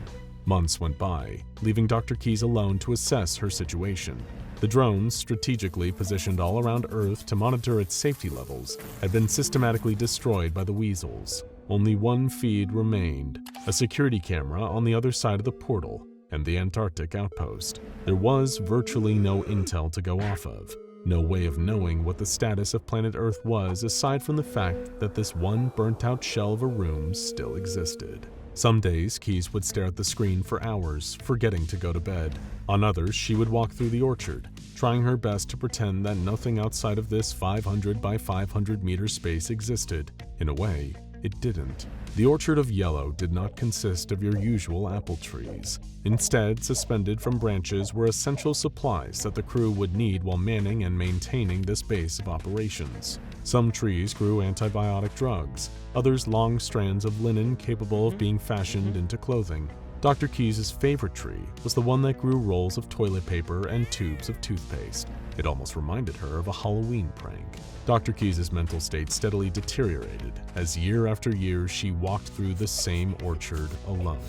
Never before in history had one human being had so much control over the fate of the human race. At any moment, Dr. Keyes could have inputted a few simple commands into the computers and killed off all 500 of the remaining human beings in existence. The decision not to hold on to hope that one day humanity will be able to start again, was the only thing that kept her going day after lonely day. Only that and the other thing, the prospect of having to prepare for her clone to take over. While constructing the cloning pods, the crew had made a number of small errors, the most glaring of which was that the fact that while all of the genetic material would be transferred from one person to their clone offspring, the mind would not. In other words, the clone that would replace her in this facility in 55 years' time would be starting out from scratch as a regular newborn baby.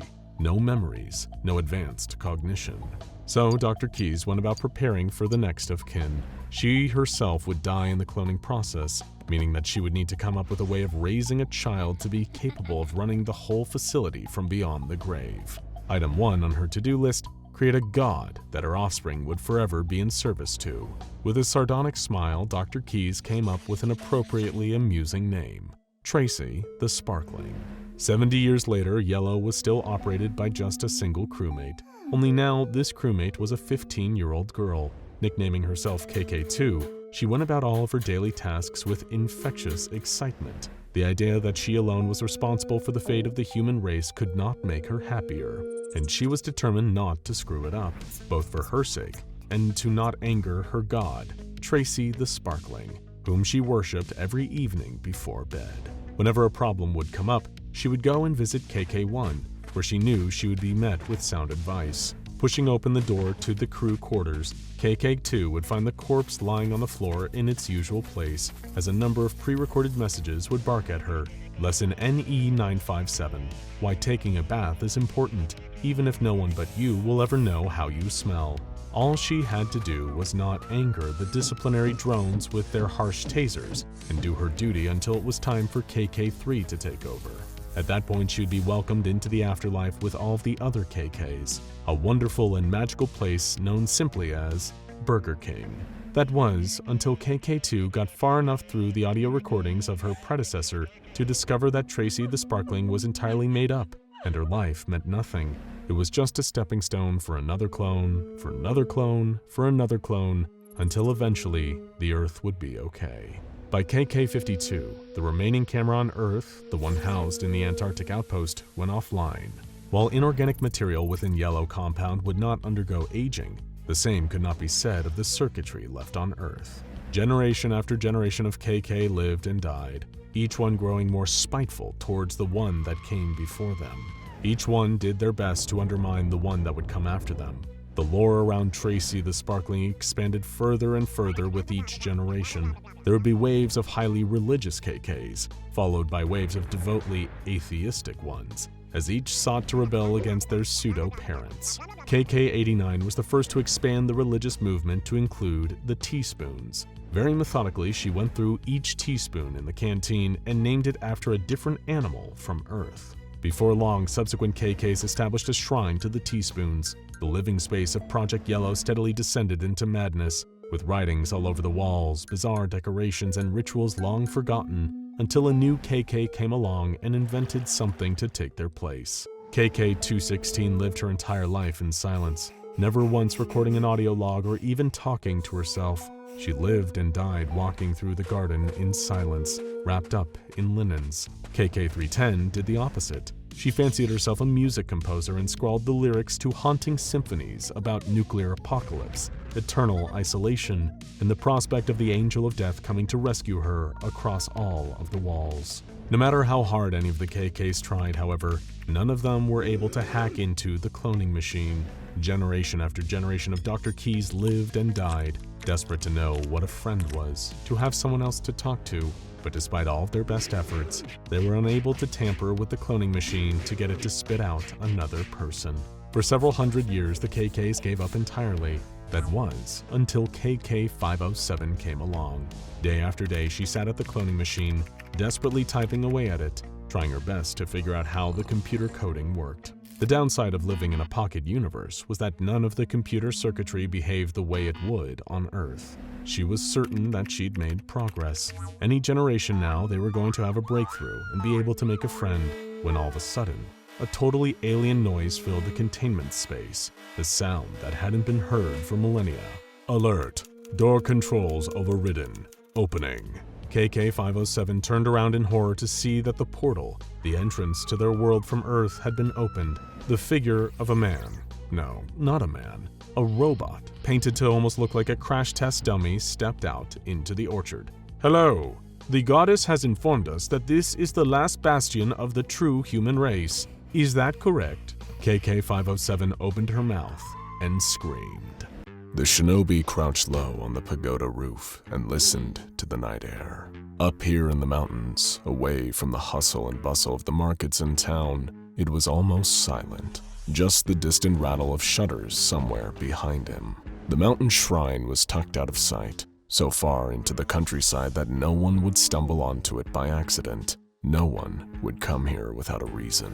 The shinobi knew the face of his target, a warlord turned politician with more blood on his hands than the assassin sent to kill him. By the burning glow of the night sky, the shinobi could see the man kneeling at the shrine. The path was made up of small stones, so he'd have to drop onto the grass and creep around the pond to approach his target. No guards, no one else was there at all. This was the spot where the man came to pray when he was struggling to sleep, perhaps trying to atone for the lives he'd taken. Perhaps he didn't care at all. The ninja drew the blade in total silence and timed his drop to the ground with the rattling noise in the distance. With each dainty step, he closed the distance to his target, readying the blade over his head. It was done in a moment. The man was dead before his body hit the ground. He likely didn't even notice as the steel had severed the nerves running down his spinal cord. So sharp was the blade that had slid through his bones like a fish through water.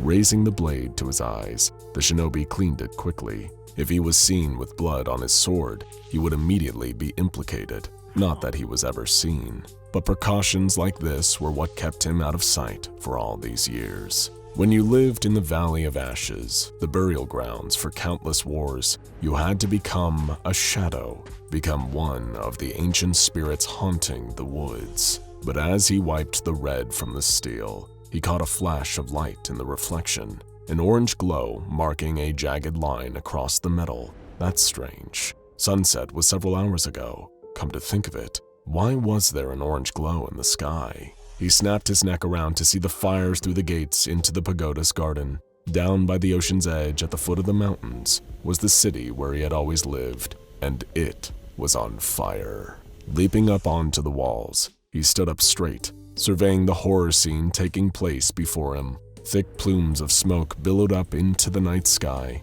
so dense and large that it seemed to become the blackness of the night. It was hard to make out much of what was going on down there. The shinobi looked everywhere to try to see the invading army or the rioters, but there were none. Just people running in all directions, like ants out of a flooding nest. But there, moving in amongst the smoke, were other shapes, impossibly tall, lumbering around like people. People that towered over the houses, that had to crane down to the ground to scoop up the poor civilians who were running this way and that. The shinobi stood there terrified, as he realized that the rattling sound he'd been hearing all night wasn't from any shutters at all. He could do nothing but watch as the trees in front of him trembled and buckled in all directions as a hulking, shadowy figure lumbered towards him. The Imperial Japanese Anomalous Matters Examination Agency, or the A.K.A, was a Japanese agency responsible for tracking a number of mysterious and often dangerous artifacts, creatures, and anomalies prior to the Second World War. In 1945, the A.K.A was shut down and absorbed into the SCP Foundation. All of these data, historic records, and anomalies were all transferred over into the Foundation's control. Reasons for this were partially political and partially in the interest of world peace. The formation of the IJMEA was influenced heavily by Japan's ties with Germany in the first half of the 20th century. The Imperial German Anomalous Matters Examination Agency was the blueprint for their Japanese equivalent. However, with increasing militarism in Japan throughout the 20th century, the IJMEA became increasingly obsessed with trying to harness their anomalous discoveries in the interests of military power. Their goal became the establishment of a yokai battalion, powerful enough to establish them as one of, if not the world's greatest superpower. Following the bombings of Hiroshima and Nagasaki, Japan surrendered in the Second World War and agreed to dissolve its military, including the IJMEA. That left the Foundation with the task of picking up the threads left behind and trying to come up with new ways of securing, containing, and protecting some of Japan's most deadly SCPs. Few more deadly and evasive than the entities that were too much, even for the Yokai Battalion. SCP-2863. In 1946, cleanup operations were in full effect, trying to deal with the fallout from the atomic bomb dropped on Nagasaki. Crews dressed in lead-lined suits worked around the clock, burying radioactive material and trying to remove as much contaminated debris as possible. Rebuilding the city was still a long way off. At various points, the wind would kick up and carry the dust left behind into the air, creating a dangerous radioactive haze. Crews continued to work through such conditions as the understanding of airborne contamination was still in its infancy. Watanabe Goro was one such worker. Midway through a night shift and clasping a damp rag to his mouth, he pushed on through the dust, clearing out building after building. They had spent the morning carrying corpses out of an unidentifiable building. The corpses themselves were pretty much worn away too, just skeletons really, charred by the blast from months before. As Goro staggered along the street, he kept feeling like he was imagining things. The long hours and traumatic conditions were enough to make him see all kinds of things in his dreams, but he kept feeling like his dreams were starting to creep into the real world. Shadows kept moving through the haze all around him, taller than buildings, staggering around as if they were drunk. They had been appearing all night, just out of sight, but always close by. He stopped and leaned against what was left of a brick wall. There was one of his hallucinations now just up ahead of him. The husks of buildings on either side of him were about as tall as their knees. It must have been 30 meters tall at least. But its legs were strange. There seemed to be a gap in the middle of each of them. They were skinny. No, skeletal. The skeleton's foot crushed a car right in front of him. The crunch of metal was loud enough to snap Goro out of his stupor. This wasn't a hallucination. Hallucinations can't crush cars. With a yelp, he tumbled backwards, staring up into the haze of dust. He saw the shape of a pelvis. Above it, what must have been a ribcage the size of his house, but the creature disappeared into the darkness and the dust. If it was too tall for him to see its face, maybe it was too tall to see him on the ground as well. The skeleton stopped, standing directly over him. For a second, he thought that maybe he'd be okay, but then, with a great rattling rumble, the monster hunched down low, and the enormous skull appeared out of the haze, flying right towards him. He managed to dodge its gnashing teeth, but it caught his foot, sending him rolling through the radioactive dirt. Goro didn't give himself a moment to recover, though. He took off running as fast as he could, hearing the rattling sound terrifyingly close behind his back. You will be pleased to know that Watanabe Goro survived this incident. With only minor injuries, he managed to navigate his way to the nearest police station, where SCP agents, already familiar with the entity he had encountered, took control of the situation. The so-called starving skeletons had been roaming the bomb sites for several weeks by that point. It was the Foundation's first exposure to one of the oldest known entities that the IJMEA had been studying for years. To date, 206 separate instances of SCP-2863 have been officially recorded. However, the myth of the Gasha Dokoru had been circulating in various parts of Japan since the 10th century at least. Giant skeletons were said to haunt the sites of particularly deadly battles, hunting by night, and feeding on the blood of their human victims. These myths tally up with what the Foundation currently knows about these entities. Instances of SCP-2863 only appear after sunset and will lose all corporeality when exposed to sunlight in the morning, or any light source over 1.1 lux. To give you some reference for that, Moonlight typically falls between 0.25 and 1 lux. A typical room with the light on will be 100 or even 1,000 times brighter. As you can imagine, this has made them virtually impossible to contain, as they manifest and unmanifest outside of controllable conditions. They seem to have continuous existence in some way, however, as previously neutralized instances can and will reappear later on. In folklore, the Gashadokuro are spirits that take control of skeletons. Some hesitant researchers have posited that perhaps the instances that dematerialize are returning to their spirit form. Little is understood about what that means in practice. What's more, this SCP cannot be photographed. All attempts to capture them on film or digital cameras have failed, including video tests. It is theorized that there is a link between them not appearing on camera and their disappearance when exposed to light. Again, the link between them is still mostly unknown.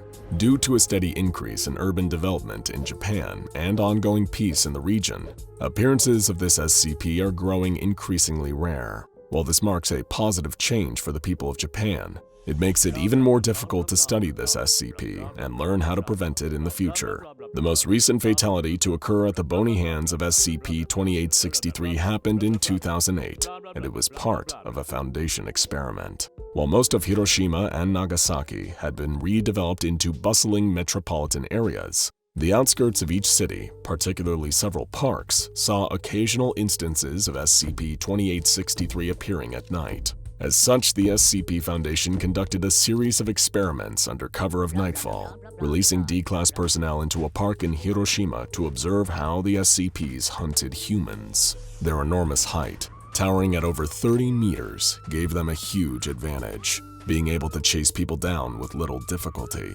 Another notable thing about them is just how quietly they move. There is a gentle rattling sound that follows them around, but aside from that, they are very light-footed and difficult to detect until they are right on top of you. This isn't helped by the fact that they hunt at night. As a result, they are remarkably quick at catching their prey. Once they have snatched their victims up in their skeletal fingers, they perform the same eating ritual every time. They eat the person and consume their blood. Initially confused by this finding, the Foundation was unsure where the blood was going, as the skeletons had no obvious digestive system. After the release of several more D-Class personnel into the park, they still weren't certain, but they believed that the SCP instances were absorbing the blood into their bones in some way. Further testing was requested, but denied due to the sheer number of D-Class fatalities in the area. They were starting to run out, and would have to ship more of them across to Japan, which was just a bit inconvenient for everyone involved. As the outskirts of those cities have been urbanized, the instances of SCP-2863 have reduced to the point that a smaller contingent of agents and researchers are now left in place. The light pollution from these areas is enough to prevent them from being able to manifest in the first place for the most part. Only on the rare occasion of power outages have Mobile Task Force 03 been deployed. Whilst researching this SCP, the Foundation came across an account from a shinobi in the 1700s. It was rare to find any kind of written document from a ninja for obvious reasons, but the account discovered painted a harrowing picture of just how much damage these yokai could inflict upon a city. The nameless shinobi first encountered SCP-2863 while assassinating an unnamed target in the mountains above his fishing town. Looking down on the fires below him, he saw human shapes walking through the smoke, dwarfing the buildings they moved between, before an instance charged through the trees straight at him. Diving out of the way, the shinobi quickly melted into the shadows. Both man and demon hunted one another throughout the night. He managed to climb onto its spine and inflict what he was certain would be a killing blow to the skeleton, only for his blade to bounce right off the bone. Caught and vulnerable for the first time in his life, the shinobi was helpless as the spirit threw him from its back into the courtyard and charged at him. It was only the hem of the ninja's sleeve catching fire from a candle that saved him.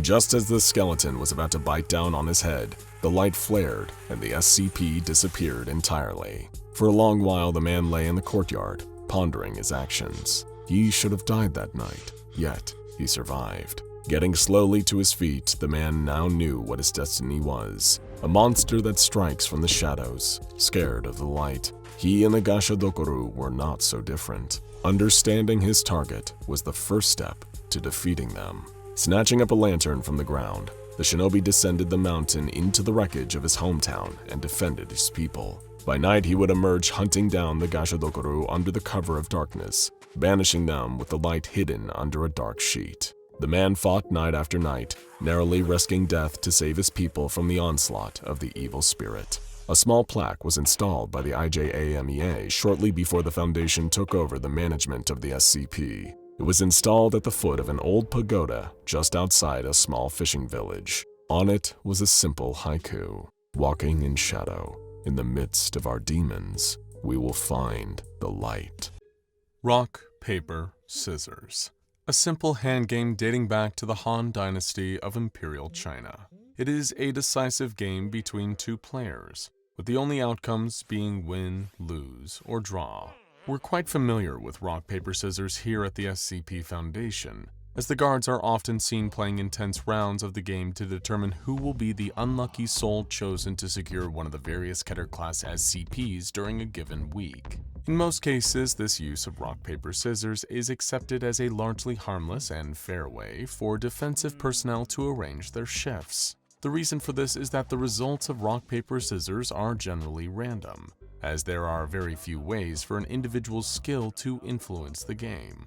Or so one might think. In reality, rock, paper, scissors is a deeply psychological game, and this is mainly because of its origin as a contest between fellow human beings. The average human is vulnerable to making errors and falling into patterns, and with only 3 options to keep track of, it is entirely possible for a seasoned veteran of rock, paper, scissors to predict their opponent's choice before any hands are thrown. Of course, that opponent may also commit an error of their own by misreading the other player's actions, and thus there is always a chance for an impulsive decision to swing the results of the game in either direction. Human limitation is the only skill-based mechanic in the game of rock, paper, scissors, and that same limitation is what, in the eyes of some, holds the game back from reaching its true potential. That was the case until someone out there discovered the rules to an anomalous version of rock, paper, scissors being spread through a mysterious email. While all attempts to trace the email back to its original sender have left the Foundation with more questions than answers,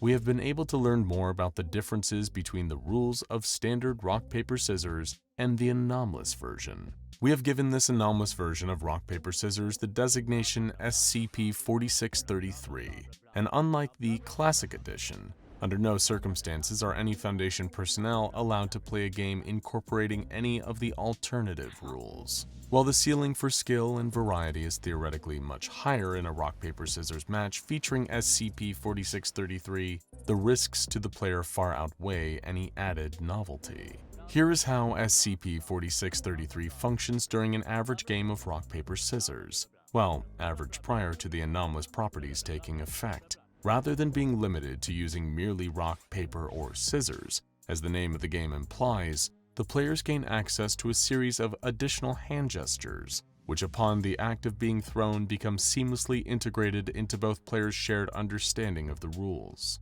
This alone would be bizarre enough, but the true harm caused by SCP-4633 is in the nature of the gestures themselves. When one of the non-standard gestures allowed by SCP-4633 is used, the player's hands will change shape in ways that, under normal circumstances, would be anatomically impossible. Each of these non-standard gestures is distinct from the rest, with the only commonality being an unusual tendency for the final gesture to resemble biological structures often seen in sea life. One particular gesture might cause a player to rapidly grow a ring of additional fingers surrounding a gaping anemone-like mouth in the palm, while another could result in the player's entire arm flattening into a fin-like appendage. Regardless of how severe a departure from a typical human limb the final gesture would be, the limbs, and on rare occasions the entire body, of the player using the gesture will quickly and irreversibly mutate into the shape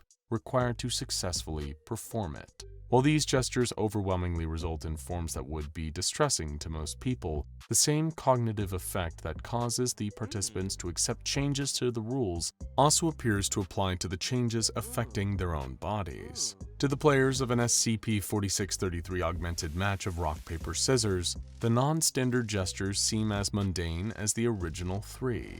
Unfortunately, the morphic properties of SCP-4633 are practically irreversible, with extreme reconstructive surgery being required in even the best of cases. In all instances of SCP-4633, surgical intervention is necessary to prevent the spread of details regarding the non-standard gestures and their usage. Because of the immediate shift in cognitive awareness among participants, all that is needed for a new instance of SCP-4633 to occur is the faintest hint of knowledge of the alternative rules. It's even been noted that between different groups of players, the non-standard gestures can vary heavily or seemingly be created on the fly as the desire to win at all costs takes hold. Here are a few examples of anomalous gestures which have been observed during instances of SCP-4633. This list is by no means comprehensive, but it will provide an insight into how SCP-4633 drastically alters the existing mechanics of the game,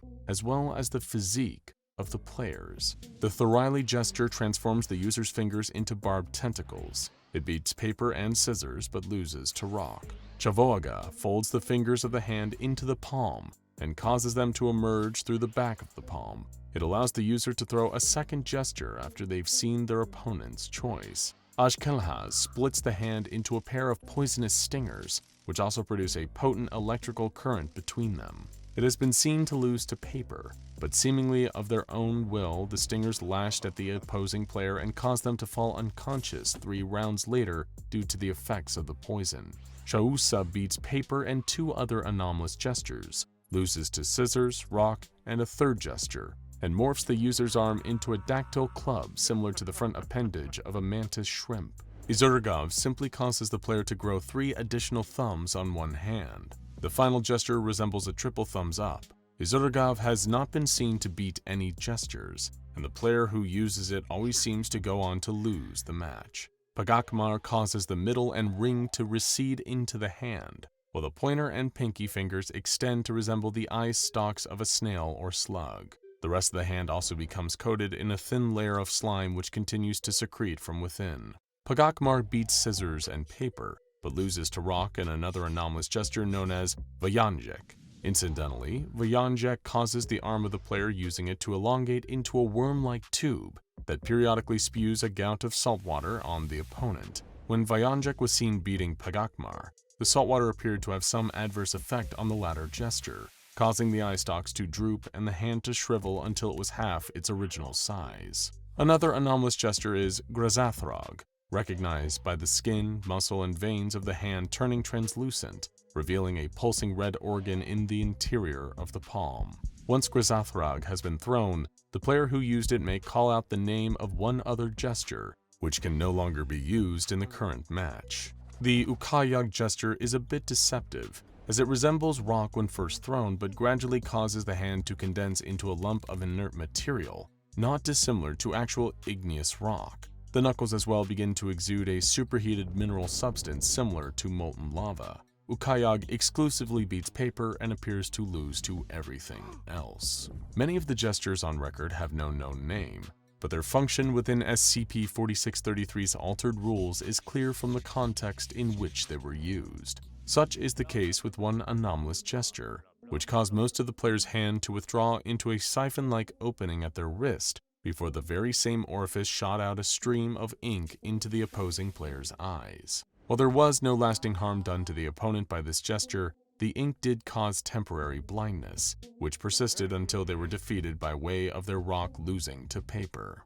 Another unknown gesture has been seen beating both Izurgav and Ukayag. This gesture makes the player's hand resemble the crest and gas-filled body of a Pacific man-o'-war. These examples are only scraping the surface of the seemingly endless possibilities that SCP-4633 has to offer. As you can see, the anomalous hand gestures can be just as dangerous within the game itself as the permanent changes they invoke in the user. While the Foundation has done its best to contain all information surrounding SCP-4633, there have been clear efforts by several unknown groups to push the game into continued usage. Over the past 3 decades, instances of SCP-4633 have seen increasing popularity in the world of high-stakes gambling.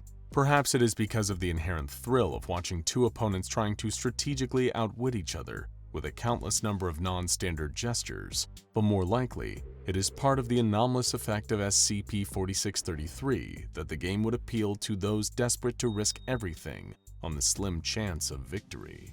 This neatly brings us to the SCP-4633 related incident which occurred aboard the private ocean liner known as the SS Fateful Emma. Before the incident, the Fateful Emma would sail into international waters twice a year.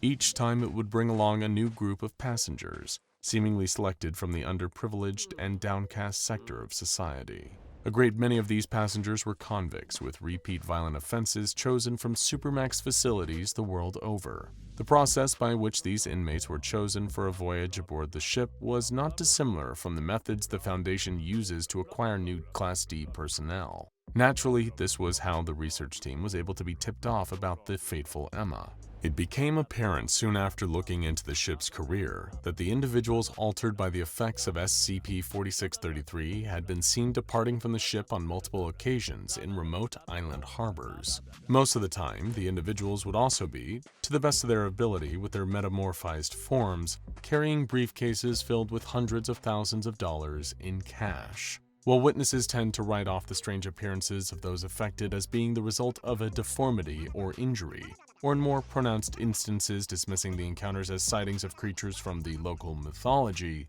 it was clear to anyone familiar with SCP-4633 what was truly going on. These passengers were being made to play pitched games of rock, paper, scissors featuring SCP-4633 for massive sums of wealth, and what was worse, the grand prize winners were seemingly being released back into civilization without the knowledge of law enforcement. Of course, what the Foundation was most concerned about was the potential for the large-scale leak of detailed information involving SCP-4633. It seemed that the Foundation's latest faceless enemy had revealed itself. Whatever wealthy group of individuals was pulling the strings behind the games aboard the SS Fateful Emma, it was very likely that the ship was also well protected by a private army of trained mercenaries. In a display of swift but necessary initiative, the Foundation assembled a brand new mobile task force to be dispatched onto the ocean liner. Mobile Task Force Row 52, with the fitting codename Rochambeau. The Mobile Task Force would board the vessel secretly and use whatever means necessary to prevent the spread of SCP-4633 and any evidence of the associated non-standard hand gestures. Before the Fateful Emma's next voyage, the Foundation isolated the port where it would depart from and made sure that the MTF agents were in position. The operation was co-captained by Agent Dubois and Agent Zhang, both of whom prided themselves on having extraordinarily good luck. Agent Dubois would stealthily move the majority of the agents under his command into the cargo hold below deck and await Agent Zhang's signal. Agent Zhang himself would assume the name and identity of one of the criminal passengers, who was intercepted before boarding by the Mobile Task Force. The would-be participant was subsequently detained and brought into the Foundation as a Class D personnel. As the SS Fateful Emma began to leave the harbor, Agent Zhang joined the other passengers who had been gathered together in an enormous function hall. There was little indication of when the games would begin, and Zhang made an effort to keep a low profile until more information was available. Shortly after the ship had officially arrived in international waters, an eccentric man entered the room on a walkway that overlooked the rest of the passengers. He was flanked by a pair of armed bodyguards. It was plain from the man's style of dress and demeanor that he was both absurdly wealthy and completely out of his mind. He wore a pure white tuxedo and a scarf that seemed to have been made from the fur of a Siberian tiger. A pair of dark shades with sequin rims obscured his eyes from view, but by far the strangest aspect of the rich man was the fact that emerging from the wrist of his right arm was the eyeless head of a moray eel where his hand should be. The man spoke, addressing the entire room. "Welcome, passengers new and old, to the SS Fateful Emma. While you are aboard this ship, your fate is in your own hands. Over the next 24 hours, you will have the rare opportunity to play the greatest game of chance that humanity has ever known.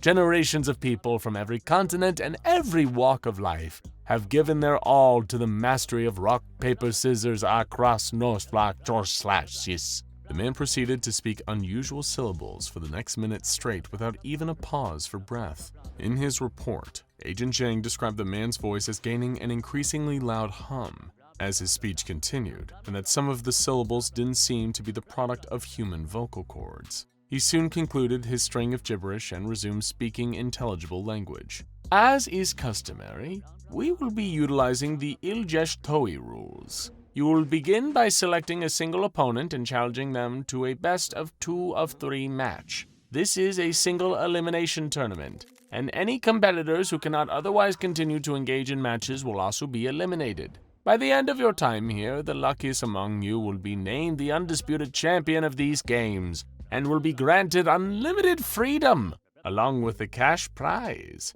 The rest of you will have to determine your own fates, for you all know what awaits you below. May your hands be ready, your minds be sharp, and remember, winning is everything. With a flourish of his moray eel hand, the wealthy man finished his introductions and promptly exited the room. Agent Zhang looked at the passengers surrounding him and saw that they were already beginning to play rock, paper, scissors with each other. A few had already begun using the anomalous gestures, warping their limbs into hideous subnautical shapes. Agent Zhang gave the signal to Agent Dubois and the rest of the mobile task force to begin the operation.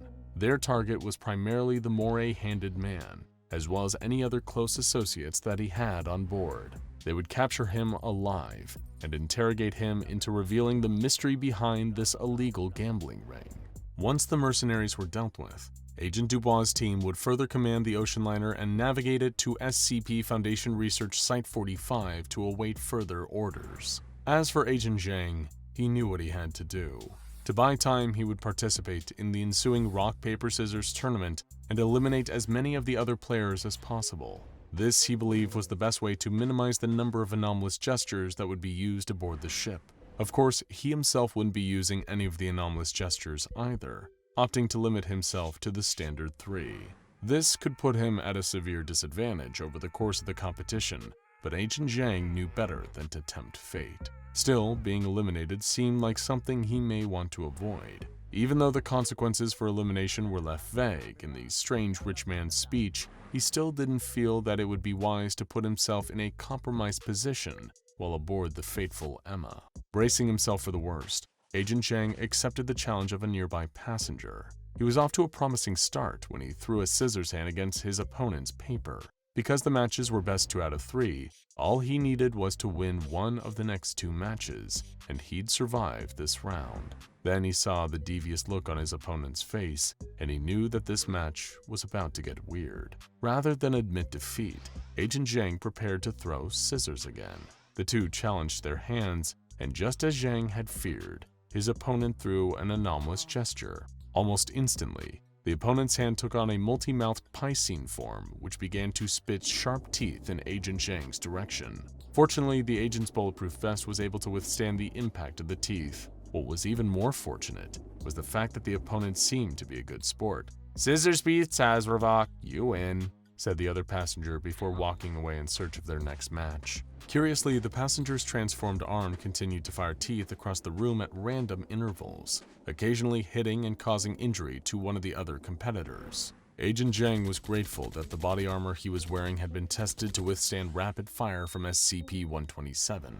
Compared to the raw power of the living gun, the teeth launched from Azravok gestures were practically BB rounds. He had succeeded in not being eliminated, both from the game and generally. Excited about his win, Zhang sought out another opponent to test his luck. Below deck, Agent Dubois and the rest of the mobile task force had just finished facing off against some of the hired mercenaries when they entered a room presumed to be the ocean liner's sickbay. Inside was a grisly sight. A second rock, paper, scissors tournament playing out between players that had been so thoroughly transformed by the anomalous gestures of SCP-4633 that they barely appeared to still be human. It was like a scene from a deep-sea documentary, with strange and unknowable creatures vying for dominance, not within a natural food chain or competition for resources, but within a seemingly never-ending struggle to win a game of chance. It was purgatory. Rock, paper, scissors, purgatory.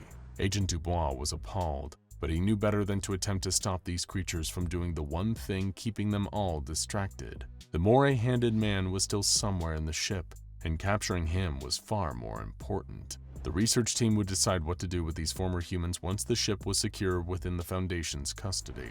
However, what Agent Dubois didn't realize is that some of these creatures were advancing on his team. In nightmarish and unearthly voices, they chanted, "Rock, rock, paper, scissors." Suddenly, one of the abominations, who resembled nothing more closely than an enormous mass of coral, produced 4 arms from within its body and began to throw anomalous hand signs towards the agents. One of the arms threw Ukyag, which coated an unsuspecting agent in hot lava, causing him to drop to the floor in pain.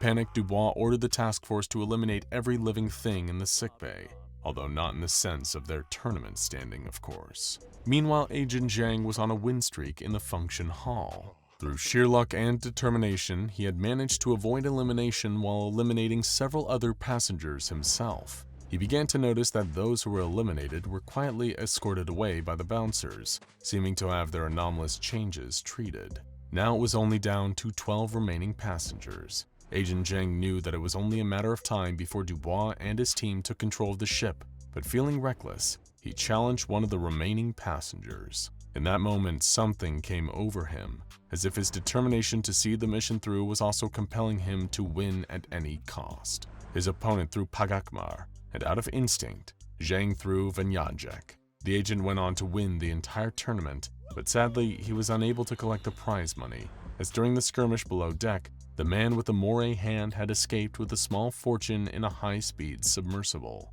His ultimate goals and the scope of the shadowy group he represented would remain unanswered for the time being. When the SS Fateful Emma finally arrived at Site 45, Agent Zhang came to his senses and realized that he had underestimated the cognitive side effects of SCP-4633.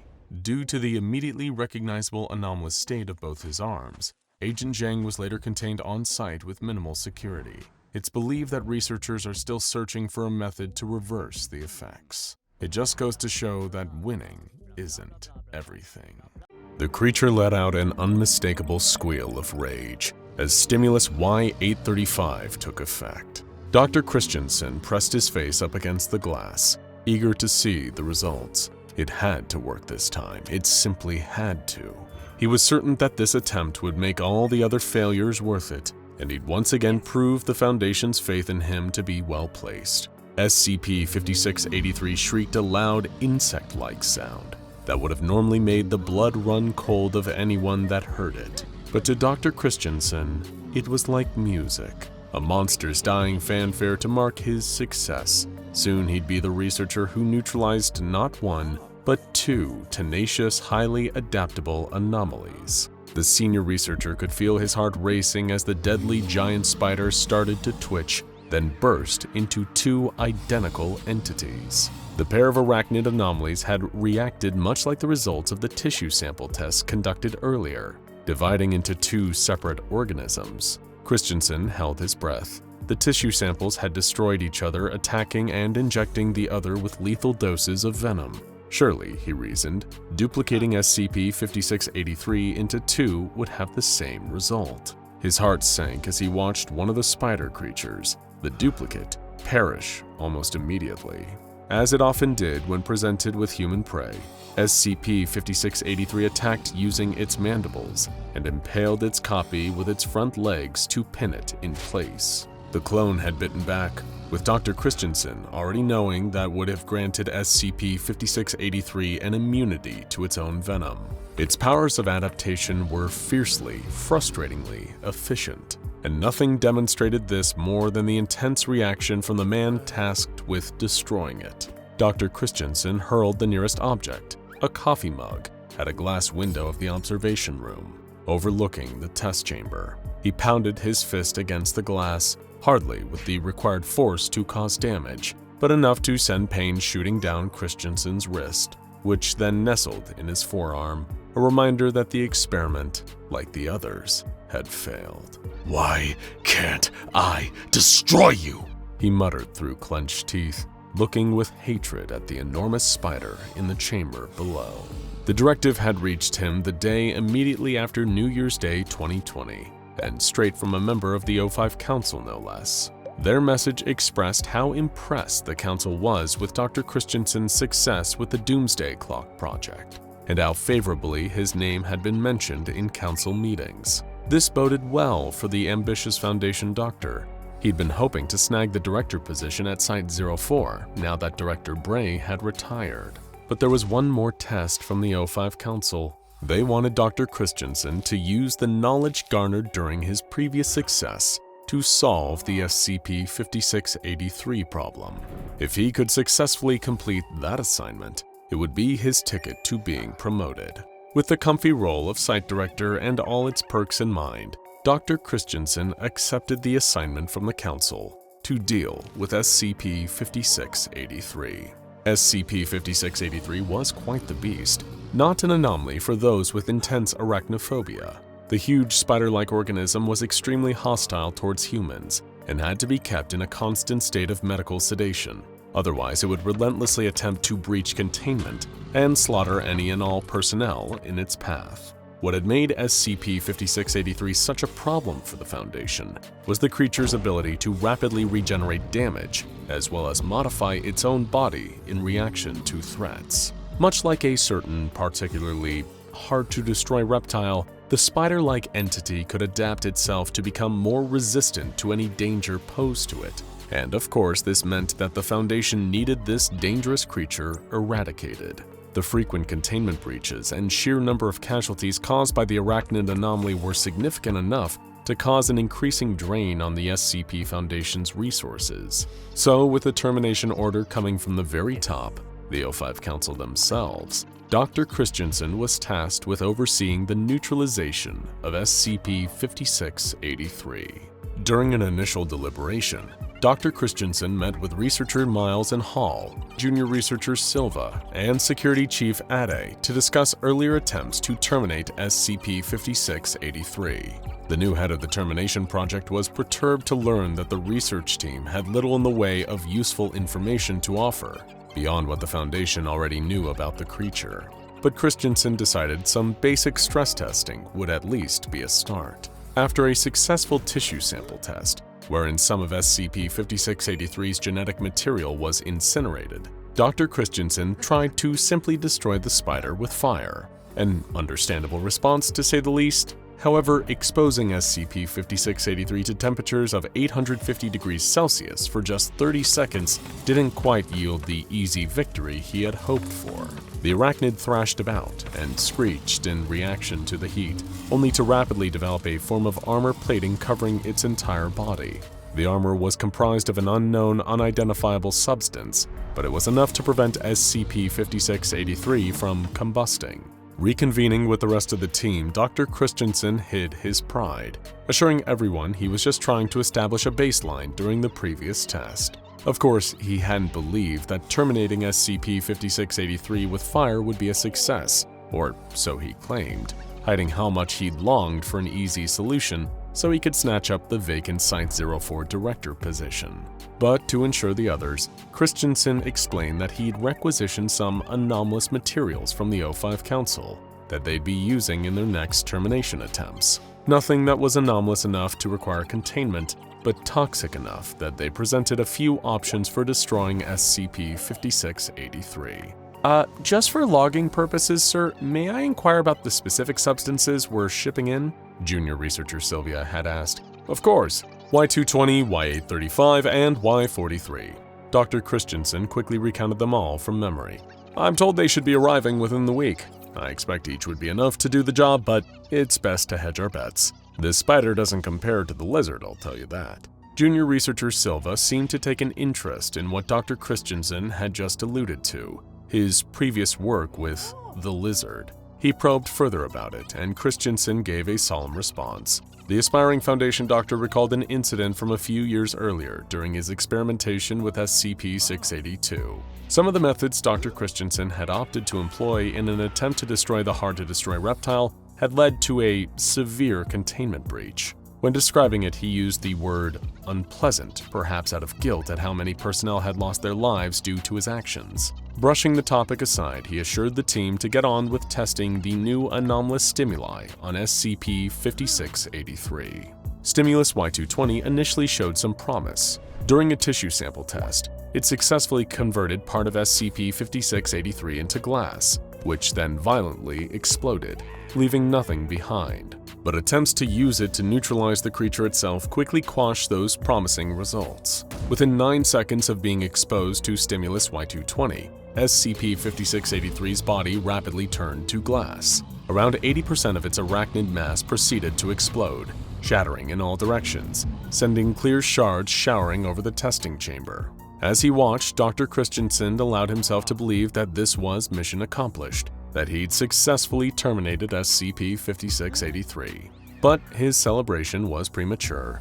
The spider quickly began reconstituting itself, its body regenerating within the space of 30 seconds. After testing with both stimuli Y220 and Y835, Dr. Christensen's frustration seemed to be increasing with each failed attempt. He knew his promotion was within reach, and as far as he could remember, he'd done good work with damaging SCP-682. Why should eradicating this anomalous spider be any different? However, it was a test with stimulus Y436 that enraged the ambitious doctor. Expecting the anomalous stimulant to turn SCP-5683 into a fine mist, Christensen watched as the creature's body vanished, literally vaporizing, changing states of matter to little more than water in the air. Suddenly, every light in the facility powered off, plunging the testing chamber into darkness. When the lights came back on, SCP-5683 was standing on all 8 legs, right where it had been missed only 3 seconds earlier. The research team had gathered for another mediation,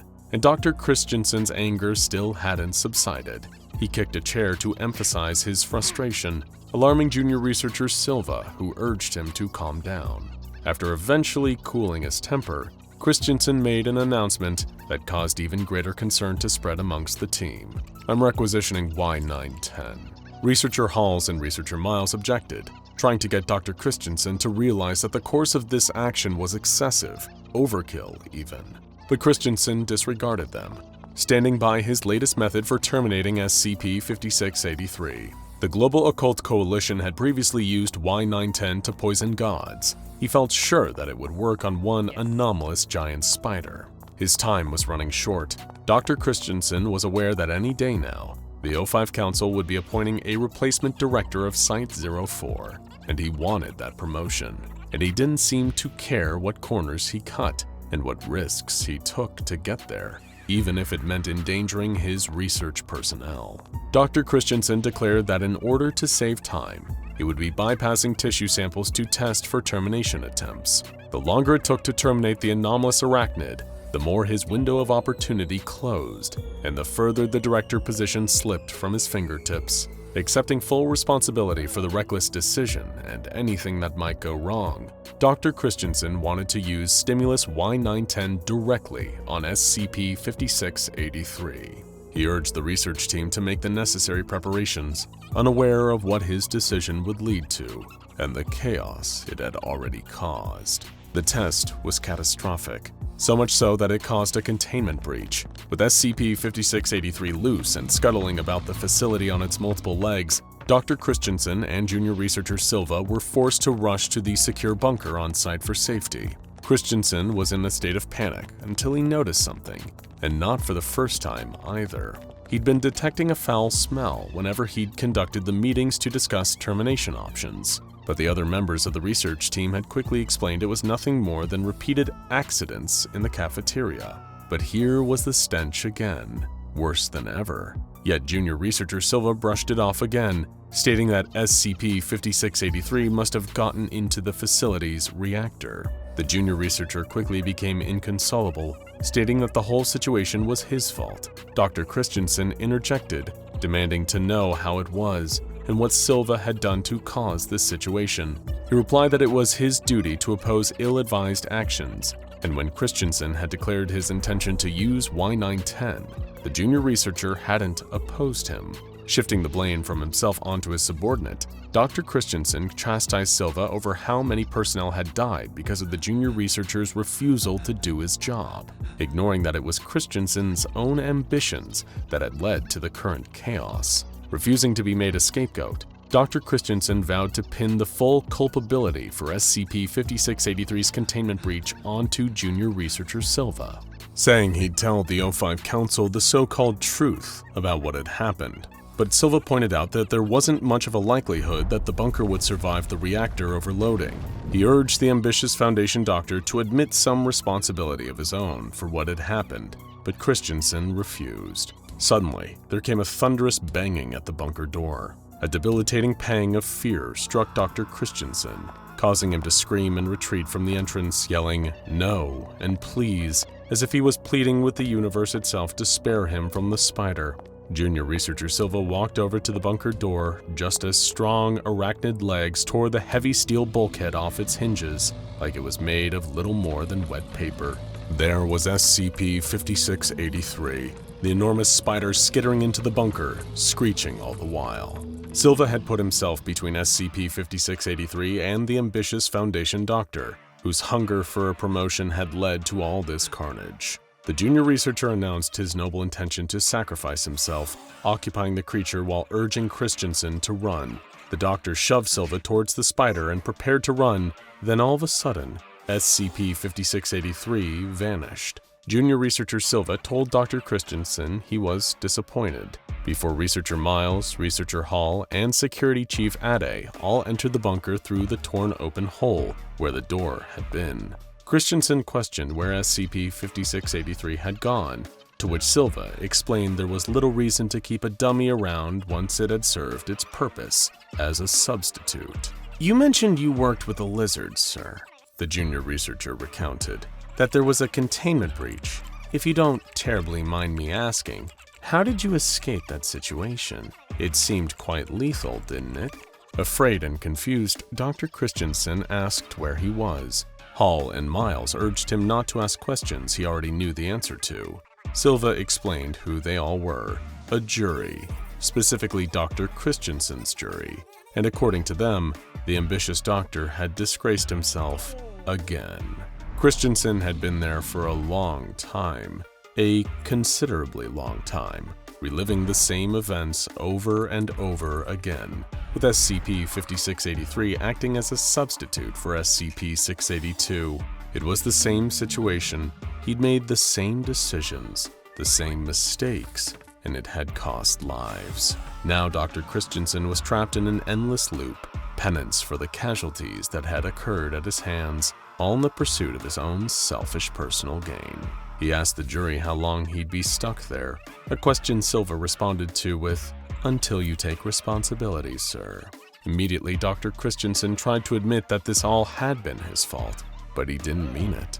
Not really. He hadn't accepted blame. He just wanted a quick and easy way out of the loop, and the jury of his deceased personnel knew it. Christensen ran for the door in the hopes of escaping his fate. Futile as his chances were, a black iron chain appeared from around the corner and wrapped itself around the overambitious doctor's throat. Ignorant of his pleas for forgiveness, saying he was sorry wouldn't bring back the people who died in service of his aspirations to becoming a site director. The chain dragged Dr. Christensen through the facility at such a speed that he collided with every wall and every corner as he turned sharply, being pulled along the floor. But that and the walls quickly crumbled away, revealing a sight that made Dr. Christensen start screaming that it wasn't his fault, and he never really stopped. What followed involved a great deal of blood and fire. Once it was over, it left behind the same awful stench the doctor had smelt before, and he'd soon be smelling it again too, as the cycle repeated itself. The directive had come straight from a member of the O5 Council. They were impressed with Dr. Christensen, and the ambitious Foundation doctor had been hoping to snag a director position at Site-04. But there was one final test for Dr. Christensen to solve the SCP-5683 problem. Nobody should ever have to find out what a human body smells like, especially as it's being eaten. Sally clasped both hands over her face, trying desperately to block out the smell and to trap in her nervous breathing. She couldn't bring herself to look. Every bone in her body wanted to take off running through the forest, back out onto the interstate, to try and find some help. But there was nothing she could do. She could never outrun that thing. It was too fast, too savage. Even if she could convince someone on the highway to pull over and help her, they would just tell her she was going crazy. Maybe she was. Then the smell of her husband's body drifted over to her on the wind as the crunching sound of inhuman jaws filled the air. Panic set in. Then silence. She couldn't hear anything, not even a whisper in the trees. Had she done it? Had she survived? That's when a red sneaker stepped out from behind the tree, and Sally stared into the eyes of the blood-spattered hedgehog. Now, Sally had never been a gamer growing up. Sure, she played a little bit of Mario Kart and had a few Nintendogs back in the day, but the word gamer just wasn't for her. However, love conquers all, and when she found the man of her dreams, she decided that it would be worth at least giving some of his hobbies a go. They started off nice and easy, playing a bit of Stardew Valley, Minecraft, and maybe some Overcooked here and there. But before long, the pair of them were sitting down every day after work, headsets on and controllers in hand, ready to dive into the latest adventure. Just recently, the couple had gotten into retro games, going back and playing classics like Battletoads and Streets of Rage. The challenge was addictive, so when her husband John came home with a copy of an unmarked NES game, Sally was intrigued, to say the least. John explained that he had found it listed on eBay under a very suspicious account. He had gone to pick up the game after work that day, expecting to be greeted by the smiling face of the seller. Instead, he found a blank gray cartridge and a very brief manual wrapped together with an elastic band on a street corner. The seller had listed it for virtually nothing, and based on the description, seemed very eager to get rid of the game for some reason. So eager that he must not have wanted to stick around to even hand it over. Sally, already bored with this backstory, snatched the manual up and read the title of the game, Professor Gould's Terrifying Horror Challenge. There was no artwork, no branding, no publisher, no stickers, nothing to differentiate this game from being just a blank cartridge. As far as Sally knew, it could have been a virus, some kind of malware game designed to brick their NES. But the words horror and challenge from the title sold her. She blew on the pins in the cartridge and slotted it into place in the NES. A black screen appeared with nothing on it but two options, single player or two player. Sally uncoiled a second controller and handed it to John with a grin. You ready? Sally hit two player, and a new screen came up. Are the people holding the controllers the people who want to play the game? Yes or no? Sally hit yes. A shrill beep filled the room, high-pitched and grating on their ears. John immediately grabbed for the remote and turned the volume down on the TV, but the beep just kept going. The screen was a bright red, filling the room with an unnatural bloody light. John tried to hit the off button on the remote, but the TV stayed red, and the beeping sound continued, filling their tiny apartment. Getting up and rushing over to the TV, John tried to unplug it, but it was no use. The beeping noise and the red screen persisted. He looked back at his wife in confusion, but she was looking somewhere else entirely. There was a rat in the corner of the room with mottled fur, bloated flesh, and cracked teeth. It stared right into Sally's eyes, salivating. Without a moment's hesitation, she leaped up onto the couch and screamed. But instead of running away, the rat slowly crept forward, looking almost as if it was smiling. Then a second one appeared, crawling out from behind the couch, followed by a third in the doorway, and a fourth beneath the TV. Dozens of rats filled the room, swarming in from all directions, climbing over one another in a desperate attempt to get into the tiny apartment, to get to Sally and John. Sally clambered onto the couch with her laptop and tried to kick away any of the rats clambering up onto the furniture, but it was no use. For every rat she kicked away, another one appeared, until soon they were climbing their way up John's jeans, their sharp little claws digging into his flesh. The rats tore at Sally's clothes, climbing over one another desperately, heading towards her mouth, trying to burrow their way in. Hairy bodies filled her vision, and the stench of disease made her gag. Seizing an opportunity, a rat tried to clamber through her open jaws. She felt its tiny paws scrabbling at her tongue. With tears filling her eyes, she took one fleeting look at the man she loved and noticed something behind him. A giant yellow bottle with the words "rat poison" stamped into the side was sitting precariously on top of their cabinet. Half stumbling, half swimming, Sally pushed her way through the throng of rats filling their apartment and desperately grabbed the bottle from on top of the cabinet. Throwing the rats off her hands, she managed to unscrew the lid, held the bottle high over her head, and poured the thick, stinking liquid all over the swarm of rats threatening to engulf her. The chorus of death filled the room. Whether it was the sound of the rats dying or their bodies being evaporated by the poison, she couldn't tell. All she could do was push through to try and find her husband and save him too. And miraculously, within just a few seconds, all of the rats had disappeared. The room was empty, the same as it had always been. Even the big yellow bottle was gone from her hand. All she could do was stare at John as he stared back at her, as the words, "Level 1, complete," appeared above their heads. Welcome to SCP-1315, the most visceral, most real, and most dangerous horror game you will ever have the misfortune of playing. It's not too late to back out at the menu screen when you select how many players you want. It's not even too late at the confirmation screen, but once you're in the game, there's no turning back. Either you beat the game, or you die trying.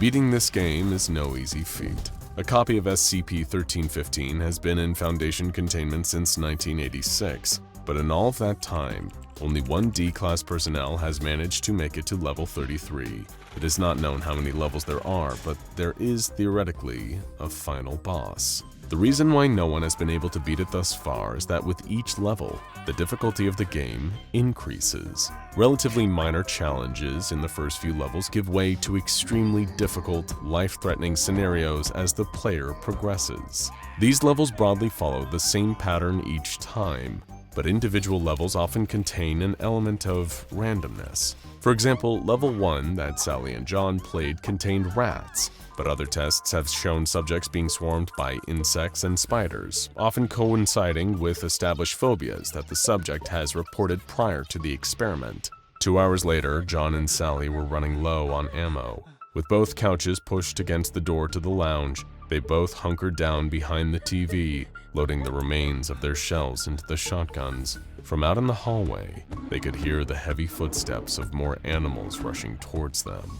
When the pounding on their door had first started, they assumed it had been their neighbor coming up to complain about their screaming and running around in the previous levels. John had been so deep in thought trying to work out what their cover story could be, that when he opened the door and saw an adult grizzly bear standing on its hind legs in front of him, it had taken him almost too long to react. Sprinting back into the lounge, he found his wife already loading rounds into the shotgun that had suddenly appeared on the floor in front of her. With a grim expression on her face, she seemed to have accepted their new reality, that this was a game they were going to have to fight their way through. But with every bear they shot as it tried to push its way into their lounge, 2 more had appeared just minutes later. While they had been conservative with their ammo, aiming for the heads and not taking any risks, the pair was starting to run dangerously low. Was there an objective they were missing? Were they supposed to have done something to progress through the level? Sally mashed a couple buttons on the NES controller, and then some text appeared on the red screen. Objective: survive. 4 bears appeared in the doorway and pushed hard against the couch. It slid out of the way and they charged into the room. Sally and John desperately took down the first 2 of them, but the dreaded click of the triggers told them they had nothing left. Closing their eyes and bracing themselves for the worst, the pounding of heavy paws on their vinyl floor suddenly stopped. The bears had disappeared. Level 3, complete. Well, whatever's next can't be worse than that, surely. But it was. They managed to hold out in their apartment until level 9. But then the windows behind their heads smashed into 1,000 shards as a black-booted SWAT team swung into the room. With barely any time to react, Sally and John pushed their way out of the apartment and braced themselves down to their car. Slamming both doors closed, they took off racing towards the highway as the SWAT vehicles pursued them. 3 hours later, the couple was running low on gas. Swerving their way along the interstate, their eyes on the mirrors constantly, the pair was pretty certain they'd managed to lose their assailants. Slowing their car to the speed limit, they gently weaved their way through the traffic towards the nearest gas station. Trying their best not to look suspicious, the two of them went inside, keen to stock up on supplies. Who knew how long this game would go on for? They had already been active for hours and were exhausted. With the SWAT team hopefully long behind them now, the adrenaline rush was starting to wear off, and the reality of this situation was starting to set in. Hopefully, there were just 10 levels and they only had one to go. With the sinking feeling in their chests, each one of them realized it was more than likely to be 100. Definitely time to stock up on some supplies. They were barely halfway around the gas station when the words, "Level 9, complete," flashed in the sky above them. Both John and Sally froze where they were and stared at each other over the aisles. A blue flash darted past them outside the windows, then again going the other way. Sally ran over to the counter and banged on the glass. Lock the door! Lock the door! But the teenager just looked at her in confusion. And now it was Sally's turn to look around and see her husband staring in horror. On the other side of the glass, standing between two gas pumps, was Sonic.EXE. With haunting red eyes, rows and rows of sharp teeth, and blood dripping from his mouth, the hedgehog stared intently. Sally pointed out the window and turned to the teenager, yelling, but the girl took a step back, looking scared of her. The girl couldn't see it. She couldn't see Sonic. For all these challenges, all the things they'd been fighting, was it just in her head? But there was no time to worry about that. Sally ran towards the door to the back of the shop. Hearing the footsteps of her husband running after her, she kicked open the fire exit but froze immediately. Sonic.EXE was standing there in front of her, smiling. It was toying with them. They needed to run to get out of here as quickly as possible, but how could they outrun Sonic? "Hey, Sonic!" John yelled from behind her. "You hungry?" He pushed Sally out of the way and threw a handful of chili dogs out into the forest. Hearing hungry, Sonic spun around and chased after his favorite food as quickly as possible. That had only bought them a few moments of time, but maybe that was all that they would get. Sally and John ran back through the convenience store and out the front. They couldn't run, but they could at least try to hide. A semi-truck had a slam on the brakes as the pair of them ran across the interstate. Without a choice of running anywhere else, all they could do was dart into the woods on the other side and hope that Sonic had a bad sense of smell. But as they ran through the woods, they could hear an ominous voice echoing behind them. Gotta go fast. Gotta go faster than that. Sally found a tree and dived into cover just at the right moment. Her husband wasn't so lucky. There was a flash of blue and a horrible crunching sound before his body hit the ground. Sonic.EXE was on top of him in a heartbeat, rows of sharp teeth gnashing. Sally clasped both hands over her face, trying desperately to block out the smell and trap her nervous breathing. She couldn't bring herself to look. Every bone in her body wanted to take off running through the forest, out onto the road to try and find some help. But there was nothing she could do. She could never outrun that thing. It was too fast, too savage. Even if she could convince someone on the highway to pull over and help her, they would just tell her she was going crazy. Maybe she was. Then the smell of her husband's body drifted over to her on the wind as the crunching sound of inhuman jaws filled her ears. New tears flowed. Then, silence. She couldn't hear anything, not even a whisper in the trees. Had she done it? Had she survived? Then a red sneaker stepped out from behind the tree, and Sally stared into the eyes of the blood-splattered, deranged hedgehog. Sally blinked, and it was gone. Level 10, complete. The open forest stretched out in front of her. Without a moment to catch her breath, Sally took off running into the country on her own. Whatever was coming next, she had to be ready for it. Ranger Halter felt the bark of the tree trunk slamming into his back, practically knocking all the air out of his lungs as he tried desperately to slow his frantic breathing. The sound of his own panting filled him with a sudden, horrifying thought. If he could hear his own ragged breaths, then it could hear them too. He clamped a hand over his mouth, clenching his jaw shut so tightly that he thought his teeth might splinter as he pushed them together. His free hand gripped the tranquilizer gun, shuddering as the snap of a twig rang out somewhere behind him. It had caught up to him already. He could bolt, make a quick dash for a cover behind another tree, but it was close enough now that it would see him. And if it did, It would come rushing after him with a speed that even a seasoned park ranger couldn't match. As much as he tried to force himself to stay still, the petrified curiosity got the better of him. Holter peeked out from behind the tree and immediately wished he hadn't. It had all started out as what sounded like an everyday occurrence. High atop his watchtower in the Glacier National Park, Ranger Holter had been enjoying the view of Montana's Rocky Mountains, a cup of coffee from his thermos in his hand. Then the familiar squawk of his radio had cut short his appreciation of the serene scenery. Holter sighed, tossing the remaining contents of the cup over the tower's railing, wondering what kind of day he was in for as he went to answer the radio. Most of the time, things in Glacier Park were as peaceful as they looked. But the park ranger knew that staying vigilant could make all the difference when it came to finding a missing hiker in time, or the difference between deterring a group of campers away from a family of bears and having a hell of a mess to clean up. He pushed down on the button for the microphone, connected to the bulky radio that took up practically an entire desk.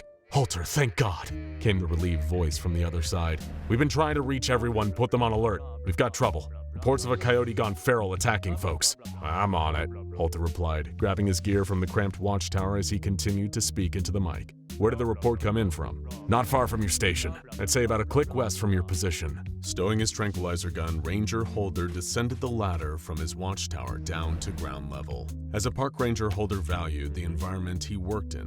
And as a fan of the SCP universe, we know how much you value intricate world building, or in some cases, world destroying. But either way, we couldn't be happier to introduce you to the sponsor of today's video, World Anvil. World Anvil is a comprehensive set of world building tools that not only help you craft and organize your unique setting, but also present it in a captivating manner. From wiki-like articles and interactive maps to a full-fledged RPG campaign manager and novel writing software, World Anvil has everything a world creator could dream of. World Anvil equips you with over 25 templates, prompting you to dive deeper into your creations. Enrich your content by embedding maps, images, sound effects, and even little secrets for that immersive touch. With their innovative design, you can easily visualize your world through maps, chronicle its history with timelines, and fine-tune events with intricate details. Your crafted world can be beautifully showcased on a unique homepage, inviting others to dive into your vision. Got a sudden idea while working on another? No problem.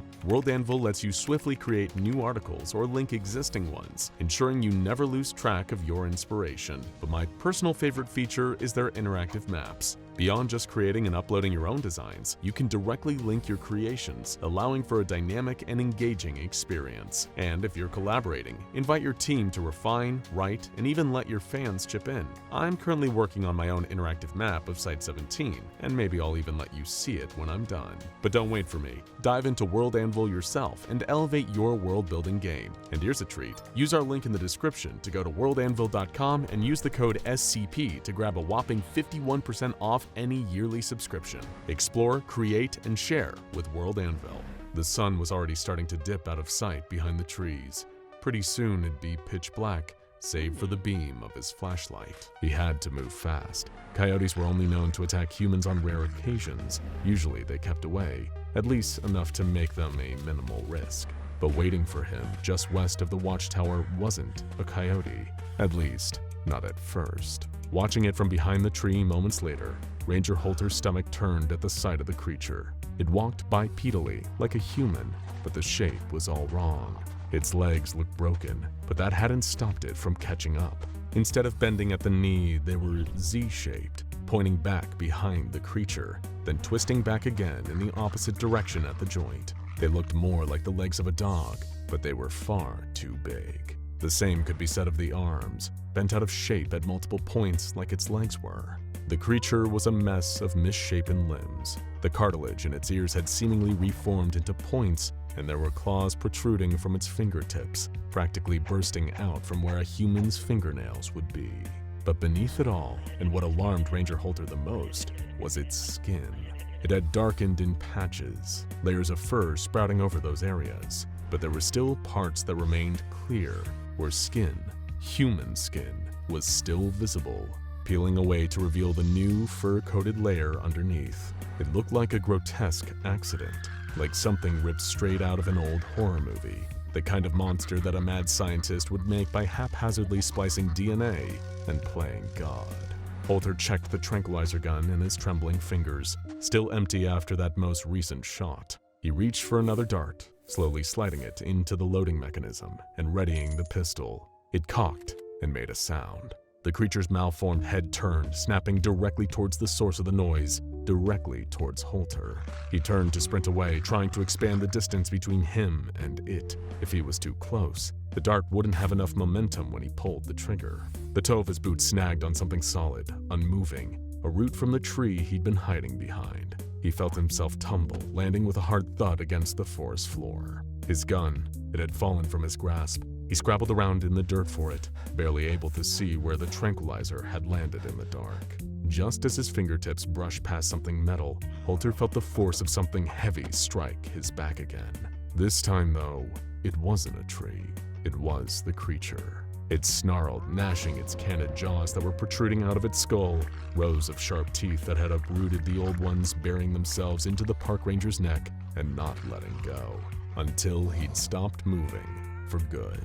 A few short hours later, a convoy of mysterious unmarked vehicles arrived at Glacier National Park.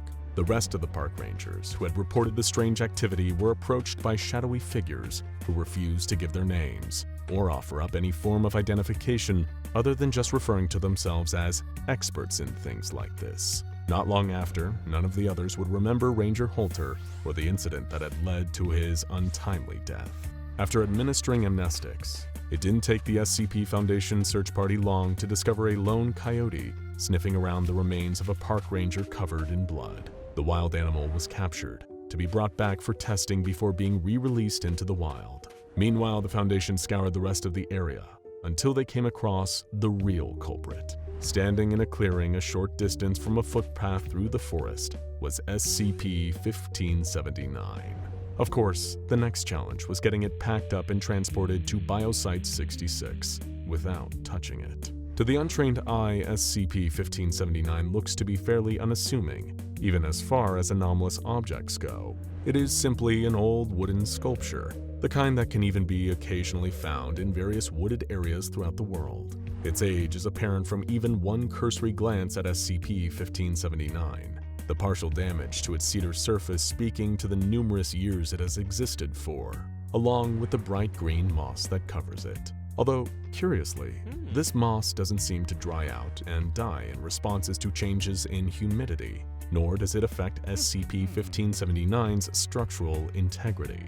As for where it came from and who made it, those are still unknown. As if the answer to what holds SCP-1579's anomalous properties, whether or not the cedar it was carved from or the moss coating the sculpture possesses some unknown properties, or if SCP-1579 was somehow imbued with these after being created. Initial testing by the SCP Foundation's researchers determined SCP-1579 to have an abnormally high resistance to the type of damage wood, and particularly cedar wood, is susceptible to. For one, it does not seem to show any signs of rotting or natural degradation. For another, it is also resistant to heat, at least to a certain extent. It doesn't burn the same way other objects constructed from cedar wood. However, this sculpture is not entirely indestructible. Pieces can be easily chipped off of the main body of SCP-1579, and these splintered fragments continue to carry the same anomalous effects as the rest of the sculpture, even when separate from it. But of course, you want to know about the creature. How does this supposedly harmless, if a little structurally abnormal cedar wood sculpture connects to whatever it was that killed Park Ranger Holter? Well, it's quite simple actually. SCP-1579 killed Holter. Not directly, you understand, but by proxy, through its further anomalous properties. Still confused? Well then, how about a demonstration?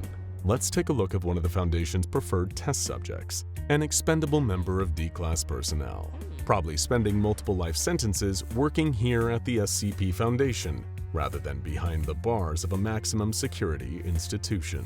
Now, what would happen if you place this delightful individual in the same room as SCP-1579? Well, nothing initially. That is, until the subject touches the cedar wood surface of the sculpture, either out of curiosity or following the instructions of a Foundation researcher. That's when the real anomaly starts. The wooden sculpture will exhibit a slight but observable movement, shuddering slightly as if moved by an unseen force. This will precede the person who touched the object feeling a burning sensation, that kind of irritating, painful heat that spreads underneath the surface of the skin. The burning will always begin at the area of their body that made direct contact with SCP-1579, and touching it again at any point will trigger a reactivation of the sculpture's anomalous effects. Subjects experiencing the effects of SCP-1579 have described the feeling as being akin to a bad sunburn that rapidly spreads across the skin from the point of contact, only to stop once it has affected a person's entire body. Following the subsidence of the burning sensation, subjects experiencing the side effects of touching SCP-1579 will notice an immediate change to their skin.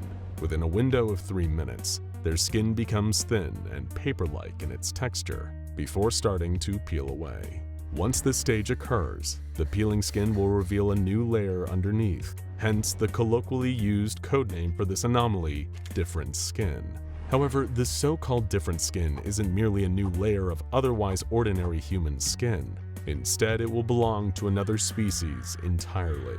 A person coming into contact with SCP-1579 will find themselves rapidly developing new skin that shares the physical traits, as well as matching DNA, to that of a number of animal species. It should be noted that these features will continue to rapidly develop until the subject is entirely transformed, and is no longer considered to qualify as a human being. As for the specific transformation that occurs, there are a number of known outcomes that repeat in the following cycle. Let's say our D-class, we'll call them Subject A, touched SCP-1579 at the start of the cycle.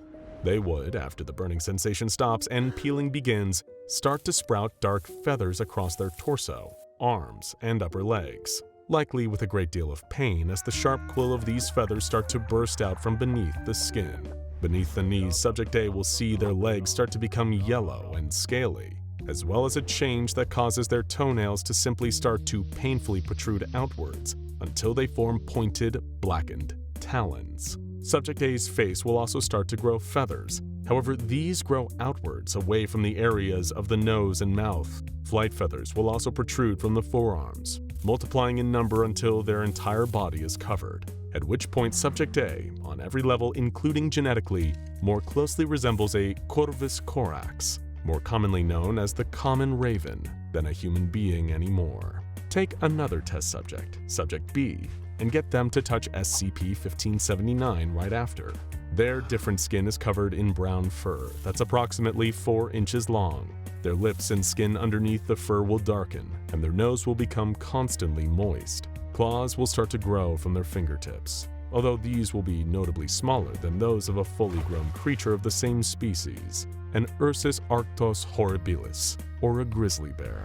Then we get to the point in the cycle where some unwitting hiker encountered SCP-1579 in the forests of Glacier National Park, Montana. When this subject, Subject C, touched the cedar sculpture, their skin began to grow layered fur, as the cartilage of their ears is separated from their tissue and replaced by new, reshaped cartilage. Much like Subject B, who SCP-1579 turned into a grizzly bear, Subject C also had darkened skin, a moistened nose, and longer, sharper nails. It was at some point during this transformation that an unassuming park ranger stumbled upon Subject C. Frightened by what he saw, this ranger was unable to identify that what he interpreted as attacks by some kind of half-human, half-animal hybrid were actually desperate pleas for help, as Subject C was transformed into a coyote. Although it's hard to say which physiological change triggered by SCP-1579 is the most alarming or unpleasant to experience, the fourth kind is in no way any more pleasant than the preceding 3 in the cycle. Subject D of this particular series of tests will find the new layer of skin that emerges under the old to be hairless and of a green coloration, often with brown markings. Unlike the previous instances, their skin will rapidly begin to dry out, and seems to be far more reactive to the humidity of the surrounding environment. It is also far thinner than that of the skin possessed by other transformations that SCP-1579 causes. So thin, in fact, that the eyeballs of Subject D will be visible through its eyelids, which rapidly become translucent, similar to those of the Suracris regula, otherwise known as the Pacific tree frog. Repeated activation of SCP-1579's anomalous properties will trigger the next transformation in the cycle, whether the cedarwood sculpture is touched by a new subject or repeatedly by the same person. In the latter instance, where a subject is re-exposed to SCP-1579, the additional changes their body undergoes will be significantly more painful.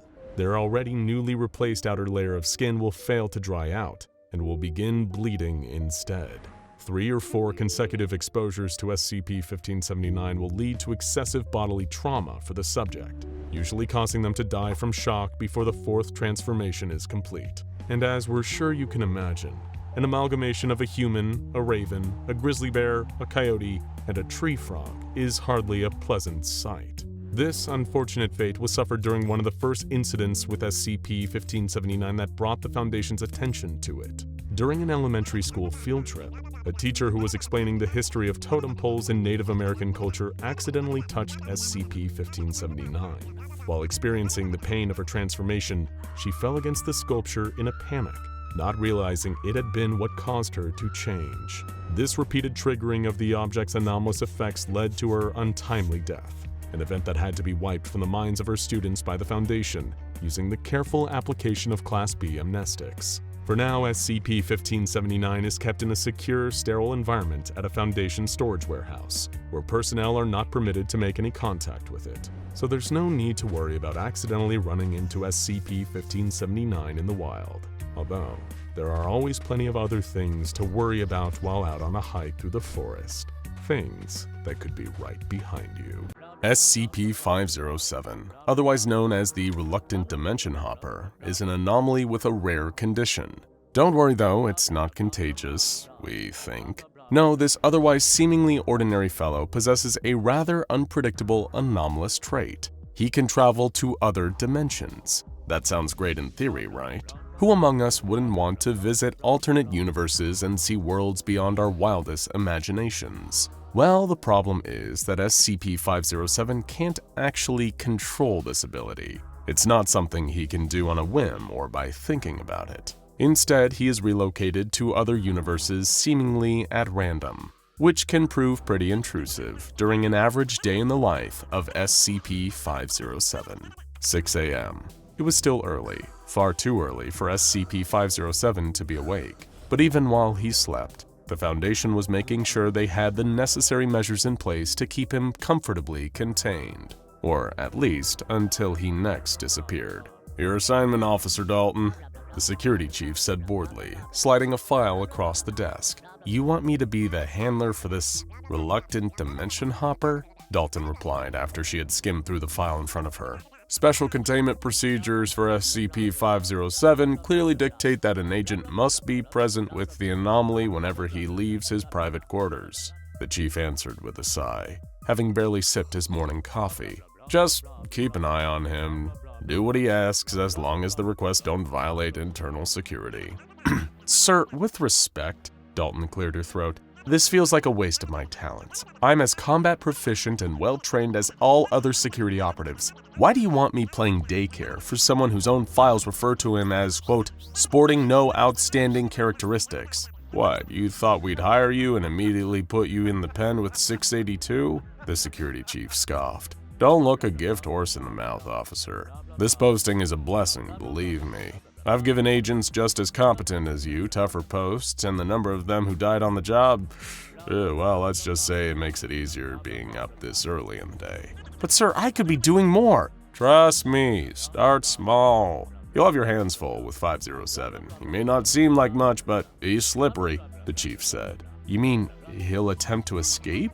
Dalton asked. The facility's head of security didn't give an answer. Instead, he dismissed the officer to her posting. Making her way through the corridors towards 507's containment cell, Officer Dalton studied her briefing, reading it through multiple times so she understood her assignment. She was expecting her charge to be unruly, attempting escape at any opportunity. What she had overlooked in her haste was that SCP-507 wasn't intentionally using his dimension-hopping powers to escape. In fact, he couldn't help it. 8 a.m. Eventually growing tired of waiting outside the entrance to the reluctant dimension hopper's quarters, Officer Dalton began repeatedly banging her fist against the door. "SCP-507, wake yourself up!" she yelled impatiently. There came the sound of tired groaning from the other side of the door, followed by something person-sized falling over in a daze. Getting to its feet, the source of the noise shuffled closer and opened the door, all while Dalton kept knocking. It's very loud, you know.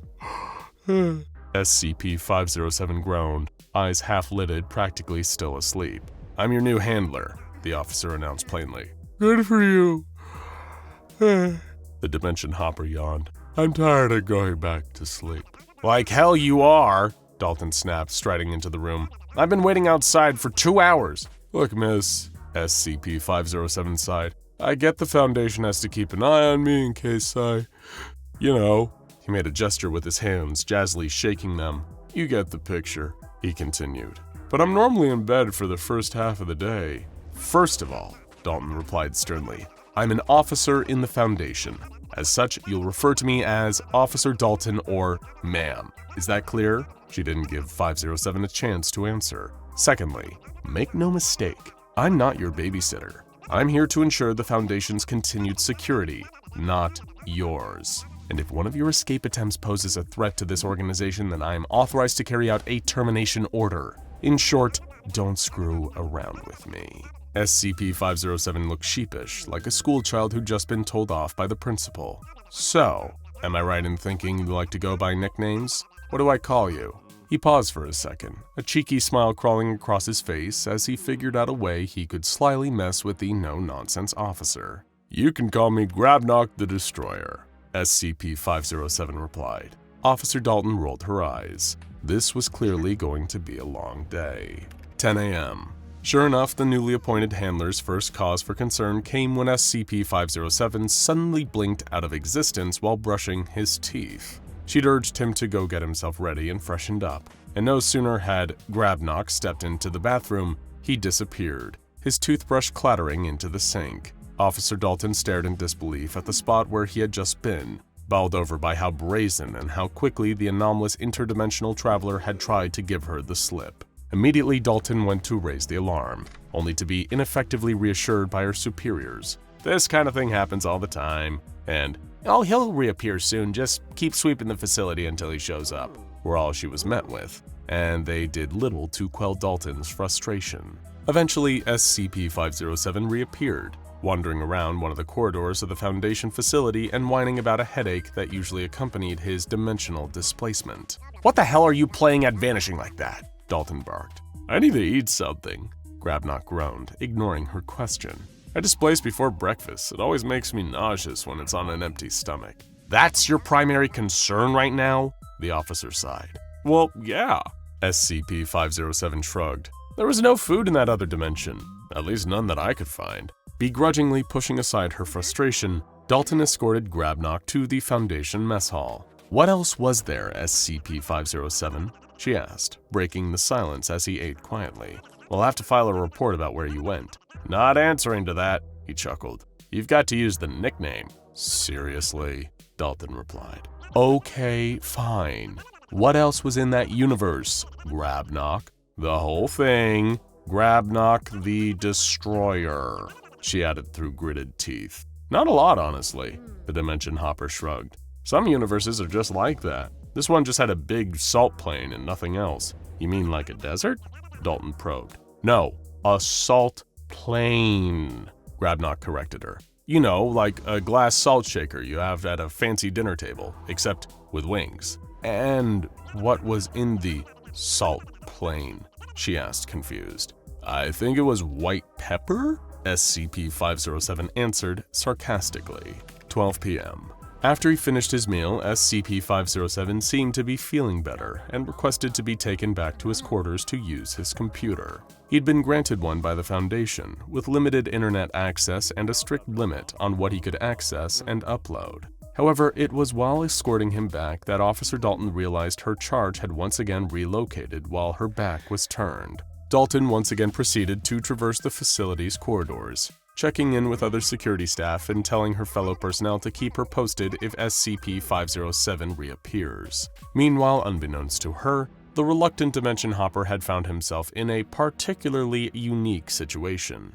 Arriving in a new alternate universe, SCP-507 was greeted by familiar headaches. standing in a spot that mirrored the Foundation site he had been in a moment before. In fact, most of the details about this universe were almost identical to the one he had just left, apart from all the dinosaurs. It quickly became apparent at the sight of a velociraptor wearing a lab coat that this was a reality where the meteor that wiped out early life on Earth had never actually hit. As a result, the reptiles that had inhabited the world centuries before had been able to evolve into the dominant species, while humanity's earliest ancestors had never climbed out of the primordial soup.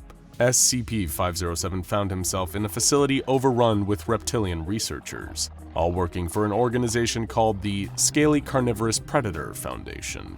Naturally, the dinosaurs were fascinated by the sudden and inexplicable existence of this pink, fleshy creature appearing out of thin air. Although the researchers working at this version of the Foundation were seemingly well-versed in the study of the anomalous. Unfortunately, there was something of a language barrier between SCP-507 and the dinosaurs of this dimension. A kind, calm request for him to come quietly so the research reptiles could run tests ended up sounding like a vicious, bloodthirsty snarl. And so the reluctant Dimension Hopper turned heel and ran away from a flock of raptors in Foundation lab coats, until he eventually displaced back to his original dimension again. 1:30 p.m. Right, sure they did, 507. Dalton sighed after her charge had reappeared and recounted his story of sentient dinosaurs running an alternate version of the Foundation. And I bet Jeff Goldblum and Laura Dern were both public enemies in this universe too.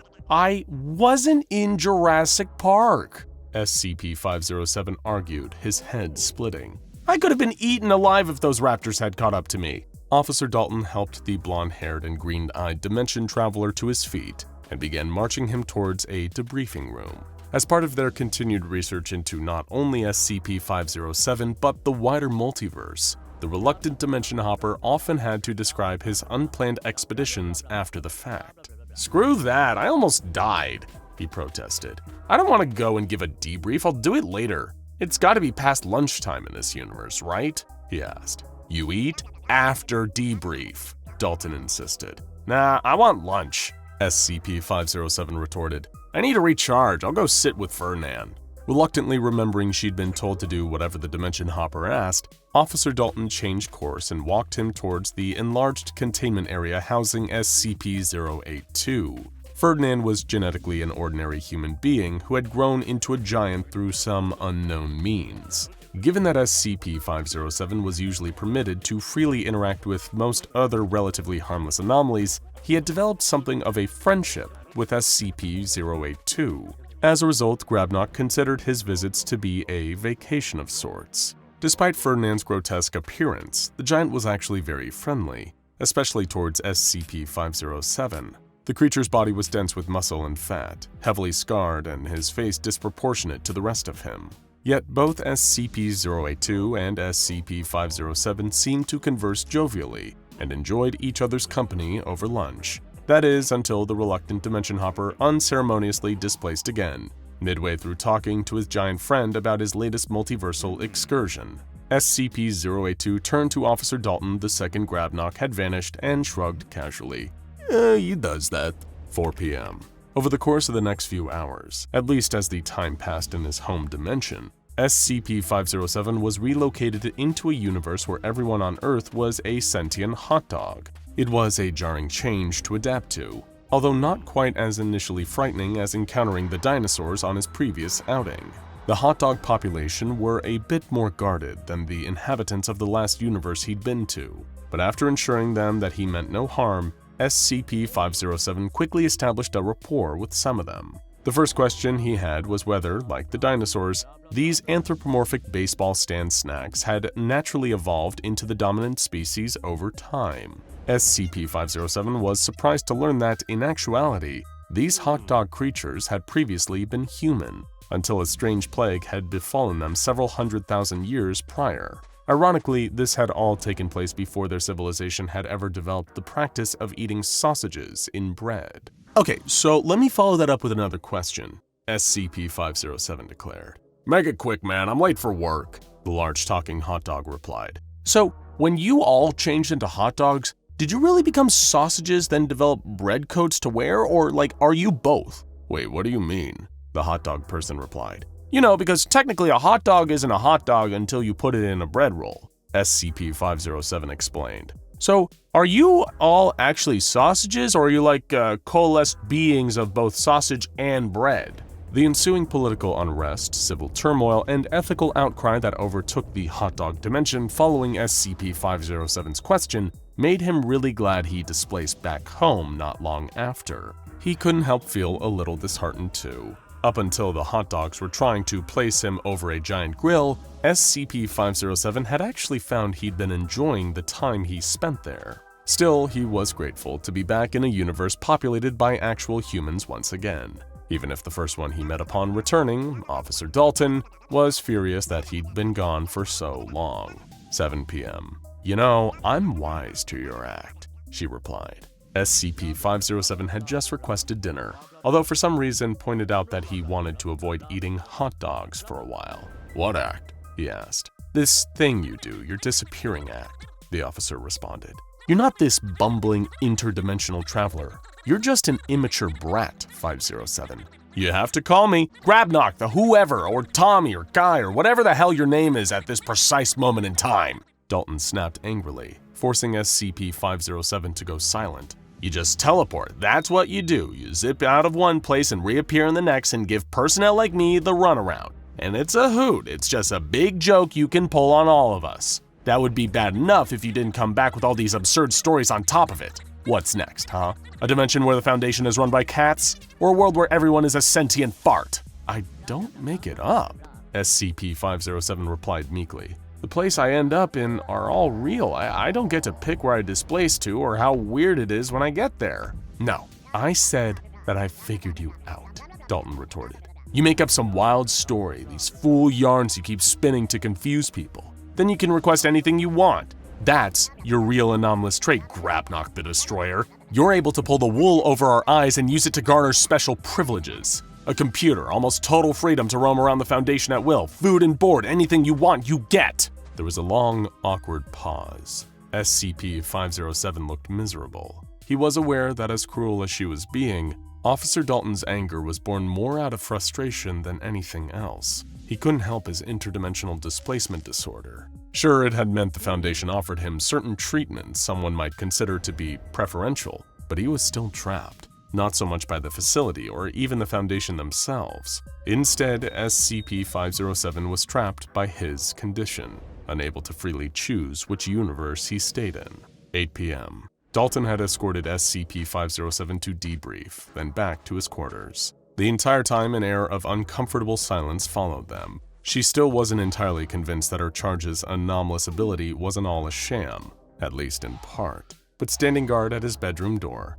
she could see him sulkily browsing the internet on his computer. He was quiet, and Dalton couldn't help that it did make her feel a little bad for losing her temper at him earlier. Hey, 507, she said, poking her head through the doorway. He didn't respond, mindlessly scrolling without turning around. Stepping inside, Dalton closed the gap between them by walking towards SCP-507, sat in his computer chair. Listen, SCP-507, she repeated, then realizing why he wasn't replying or paying her any notice. With a roll of her eyes and heavy, exasperated sigh, Officer Dalton readdressed the reluctant dimension hopper. Hey, Grabknock the Destroyer. Hearing that made SCP-507 turn around in an instant, giving her his full attention. Ma'am, he said, still sulking but at least willing to speak. I'm very sorry for what I said before, Dalton admitted. I don't enjoy this, you know, SCP-507 said solemnly. One minute I'm somewhere familiar, the next I'm thrust into some horrible nightmare where everyone's got macaroni and cheese for hands, or there's so many spiders everywhere. Oof. It's not just a joke to me, and it sucks. There were tears in the Dimension Hopper's eyes, and Officer Dalton reached out to pat him on the shoulder. I know, and I'm sorry for saying you made it all up, she offered a smile. Then, in a blink of an eye, they were both gone. 10 p.m. Every other time that SCP-507 had displaced during the day, the Foundation had barely paid it any mind, not even reacting when Officer Dalton had brought it to their attention. But the moment she had disappeared, along with the reluctant Dimension Hopper, security staff and researchers went into a frenzy. Alarms sounded. Personnel were patrolling the corridors en masse. sweeping room to room with flashlights in the hopes not only that SCP-507 would return, but Officer Dalton would still be with him when he did. It had been a few hours since the pair of them had vanished. The sun had long since set, and night had fallen.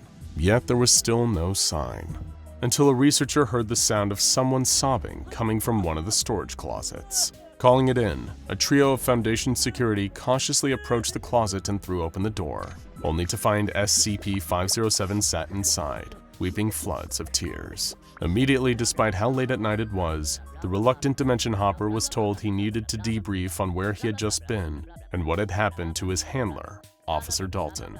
SCP-507 began to describe displacing to a dimension he had visited a number of times before, a reality that was shrouded in complete darkness. No sunlight at all. A familiar sound had instantly told the reluctant Dimension Hopper where he was and that he wasn't alone. Doubly so, because Officer Dalton's hand had been on his shoulder. Completely by accident, she had transported there with him.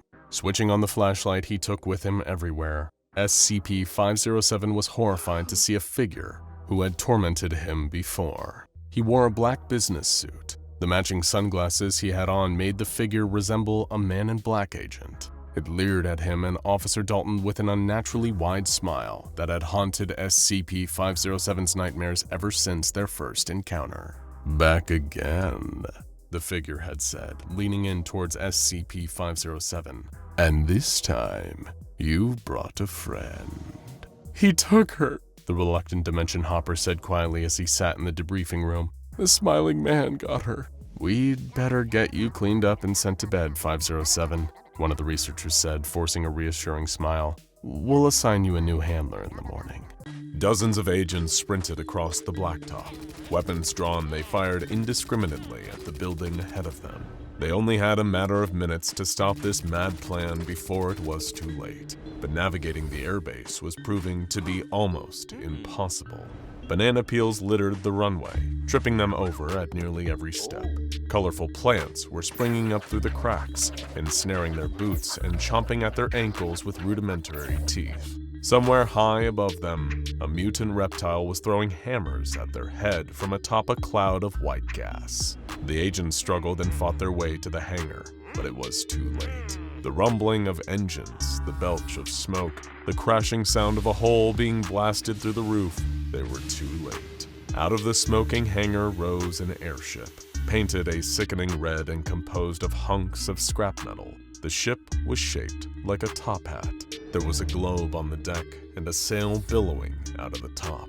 The door to the airship crashed open, and out of it burst a man with a bushy mustache, denim overalls, and a red hat. His eyes burned, lit up with the flame of a man with nothing to lose. He stared down at the agents below him with a carnal fury, watching as they were chomped, crushed, and blown up beneath him. But then his eyes drifted up higher into the sky, toward the prize that he was really after, the one thing that would bring the love of his life back to him, the moon. The airship puffed out a thick cloud of acrid smoke and shot off into the air, rising higher and higher as the crazed Italian growled from its deck. "Let's go! Yahoo! Let's go!" New York City, the city that never sleeps. Or rather, the city where you can never get to sleep. The constant car horns, drunken yells, and general chaos of Manhattan can really get to you, especially if you live in a cheap apartment over a convenience store. Max had been living here for the better part of a year now, and the only way he found to unwind on the busy nights was to sit down in front of the TV and play video games. Sleep was off the table, so that was the next best thing. The pipes under his sink were busted, but he couldn't be bothered to call in a plumber. He had better things to spend his money on. He'd been desperate to buy a Switch for years, but they just hadn't dropped in price in true Nintendo fashion. He was pretty sure if he fast-forwarded to the apocalypse, he still wouldn't be able to find a Switch for anything less than full price. Staying up late checking out eBay auctions, he'd unbelievably actually found one. Some grandma was selling it along with all her grandson's other games. According to the item description, her grandson had been hospitalized after he broke both his hands trying to punch a tree. Apparently, he needed the wood to build some kind of table. Anyway, he'd been banned from playing any games as a punishment since he was getting too obsessed with them. So, lo and behold, a used Nintendo Switch was in Max's hands. He'd been waiting for years to play Super Mario Odyssey. After watching the Mario movie the other day, he couldn't be more in the mood to sit down and play supposedly one of the best games of all time. And play it Max did. Eyes glued to the screen, he sat there on his couch all the way through the night. Mario leaped through the Cap Kingdom with ease, stomped his dinosaur feet through the Cascade Kingdom, conquered the Sand Kingdom while jamming out to the music, and plowed on. After fully exploring each kingdom, he'd hop onto his hat-shaped airship and fly to the next one. All Friday night he played, and didn't even realize when the sun came up on Saturday morning. He loved to see all of his favorite characters on screen. Bowser in his white suit, Cappy in all of his spinning glory, Peach looking radiant as usual, and Sam. Max racked his brains. He was trying to remember if he'd ever come across this guy Sam in a Mario game before. He was just some Koopa, much like any of the others, except he had a white shell. Every world that Mario would visit, Sam would be there somewhere, often hidden under a sphinx or behind a waterfall. It was the same dialogue option each time. Whenever Mario approached Sam, a speech bubble would pop up. I want salt and meats. Bring them to me. Hurry up. But try as he might, Max couldn't find any items resembling salt or meats anywhere in the game. What would they even look like? It all seemed very out of place compared to the moons he was supposed to be collecting. It was only once Max reached New Donk City and met Sam standing shiftily in a back alleyway that the dialogue changed. No salt and meats, huh? Solve the food shortages. Max tried talking to him again, but the game wouldn't let him. No matter what he did, he couldn't interact with Sam anymore. He searched all over New Donk City, looking for anyone who could point him in the direction of some salt or meats, but there was nothing.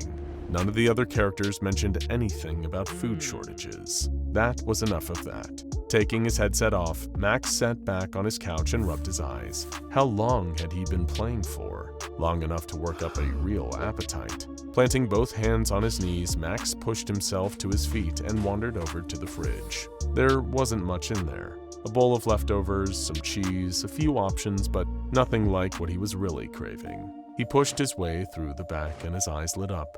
There, behind everything else, was a little box he'd forgotten to throw out the previous week. Mushrooms. Would they still be good to eat? He didn't care. Taking gone-off mushrooms by the handful, he shoved them into his hungry mouth. That's how he would grow big and strong. With a satisfied smile, he slammed the fridge door closed and stared at himself in the mirror. He must have been gaming for a long time. A thick tuft of hair had appeared on his upper lip. Looking this way and that, Max admired the mustache in the morning light, muttering under his breath, "Mamma mia." SCP-3843 is a little-known bug that appears in physical video games. Much like a biological virus, it is transmitted from one copy of a game to another through close proximity. If one game in a collection exhibits evidence of SCP-3843's presence, it likely means that all other games in the owner's collection also have become infected. But what is SCP-3843? Well, that much is currently unclear. The game's coding appears to undergo no changes when affected, and yet a new non-player character appears when the game is booted up. How this character manifests depends on the video game itself, but there are a number of consistent rules. Firstly, the character always fits within the world of the video game with a small identifying feature. A white-shelled Koopa in Mario, an extra crew member on the Normandy in Mass Effect 2, and even a diamond-shaped block in Tetris with a hole cut out of the middle. Secondly, this NPC is always identified as Sam, or some variation of that name if it is necessary to change it to fit the world. For example, in Elden Ring, SCP-3843 takes on the name Sam of the Starving Plains, or in Pac-Man, it becomes Sammy. One elusive characteristic of these NPC characters is their obsession with salt and meats. In the majority of incarnations, any which allow the character to have dialogue, Sam always expresses a desire to be given salt and meats, with follow-up dialogue usually complaining of food shortages. On occasion, the game will contain additional food items that seem to be generated by SCP-3843. For example, when Sam appears as a merchant in Nier Automata, it will sell you cubes of a nondescript salty meat. If the player chooses to consume those items, nothing appears to happen. Tracking down instances of SCP-3843 has become easier in recent years. The decline of physical game sales with the shift to a more digital ecosystem has meant that transmission between copies has reduced significantly. A physical disc or cartridge is required for transmission after all. What is more, Foundation testing has revealed that this SCP is incapable of infecting online-only games. Multiplayer shooters and MOBAs are totally immune to it. In fact, any game that requires an internet connection to play will be immune to transmission. While gamers do hate the trend of having to be online to play their single-player games, there is a big upside to it from the Foundation's perspective. Who knows? Perhaps there are agents placed in certain publishing studios pulling some strings to help crack down on SCP-3843 transmission.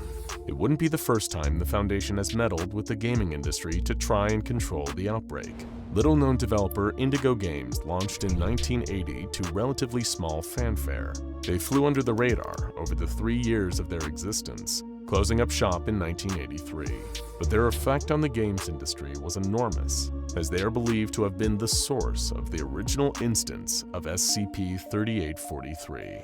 With the sale of physical games blowing up early in the 80s, it was the prime circumstances for SAM to spread like wildfire. Without much other choice, the Foundation had to step in. Due to a large number of SCP-3843-1 instances becoming public in 1983, the Foundation resorted to emergency containment measures. To achieve this, they caused a crash in the video game market by using their resources to influence major players. This involved financing competing home computer companies, artificially saturating the market using Foundation-owned companies and undercover elements in existing companies, using Foundation elements to encourage poor business practices in existing game publishers, and sabotaging upcoming projects. It was a success. The gaming industry slumped, and sales fell through the floor, buying enough time for the Foundation to get on top of instances of SCP-3843. You must be wondering by now, what's so bad about Sam? Just a harmless NPC popping up in video games asking for salt and meats? Where's the harm in that? You would be right. In the context of the game, no real damage was being done. The issue came from the real-world repercussions of encountering Sam. You see, when someone chooses to interact with Shopkeeper Sam, start Questgiver Sam's storyline, or engage Mini-Boss Sam in combat, it marks the beginning of a physiological change in the player. What this looks like depends on the game. For Zelda Breath of the Wild, it's just a case of the person growing blonde hair, a higher-pitched voice, and developing a sudden affinity for swordsmanship, puzzle solving, and hang gliding. The player undergoes physical change to make them more closely fit into the world of the game that they are playing, while also gaining knowledge and skills akin to what their player character would possess. The first instance of this posing a real-world threat was when Daryl McKenzie, 24, was shot dead whilst infiltrating a US military base after playing an infected copy of Metal Gear Solid. Before his death, he had exhibited high-level espionage and combat proficiency, which his family all claim he had no knowledge of prior to this event. Other cases can be even more severe, such as when the player character is not just a regular human. Infected copies of Cyberpunk 2077 and Deus Ex Mankind Divided resulted in players growing electronic implants in their own bodies, which most often leads to death as their immune system rejects the technology. Instances where the players control non-human creatures are even more severe. One woman sprouted cat ears and thick fur all over her body before suffering multiple organ failure. An agent checking her PC found that she had over 1,000 hours logged as a Khajiit character in Skyrim. Often the Foundation is only a couple of steps behind infected game copies, and so is able to step in and help those affected. This, unfortunately, was not the case with Max. 3 weeks passed, and Max felt like he was on top of the world. He fixed the problem under his sink no problem after finding he suddenly had a wealth of plumbing knowledge somewhere in his brain. He'd gone through his entire wardrobe and thrown out all the awful clothes he used to wear, replacing them with much better outfits. Red caps, denim overalls, big brown shoes. It was the perfect look for him. Every morning, he would sit in front of his mirror and sculpt his mustache to perfection, carefully trimming the hairs to the exact right shape. Exploring New Donk City was his favorite pastime. He'd kick open the door to his apartment and stroll out onto the street, looking for adventures every day. Jumping on the roofs of taxis, playing jump rope in the park with children, exploring the sewers looking for adventures, swinging around the flagpole on the Empire State Building. He was having a fantastic time, despite all the looks he was getting from passersby. But one thing played on his mind the whole time: Peach. She was still under Bowser's control. It wasn't fair of him to have all this fun while the love of his life was a prisoner. He needed to collect enough moons. That's what mattered. But no matter where he looked in New Donk City, he just couldn't find any. The only moon he could see was the one sitting there in the night sky. Staring out of his apartment window, Mario, Max, hatched a plan. His apartment was slowly coming to life around him. Little piranha plants grew out of the pots on his windowsill. He'd bought a gun a few days ago, and already the bullets had grown little faces and arms. He was assembling a small arsenal here, enough to take the moon by force. He heard the pounding footsteps before the door to the hangar flew open. An agent stood there holding a gun in trembling fingers staring into the darkness. Max let a smile slowly creep across his face as his gloved hand hovered over the launch controls. The agent called out into the shadows. Who's there? It's me, Max cranked the lever forward, and his airship kicked into the sky. Mario. Gunfire rang out from all directions as the ship rose into the air. He cackled maniacally on the deck, watching the agents get torn apart by all of his traps. They weren't going to get in the way of him reaching his Princess Peach. Not today. On the ground, agents stared up as the hat ship flew away from them, higher and higher into the sky. Only the faint echo of a Woohoo! drifted down to their ears before Max ran out of oxygen and passed out on the deck of his ship. All small towns have their horror stories, tales of places plagued by terrifying apparitions, unseen forces, and something waiting in the shadows to terrorize unsuspecting innocents. Sometimes it's a bridge at the edge of town, where a man in a bunny suit stalks, wielding an axe and looking for drivers who wander off of the main road. Sometimes it's a cabin in the woods rumored to house an old gnarled witch who steals people away and throws them into a giant soup pot. Maybe it's a cursed hotel where wicked spirits roam the halls and the guests check in but never check out. Or maybe, like the little town where 16-year-old Mark lived, it's a haunted house. Ever since he was a little boy, Mark had been terrified of the house at the end of the lane. He walked past it on his way to school each morning and on his way back in the late afternoon. The sight of it made his palms sweat, his heart beat just a little bit faster. It had once been a grand Victorian manor, with turrets and a wraparound porch painted a brilliant white. But over the years, the paint had faded to a dingy yellow, peeling away from the rotting wood. There were holes in the roof where the rain and snow dripped through between the shingles. The windows were caked with dust and grime, obscuring anything that might be hiding inside. Not that there should have been anything there. The house had been abandoned for decades. Still, whenever he passed it, Mark could swear he felt the presence of something in there, pacing, watching, waiting for him to come inside. The stories around town didn't help. His parents told him to ignore them, said that people just liked to talk when there was nothing else to do, to make up things to be afraid of, because their lives were too boring otherwise. But he couldn't avoid it. On a Boy Scouts trip when he was 12, Mark had tried to cover his ears when the other boys gathered around the campfire with him, and turned the topic to the old house, but they teased and taunted him until he listened. They leaned in, faces lit ghoulishly from below by the flickering orange flames, and whispered about the ghost that had taken up residence inside the house. A wealthy old woman had lived there a long, long time ago, they said. She was cruel, with a nasty temper.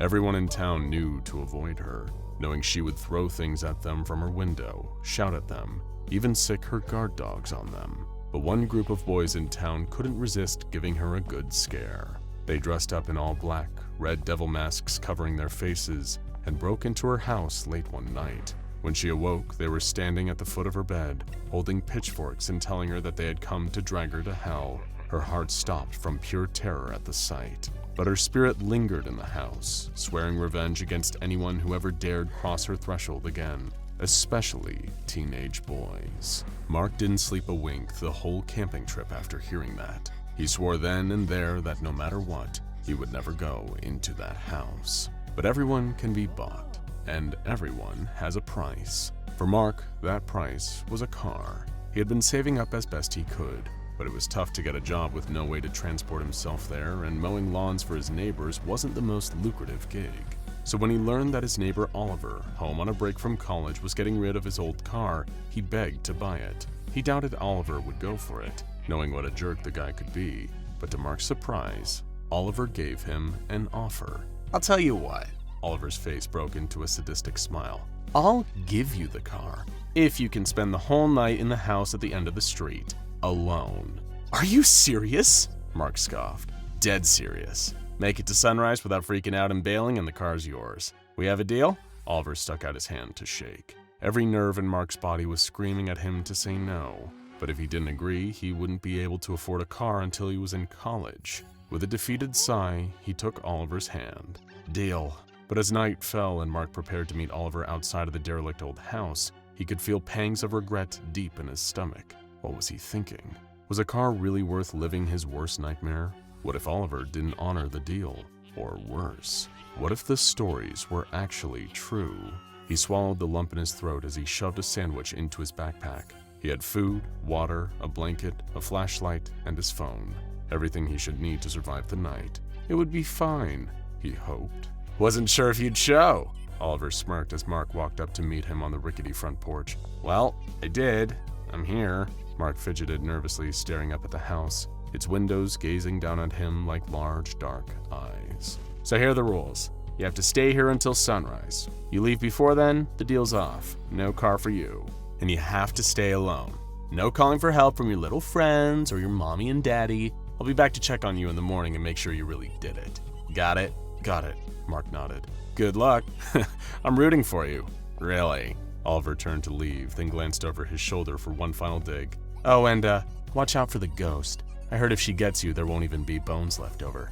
Night! And with that, he walked away. Mark stared down at the doorknob, preparing himself to walk inside. He could still leave. He could turn and run all the way back home, but then Oliver would be right, and he would be a coward. No, he was going to do it. He wasn't some scared little kid anymore. It was just a big, empty house, nothing more. He slowly turned the doorknob, pushed, and with a long, low creak, the door opened to the darkness within. Against his better judgment, Mark instinctively called out, "Hello?" There was, thankfully, no response, just his voice echoing in the vast, empty room. He let out a small sigh of relief and pulled the flashlight out of his backpack, switching it on. He cast its beam around the front room of the house, illuminating water damage, cobwebs that he could only hope were no longer housing any spiders, and a whole lot of plastic-wrapped furniture. As he walked into the living room, he was struck by just how ordinary it all seemed. It was creepy, of course, like any place made for a living that had been deprived of its purpose for far too long, but it wasn't nearly as bad as his imagination had built it up to be. He had been picturing black candles, symbols drawn on the floor in blood, a skeleton perched on the couch, bats hanging from the ceiling. But there was none of that. No ghosts, no signs of danger. This was just mostly sort of sad. Once a home, now just a house, emptied out and left to decay. He could get through the night just fine. As soon as he thought that, he felt something scurry across his foot and let out a scream. The flashlight revealed it to be a large rat running from his sudden intrusion and looking for a place to hide. He clutched his chest, catching his breath. It's just an animal. It's fine.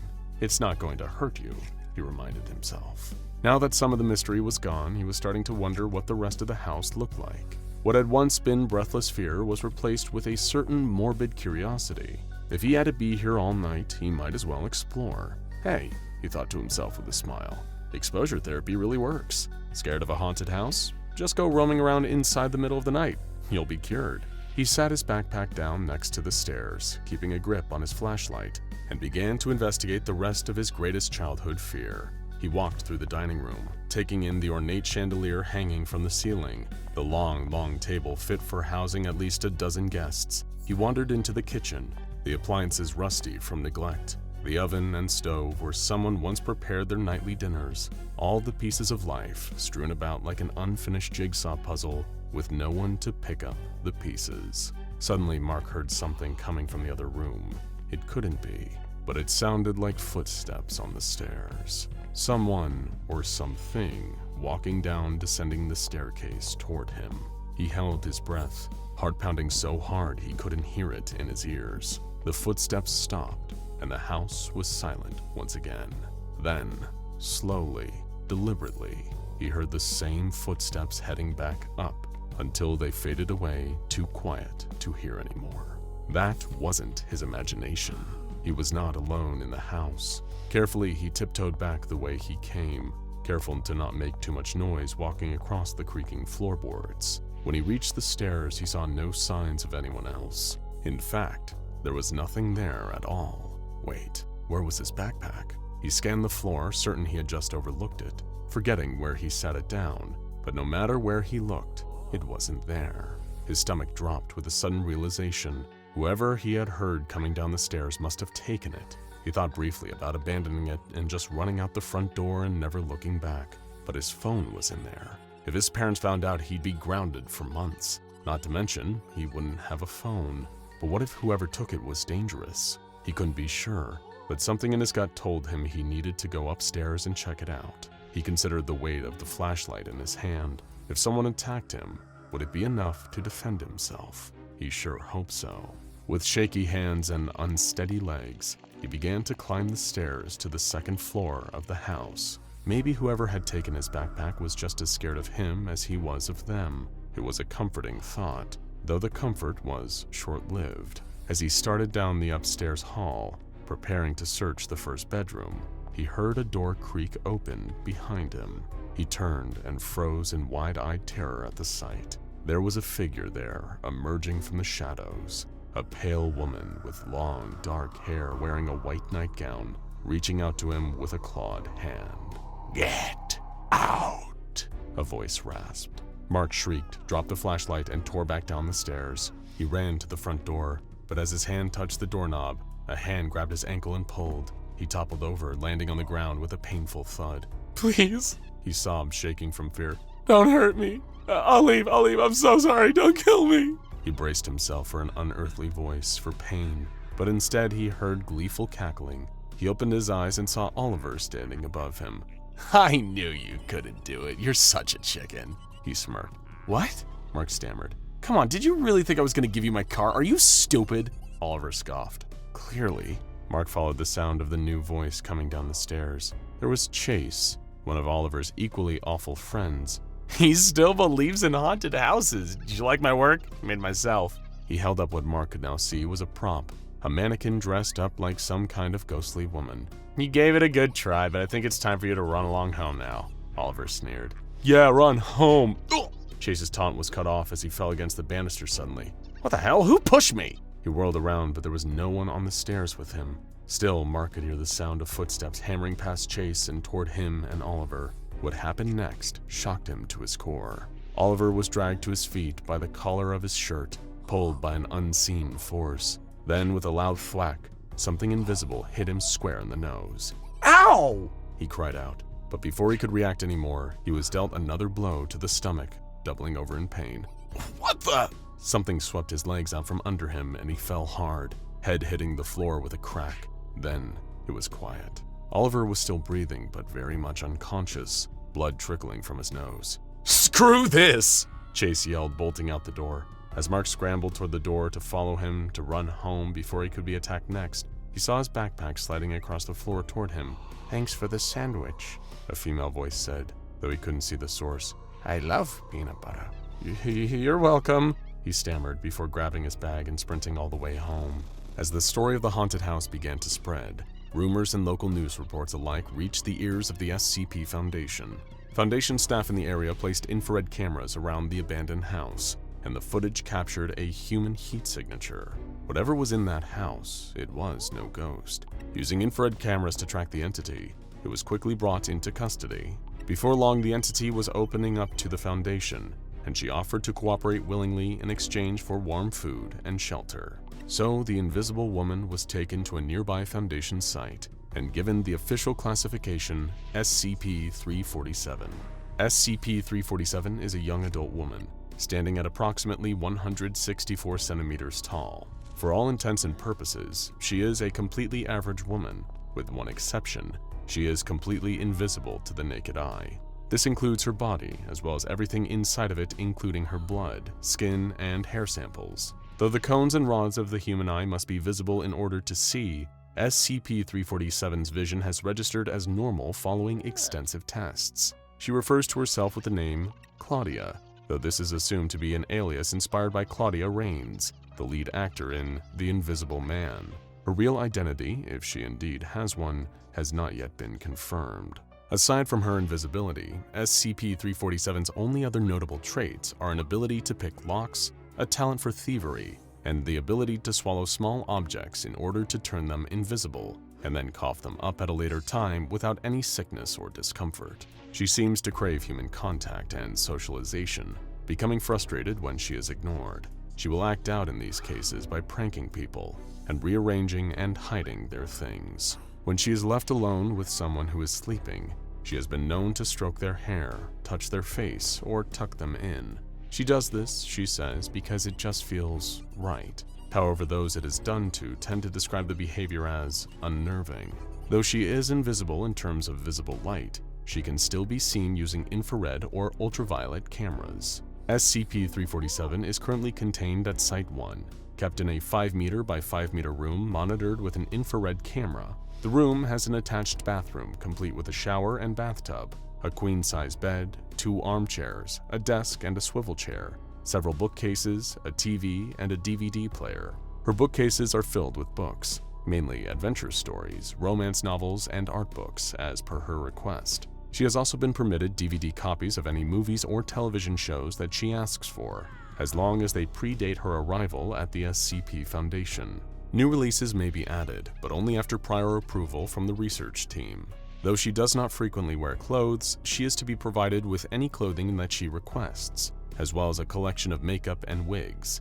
She has been encouraged to dress up to her heart's content, as it allows Foundation staff to more easily gauge her location at any given time.